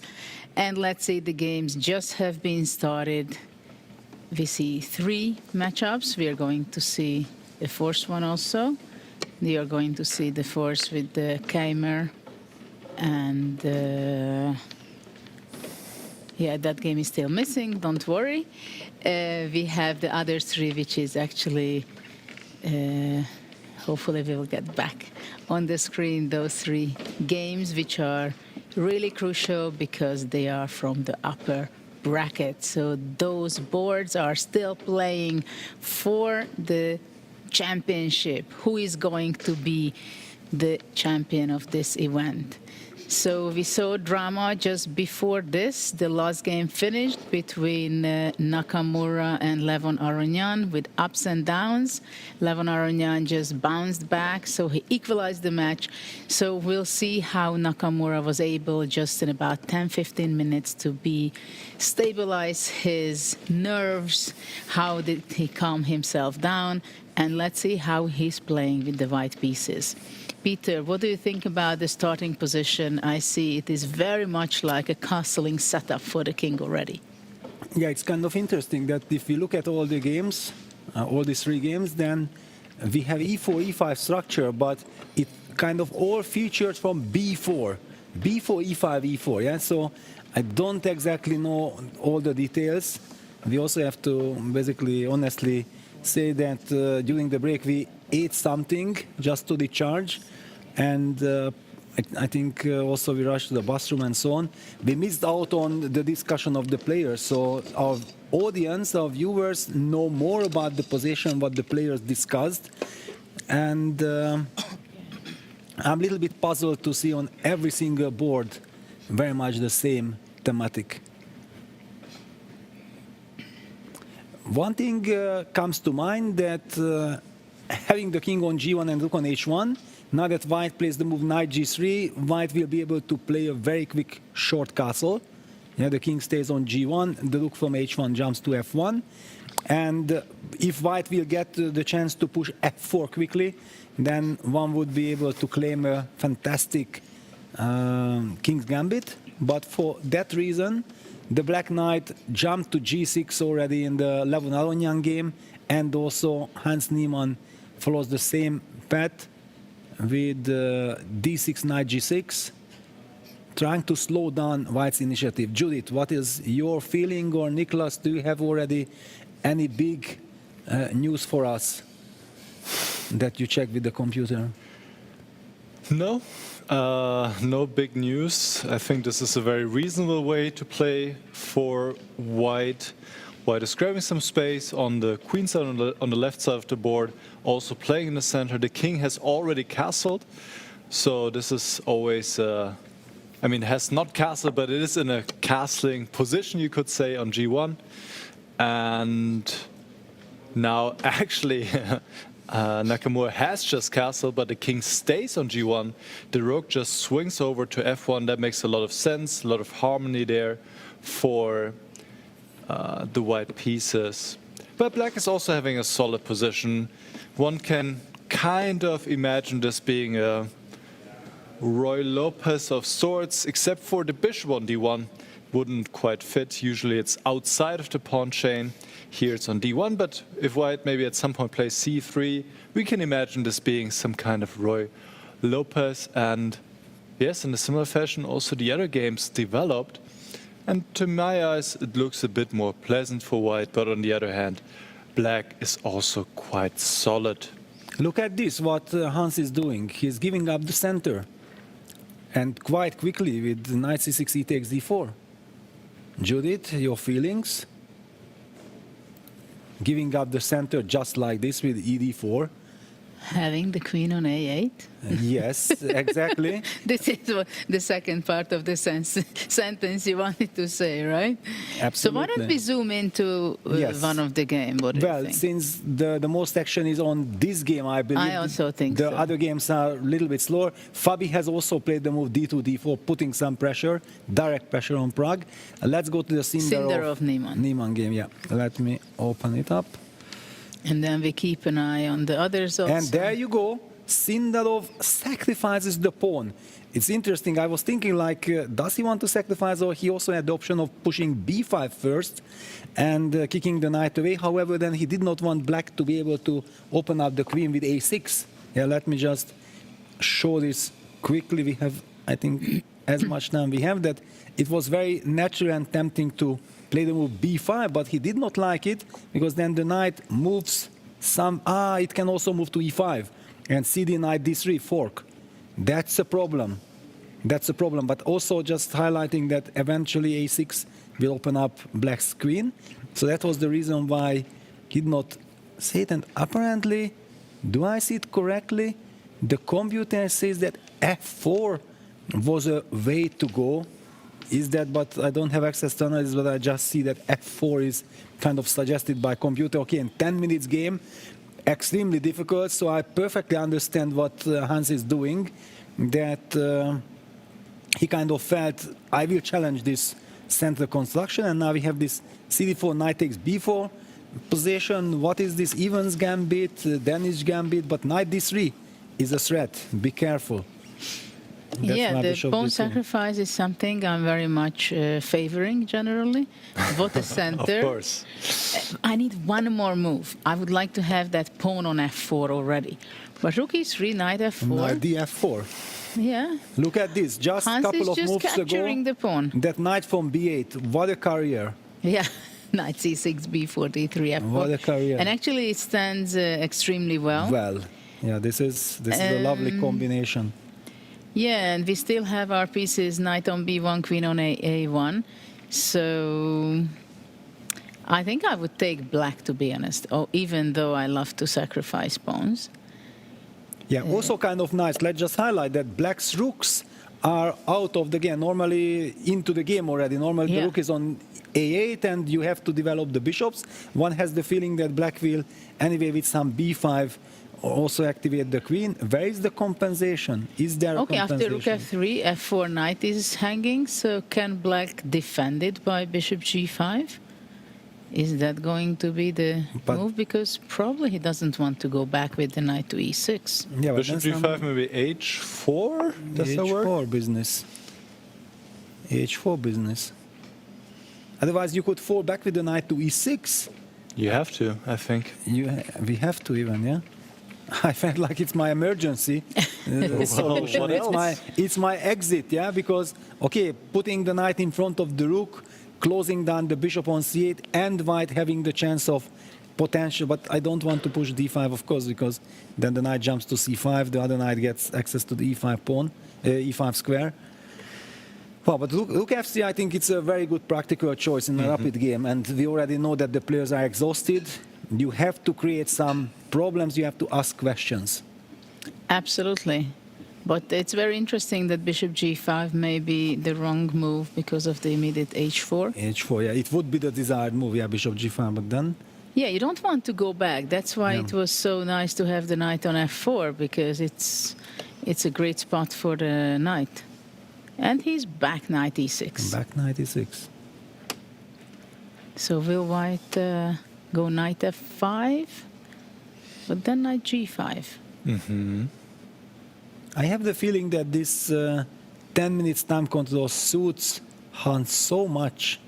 Don't you have this feeling?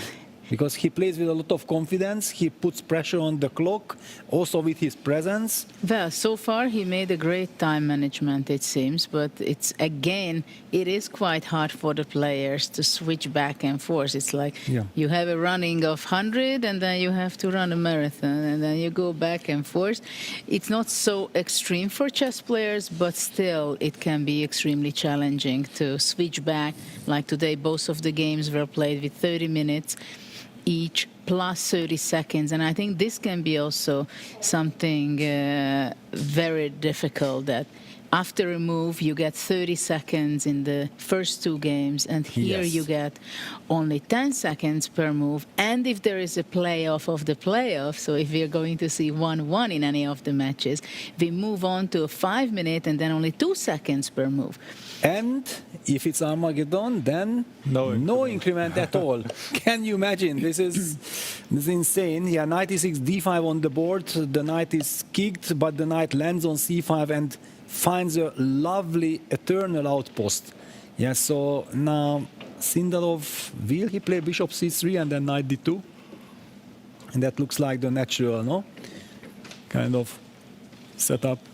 Yeah, it would look better. The bishop on the long diagonal. Yes, and also to provoke f6, which means then the black bishop is kind of restricted.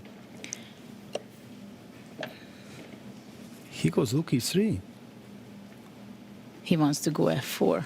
Ah, so against bishop g5, he relies on some knight h5, f4 kind of tricks. Did he calculate, like in 10 seconds, he spent some time before d5, but still, it's quite impressive.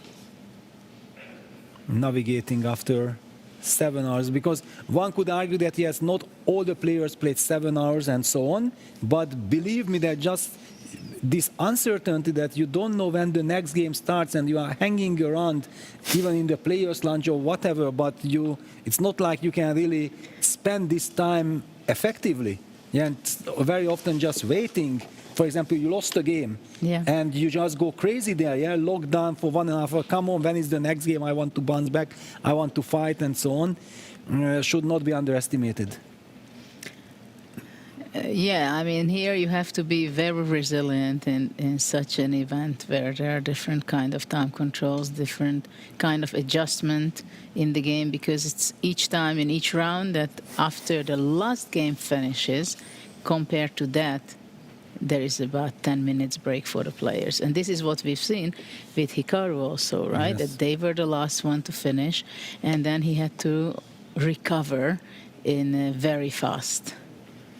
And speaking of Hikaru, he is not recovering well, it seems, if we go over to that game. Yeah, let's go. You can pick it. Nicholas, can you pick it? Is it working? Yes, for sure.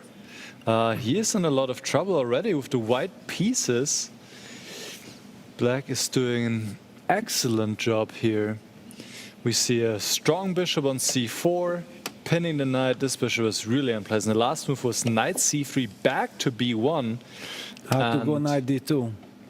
Wants to go knight to d2, but here already maybe e takes d4 is possible. This is what the computer wants to do. Take on d4, take actually on e2 potentially, Knight and then f4. bring the knight in. Knight to f4.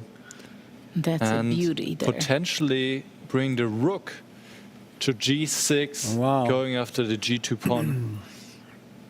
Reminds me of this other game that we saw between Caruana and Nakamura. No, Nakamura and Caruana, Yes, right? Nakamura. Yes, so it's not the first time for Nakamura to be facing something like this. But yeah, something in the opening went pretty badly, and the computer is already giving close to a winning advantage here. This seems very strong, but d5 also a very tempting and satisfying move to play. Yeah. Opening up the position. Black is ready to open up the position like this, and Nakamura is in a lot of trouble early on, and once again finds himself in a defensive position against Aronian, just as he did for several hours in that last game where he ultimately lost. So Aronian might be continuing his incredible comeback here in the tiebreaks. Wow. Well, it's a very promising position. Now probably he's thinking of taking on e2 or possibly going back to a6. But this tension in the center looks... Yeah, not what easy. about the clock situation? Yeah, it's more or less equal, 5 minutes each. And Levon having everything under control. Well, one could argue that he hasn't castled yet, but with the pawn on h4, one doesn't have the feeling that he needs to castle, right? The It's funny you said it at first. I didn't understand what you're talking about. I think he castled the perfect way. The king stands great on g8, rook on e8, no other place could be dreamed of. Yes. And the rook from h8, it will not go to f8. It will come to rook h5 or rook Yes. h6 at some point. It's the best spot it can be. Yeah, unbelievable. But we know this, yeah. How do you recover after such a shock like it happened before? Let's go and see the Pragnananda Fabiano game, because we were not there yet, and we still have a little time switching between games. Yes. Let's go and see Fabiano playing with the white pieces against Pragnananda. It was a great comeback for him and equalizing the match, so he is happy to be here and fighting for his qualification. It's for some the kind of semifinal. Italian, yeah? Some kind of an Italian. The players managed to get some stability. The knight on d6, this is supposed to be an extremely useful knight, covering square on c4. But white also has some initiative, because that bishop on b7, if that bishop is able to be activated nicely, it's another thing. That white has the knight on e3, which is a very mobile knight. This is the kind of the Italian, Spanish knight, can go in every direction depending on the situation. And this e4 f3 construction very nicely shuts down the bishop on b7 and also the queen on e8. b5, I think it's a nice move, yes. Nice move. I like it, because black wants to go probably c6, bishop b6, and then he can move back bishop c8, bishop e6. Or even some queen a7, c5, also possible.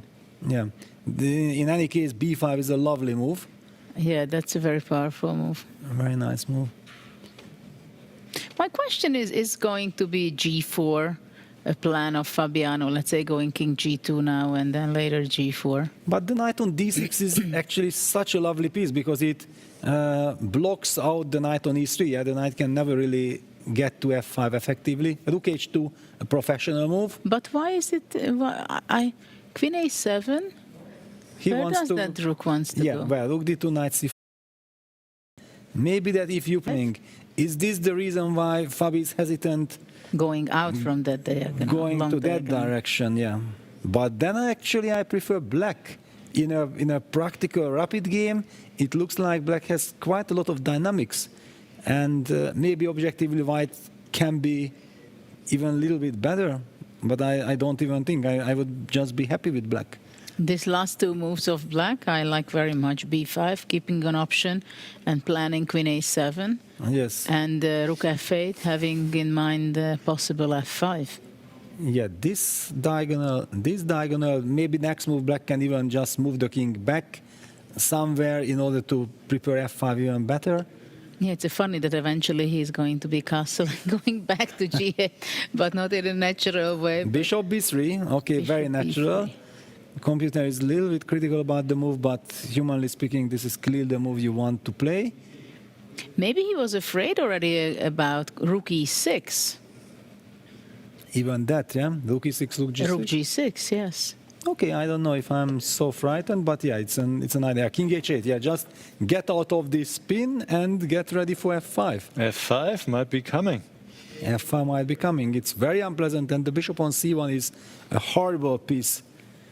The knight stands in the way. Nicholas, any thoughts? What does the computer say? Is it dangerous for white? I think the last few moves really turned around the trend of the game or the objective evaluation. White was doing well, but b5 and rook f8, especially this plan to play f5 and use the queen and bishop lined up on this diagonal to put pressure on this pawn chain, possibly open up the white king, it is quite dangerous. Maybe white should prepare himself, going rook f2 here already, queen d3, but f5, here it comes. This can be played now. And white would need to find already the difficult move, queen d1, to have an eye on the pawn on h5. Wow. This is a very difficult move, I would say. So I think Pragnananda slowly but surely taking over in this game. He should play f5 now, but I think it is also the by far most logical move, given that he has just prepared that with the last two moves as well. Yeah, definitely. Black is playing with a very nice energy, nice ideas, and f5 is on the board. Is on the board. Though that pawn on h5, something can go wrong also. Maybe black will be playing g6 at some point. Yes, that would make but sense. much later, because then the h6 square can be vulnerable quite a bit. But yeah, queen d1, I understand that that's... He goes knight d5. Knight Okay, d5. this is the Human way, yes, exactly.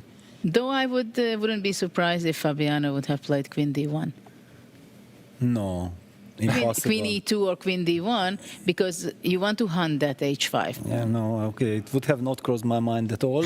If Nicholas would have not said that, okay, computer after f5, queen d1, you asked me to name 6 When we had the candidate queen moves. on b1, I had this in mind somehow to how can I attack the h5. Yeah, but then I would have argued that queen c2 would have been more natural than queen d3, and That's you still true. have the option of queen That's e2, queen true. d1. If you are having queen d1 in mind, you play queen d3, you already keep an eye on the d6 knight, you have some different thoughts. Queen c8 coming closer, setting up potential fe, queen g4 ideas. Just in case, of course, black will release the tension when he feels that it's the right time. You often don't want to release it too prematurely, because then white will also get access to bishop d1 defenses. Wow, the heat is on. What's the clock situation? 2 minutes for Prague, and Fabi is also getting into dangerous territory, 3:42.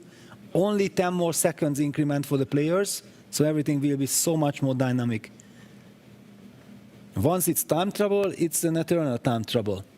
That's the very big difference. Yeah, with 30 seconds per move, you can get out of it. If you play a few quick moves, or you can at least have a bit of a cushion. But with 10 seconds, it helps, but you never get out of this time trouble.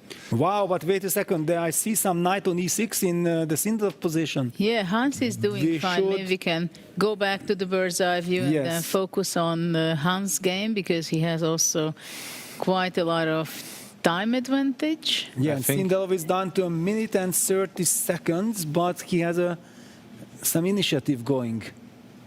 What a crazy position. There are quite impressive pawns on the queen side, a4 and b4 pawns. Exactly. But pawn on e6 is also quite convincing. Cannot be taken to f5. Now finally we'll see the exchange sacrifice after f5, just knight e5, thank you very much.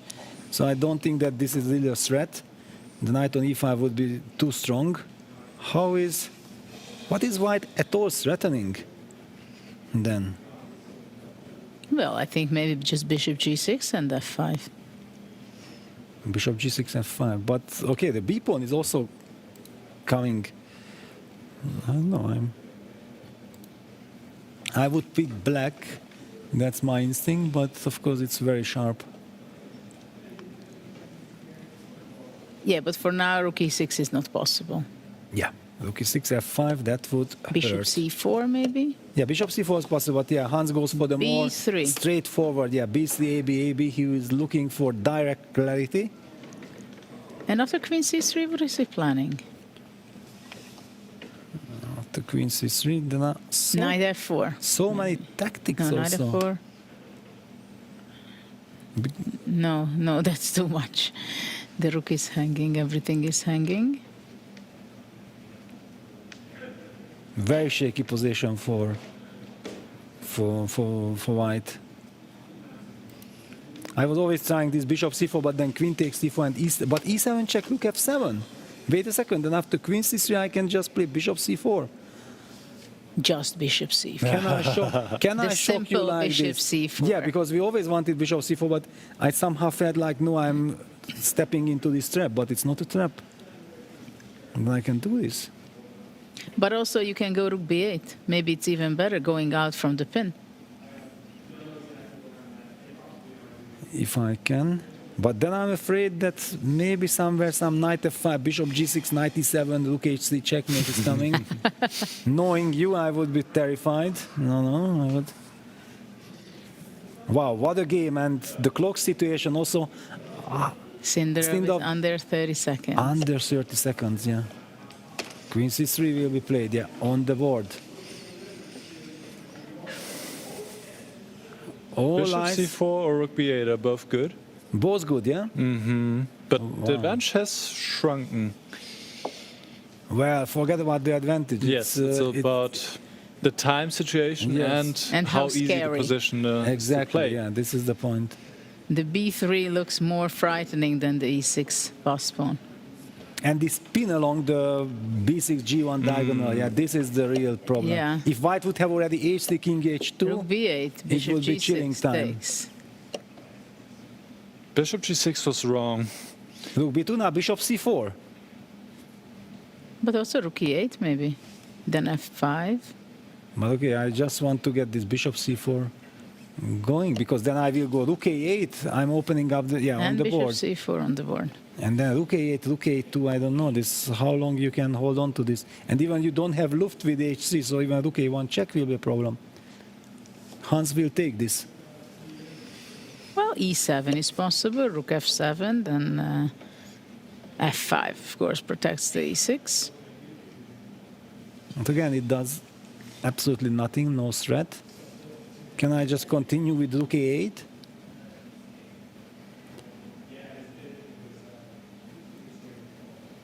This pin, so annoying. Yeah, just rook a8 and then rook a2, the queen gets overloaded. Just you have no time to evacuate with h3, king h2. But would love to pay any amount of money to get h3, king h2. Watch out, here. e7 is threatening. Ah, now e7 is threatening. Wow, okay, that's good news. That might give us the time to play h3, king h2 then.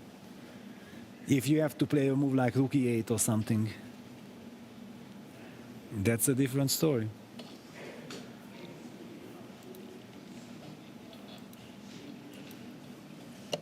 Wow, Prague is also pressing tremendously. Yeah, rook f8 played. Yes, best move.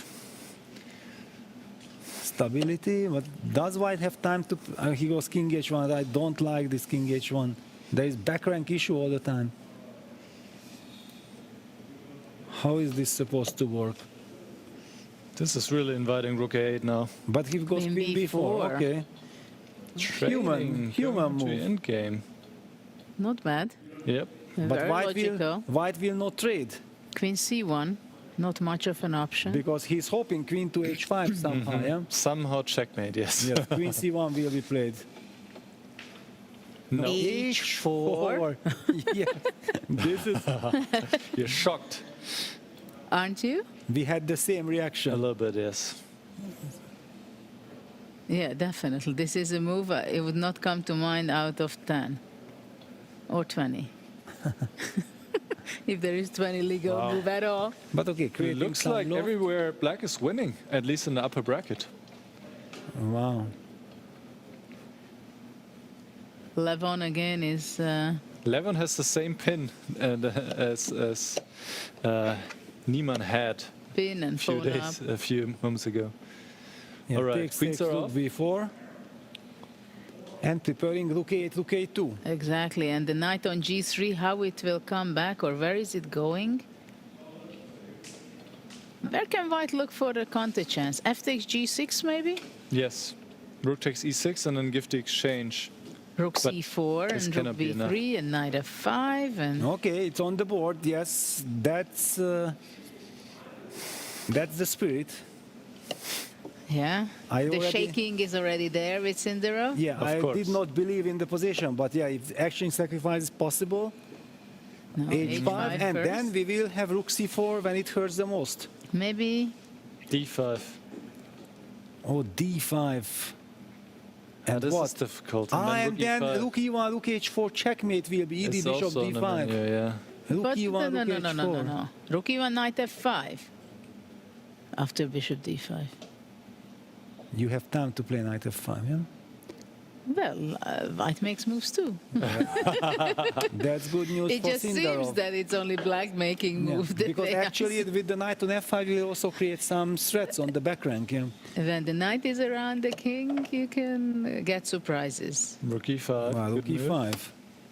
But okay, the exchange sack is coming. Rook c4 takes and Yeah, rook but b3. will it be enough? King f8.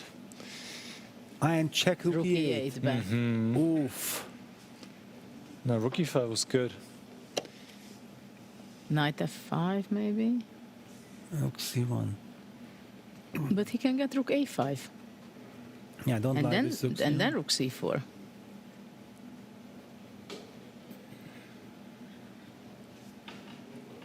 But in general, I noticed the young generation doesn't like to give exchanges. For older generation, it's like a tempo, of course, we give, and younger generation, no, but probably according to computer, it's not good. But now black is in complete control. Yes, absolute control. Also on the clock as 19 well. seconds for Sindarov. Wow, Prague is beating Fabi. Prague is beating Fabi. And Hikaru's made a comeback. It's equal right now. Should He we move sits down somewhere else pawn. because this has calmed down now? Well, This is what comes down. Rook c4 finally is there. The commentator's Fine. curse just when you said it, and white's back because in the game. now the d6 pawn is vulnerable, and also And the seventh seventh rank. Yeah. The seventh rank is key. Oh, actually, Rook knight, b4, rook anybody's a3. game. Rook b4, rook a3. Players are on their seconds. Rook b8. Oh, knight f5. Knight And f5. white is better Knight already. f5. White is better, yes. Well, it's Oops. equal still, but this is the trend is going in white's favor for sure. Unpleasant surprises. Very unpleasant. And No, you white need has to- only one rook, but it shows up on the 7th rank in a second. It will. In next move, nobody can stop it. You need to go c4 and give the exchange back on f5. Yeah, now Hans needs to survive this suddenly. Yeah, one bad move, c5, allowing the exchange sacrifice with more strength. With the 7th rank weakness. And look at this already. Mm. Sindarov is up on the clock. And Nakamura's blundered. He's losing right now. He is losing. Yes, Nakamura is losing.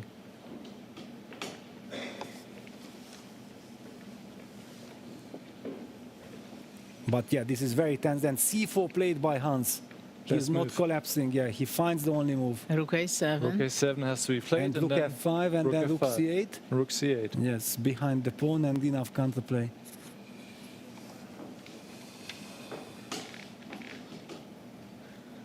But okay, Takes, king rook f2. c8. Yeah, king f2. c3. Yeah, then rook a1. and my king is coming closer, and I have these crazy pawns there with h5, Very g6, unusual very pawn unusual. structure. And with g4, I can even protect the f5 pawn. Knight What? d6. No! What? He does not go rook a7? What is this? This is madness. Madness. Yeah, Hans cannot believe. Wow, I got away with it. Knight takes c4, no. Really? This is practically lost. Rook g5. And also not putting any pressure on the opponent.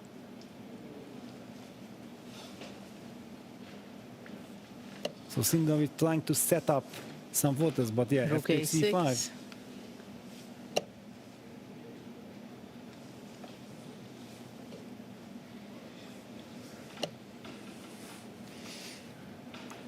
Well, now it looks like Niemann will take this one. Yes. Okay, knight e3. Rook e7 check.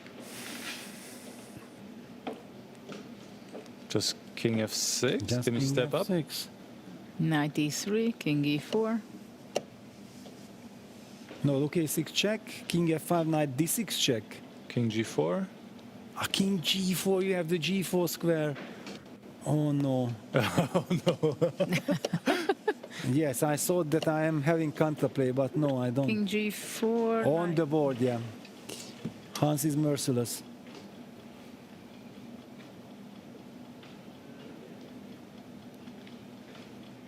Well, Sindarov had his chance.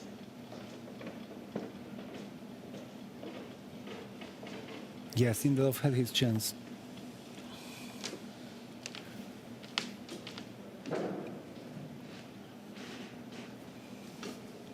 And now that's it. This is hopeless. No more tricks. Besides, yeah, Pragnanda is winning. Levon is winning. Levon is winning.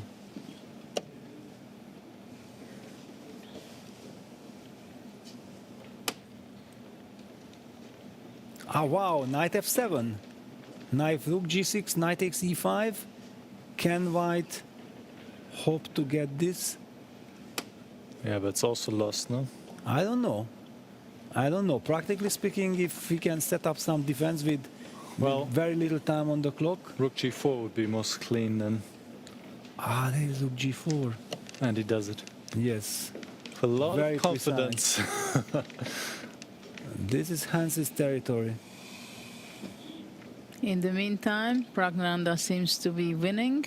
Yes, completely winning. Queen up. So is Aronian against Nakamura. Just as well as Aronian will be winning against Nakamura. We might see 3 black wins here in this first. Black is the winner, yeah? Might as well be.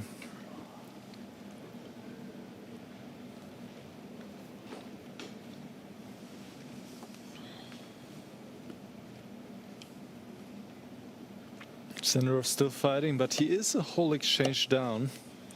Yeah, Hans still needs a little Wow, wait a technique to show. second. Wait a second. Hikaru end up in a queen endgame. There are chances to save for him. How the hell did he do that even? Well, Levon gave up the a3 pawn. That is crazy.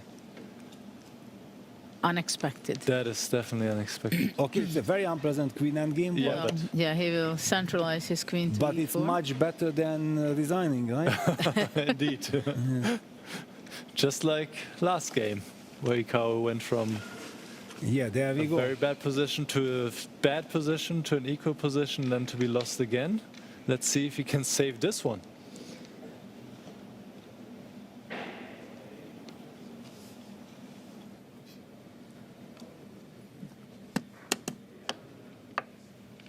Down to 12 seconds. Yeah, queen d4. Queen h5. What is this queen h5? Okay, he had to protect the He had h4 to pawn. protect Yes. both of his pawns. Yes. Queen g5, controlling some important squares, and then bring the king. But it will be not so easy. Actually, that white king is better than h1. Queen a7. Again, he's moving away with his queen. Queen why? F4 and Queen D4. F4 There was no need D4. to do that, right? No. Yes, Again, no. from the best square, he gives up these great spots, strategic spots in the position. Yeah, now I think it is maybe close to lost again. Well, King H7. Yeah, go Queen to E4. safety. Also, Queen this is E4, Queen E4. beautiful, beautiful Everything, center. yes. Every light squares are covered. That's so the very unpleasant. King on H7 will sit extremely safely. The pawn will get to D3. Check, King King H7. H7. Yeah, now it's lost for sure.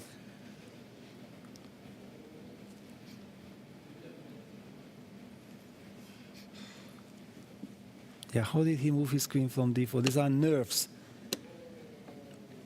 Queen G5, D3. D3. Well, it seems hopeless. Queen on E4 is just controlling all the important squares. Yeah, but how to win now? This is the big question. Because it probably seems you like can everything start- is perfectly placed. There's applause as Pragnananda Pragnananda has won collected the against point. Kawano of black. Yes, King G8. Yeah, the king starts King F7 and he goes through the center. Yeah, Queen D8, King F7. Yeah, this is the winning method. Because there will always be this Queen E5 check, and finally the king will march in. Yep, no perpetual for white. Yes. That's right. Now also G5. You can just play G5. G5 is very nice. To threaten always Queen Introducing F4. Queen E3, Queen F4. Look at everybody is following this game. All the players. What did Vincent do, by the way? Let me see. Another draw. Another draw. That's a marathon fight. G5 on the board. And Hans has just checkmated Sindarov. So Hans takes the lead, winning with the black pieces. And Prag takes the lead. Prag takes the lead, and Aronian should also be able to take the lead. Which would really mean 3 victories for black. Unless he steps into some perpetual checks. Yeah, but he's willing to give up all his pawns on the queen side just to get the king to E2. Yeah, King E5, Queen C5, King F4, Queen F2. This is the defense Hikaru is relying on. But maybe Queen C5, Queen D5. Queen D5, of course. Queen E3. It's Yeah, a game very- goes on. Yeah, King F5. King F5, King G6, King H5. Well, also King F5, Queen F2, already King E4. You can just do the Magnus dance, right? He was also coming like this. It had to be played. Now Queen D5 will be played.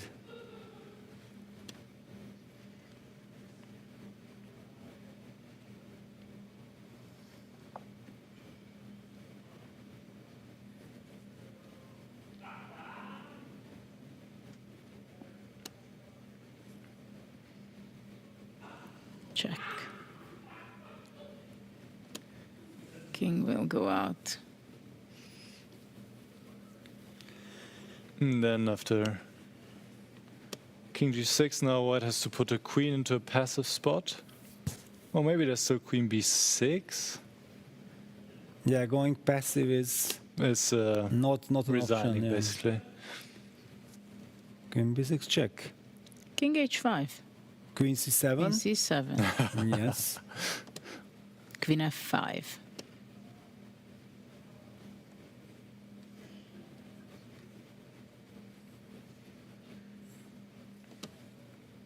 Okay, Queen F5, Queen D8. What is this? Wait, Queen Queen D8? G7, Queen G7, he's Queen back. G7. Queen G7. Can if he he finds find- Queen G7, he's back in the game. It's equal. he Oh, goes Queen no, Queen D8. Oh. But Queen G7 is a difficult Very difficult move, yeah. I also wanted to play Queen D8, yeah, it was the move. Queen F4. And look now at this, D2. and now he What realized, happened? wait a second, I could have played. No. No? What happened? No, he just Yeah, I realized think that. he realized Queen G7 was the way. Or he Queen saw G7. Queen F4 now, followed by D2. You just cannot believe, yeah. Queen E5. That's the wrong way. He gets another chance. He gets another chance. Oh my goodness.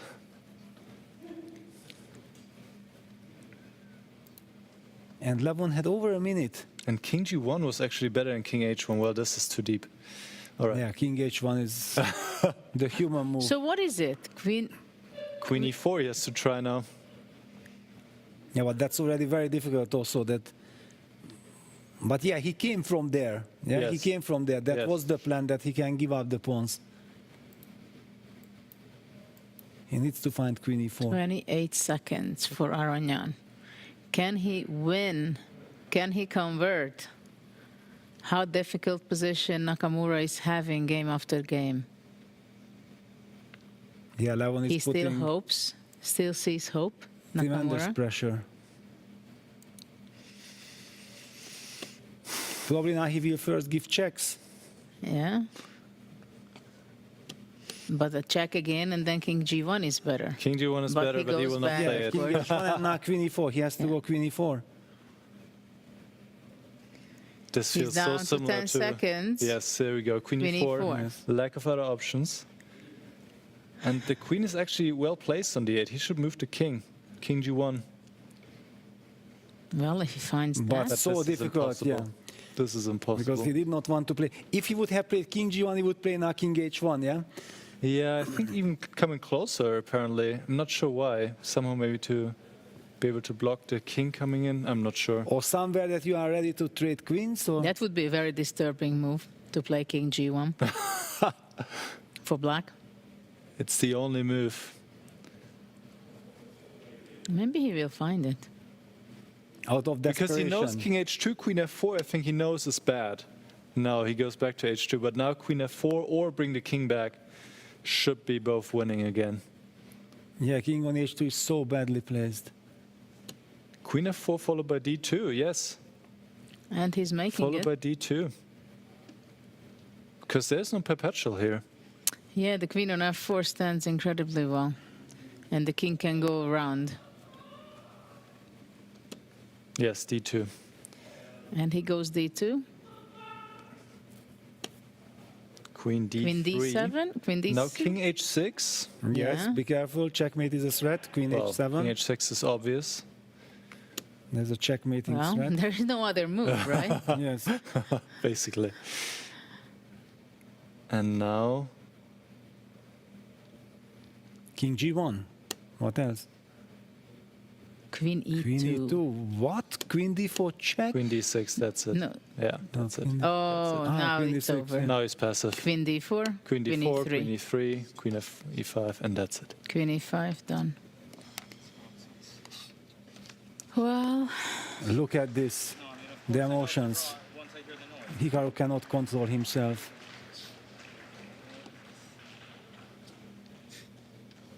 Hikaru just nervous, painful He is loss. Also not. But happy yeah, about he that was on the pass. back foot. Yes, right. He was completely lost before. Then he got this chance. Levon, whew, taking a breather. He does it again, taking down the number 2 in the world in 2 consecutive games now, and he just needs one more draw to advance to the semi-finals.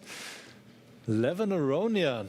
Levon has, if we've seen now, several games against Magnus, and after that, today against Hikaru in this second game. These end games. Mm-hmm. He has The these end games. Yeah, he has these end games where he's squeezing, and then he makes mistakes, inaccuracies, gives away the advantage, But whatever, he has the control. almost, but still has the control. But he gives away. I mean, against Nakamura, he gave away, right? Okay. Nakamura yes, he had a cannot draw, play. but the pressure is so much during the whole game that even if the opponent gets an opportunity, it's hard to take it. Yeah, but probably Levon can say, all right, but please count how many moves I was winning and how many times my opponent had a chance to make a draw, yeah? Yes. If you add that up, then you understand that Levon feels like it's an absolutely justified win. Yeah, totally. I mean, what you said, Queen G7, maybe we can bring that back. What was the last Yeah, let's just show this opportunity? Queen G7 because it was absolutely insane that Queen G7 was, and this is what Hikaru was highlighting to Levon saw it. at the end. Do you think so? Yes, definitely. You think he saw it? Yeah, of course. Once he played Queen D8, he saw it, that Basically, this was the last mistake for Levon Aronian, right? Queen f5. Yes. He should have not put the king on h5, I guess, maybe to begin with. The king should go somewhere else, should maybe go hide somewhere else. No, it's not so trivial. Not easy, not easy. No, I think king h5 was good. Only after queen c7, queen e4 must have been the move, no? But then queen f7 Then queen check. f7. Yeah, no, you cannot do this, no? No, this is here very already you tricky. need to come back. No, it's not easy. So queen f5 and now queen g7 was quite strong, because if you now give a check, you always have, there's always this checkmate threat. The king is not coming out, the king is boxed in. And if you go d2, I will give a bunch of checks and then probably just pick up your pawn. Check, check, and let's say king e5. No, queen d8 already, you can give queen d8 right, and pick yes, up the that's pawn. yeah. easier.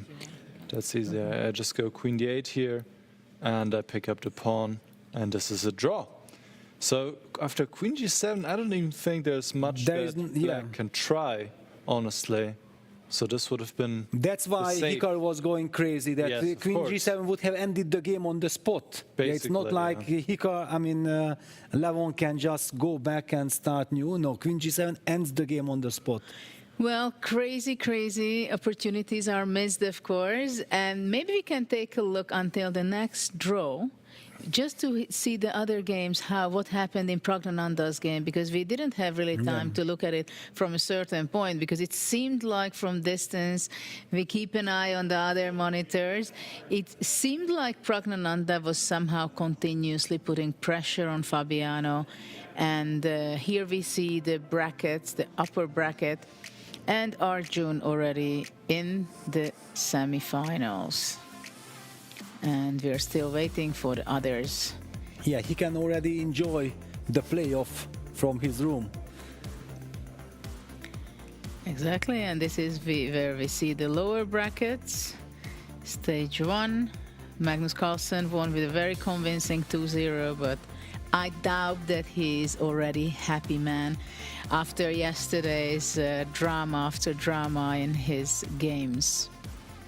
So we are back now with Caruana Pragnananda game, where Pragnananda played very well. At the early middle game, we were seeing that. And what is this position? Yeah, so I just went in somewhere and see how it developed.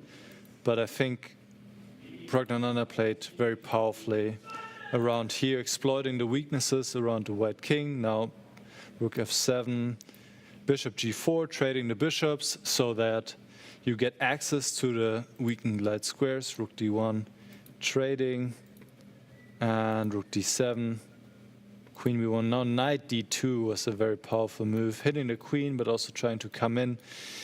Here, queen a2, bishop takes, and knight f1 check, hitting the king and the g3 pawn, and this is basically game over. Knight takes g3. Now there's just no protection anymore for the white king, and the king was basically hunted down. Yeah, probably every move wins already. Yeah, knight g2 was by far not the only way. But maybe Pragnananda felt that it's the safest way. Yes. It's the most professional way from point of view when you have a queen up with 2 pawns, passed pawns, no matter how many seconds you have, you're going to be collecting it if you get 10 seconds per move. Absolutely, and he converted this without any issues. Very strong performance by Pragnananda in Yeah, this first incredible. game. Yeah, bouncing back after the loss, which... No, yeah, yes, okay, bouncing back first after the Fabi loss bounces back and now he bounces back. Yes. Well, we've witnessed 3 victories from the black side. Levon Aronian won with black, Pragnananda won with black, and Hans Niemann made an incredible performance there versus Sindarov. It was ups and downs and opportunities for Sindarov also to save the game, but he was not able to save the game because the last mistake was done by him. And we are shortly going for the next draw for the second game of the playoff. So this is something very exciting, and we see some players who has to win to bounce back for the match. And of course, this is going to be difficult, but those guys out there, they will fight until the very end. So let's see what position they are going to be playing in the next game. Position draw. Welcome back to Game 2 of the Rapid Playoff. In Game 1, we saw one draw between Vincent Keimer and Ray Robson in the lower bracket, but we saw 3 decisive results in the higher bracket wins for Hans Niemann against Sindao, for Pragnananda against Karana, and for Aronian against Nakamura. So their opponents are now in a must-win situation to take the match to Blitz. We are ready to draw the next position, and in order to help me, I would like to welcome to the stage Arjun Kapur from Left Lane Capital. Give him a round of applause.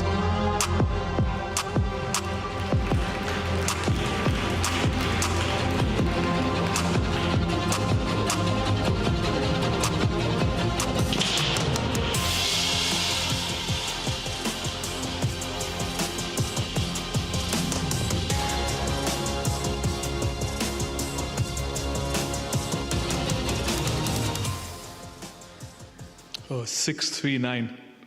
Position 639. Thank you very much. You can hold the number into the camera and then drop the ball right here. No, not in the right here, since the players will not be playing that position again. Thank you very much.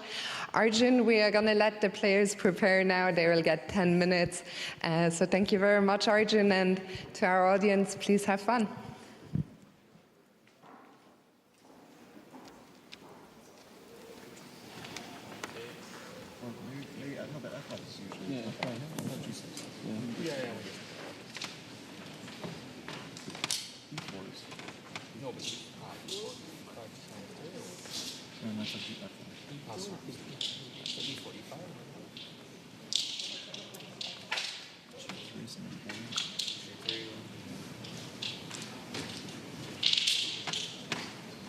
Position does look kind of interesting. Yeah, it looks imbalanced.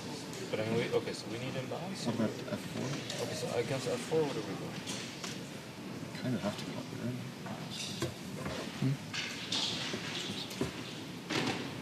How are we going to win this? No, I mean, how do we, because I don't care. Yeah. I mean, we just go E4 and then... Yeah, they just go E4 and have to take the bishop.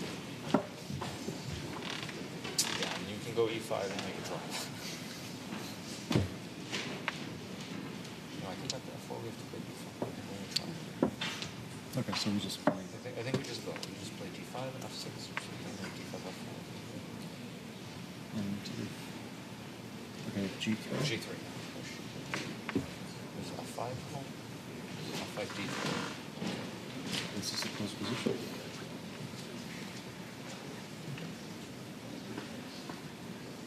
And G6. Yeah, G3 and 6. Anyway, if they play D4, we should play F5. Yeah. No, I mean after D4. So we have to go F5 ourselves. But D3 here also is. No, I don't like this at all. Okay, well, can we try to play like D6, G6 and all that? I don't know. It's too much time to remember. D4, D4.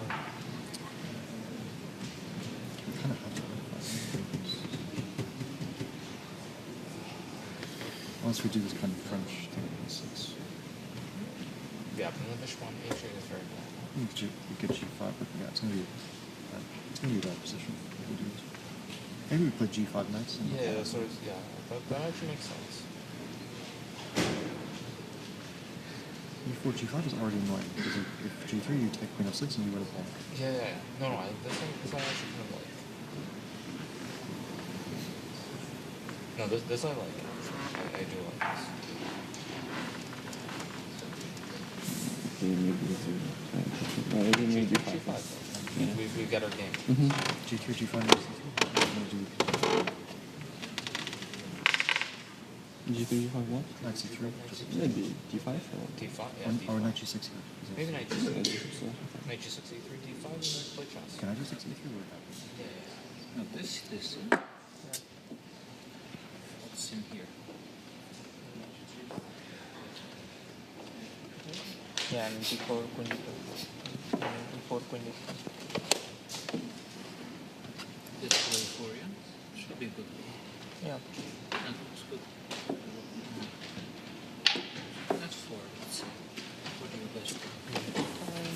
Yeah, f5 is definitely not coming. Yeah, I'll play with B4. E5?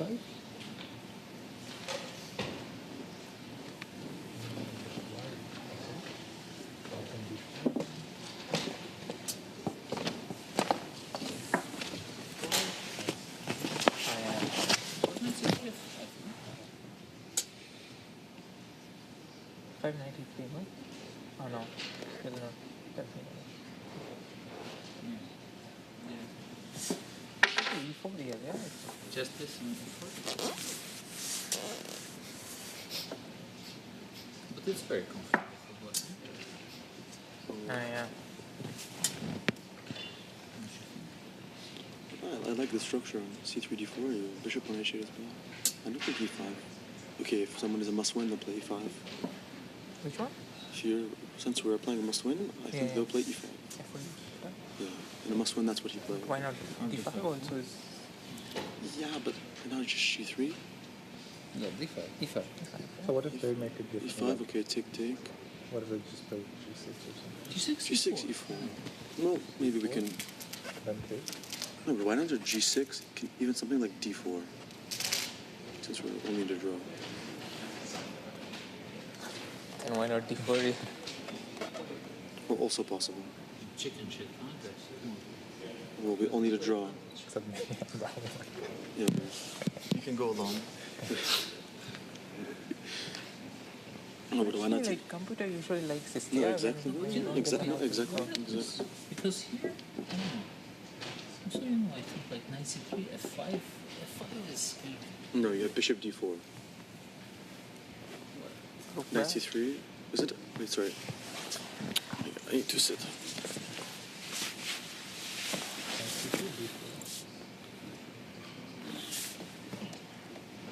But I don't see how d4, e4. E4 okay. Takes g6, f5. No? Yeah, but okay. The main thing is, I don't know. It's not worse. The bishops. Yeah. No. Sure. Very decent. No, but not knight c3 first. Wait, why not knight c3? Here? F5? But, no, then d4, knight e3. C6? Oh, you have wait. I'm sorry? Some bishop. Oh. No, I meant like d4 first. F5 is...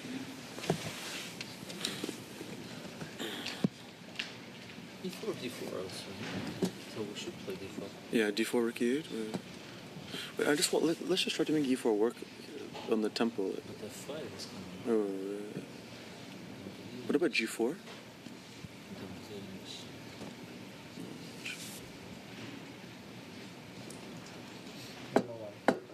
Wait, what about knight c3, f5, g4? But why? Okay, yeah. What you want? No, bishop e3. Sorry, no. Knight c3, f5. Anyways. What about e4? E4 take g4. I like the sound of it. Yeah. That's, I think... No, Before he will not play, right? No, then e5. E5. Yeah, I think this is it. This is it, yeah? I like this. Yeah. This looks very Am I back to being the professor? Professor. No, but... Get 96, take knight f4, queen f3. No, but professor is something that I say with utmost respect.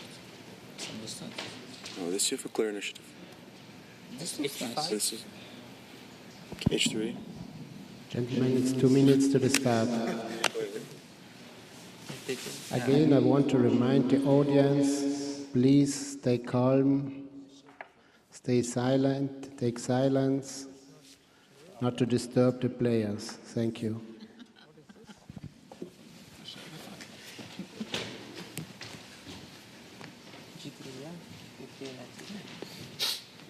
Even e4, g4 here? Yeah, I was No, thinking. divide. Maybe g4, e4. But no need.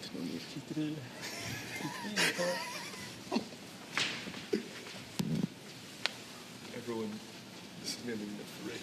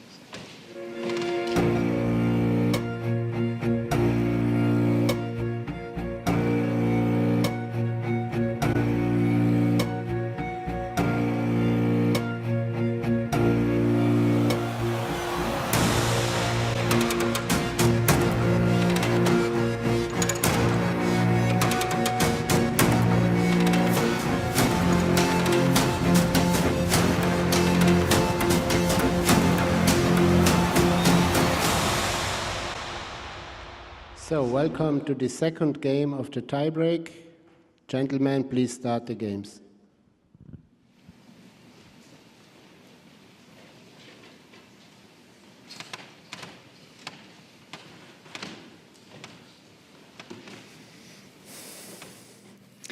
And we are back to the quarterfinal playoff game 2.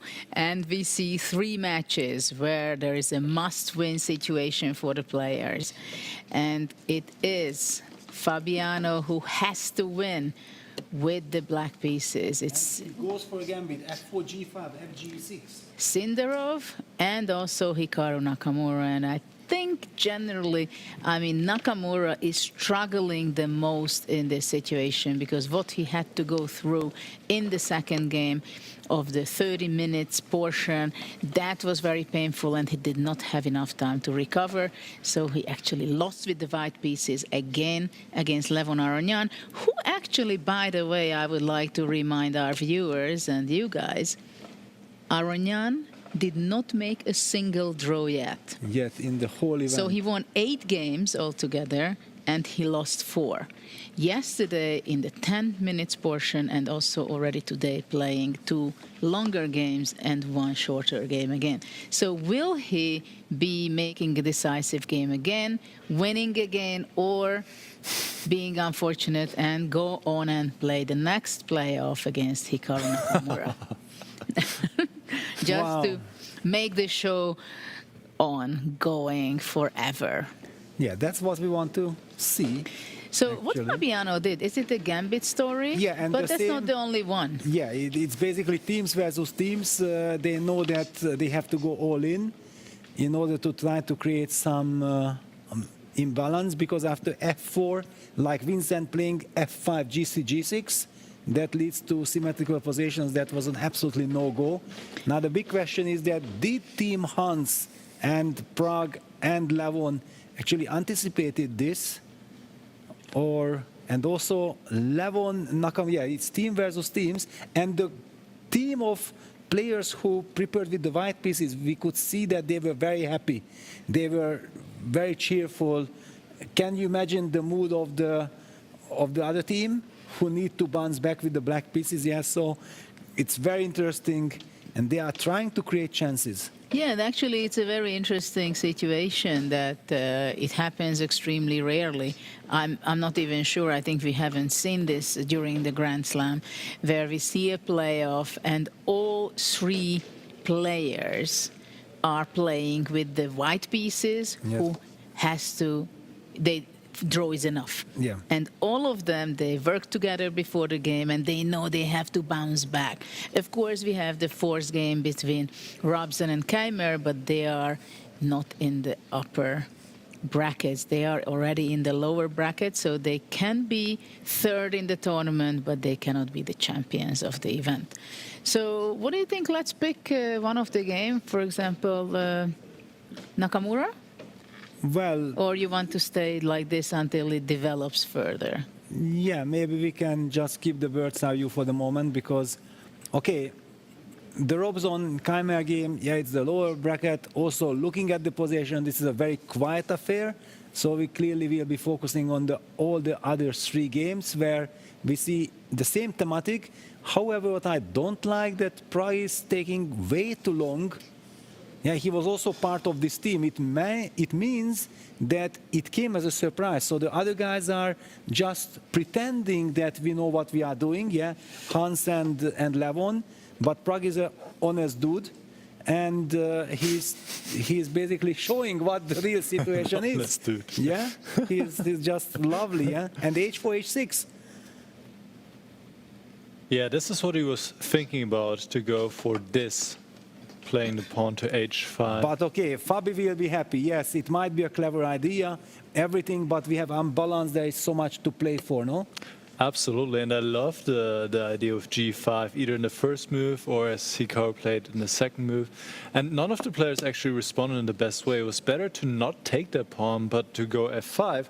But either way, you're creating this imbalance, you're asking questions, you're playing something that they were also not ready for, most likely, that they didn't look at. This G5 was very surprising, so I think this is exactly the right approach that players with the black pieces who need to win to stay in the race that they took was exactly the right approach. Yeah, maybe now already we can pick a game so that we can have a closer look. Guys, let's go to Hikaru. I agree. I think let's go because I see that already also Levon plays the knight on H5. Is this a good idea? I don't know. Hikaru already developed everything on the... And castled. Yeah, exactly. Knight C, queen out, knight C6, long castle happened. So he's... I don't know, actually, for some reason it seems like black has a wonderful position. Yeah, he's getting a Nakamura position. Yeah, black is better. Where he has chances to fight. There are counterplays, not like he is tied down to some horrible defense. Yeah, I want to ask you guys, in some way, this match reminds me a little bit of the match that Nakamura had against Sindarov in Weissenhaus. Yes. Because also there in the match, the classical match there was, of course, longer. He was shorter. It felt like he didn't put it away. And he could have put it away. He won with black. He had the white pieces. It was a symmetrical position. It was equal. And then it went to tiebreaks against Sindarov. And there he also lost the thread and lost the first game. Then he had chance in the second game, but ultimately couldn't convert. But there he was always outplaying Sindarov. But here, yes, that is a bit he is many times on the defensive side against Levon. Yeah, he's about to save a draw, but finally he gets a game. Yeah, this is why we were so unhappy with his choice, that he was trying to shut down the second game with white. Yeah? I asked you the question, yeah, B takes C6, because we know from our experience that such decisions can backfire. Of course, not necessarily, but you are really playing with the fire by playing safe. Well, here he has a fantastic position. Right now, D4 comes to mind first, but it's not possible because bishop can take it, and knight, and the E1 rook is going to be hanging. So that's why I guess Aranyam plays C3 to be able to play D4. Also maybe developing with knight A3, not so But okay, will he be able to develop? Because one time you asked me the question that who is better developed? Well, if we ask this question here, then we see that in order to castle for white, he needs to move the knight, he needs to move the queen, and only then he can castle. These are 3 moves. But it looks an awful position for white. What about knight C6 to E5? Pointing out the D3 weakness. It's maybe horrible. D4 then? Knight C4.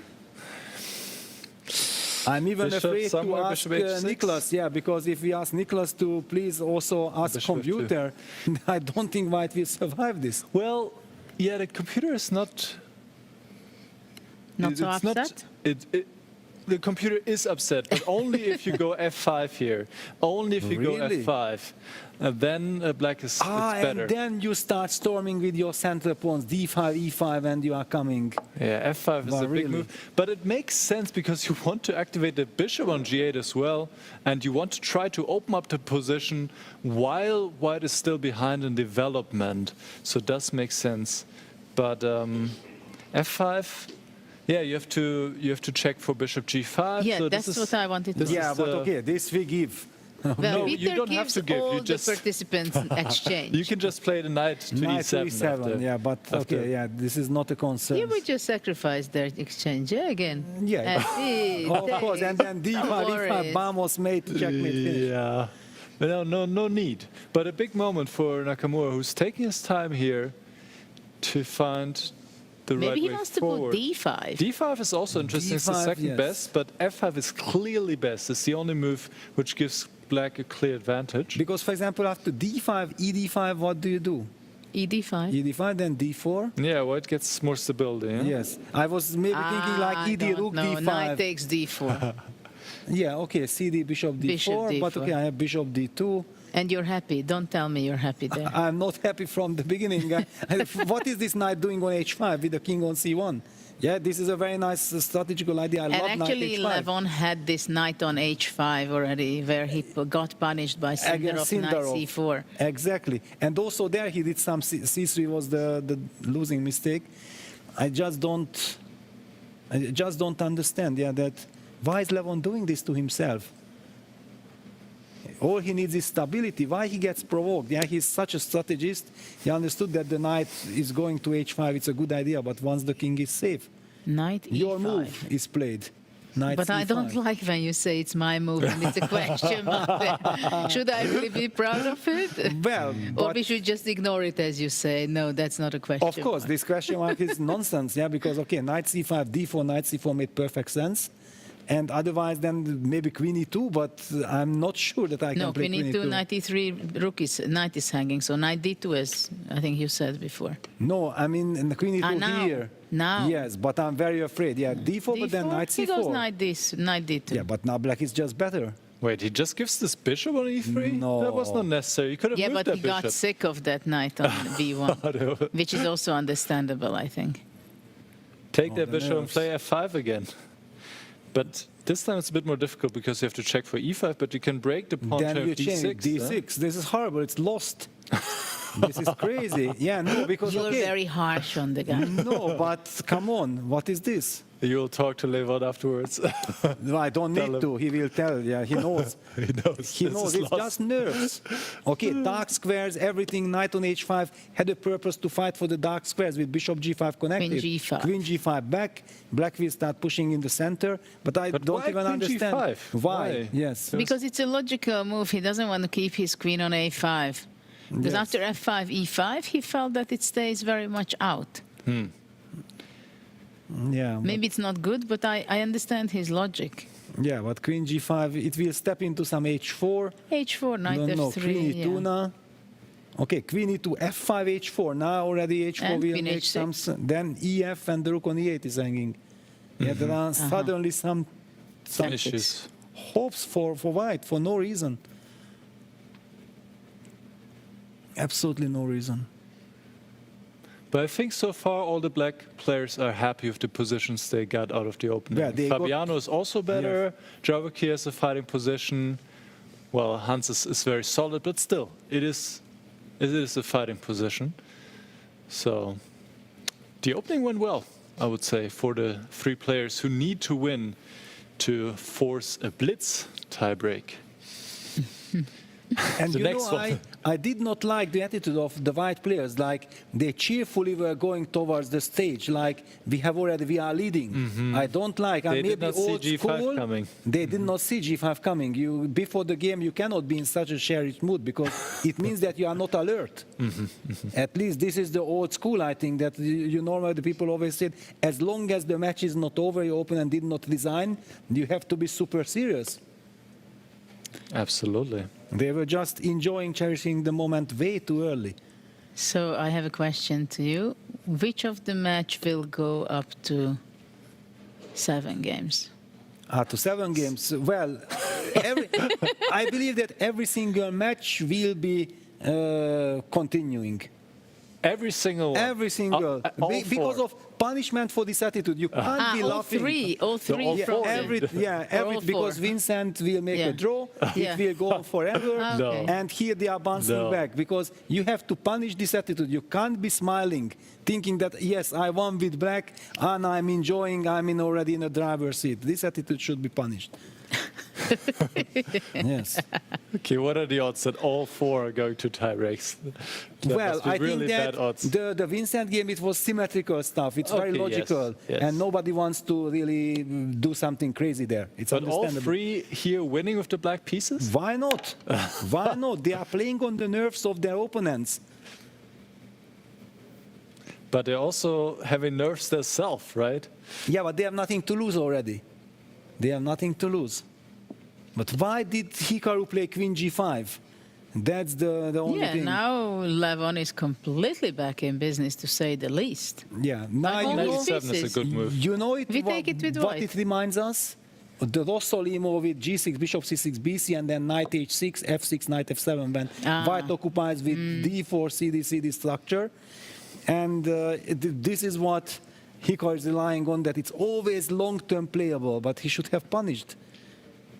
Okay, maybe he's punishing. This F6, Bishop F7, Knight E7 reminds us of Hikaru against Sevian, how he was activating his bishop. Yes, the bishops. He has the bishop pair. He hides that bishop on H8 and creates... No, this whole day is only beginning. Guys, believe me. Trust me. Only Sindarov is in trouble. Sindarov is struggling a bit, yeah. Sindarov is in trouble. I haven't looked at this position. I just believe that, yes, punishment time, but no. Yeah, Hans knows what he's doing. Maybe you can jump in, go to bird's eye view, see all the 4 games let's at the same time, and then just to observe a little bit, because on the other games also very exciting. Pragnananda, Fabiano. It's a total mess. Yeah, it's impossible even to evaluate. Wow. Let's go D4. there. Let's go there. Let's go to Fabiano, because he took a pawn. Of course, it's there is some tactics, but is it really so good for Fabiano? Well, if he could take this pawn and Prague castle. And castle, the famous castles. It just changes the whole evaluation of the game. Yes, let's just go back 2 moves. So this was the position where Fabi used the chance to play knight d4 because e4 runs into bishop g5, winning the queen. But obviously this was part of the plan for Prague. He goes for long castles and he says that, wait a second, yeah, you won a very important pawn, but you opened up the d file, the queen from d8 can't move because there is always pressure against the c7 pawn. It looks so dangerous for black, doesn't it? Very dangerous. Knight b5, but bishop e5 is a... big important move, bishop e5. Is a defensive resource at the moment. So black has a pawn up, but the queen on d8 completely tied down to the c7 pawn. Yeah, bishop e5 is the move. Maybe bishop c6 will be captured. It was. Yeah, but then rook b8 now. Yes, the rook is coming out. The pair of bishops are working. By the way, knight g5, knight f3 also exists as a plan. Yeah, now the knight is not coming forward. I don't like this trade. Bishop c6, no, this was... He was afraid of bishop e5. Yeah, but... Well, he could have moved the queen. Exactly, and now the rook, basically black does not need to castle anymore. The king is super safe, rook b8, rook b7, yeah, queen a4 is played. But black can do whatever he wants. Yeah, even even some a5 business. A5 is the best move. Yeah, actually, A5. it's a clearly best move. So not whatever you want. But yeah, he but does it. okay, a5 It's is the obvious. most natural. Yes, Yeah, it's obvious. Yeah, you go. And let's not forget about this knight g5, knight f3. This guy is e7, coming. Queen b4 also. Yeah, also this from every angle. Fabi is bouncing back. Hikaru is bouncing back. All eyes on Sindarov. Hikaru has won a pawn at a2 apparently. Also very interesting.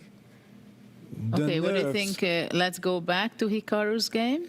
Well, just a second. Let's stick with this one. Let's just wait a little. This is also very interesting. I'm thinking that Okay, Queen E7, but also Knight Black is spoiled with incredible Well, choice. Yeah, Knight Queen G5. E7, the professional move, Judith. And Queen B4. Yeah, that was your suggestion. I loved it.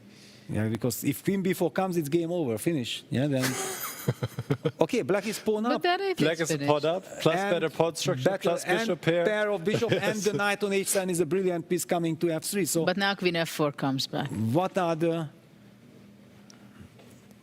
the hopes for white here?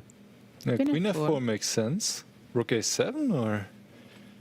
And it's completely crazy. And that Prague plays brilliantly. And whenever he gets the lead, then he's second, and then the nerves or something. Yeah, Rook totally. D1. Okay, bishop E6, cemento. Cemento, for sure.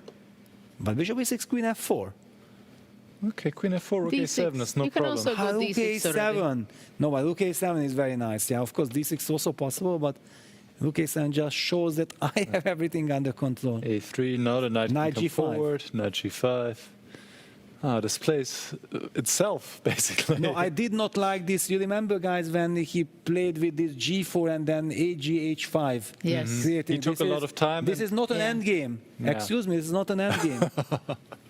You are giving up the center. You can't just give up the center like this. Knight G5. Knight G5.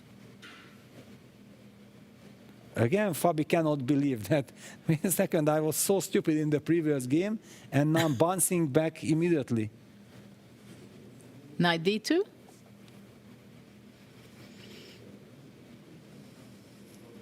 I had matches like this in knockout rapid World Cups and Grand Prix and like this that, you know, there was this tendency. I lost Yeah. like a stupid idiot in one game, then I'm bouncing back with a great game, then I'm losing again, bouncing back, and normally we are not even losing a game per year. And then finally something happens. Yeah, it happens. It happens, yeah. This Yeah, is it's a very, very special psychological situation. Hans has also blundered apparently. Now everybody is Wow. winning from the black side. Can you believe it? yes. Oh. I Okay, told there you. we go. Already changing the Hikaru game. My goodness. This is crazy. Okay, maybe now we can go back to the Hikaru game because, okay, Caruana has everything under control here. I don't see the big drama. We will have plenty of drama in this match in the future, but not at the moment. So, Hikaru finally, Levon stabilized. He gets the e4 square. Is Black now pushing e4, sacrificing the pawn to open up the bishop? But Queen takes. Yeah, of course, e4 and then knight c8. And you somehow try to... But don't my tell me God. you would play this with black. Yes, I would. You would? I like this knight c8 and then queen g6. I'm pinning this rook on d3. No, this is still very interesting. Well, I go Queen E4, Yeah, knight c8. Queen A4, Okay, queen g6. D6. Okay, c6. I'm not calculating. I'm already unable to calculate. I'm just relying on my feelings. But Bishop E4. okay, I move the queen to h6. And then rook e6, I take on d6. I'm like in Berlin defense. Sometimes you cannot touch. But you can even play d6 yourself with black, right? Yeah, If you you don't want can. to allow Yeah, that's that. what I thought he's going to do. Yeah. No, I'm just super excited that this is still good for black. I'm Yeah, still E4 picking is a black. good move to get rid of and open Open up the bishop. up the lines. Yes. And also we need to get closer to white's king. Yeah, queen e4. Knight c8 will be blitzed out by Hikaru instantly. Come on. There we go. I'm always rooting for the guy who plays better in the game. Yeah, this is my attitude. I'm not rooting for a person. I'm rooting for good moves. e4, queen e4, knight c8. All this deserves something.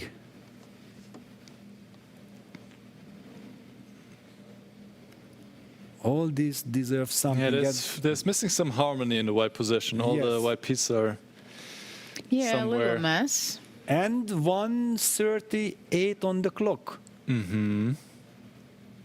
Yeah, all of the black players are up on time right now and having a better position. We might indeed see a lot of tie breaks continuing. Yeah, I remember I was very angry with Hikaru in Paris, right? When in the qualification he started drawing, trying to somehow squeeze in, and he even said it in the interview, his approach. And then I went to him afterwards, apologizing him. Yes. Sorry, Hikaru, I was actually criticizing you. And he said, yes, it was justified, because you should play chess. Forget about draw, symmetry, whatever. Play, you can play fantastically.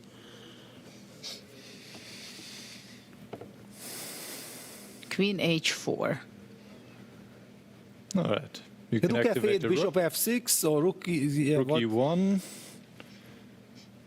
Rook e1 is also possible. Why not? Because the Bishop rook is on a2, but it's so unusual, that this rook is not on a1. And after bishop e4, what you have in mind? Knight d6. Yeah, Knight he d6, didn't but want- why? Now queen a4 will... Well, queen a4 is also Just always a6, right? Okay, good. Still not sure what this knight is doing on d6 necessarily. I'm afraid that white will somehow trade the knights. I don't want this. No, yeah. This would be bad. I don't want this. But okay, black wants queen g6. I think that's the reason why he played knight d6. He wants this queen d6. Queen g6 business, covering the e4 square. Rook a4, smart. That's a nice move. That's a lovely move. That's a good move. Levin's of course fighting, but he's kicking himself. That how could he play such a bad opening? But it's not so awful. I mean, at this point, why At is it this so point, no, of Rook course. comes to g4, Already f4. he survived the worst. Yeah, in the last 2-3 moves, now with queen h4, rook a4, very nice idea. Yeah, this knight d6 was unfortunate. Yeah, black needs to make some space for the queen, it feels like. Because rook g4, rook e5 makes sense. And rook e5. And then after rook g4, where is the queen hiding? Where is it hiding after rook g4? Well, I guess it needs to go to e8. I mean, it needs to keep an eye on the... So basically we just sacrifice the h7 pawn and then hope to get enough counterplay, yeah? I guess so. Yes. Or can we go bishop g7? No, bishop g7, rook takes. That doesn't work. Yes. No, queen e8. Okay, we're gonna see this. Rook g4, queen e8 on the board. But Levon down to 40 something Oh, there's rook seconds. h5 after queen takes h7. Oof. Oh, he missed that one, or did he? No, he Queen wants to G6? trade queens, but okay, this is a horrible structure This nevertheless. is a horrible endgame. Takes rook h2. Yes, definitely. And then rook Bishop e8, maybe F3. even b6, b5, I don't know where, and king to b6, rook to e2. Well, bishop f3, knight f7, Or knight c4, yes. or knight c4. Knight yeah. c4. A nice square on e5 is awaiting that knight. Knight c4 is a cool move. Oof. This will hurt badly. Rook g5 only move, right? What a knight that is.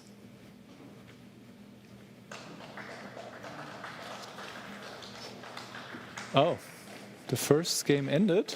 Is it Vincent? No, what is happening? No, There's Yakov. some applause. Sindarov won. Sindarov won. Sindarov won. Yes. So Sindarov strikes back. Strikes back. Vincent is winning, by the way. You will be happy to Also hear. with black. He is winning, but it's not over yet. But he is winning. Yeah, but I mean, everybody is winning with black, and This is insane. Fabi is doing extremely Knight well. c4. So we're definitely going to see at least one more tiebreak between Sindarov and Niemann. Rook g5, only move. And now, get that rook into a game on d8, maybe.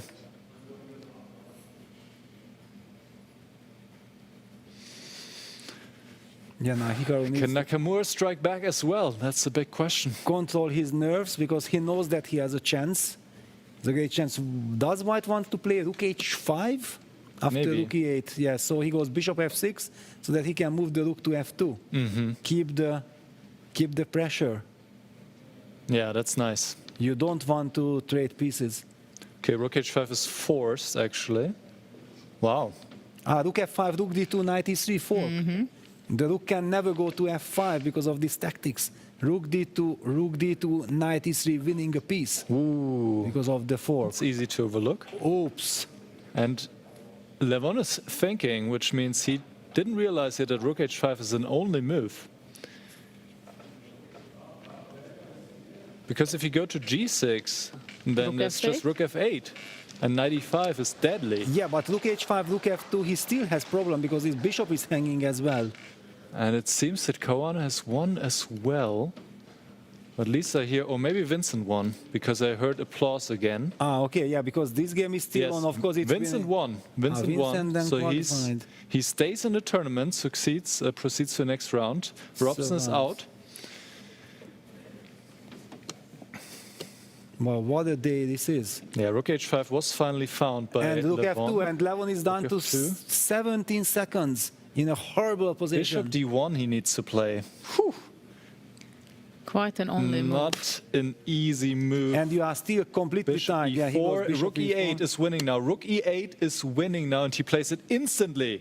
Hikaru Nakamura. And the bishop from f6 covers the h8 square, so there is no back rank The issue. rook is coming to the second rank, putting more pressure on the pinned knight on d2. And the bishop cannot escape. Where do you run? Clock is ticking down. Rook Rook f5. f5 played. Just take knight Takes e3 knight and the e3. winning Material. That's it.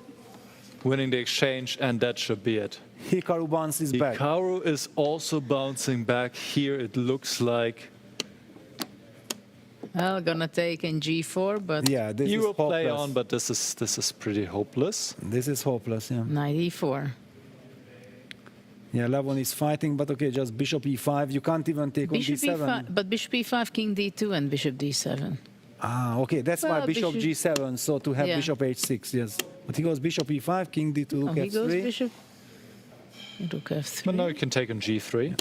Okay, Bishop it will take time, but okay. Rook f1. He goes rook f1. Wait, why doesn't he take that pawn off the board? What is this move? Why he's doing this? Oh, because of king e2 probably. But then rook f7. Bishop e6 and, And then then bishop rook e7. e7. That's what he missed. Yeah. Koan has won, so he also strikes back. And look at this, Hikaru is shaking his head. Yeah, because this is not clear This is anymore not now. clear. His king is boxed in. Oh if my if the goodness. king would be on e7, it's a different story. But with king on b8, and Levon very smartly playing b4, stopping a5. Yeah, b4 is a great move. It's an amazing move. What a presence of And Levon. Hikaru had enough time on the clock. He could have taken his time before going bishop e5 and before going rook f1. He will go a6 now. Got very enthusiastic, feeling that he is close to win. Yeah, he Bouncing got back. overexcited. Yeah, yeah, and he played Yeah. just so fast. Exactly. And Levon, incredible, yeah, finding this setup with knight e4, king d2, bishop d7. Yeah, bishop f5 will be there. Yeah, well, it is quite a stable position. But black has the possibility to create a passed pawn at some point. So on the a file. Yeah, well, this will be now a marathon It's not game. going to. Yeah, it's not going to be easy to Yes. convert this for black. No, not at all. But now Levon will have the same problems like before Hikaru, that he can never force a draw, Yes. and black can play on forever. Now it's But his king Nakamura cannot. will be the cat.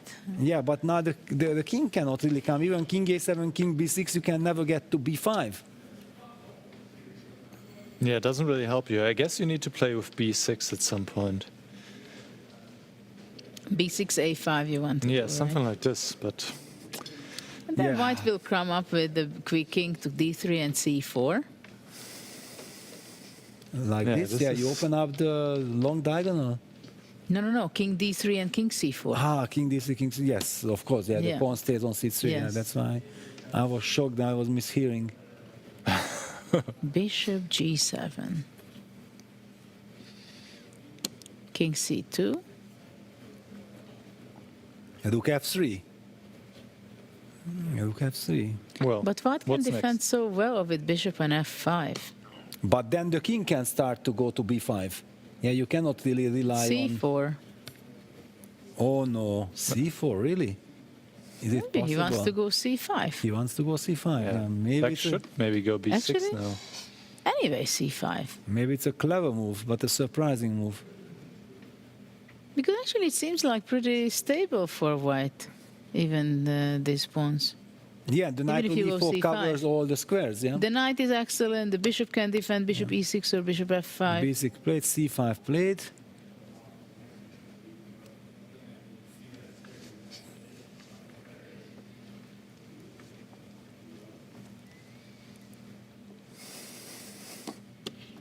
A5 should be played. Well, he takes on C5. I think white could have maybe taken But I the think knight he's going to go D6. You know, bishop F5 and D6 and D7. Yeah, D6 is played.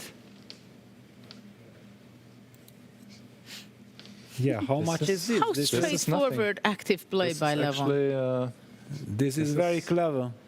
This is basically, it's not enough. It's not enough. Yeah, it doesn't look enough. Just too much activity. Wow. Bishop F8. Bishop F5.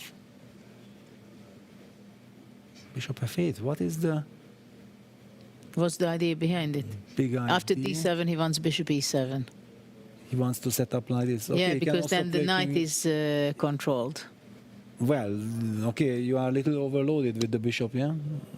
Well, there's Well- also bishop takes D6 maybe sometimes. But it doesn't quite work. G5. Really? So what about bishop D6 here? What is this? Oh no, knight C4 in the end. Attacks the pawn on A5 Yeah, and knight that's a D6, draw. king C7, knight C4.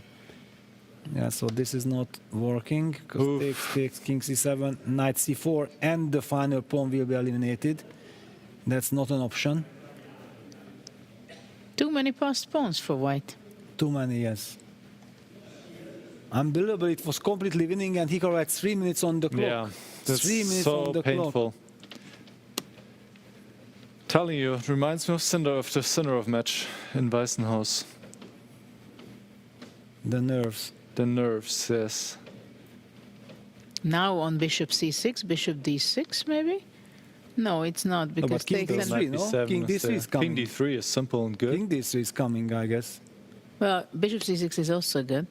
I mean, bishop D6 is not possible, but king Yeah, D3 but king is D3, the yeah, just- healthy, simple way. Yeah, the bishop on D7 takes care. Maybe I will even play king E3 and come closer. Yeah, look F1. Preparing now, bishop takes, but somewhere even bishop D6 will not work if the pawn advanced to G6 already. No, I mean, it never works, it feels like. Yeah, it never works. Soon I will G1. have the question who is winning and why. Yeah, this is it. Yeah, because now it's very easy play for white. Everything is protected and black cannot make progress. King B7. Well, Stepping into all kind of checks. bishop G4 or bishop A4. Well, just... You can leave the construction as it is. King It's perfect. C4. And king B6, king D5 or what? Where is this king going? Yeah, why not coming in? Why not? Yeah, the There's bishop nothing on that black can D7. do anyway. The pawn on Controls. A5 is not going anywhere. King B5. King B5. King D5? King B5. Oh, to B5. Oh, King okay. B5 was a funny Fancy, move, yeah. fancy. And king D5, king B6. Okay, we get the same position. King B5 was not so funny for King B5 was very funny. Nakamura. From your perspective, it was very funny, yes. This game is for 3 results. Well, Levon just needs one result. He needs a draw to advance to semi-finals. But he cannot make a draw. It's not his result. He doesn't know what draw is. Yeah, but also Hikaru is now very low on time because it's very difficult. What can he do? 12 seconds. He can only make nervous moves. Yeah, rook F1, but this king E6. Inviting rook E1. Please repeat if you want. Rook E1, maybe king F7. Mm-hmm. Yep. King F7. Bishop H6. Yeah, already now it's getting very dangerous. King E6. G7. D7, G7, knight G4. Yeah, now okay. What about knight G4? Yeah, Hikaru just cannot believe. Knight G4, rook F1, check maybe. I still have king E6 back. Knight D5, D7, G7. Yeah, Hikaru just I'd be cannot worried believe. here with black.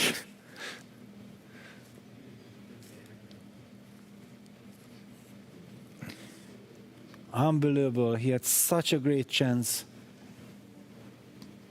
Levon continues his success story, it seems. Yeah, no, there are already no good moves for black. King b7 is not looking like a winning attempt. It's a nervous move, yeah. Just Okay, he has to play on, right? It Yes, was against knight d5 check, I believe. Knight d5 comes anyway.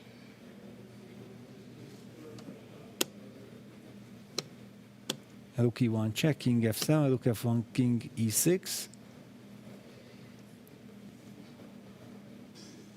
Yeah, now already d7 will be a big threat. Yeah, too many pawns. Too many passed pawns.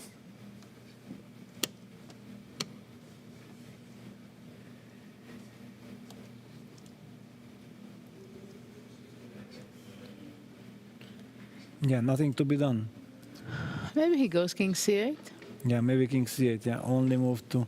But then knight Knight e7 d7, check, yeah. knight c6, yeah. No, you cannot even, yeah, he has to repeat. Down to 6 seconds. There's nothing else than to repeat. Otherwise he loses. Heartbreaking, really heartbreaking, because he had the chance to fight back. It was king c8 and a knight e7 check. He will lose it. He says threefold. Knight d5 threefold. At this point he's actually winning if he goes bishop b5, but not that it matters. Levon old school, taking care of everything. Yeah, Hikaru knows that's it. Well, That is regardless the third whether it's time. threefold repetition Yes, it or doesn't not. even matter. Interesting that they didn't stop the clock, or what's going on? No, he did stop the clock, I think. Yeah, someone didn't transmit. Hey, Hikaru won the exchange and looked like way on his win. On his, yeah, and agreed. Looked on his way to win. No, what is this? No, he did not win. It was a draw. It was a draw. You can listen them.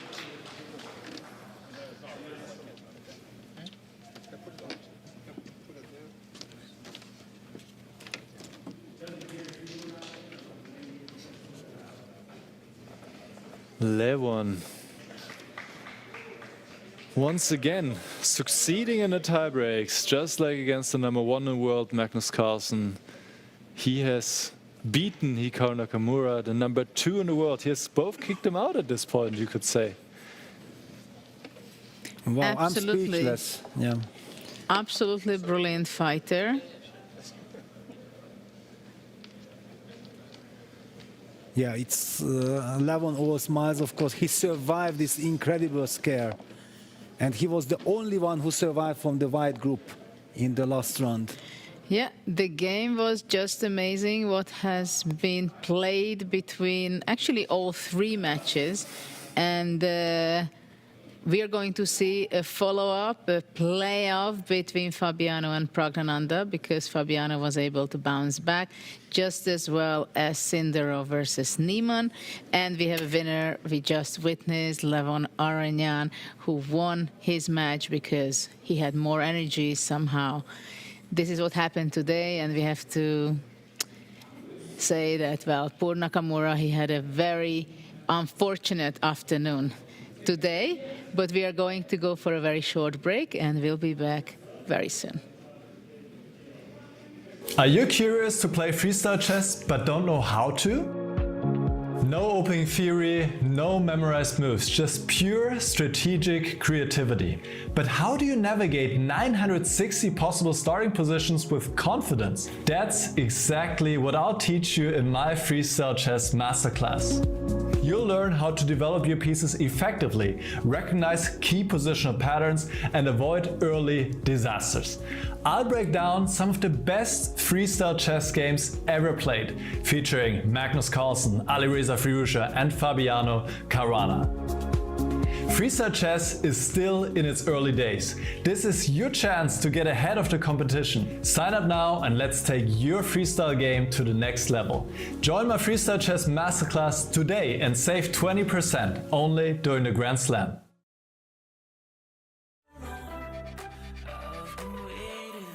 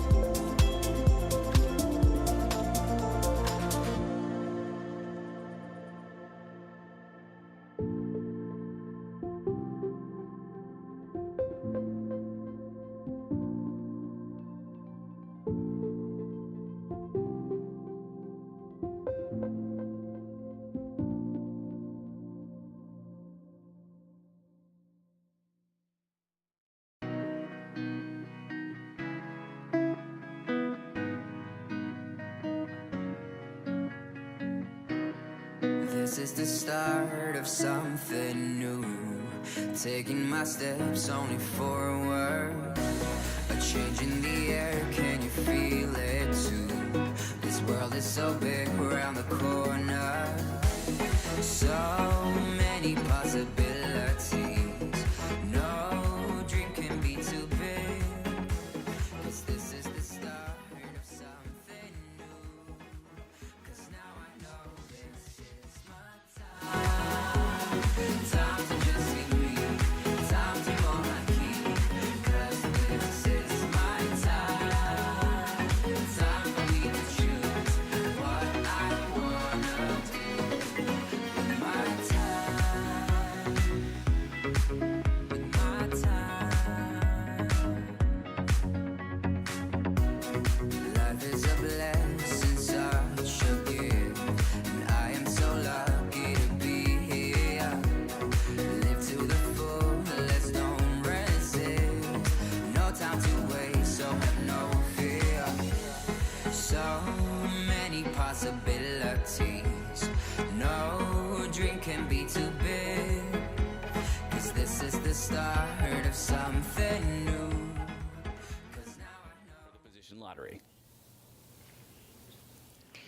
Welcome back. So out of our 4 matches, 2 have ended in wins for Vincent Keimer against Ray Robson and for Levon Aronian over Hikaru Nakamura. 2 matches remain. They now move into Blitz playoff. They will play 2 games of 5+2. Those matches are Fabiano Caruana against Pragnananda and Javor Kirsendorf against Hans Niemann. Without further ado, we are going to draw the next position now, and I would like to welcome to the stage Sam Schmalzer from Advantage. Give him a round of applause.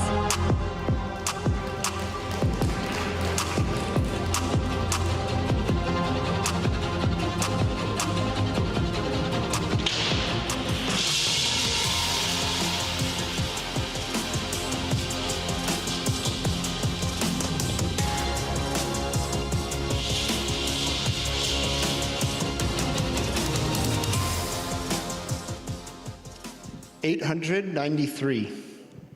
Position 893. Thank you so much, Sam. The players now will have only 5 minutes to prepare for their game, so the preparation time will be shorter. Sam, thank you very much. To the players, best of luck, and to our spectators, both at home and here, have fun.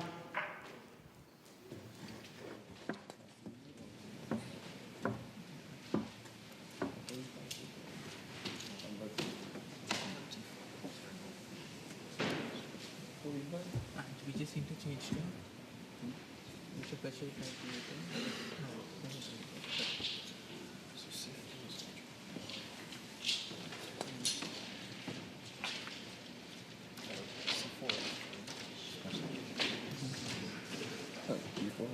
Yeah, before is 45 damage. Actually, 3 is. Oh, what's that? Do a 5 maybe. What we can play before.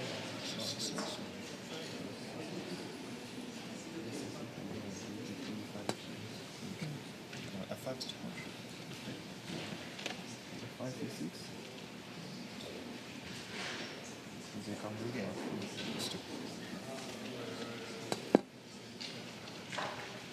But C4 is not good, right? C5, 6.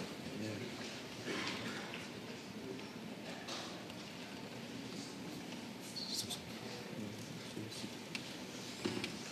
Okay, you have to play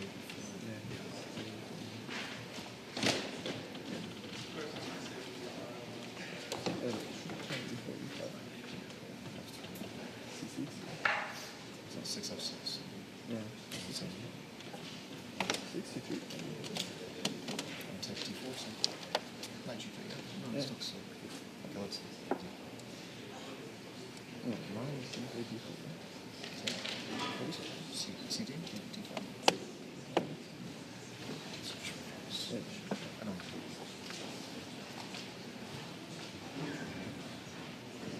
Okay, wait. No idea. Did not come on G3. C6. Bishop B4.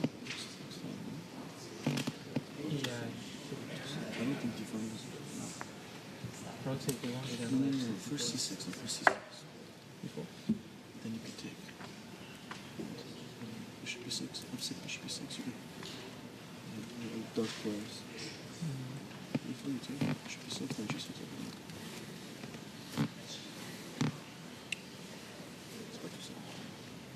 Not sure. No, this first. I think there shouldn't be some initiative.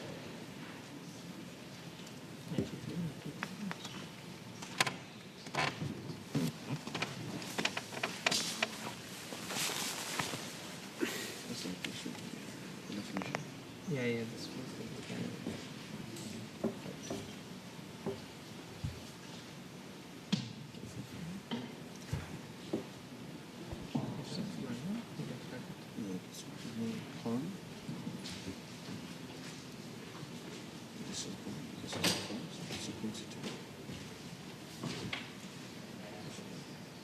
You know, I don't want to lose. I'm worried about this. But you want to get on it now? Why not b5? Why not b5? I think it's too much. Okay, what's the simplest here? Yes, see? Yeah, looking for it. How does the bishop? You have to go. Gentlemen, it's 1 minute to the start. 1 minute. You can delay castle. Yeah, because now that is there's not much pressure. Black's playing for e3, d4. You can play c5. The bishop is bad. I don't think so. No, the bishop is like lose time.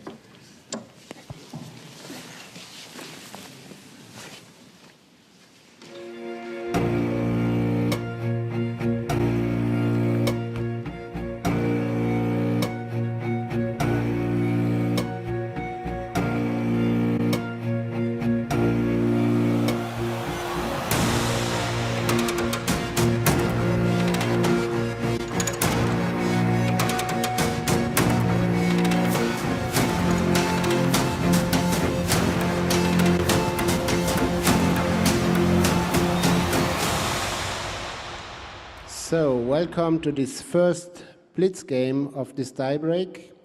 I kindly ask the audience to take silence. Players, you can start.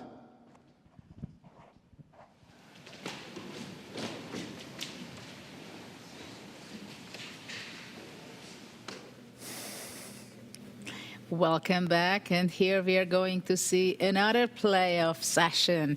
Today already for these couples, pairs between Praggnanandhaa and Caruana and Niemann Sindarov. They play their number 5, the 5th game against each other because they've had the long time control, 30 minutes, 30 seconds, plus 30 seconds, 1-1. After that, they have played the playoff with 1-1. There was a bounce back by Fabiano Caruana and also by Sindarov in the second game. So now they are going already to the blitz game. 5 minutes for each players and 2 seconds extra per move. So let's see what's going on because they are already playing for starting the 10th hour of chess. Wow. And it's only the beginning. Yeah, it's the first it's the first blitz game. Yeah, it's the first, there might be a second and there might be Armageddon. Exactly. If we are lucky, we get Armageddon. And Fabi, he has been in 2 legendary tiebreaks already. Yes. Once against Levon Aronian and once against Sindarov. No? Sindarov. Yes. And they both went to Armageddons. And he both times won. He both times won, yes. The marathon man. The marathon man. And he might do it again. Let's see. Yeah, it's a very tricky position because, I wanted to say, computer says that white is better, but I don't really understand why. Black is starting to go d5. That's exactly what Fabiano is stopping with bishop b3, and all of a sudden computer says it's a mistake, black is fine. Mm-hmm. Black should trade and go knight e6. Well, it's a question if how Praggnanandhaa will be deciding. Does he want to keep on the bishops, or after bishop b3, the a1 rook suddenly becomes active?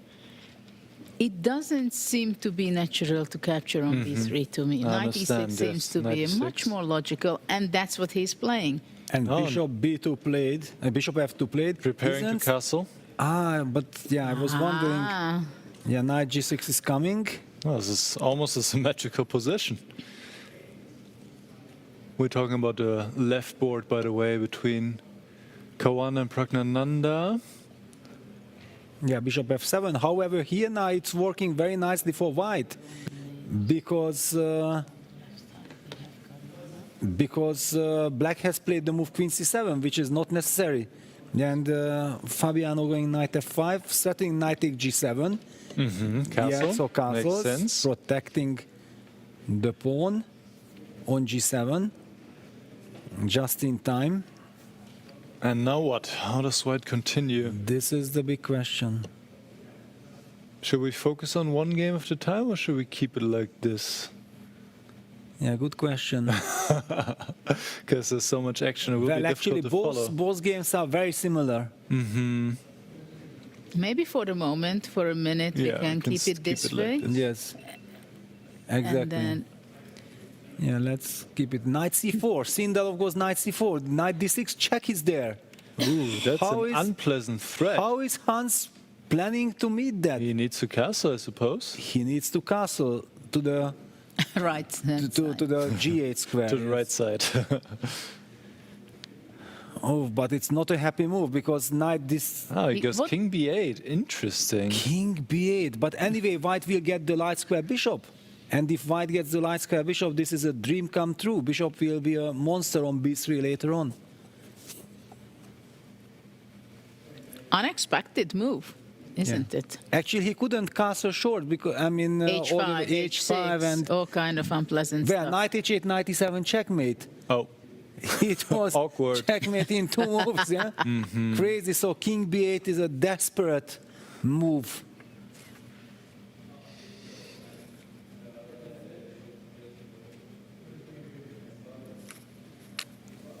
Incredible.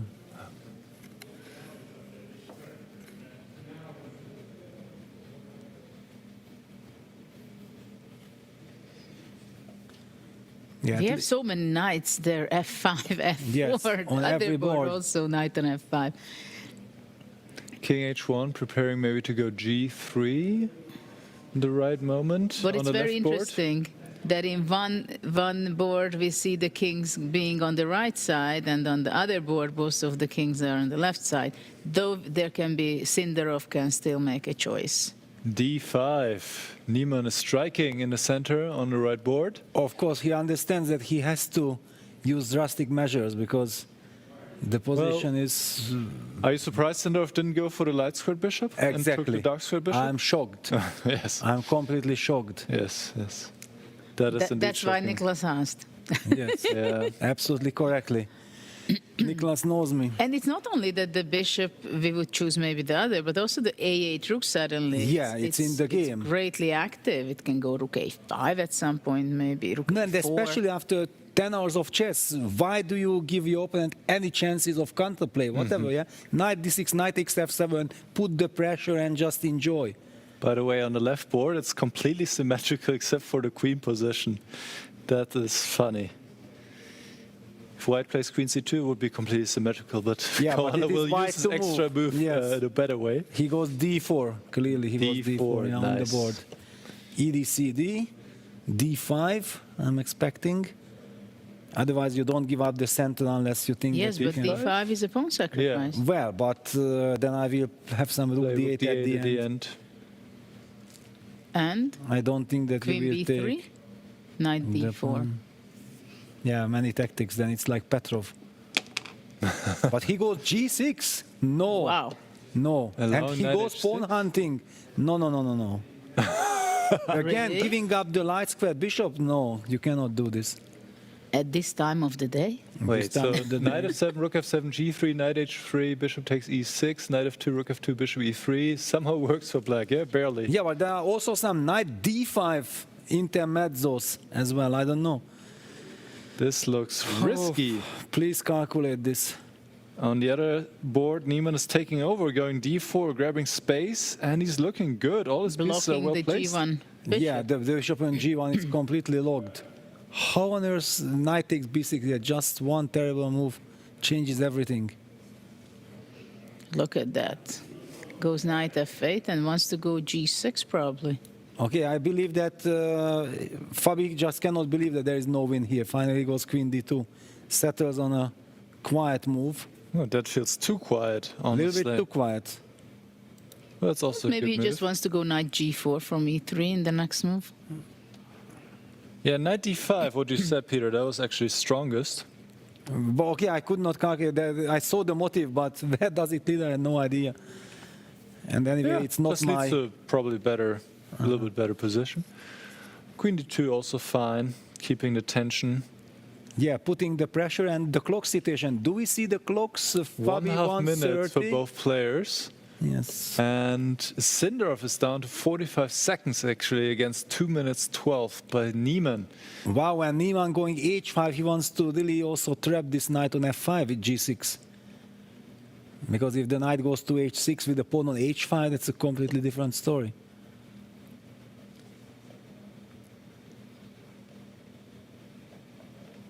Yeah, horrible. Yeah, the knight is just gone. The knight is out of trapped the game. forever.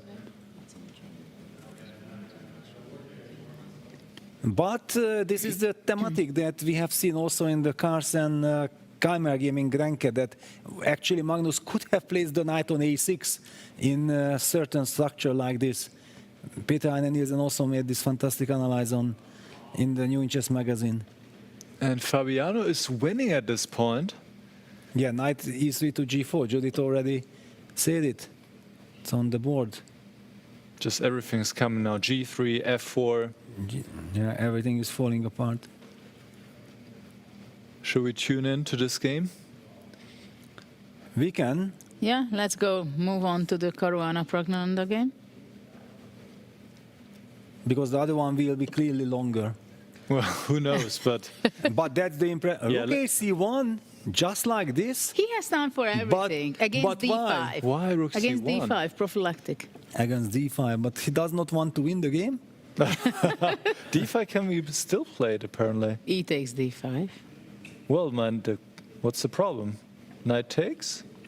Bishop. On the My board. queen is defended. Okay, at least he's No, breaking Rook ground. ac1 was a huge miss by Fabiano. He could have just pushed g3, f4 and take over That completely. would have been over, yeah? Well, basically. Okay, Close he to anyway being has over. a very nice advantage. It's a It wonderful is true, position. yes. Queen e5. And Prague just down to 13 seconds. Oof. That is a tough spot with just 2 seconds increment. Let's And not everything forget. is hanging. Rook But- e1. Yes, Queen rook g5. e1. Queen g5. Wow, queen g5, queen f4 played. Yeah, with But the not same idea. trade and bishop c5 wins material. Trade and bishop c5 wins the exchange. Oh, but there is knight d3 fork as well. And then takes and rook e8 check at the end. You take everything and knight and rook e8. You get out like this. But it's not Not easy trivial. to see. Yeah, he goes for it. Takes bishop c5 Bishop on the c5, board. there we go. He sees it. Yeah, and Prague relied on knight d3, but there's rook e8 check at the end. Fabi calculated precisely. Well, he He's needs to good in play that. something. King g7, just giving up the exchange. Knight f7. And he can't even hold the blockade. Yeah, he spinned and then rook cd1, Rook followed by c1, g3. followed by g3. Everything's collapsing, it seems like. Rook d7, g3, the knight has to go to a rim.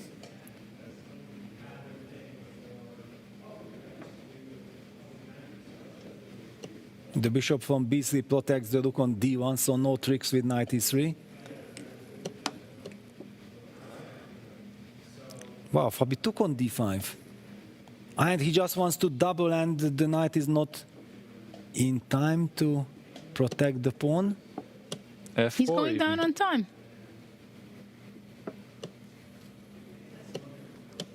Wow, insane. 5 seconds. Knight f5 and king knight to e7. And knight e7 protecting a pawn, hanging on.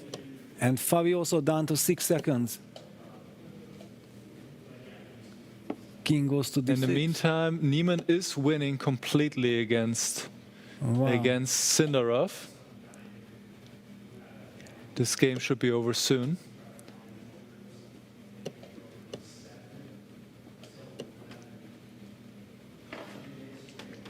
Okay, the madness. And Niemann wins. So let's focus on Fabi.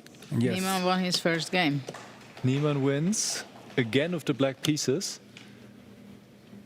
Fabi improving the pawns on the queen side on the left side of the board, but he still needs to break through somehow. Yeah, rook d3, now he doubled, now he enters rook e6. He enters with rook e6. Takes on f6, knight d6. He still has to win the game. Rook d1. 5 seconds, 4. Cannot lose on time, d4. Rook h8. But black is getting some play, rook c3 check, getting some activity here. Rook takes h3, can take the pawn. Why not king g2? I don't know. Oh, wow. Why not take the pawn on h3? This is just b7? Rook madness. b1 first. Pushing the pawn forward. Black has some play. Knight b2. Yes, but okay, white b1, just collects. d2. Oops. Not to run into some. Oh, king c7. King c7. King c7. And he plays it. And rook c1, and Fabi is losing. Fabi is losing. My goodness. Fabi is losing. King d7. Fabi is losing. Oh. Queen, rook d8, rook d8, what a move! What a move! Now he's winning. Why does he take rook c1? Amazing! Rook c8. Are you kidding me? Knight d3. F5. Oh my goodness. Oh my goodness. And now it's a winning endgame. Gf g5. What was that? What? This is unbelievable. And Pragnanathan can't believe it. He cannot believe it. Unbelievable. Fabi cannot believe it either. Wow. What was that? We have to take a look at that in slow motion because this was crazy. Incredible. He can't believe it himself. Yeah, he can't believe him. Okay, if he would have lost this, he would just die on the spot.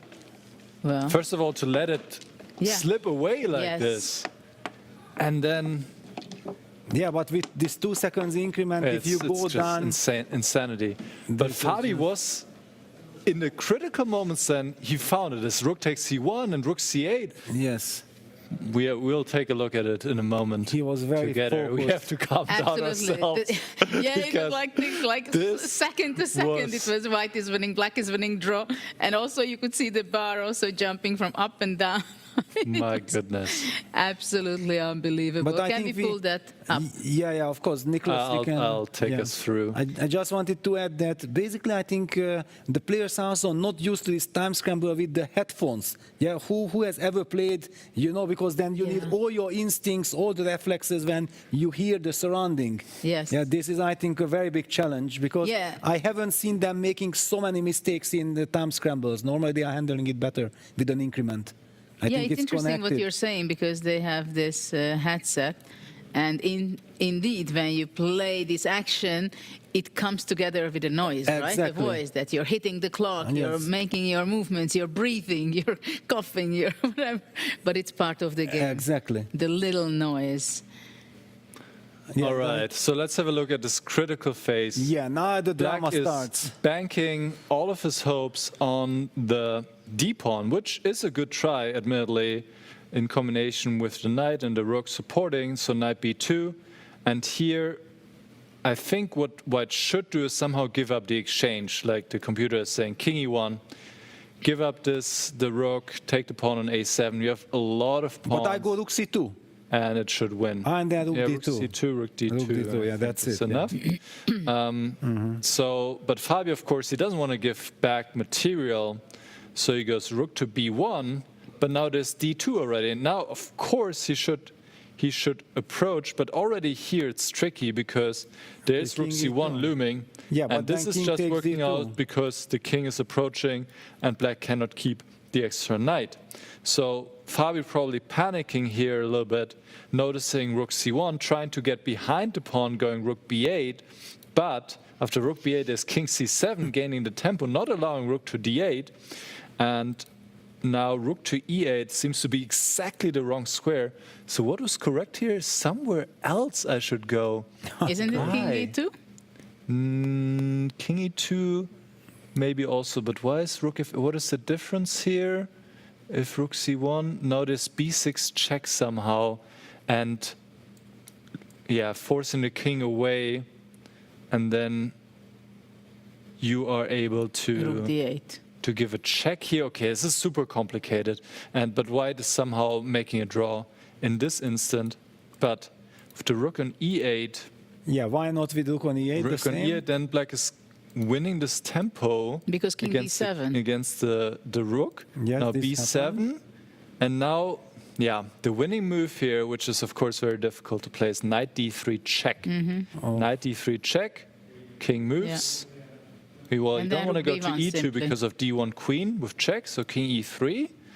And now you take the rook. Yes. And I guess if the rook was not attacked, I could take this king pawn. d2. Pawn, yeah. And that should be a draw. But here I have to take care of the rook. If I get a queen, black takes the queen and promotes himself. Okay, this is very, very difficult. And it's no surprise that Pragnananda with 6 seconds on the clock. Actually, it's simple if you have time. Yeah. Yes. And queen, but now white should actually take on c1. Take on c1 and then promote, I assume.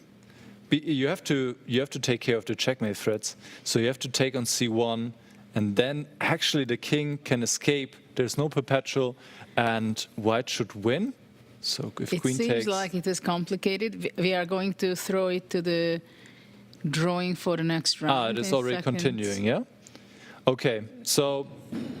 Well, in several seconds. Yeah, okay. So we have to continue. Yeah, unbelievable game. What we've seen with the heart attacks for a few people, we were close to it also. And let's go and see what is the next. Welcome back to the second game of Blitz. First of all, I'm really impressed how many of you are still here. So give yourselves a round of applause first. It's been a long day of chess. We saw 2 wins at the previous games, a win for Fabiano Caruana and for Hans Niemann. That means Sindarov and Pragnananda are in a must-win situation now to force the match into a potential Armageddon. We are going to draw the next position, and in order to help me, I would like to welcome to the stage our tournament director, Sebastian Siebrecht.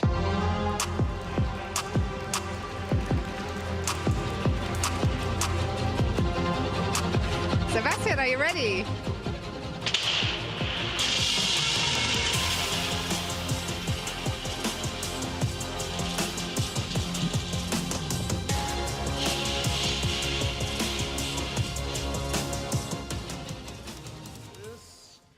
$132.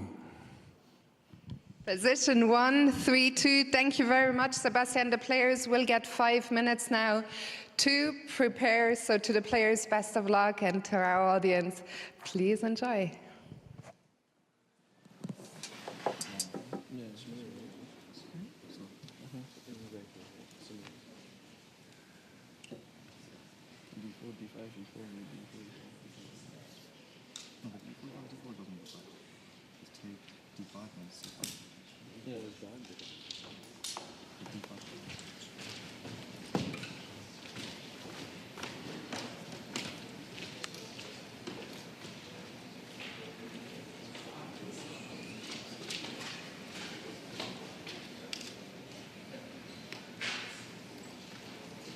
I don't understand what is this.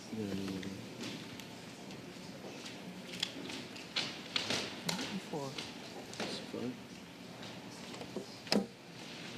93 also, no? 93, 93. I guess 94. No, that's not good. C5. D5.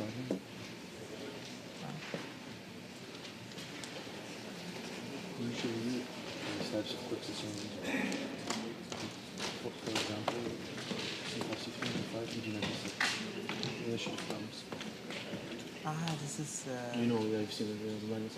Yeah, Magnus Carlsen. Yeah, you know, I think D5, D4, you open both bishops. This is not possible.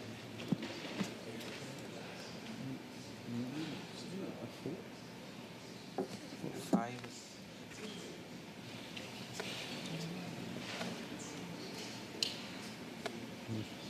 E4, take continues. Also E5 here.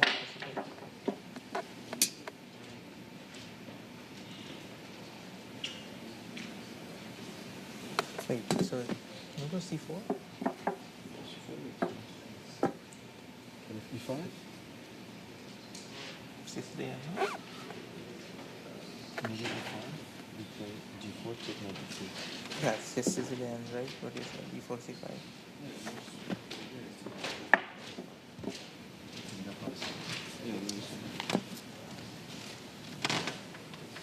F5, H4, it's interesting. Then you can play C6, yeah. H5 and... yeah, maybe. E5. Okay, not good. Because I think playing G6 is not so bad. Yeah. But why isn't it good for you also? Huh? It's also good for you. I think Hawaii. Pieces to help people. Yeah, maybe. C6, G6, no.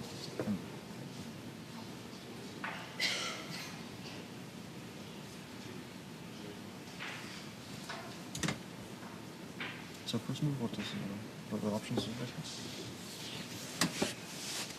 C4. C4. Okay, C6 is good. C4, C6? I don't know. Yeah. C6 is for equality. Looks good. E5.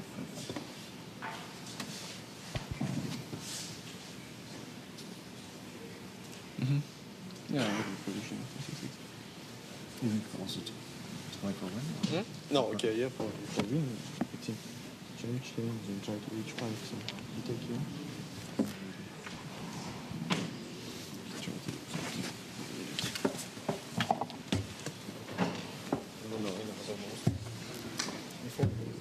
So, gentlemen, it's 1 minute to the start. 1 minute.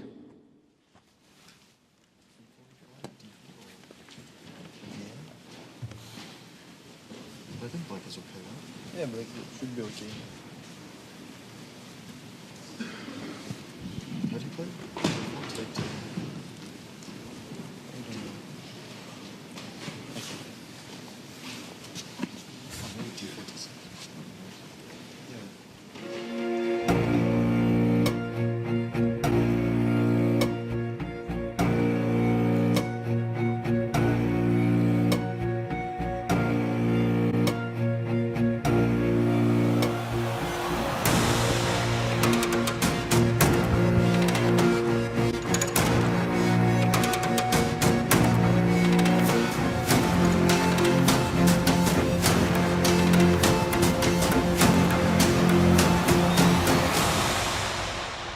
So, kindly welcome to the second Blitz game in our tiebreak. Players, you can start.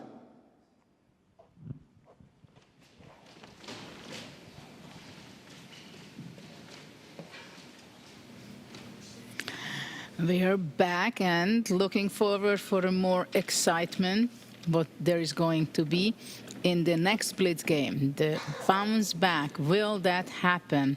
Will Sindarov be able to bounce back again while Caruana is leading and Pragnananda is the one who has to bounce back this time?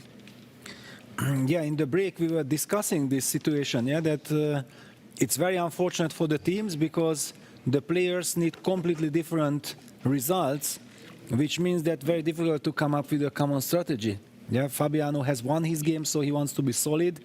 Sindarov needs to win at all cost in order to stay in the match and in the race for the tournament victory.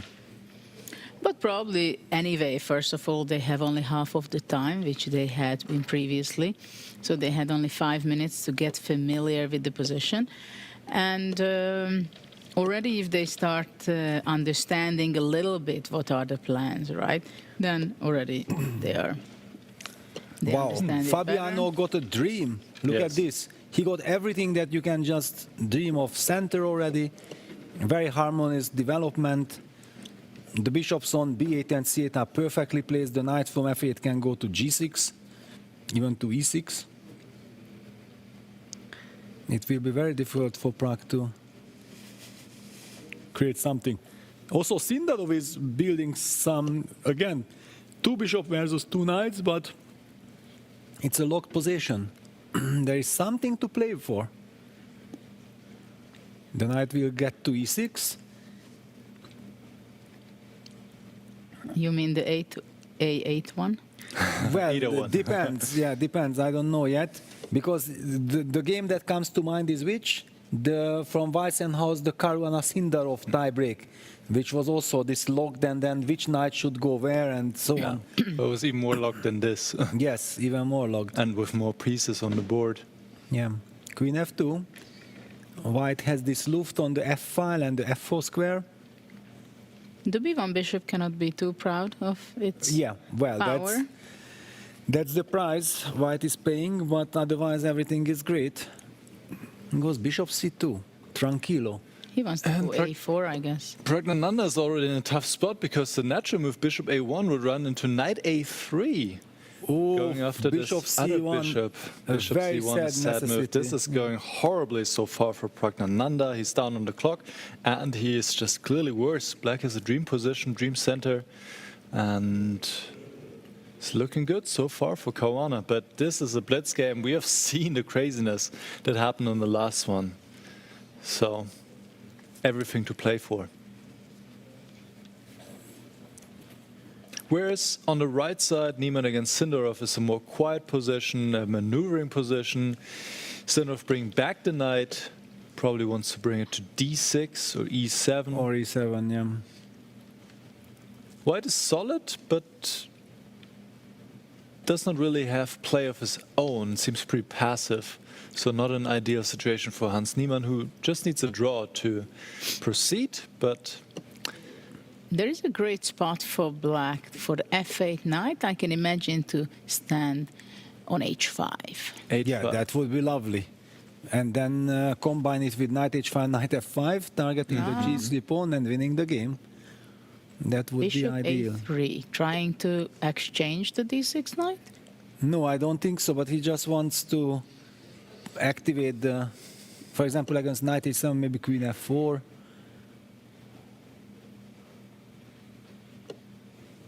Knight g6. Yeah. But maybe he will play rook h5, which is also quite nice, and knight f5. Yes, rook h5 Though is very still, natural. the g6, I mean, f5 square is great for a knight, but... But yeah, now Hans goes h5. I was not sure that we want to let this h5 happen. That's why rook h5 that you mentioned already a move earlier, maybe. But maybe he wanted to provoke it. At the same time, it may be a weakness in the long run. Exactly. If there is a long run. Try to understand this and evaluate. Because he wants to go rook h4 and take the g4 pawn. Yeah, clearly black does not want to play f5 because then you are giving up the f5 square, which is so vital. But then how do you stop this? Suddenly it's not so easy.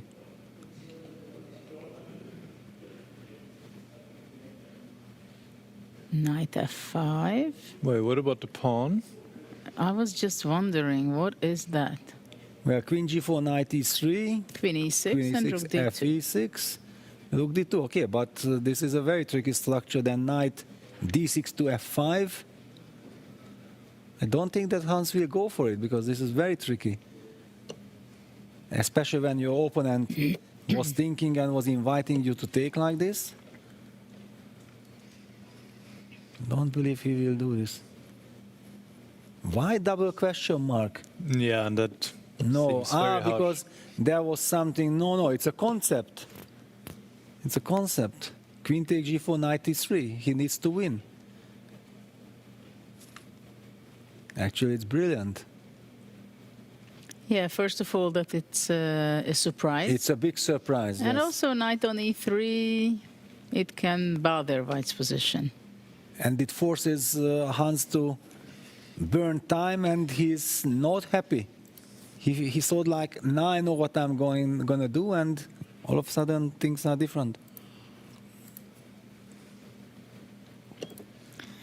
And Hans is thinking how to react because he feels that it's a crucial moment. He goes for it, okay, he takes, all right, we will see this knight e3 business.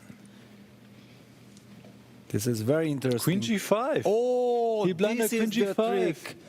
This is the trick. That's why double question mark. Oh no. Hans spots it. Queen g5. Just winning. Wow, how easy it is to blunder this on the tensor in the blitz game. Oof. Hans doesn't let this chance slip. Hans is incredibly sharp. Yeah, he's very sharp. And also it seems to me like he has incredible stamina.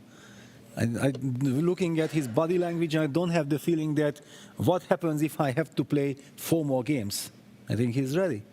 All right, Sinnerov has to continue. Knight takes c2, knight e8, just gotta continue, gotta move. Well, he's at total shock at the moment. It's easy to say he doesn't know what's his name at the moment. Yeah, this is how one feels itself. I guess he can also go knight df5.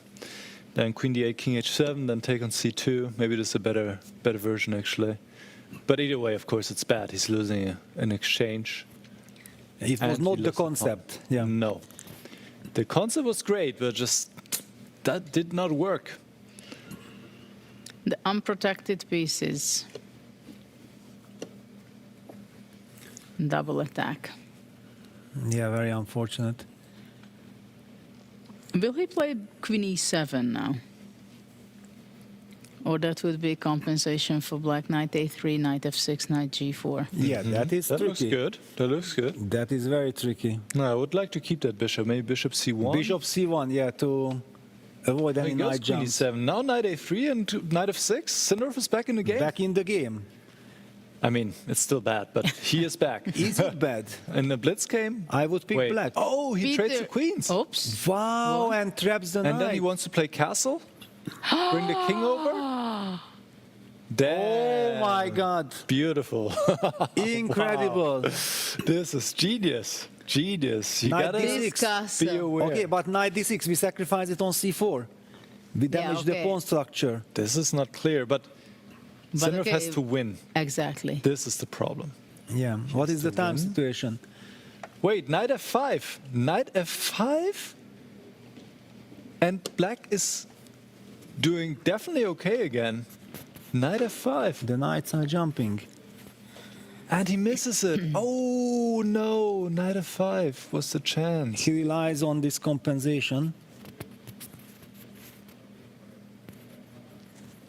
So, Peter, are you happy with the exchange down? Not this one. Not if you have to win.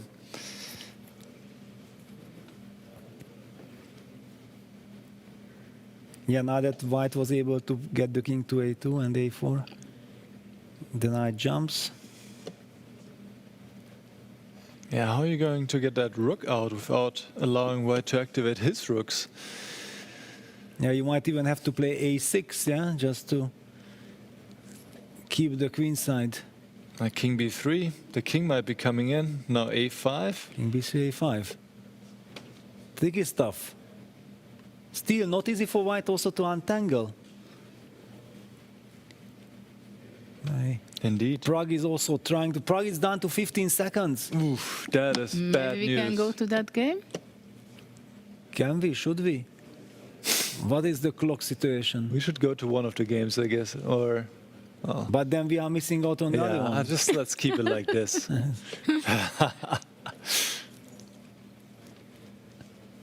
Because Fabiano still has everything under control, but he doesn't have advantage, but he doesn't need advantage.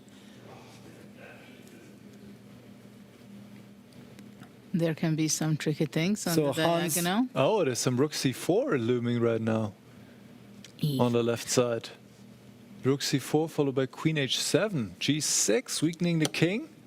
But this also not so easy, this single position. Yeah, e5 played, but now all eyes on Prague.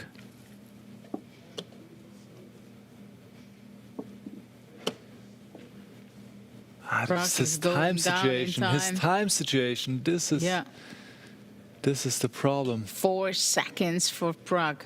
But it can also drive the opponent crazy. Well, Prague is sacrificing an exchange. He wants to take on g6 and take on h5 afterwards. Good try. BC. Wow, but this is lovely for white in a must-win situation. It's all to play for. Knight h5 next. Even f6 pawn is weak. In the meantime, Niemann is looking good. He is winning, and he just needs a draw. Can he finish the job? Okay, still. Because the knight is still jumping. As long as the knight is on the board, Sinner has hope. Fabi down to 6 seconds as well. This will be a crazy scramble. Oh, the bishops. These bishops. They're powerful. Wow. Rook c3 going for the checkmate. Ooh. Going for the checkmate. But also he has 3 pawns for the exchange. g4, just pushing the pawns. And he pushes. Rook d1. Rook e1, f3 is very secure, very safe for white. Everything's protected. Rook a2. Rook a2. Good try. In g5. In time trouble. And the rook is d1. coming in. Rook e6, king f4. And h5. This looking... And the pawn is rolling. 10 h6. seconds. What can you do? The pawn is going through. Bishop g6. No, h7. Rook d7. Rook d7. That's it. That's it. Prague. Forcing Armageddon. All right, we have the other game still going. Absolutely but this is about to finish. Let's go to Niemann's game. Also finished. And Niemann wins. Niemann wins. Niemann wins and advances. He proceeds to the semifinals. Hans Niemann. Wow. What games we witnessed. Of course, it was very fast. Everything what was happening. But incredible how sharp Hans is. This triple exclamation mark of castling. Yes, after sacrificing idea. This piece on a3 completely bishop, chaotic right? position, nobody knows what's going on, and then a tempo long castle has forcing it all. Game number 6 in the 10th hour of chess. He plays this, he sees this, he presents this castle when nobody expects it. Incredible. Well, Sindarov is a great player. He's a great fighter, but it seems like Niemann is the guy who is going and proceeding into the next stage as Actually, do we have the brackets that who is playing whom? Yeah, because there are pairings already, yeah? It's a good question. We'll get to that later. Yeah, no, I'm already curious that Niemann already has an opponent, or is it Fabi and or Prague, yeah? Because we'll I think he would love to play against someone who also has a very long day. I think Levon is playing against Arjun. And yes. Yeah, here we go. Arjun against Arjun. Niemann is waiting for... But this is fair play, no? The two winners who completely exhaust each other will face each other in the semifinals. Yes. Exactly. So Aronian will face Arjun. Aronian worked very hard, long day, but it was worth it to go to the semifinals, and Hans Niemann secured his spot in the semifinals very convincingly, winning 4-2, 6 games today, double playoffs, tie breaks, while Pragnananda Caruana, they had 3 wins, 3 losses, right? Yeah, incredible. Incredible. I already don't know what's happening, but yeah, they did not have a single draw. Yeah.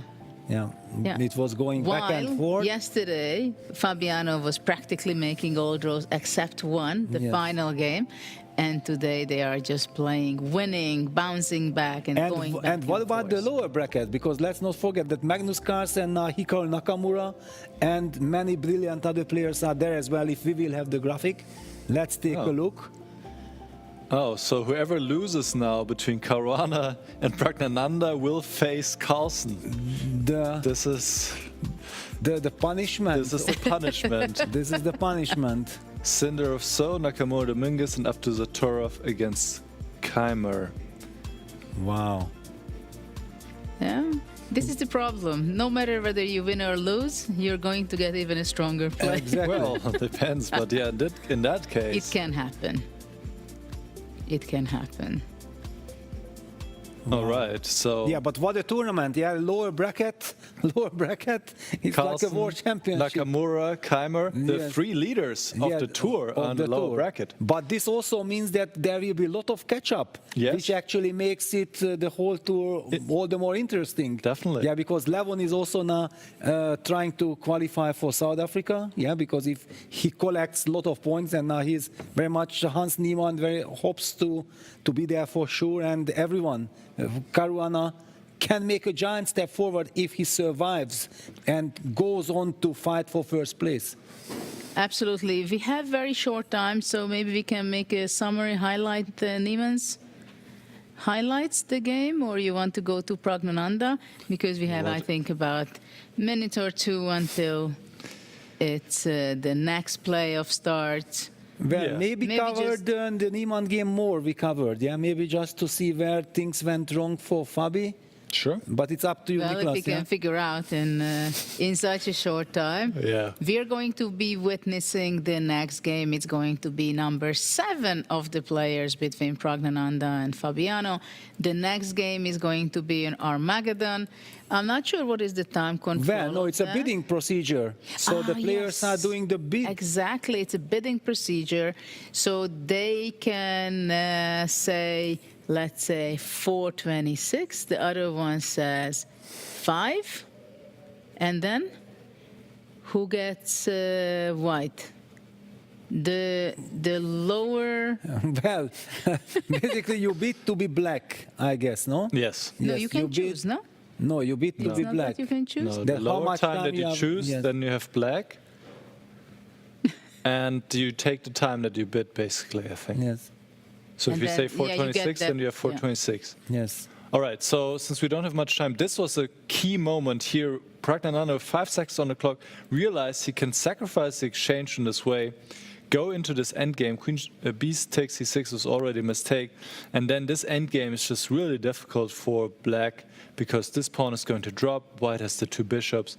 And already here, white is better. And the position is very difficult to defend practically. Fabiano did not manage to do so, and Pragnananda won. Just very impressive how he managed to create chances being down 5 seconds on And the in clock. all this time scramble, he's amazing because let's not forget he won the Tata Steel against Gukesh in a crazy blitz playoff. And he won in Uzbekistan. He won in just Uzbekistan recently. also this after the crazy comeback and then winning the blitz Against playoff Sindarov against and Abdusatorov and Sindarov. Yeah, Yes. incredible.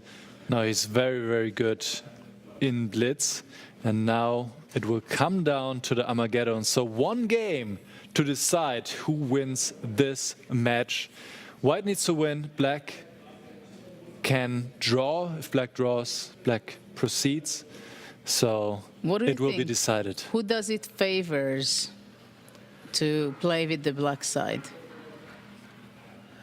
Well, I seeing think you what- want to take white, Yeah, basically. You want probably. to have more time, plus you can also have a chance that you get a favorable position, that you can immediately put pressure on the opponent. But on the other hand, with a draw in hand, you always have a safety net. Yeah, I would that's take white, personally. You would take white, yeah. Maybe Fabi would take. Yeah, that's a Fabi good will question. take black. But I think, yeah, last time he had black. He always takes black if he has a Against chance. Aroni and Sindarov, he both times had black and won.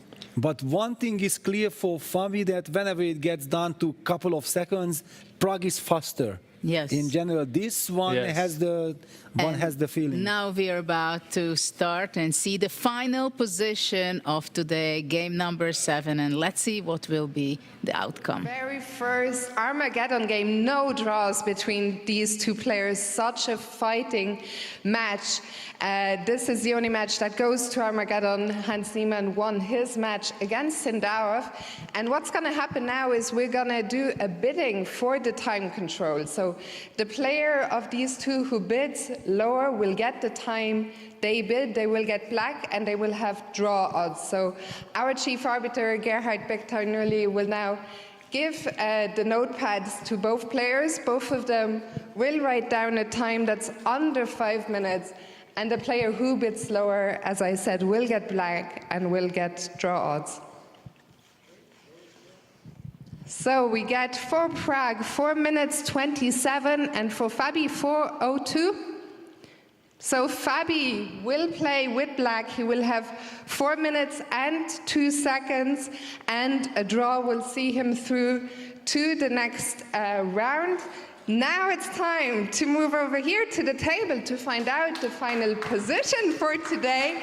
And we have Jermaine here, who's the captain of Team USA Chess Boxing. The World Championship is coming up in September. Give it up for him. And Jermaine, are you ready?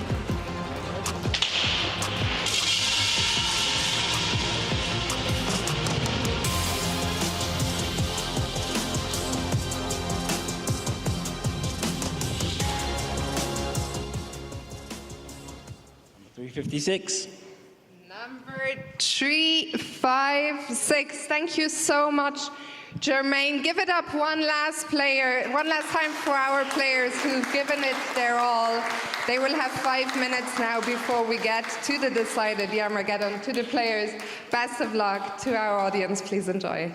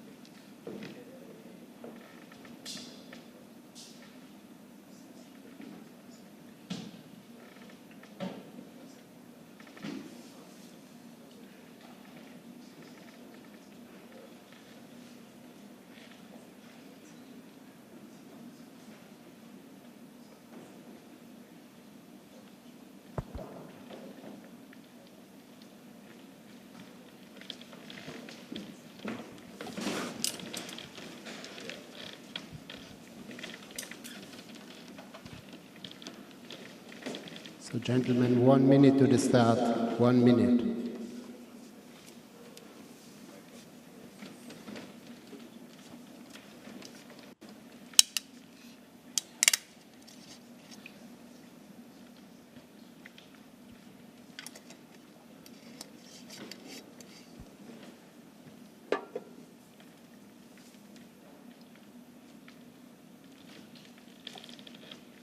There should also be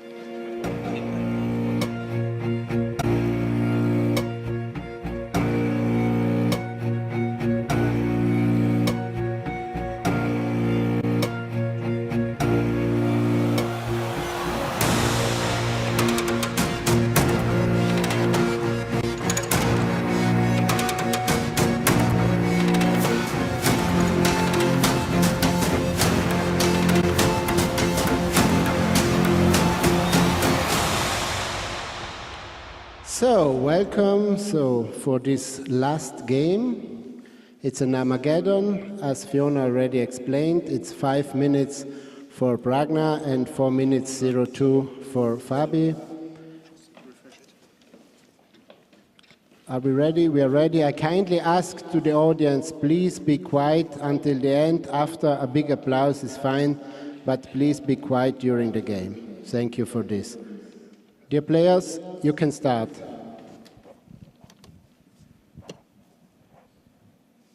Hear that? Well, this is going to be the last game of today. This is completing the 10th hour of play of those two players.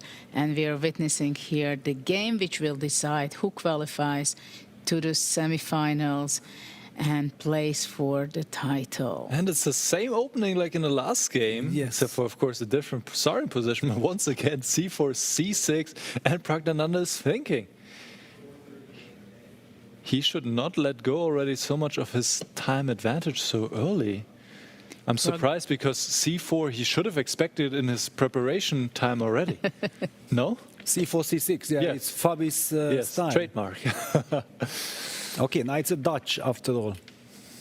It's a Dutch, the queen will come out, so black can castle. Well, during the match it D5. seemed like A stone wall. is slower, yeah? So Who?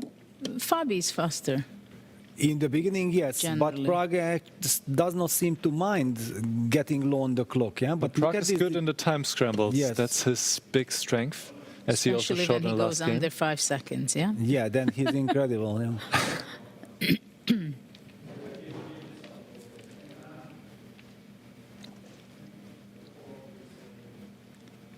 Knight g6. Is f5 a weakness? Well, it's also a very aggressive move because the knight can never really comfortably jump to g3 because of f4. Yeah, f3, knight f2. He's setting up this kind of setup. But what about the then queen? You need to move that queen out of g1 first. Exactly. Queen f2, but maybe f4 now, locking the knight in. Yeah, this looks horrible. I like f4. f4 looks like a very strong move.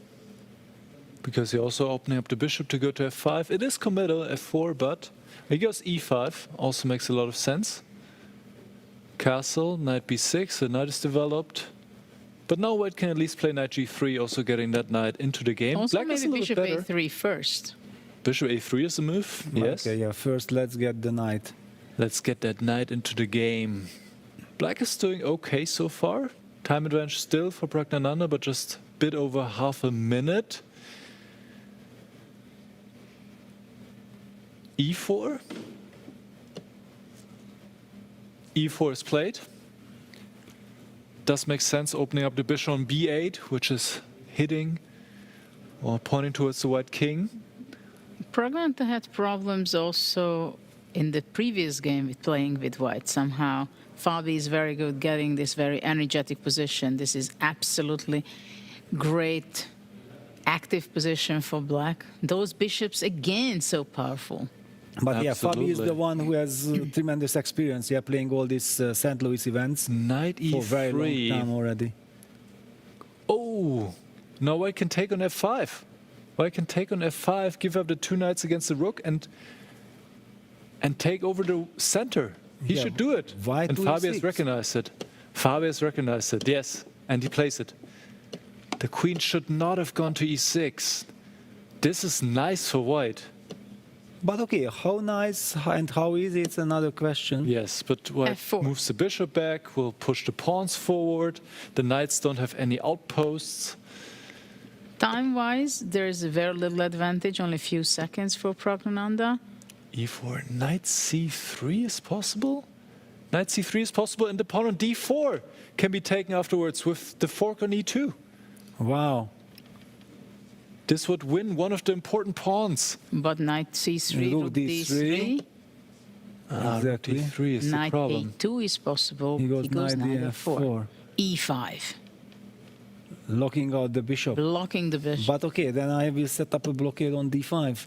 King But h1, then- best move in a position to play g3. He To goes get for to it. push that knight out. Bishop c7, bishop b6. The idea. Now e5. This was committal, giving Yeah. the d5 square to the knight. This You is don't good. want to give these squares to the knights. And bishop b6 is coming. Now Fabi in control. Knight d5. Trying to set up a move late. blockade on the light squares. Yes, one move too late. The knight should go to d5 here. Yes. Besides, this is now a different time scramble because there is no increment. Yeah, which There's changes no everything. increment until move 60. Then they get 1 second per move, which is not a lot. But we're also far away from move 60. We have move 19 right now. Yes. E5. This move really was very hurt committal. Prague's chances. Bishop f5, f5 now. Whatever. F5 sacrifice in the It's the basically exchange. feels like the move, but again, it's not our pieces. And Pragnananda is behind in time. He started out nearly half a minute more. No, he started with 5 minutes, I believe. Sorry? Yeah. He started with 5 minutes, so he had a minute. He did sacrifice. He did sacrifice. He had to sacrifice. He had to do it. This is at least more difficult to play for black. Bishop d8. Got to move the bishop back. Bishop b6. Queen g4. Knight e6 is possible. Very difficult move, but very strong move as well, going after the d4 pawn. Because the rook on f1 is pinned. It's very difficult to see. 1.5 minutes for Caruana. He's feeling the pressure. Knight e6, he plays it. Amazing. Amazing Incredible. tactical awareness. This could be the key move in this game. Black is winning. Yeah, and also now everything frees up. It will be easy to play. King g2, protecting the rook, but leaving the pawn behind. Now e6. Knights. Queen f6, and against bishop g5, knight takes c2. Ooh, nice trick. Nice trick. Well, queen this is just a f6. piece up at this point for black, basically, because the attack is He goes to e7. pretty much over. He still wants to have knight f6. Yeah, safety first. Yeah, now But he just 1 has to minute. watch out for the clock. Yes, he just has to be fast and not queen blunder d6, anything. queen d5. But his position is very safe at this point. Bishop Queen d5 G. is coming powerfully, Yeah. but the king can still go to h3. Knight f3 Goes is to the h3. problem. After queen d5. Yes, knight f3 is threatened. Knight f3 can still be played, and the knight can go to g1. Knight Wow. f3. Knight f3. Yes, he plays it. And knight g1. Knight g1. And King then h4, knight queen e2. g2. Even queen g2. Ooh. Wow. He has to take on g1. He has to Now he's take down a rook. He's down a rook. Now this is. That seems much. It seems basically over. Bishop f6, queen King c7. g5. Bishop d4 back, trading.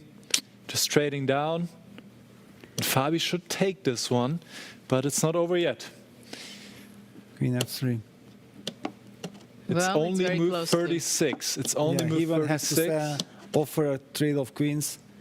This And is now it's just hopeless. about getting to move 60 and not blundering. And being fast, being very fast. But this position is so safe for Caruana, so safe. Just has to be fast. That's all he needs to do. Just be fast. He's up a rook. Even Rook draw would d8. be enough, but he's going to collect the full point. Well, he would take a draw, of course, but Pragnanandha is not going to. Knight F1, Knight G3. And they're almost at move 60. They're almost at move 60. And now they're getting 1 second per move. They're getting 1 second per move. And once Prag realizes this, he will resign. Well, he probably has realized already. And yes, well, okay. There it is. And we have a winner, Fabiano. Incredible fight. Fabiano just always pulls through in these moments. Incredible. How he happy. always wins these Armageddons for the 3rd time. Incredible. In the freestyle chess tournaments. Unbelievable. What a victory. What a day for Fabiano. Going forward, qualifying. My goodness. Semi-final in the upper bracket. Also give it up for yourselves one more time. You've been here a very long time today. Thank you so much to everyone for coming out. We hope you all had a great time today. Marathon, man. And hopefully we'll see you again in the future. And of course, very big congratulations to Pragnanandha for his amazing fight. What a match it was. Well, absolutely. What a match it was. Of course, Pragnanandha is a player. We are going to see him many times in such a situations, I believe. It is a happy Fabiano. He worked hard, very hard, for today's victory to be going into the semifinals. That was very hard. He was sweating so much yesterday to be able to be in the quarterfinals. And today he knew from the very beginning that he's going to have one of the toughest match by any means against the talented and very good form, being in very good form, Pragnanandha, the very talented Indian player. Let's see the standings, how and what happened today, who won, who went into the semi-final. So we've seen this match, Pragnanandha versus Caruana, and we've seen a very convincing Hans Niemann winning, also getting into the semi-final against Sindarov. And on the lower side here, we saw Aronian coming back against Nakamura and then winning in the rapid tiebreak, as well as Arjun actually winning right away in the classical portion of the match. So this will be our matchups. Aronian against Arjun and Caruana against Niemann. If you had told me before this tournament this will be our semi-finalists, I would have not believed you, but this is freestyle chess and all of these players absolutely amazing, and we're looking forward to big semifinals. Well, absolutely. It's going to be an incredible semifinals, and they worked very hard. Arjun is the player who is going to be the fresh guy, because he won out of 2 games. He played only like 4 or 5 hours today, contrary to the others who worked more hours in the office with a lot of nerves. Yeah, more than 10 hours. Exactly. So this is where we see the lower And look bracket. at the lower bracket. And poor Pragnanandha, after losing this incredible match to Fabiano Caruana, is facing Magnus Carlsen, who was the fastest in the office today, winning 2 very nice games against Vidit, Sindarov against Wesley So, Nakamura against Dominguez, and Abdusatov Kaimer. What a tournament this is. Incredible, and we can say that Pragnanandha Carlsen, looking at this pairing, it could be easily a final of this tournament. Also, just seeing the names, of course, but this is sport, this is chess, that you have to be there, focused until the very last moment from the very first moment. So this was all for today. And it was great to be with you, Peter and Nicholas. It was a lot of fun, a lot of excitement, a lot of nerves, nerve-wracking moments. And we hope that you enjoyed it with us. And see you tomorrow, the same time, same place. Bye-bye.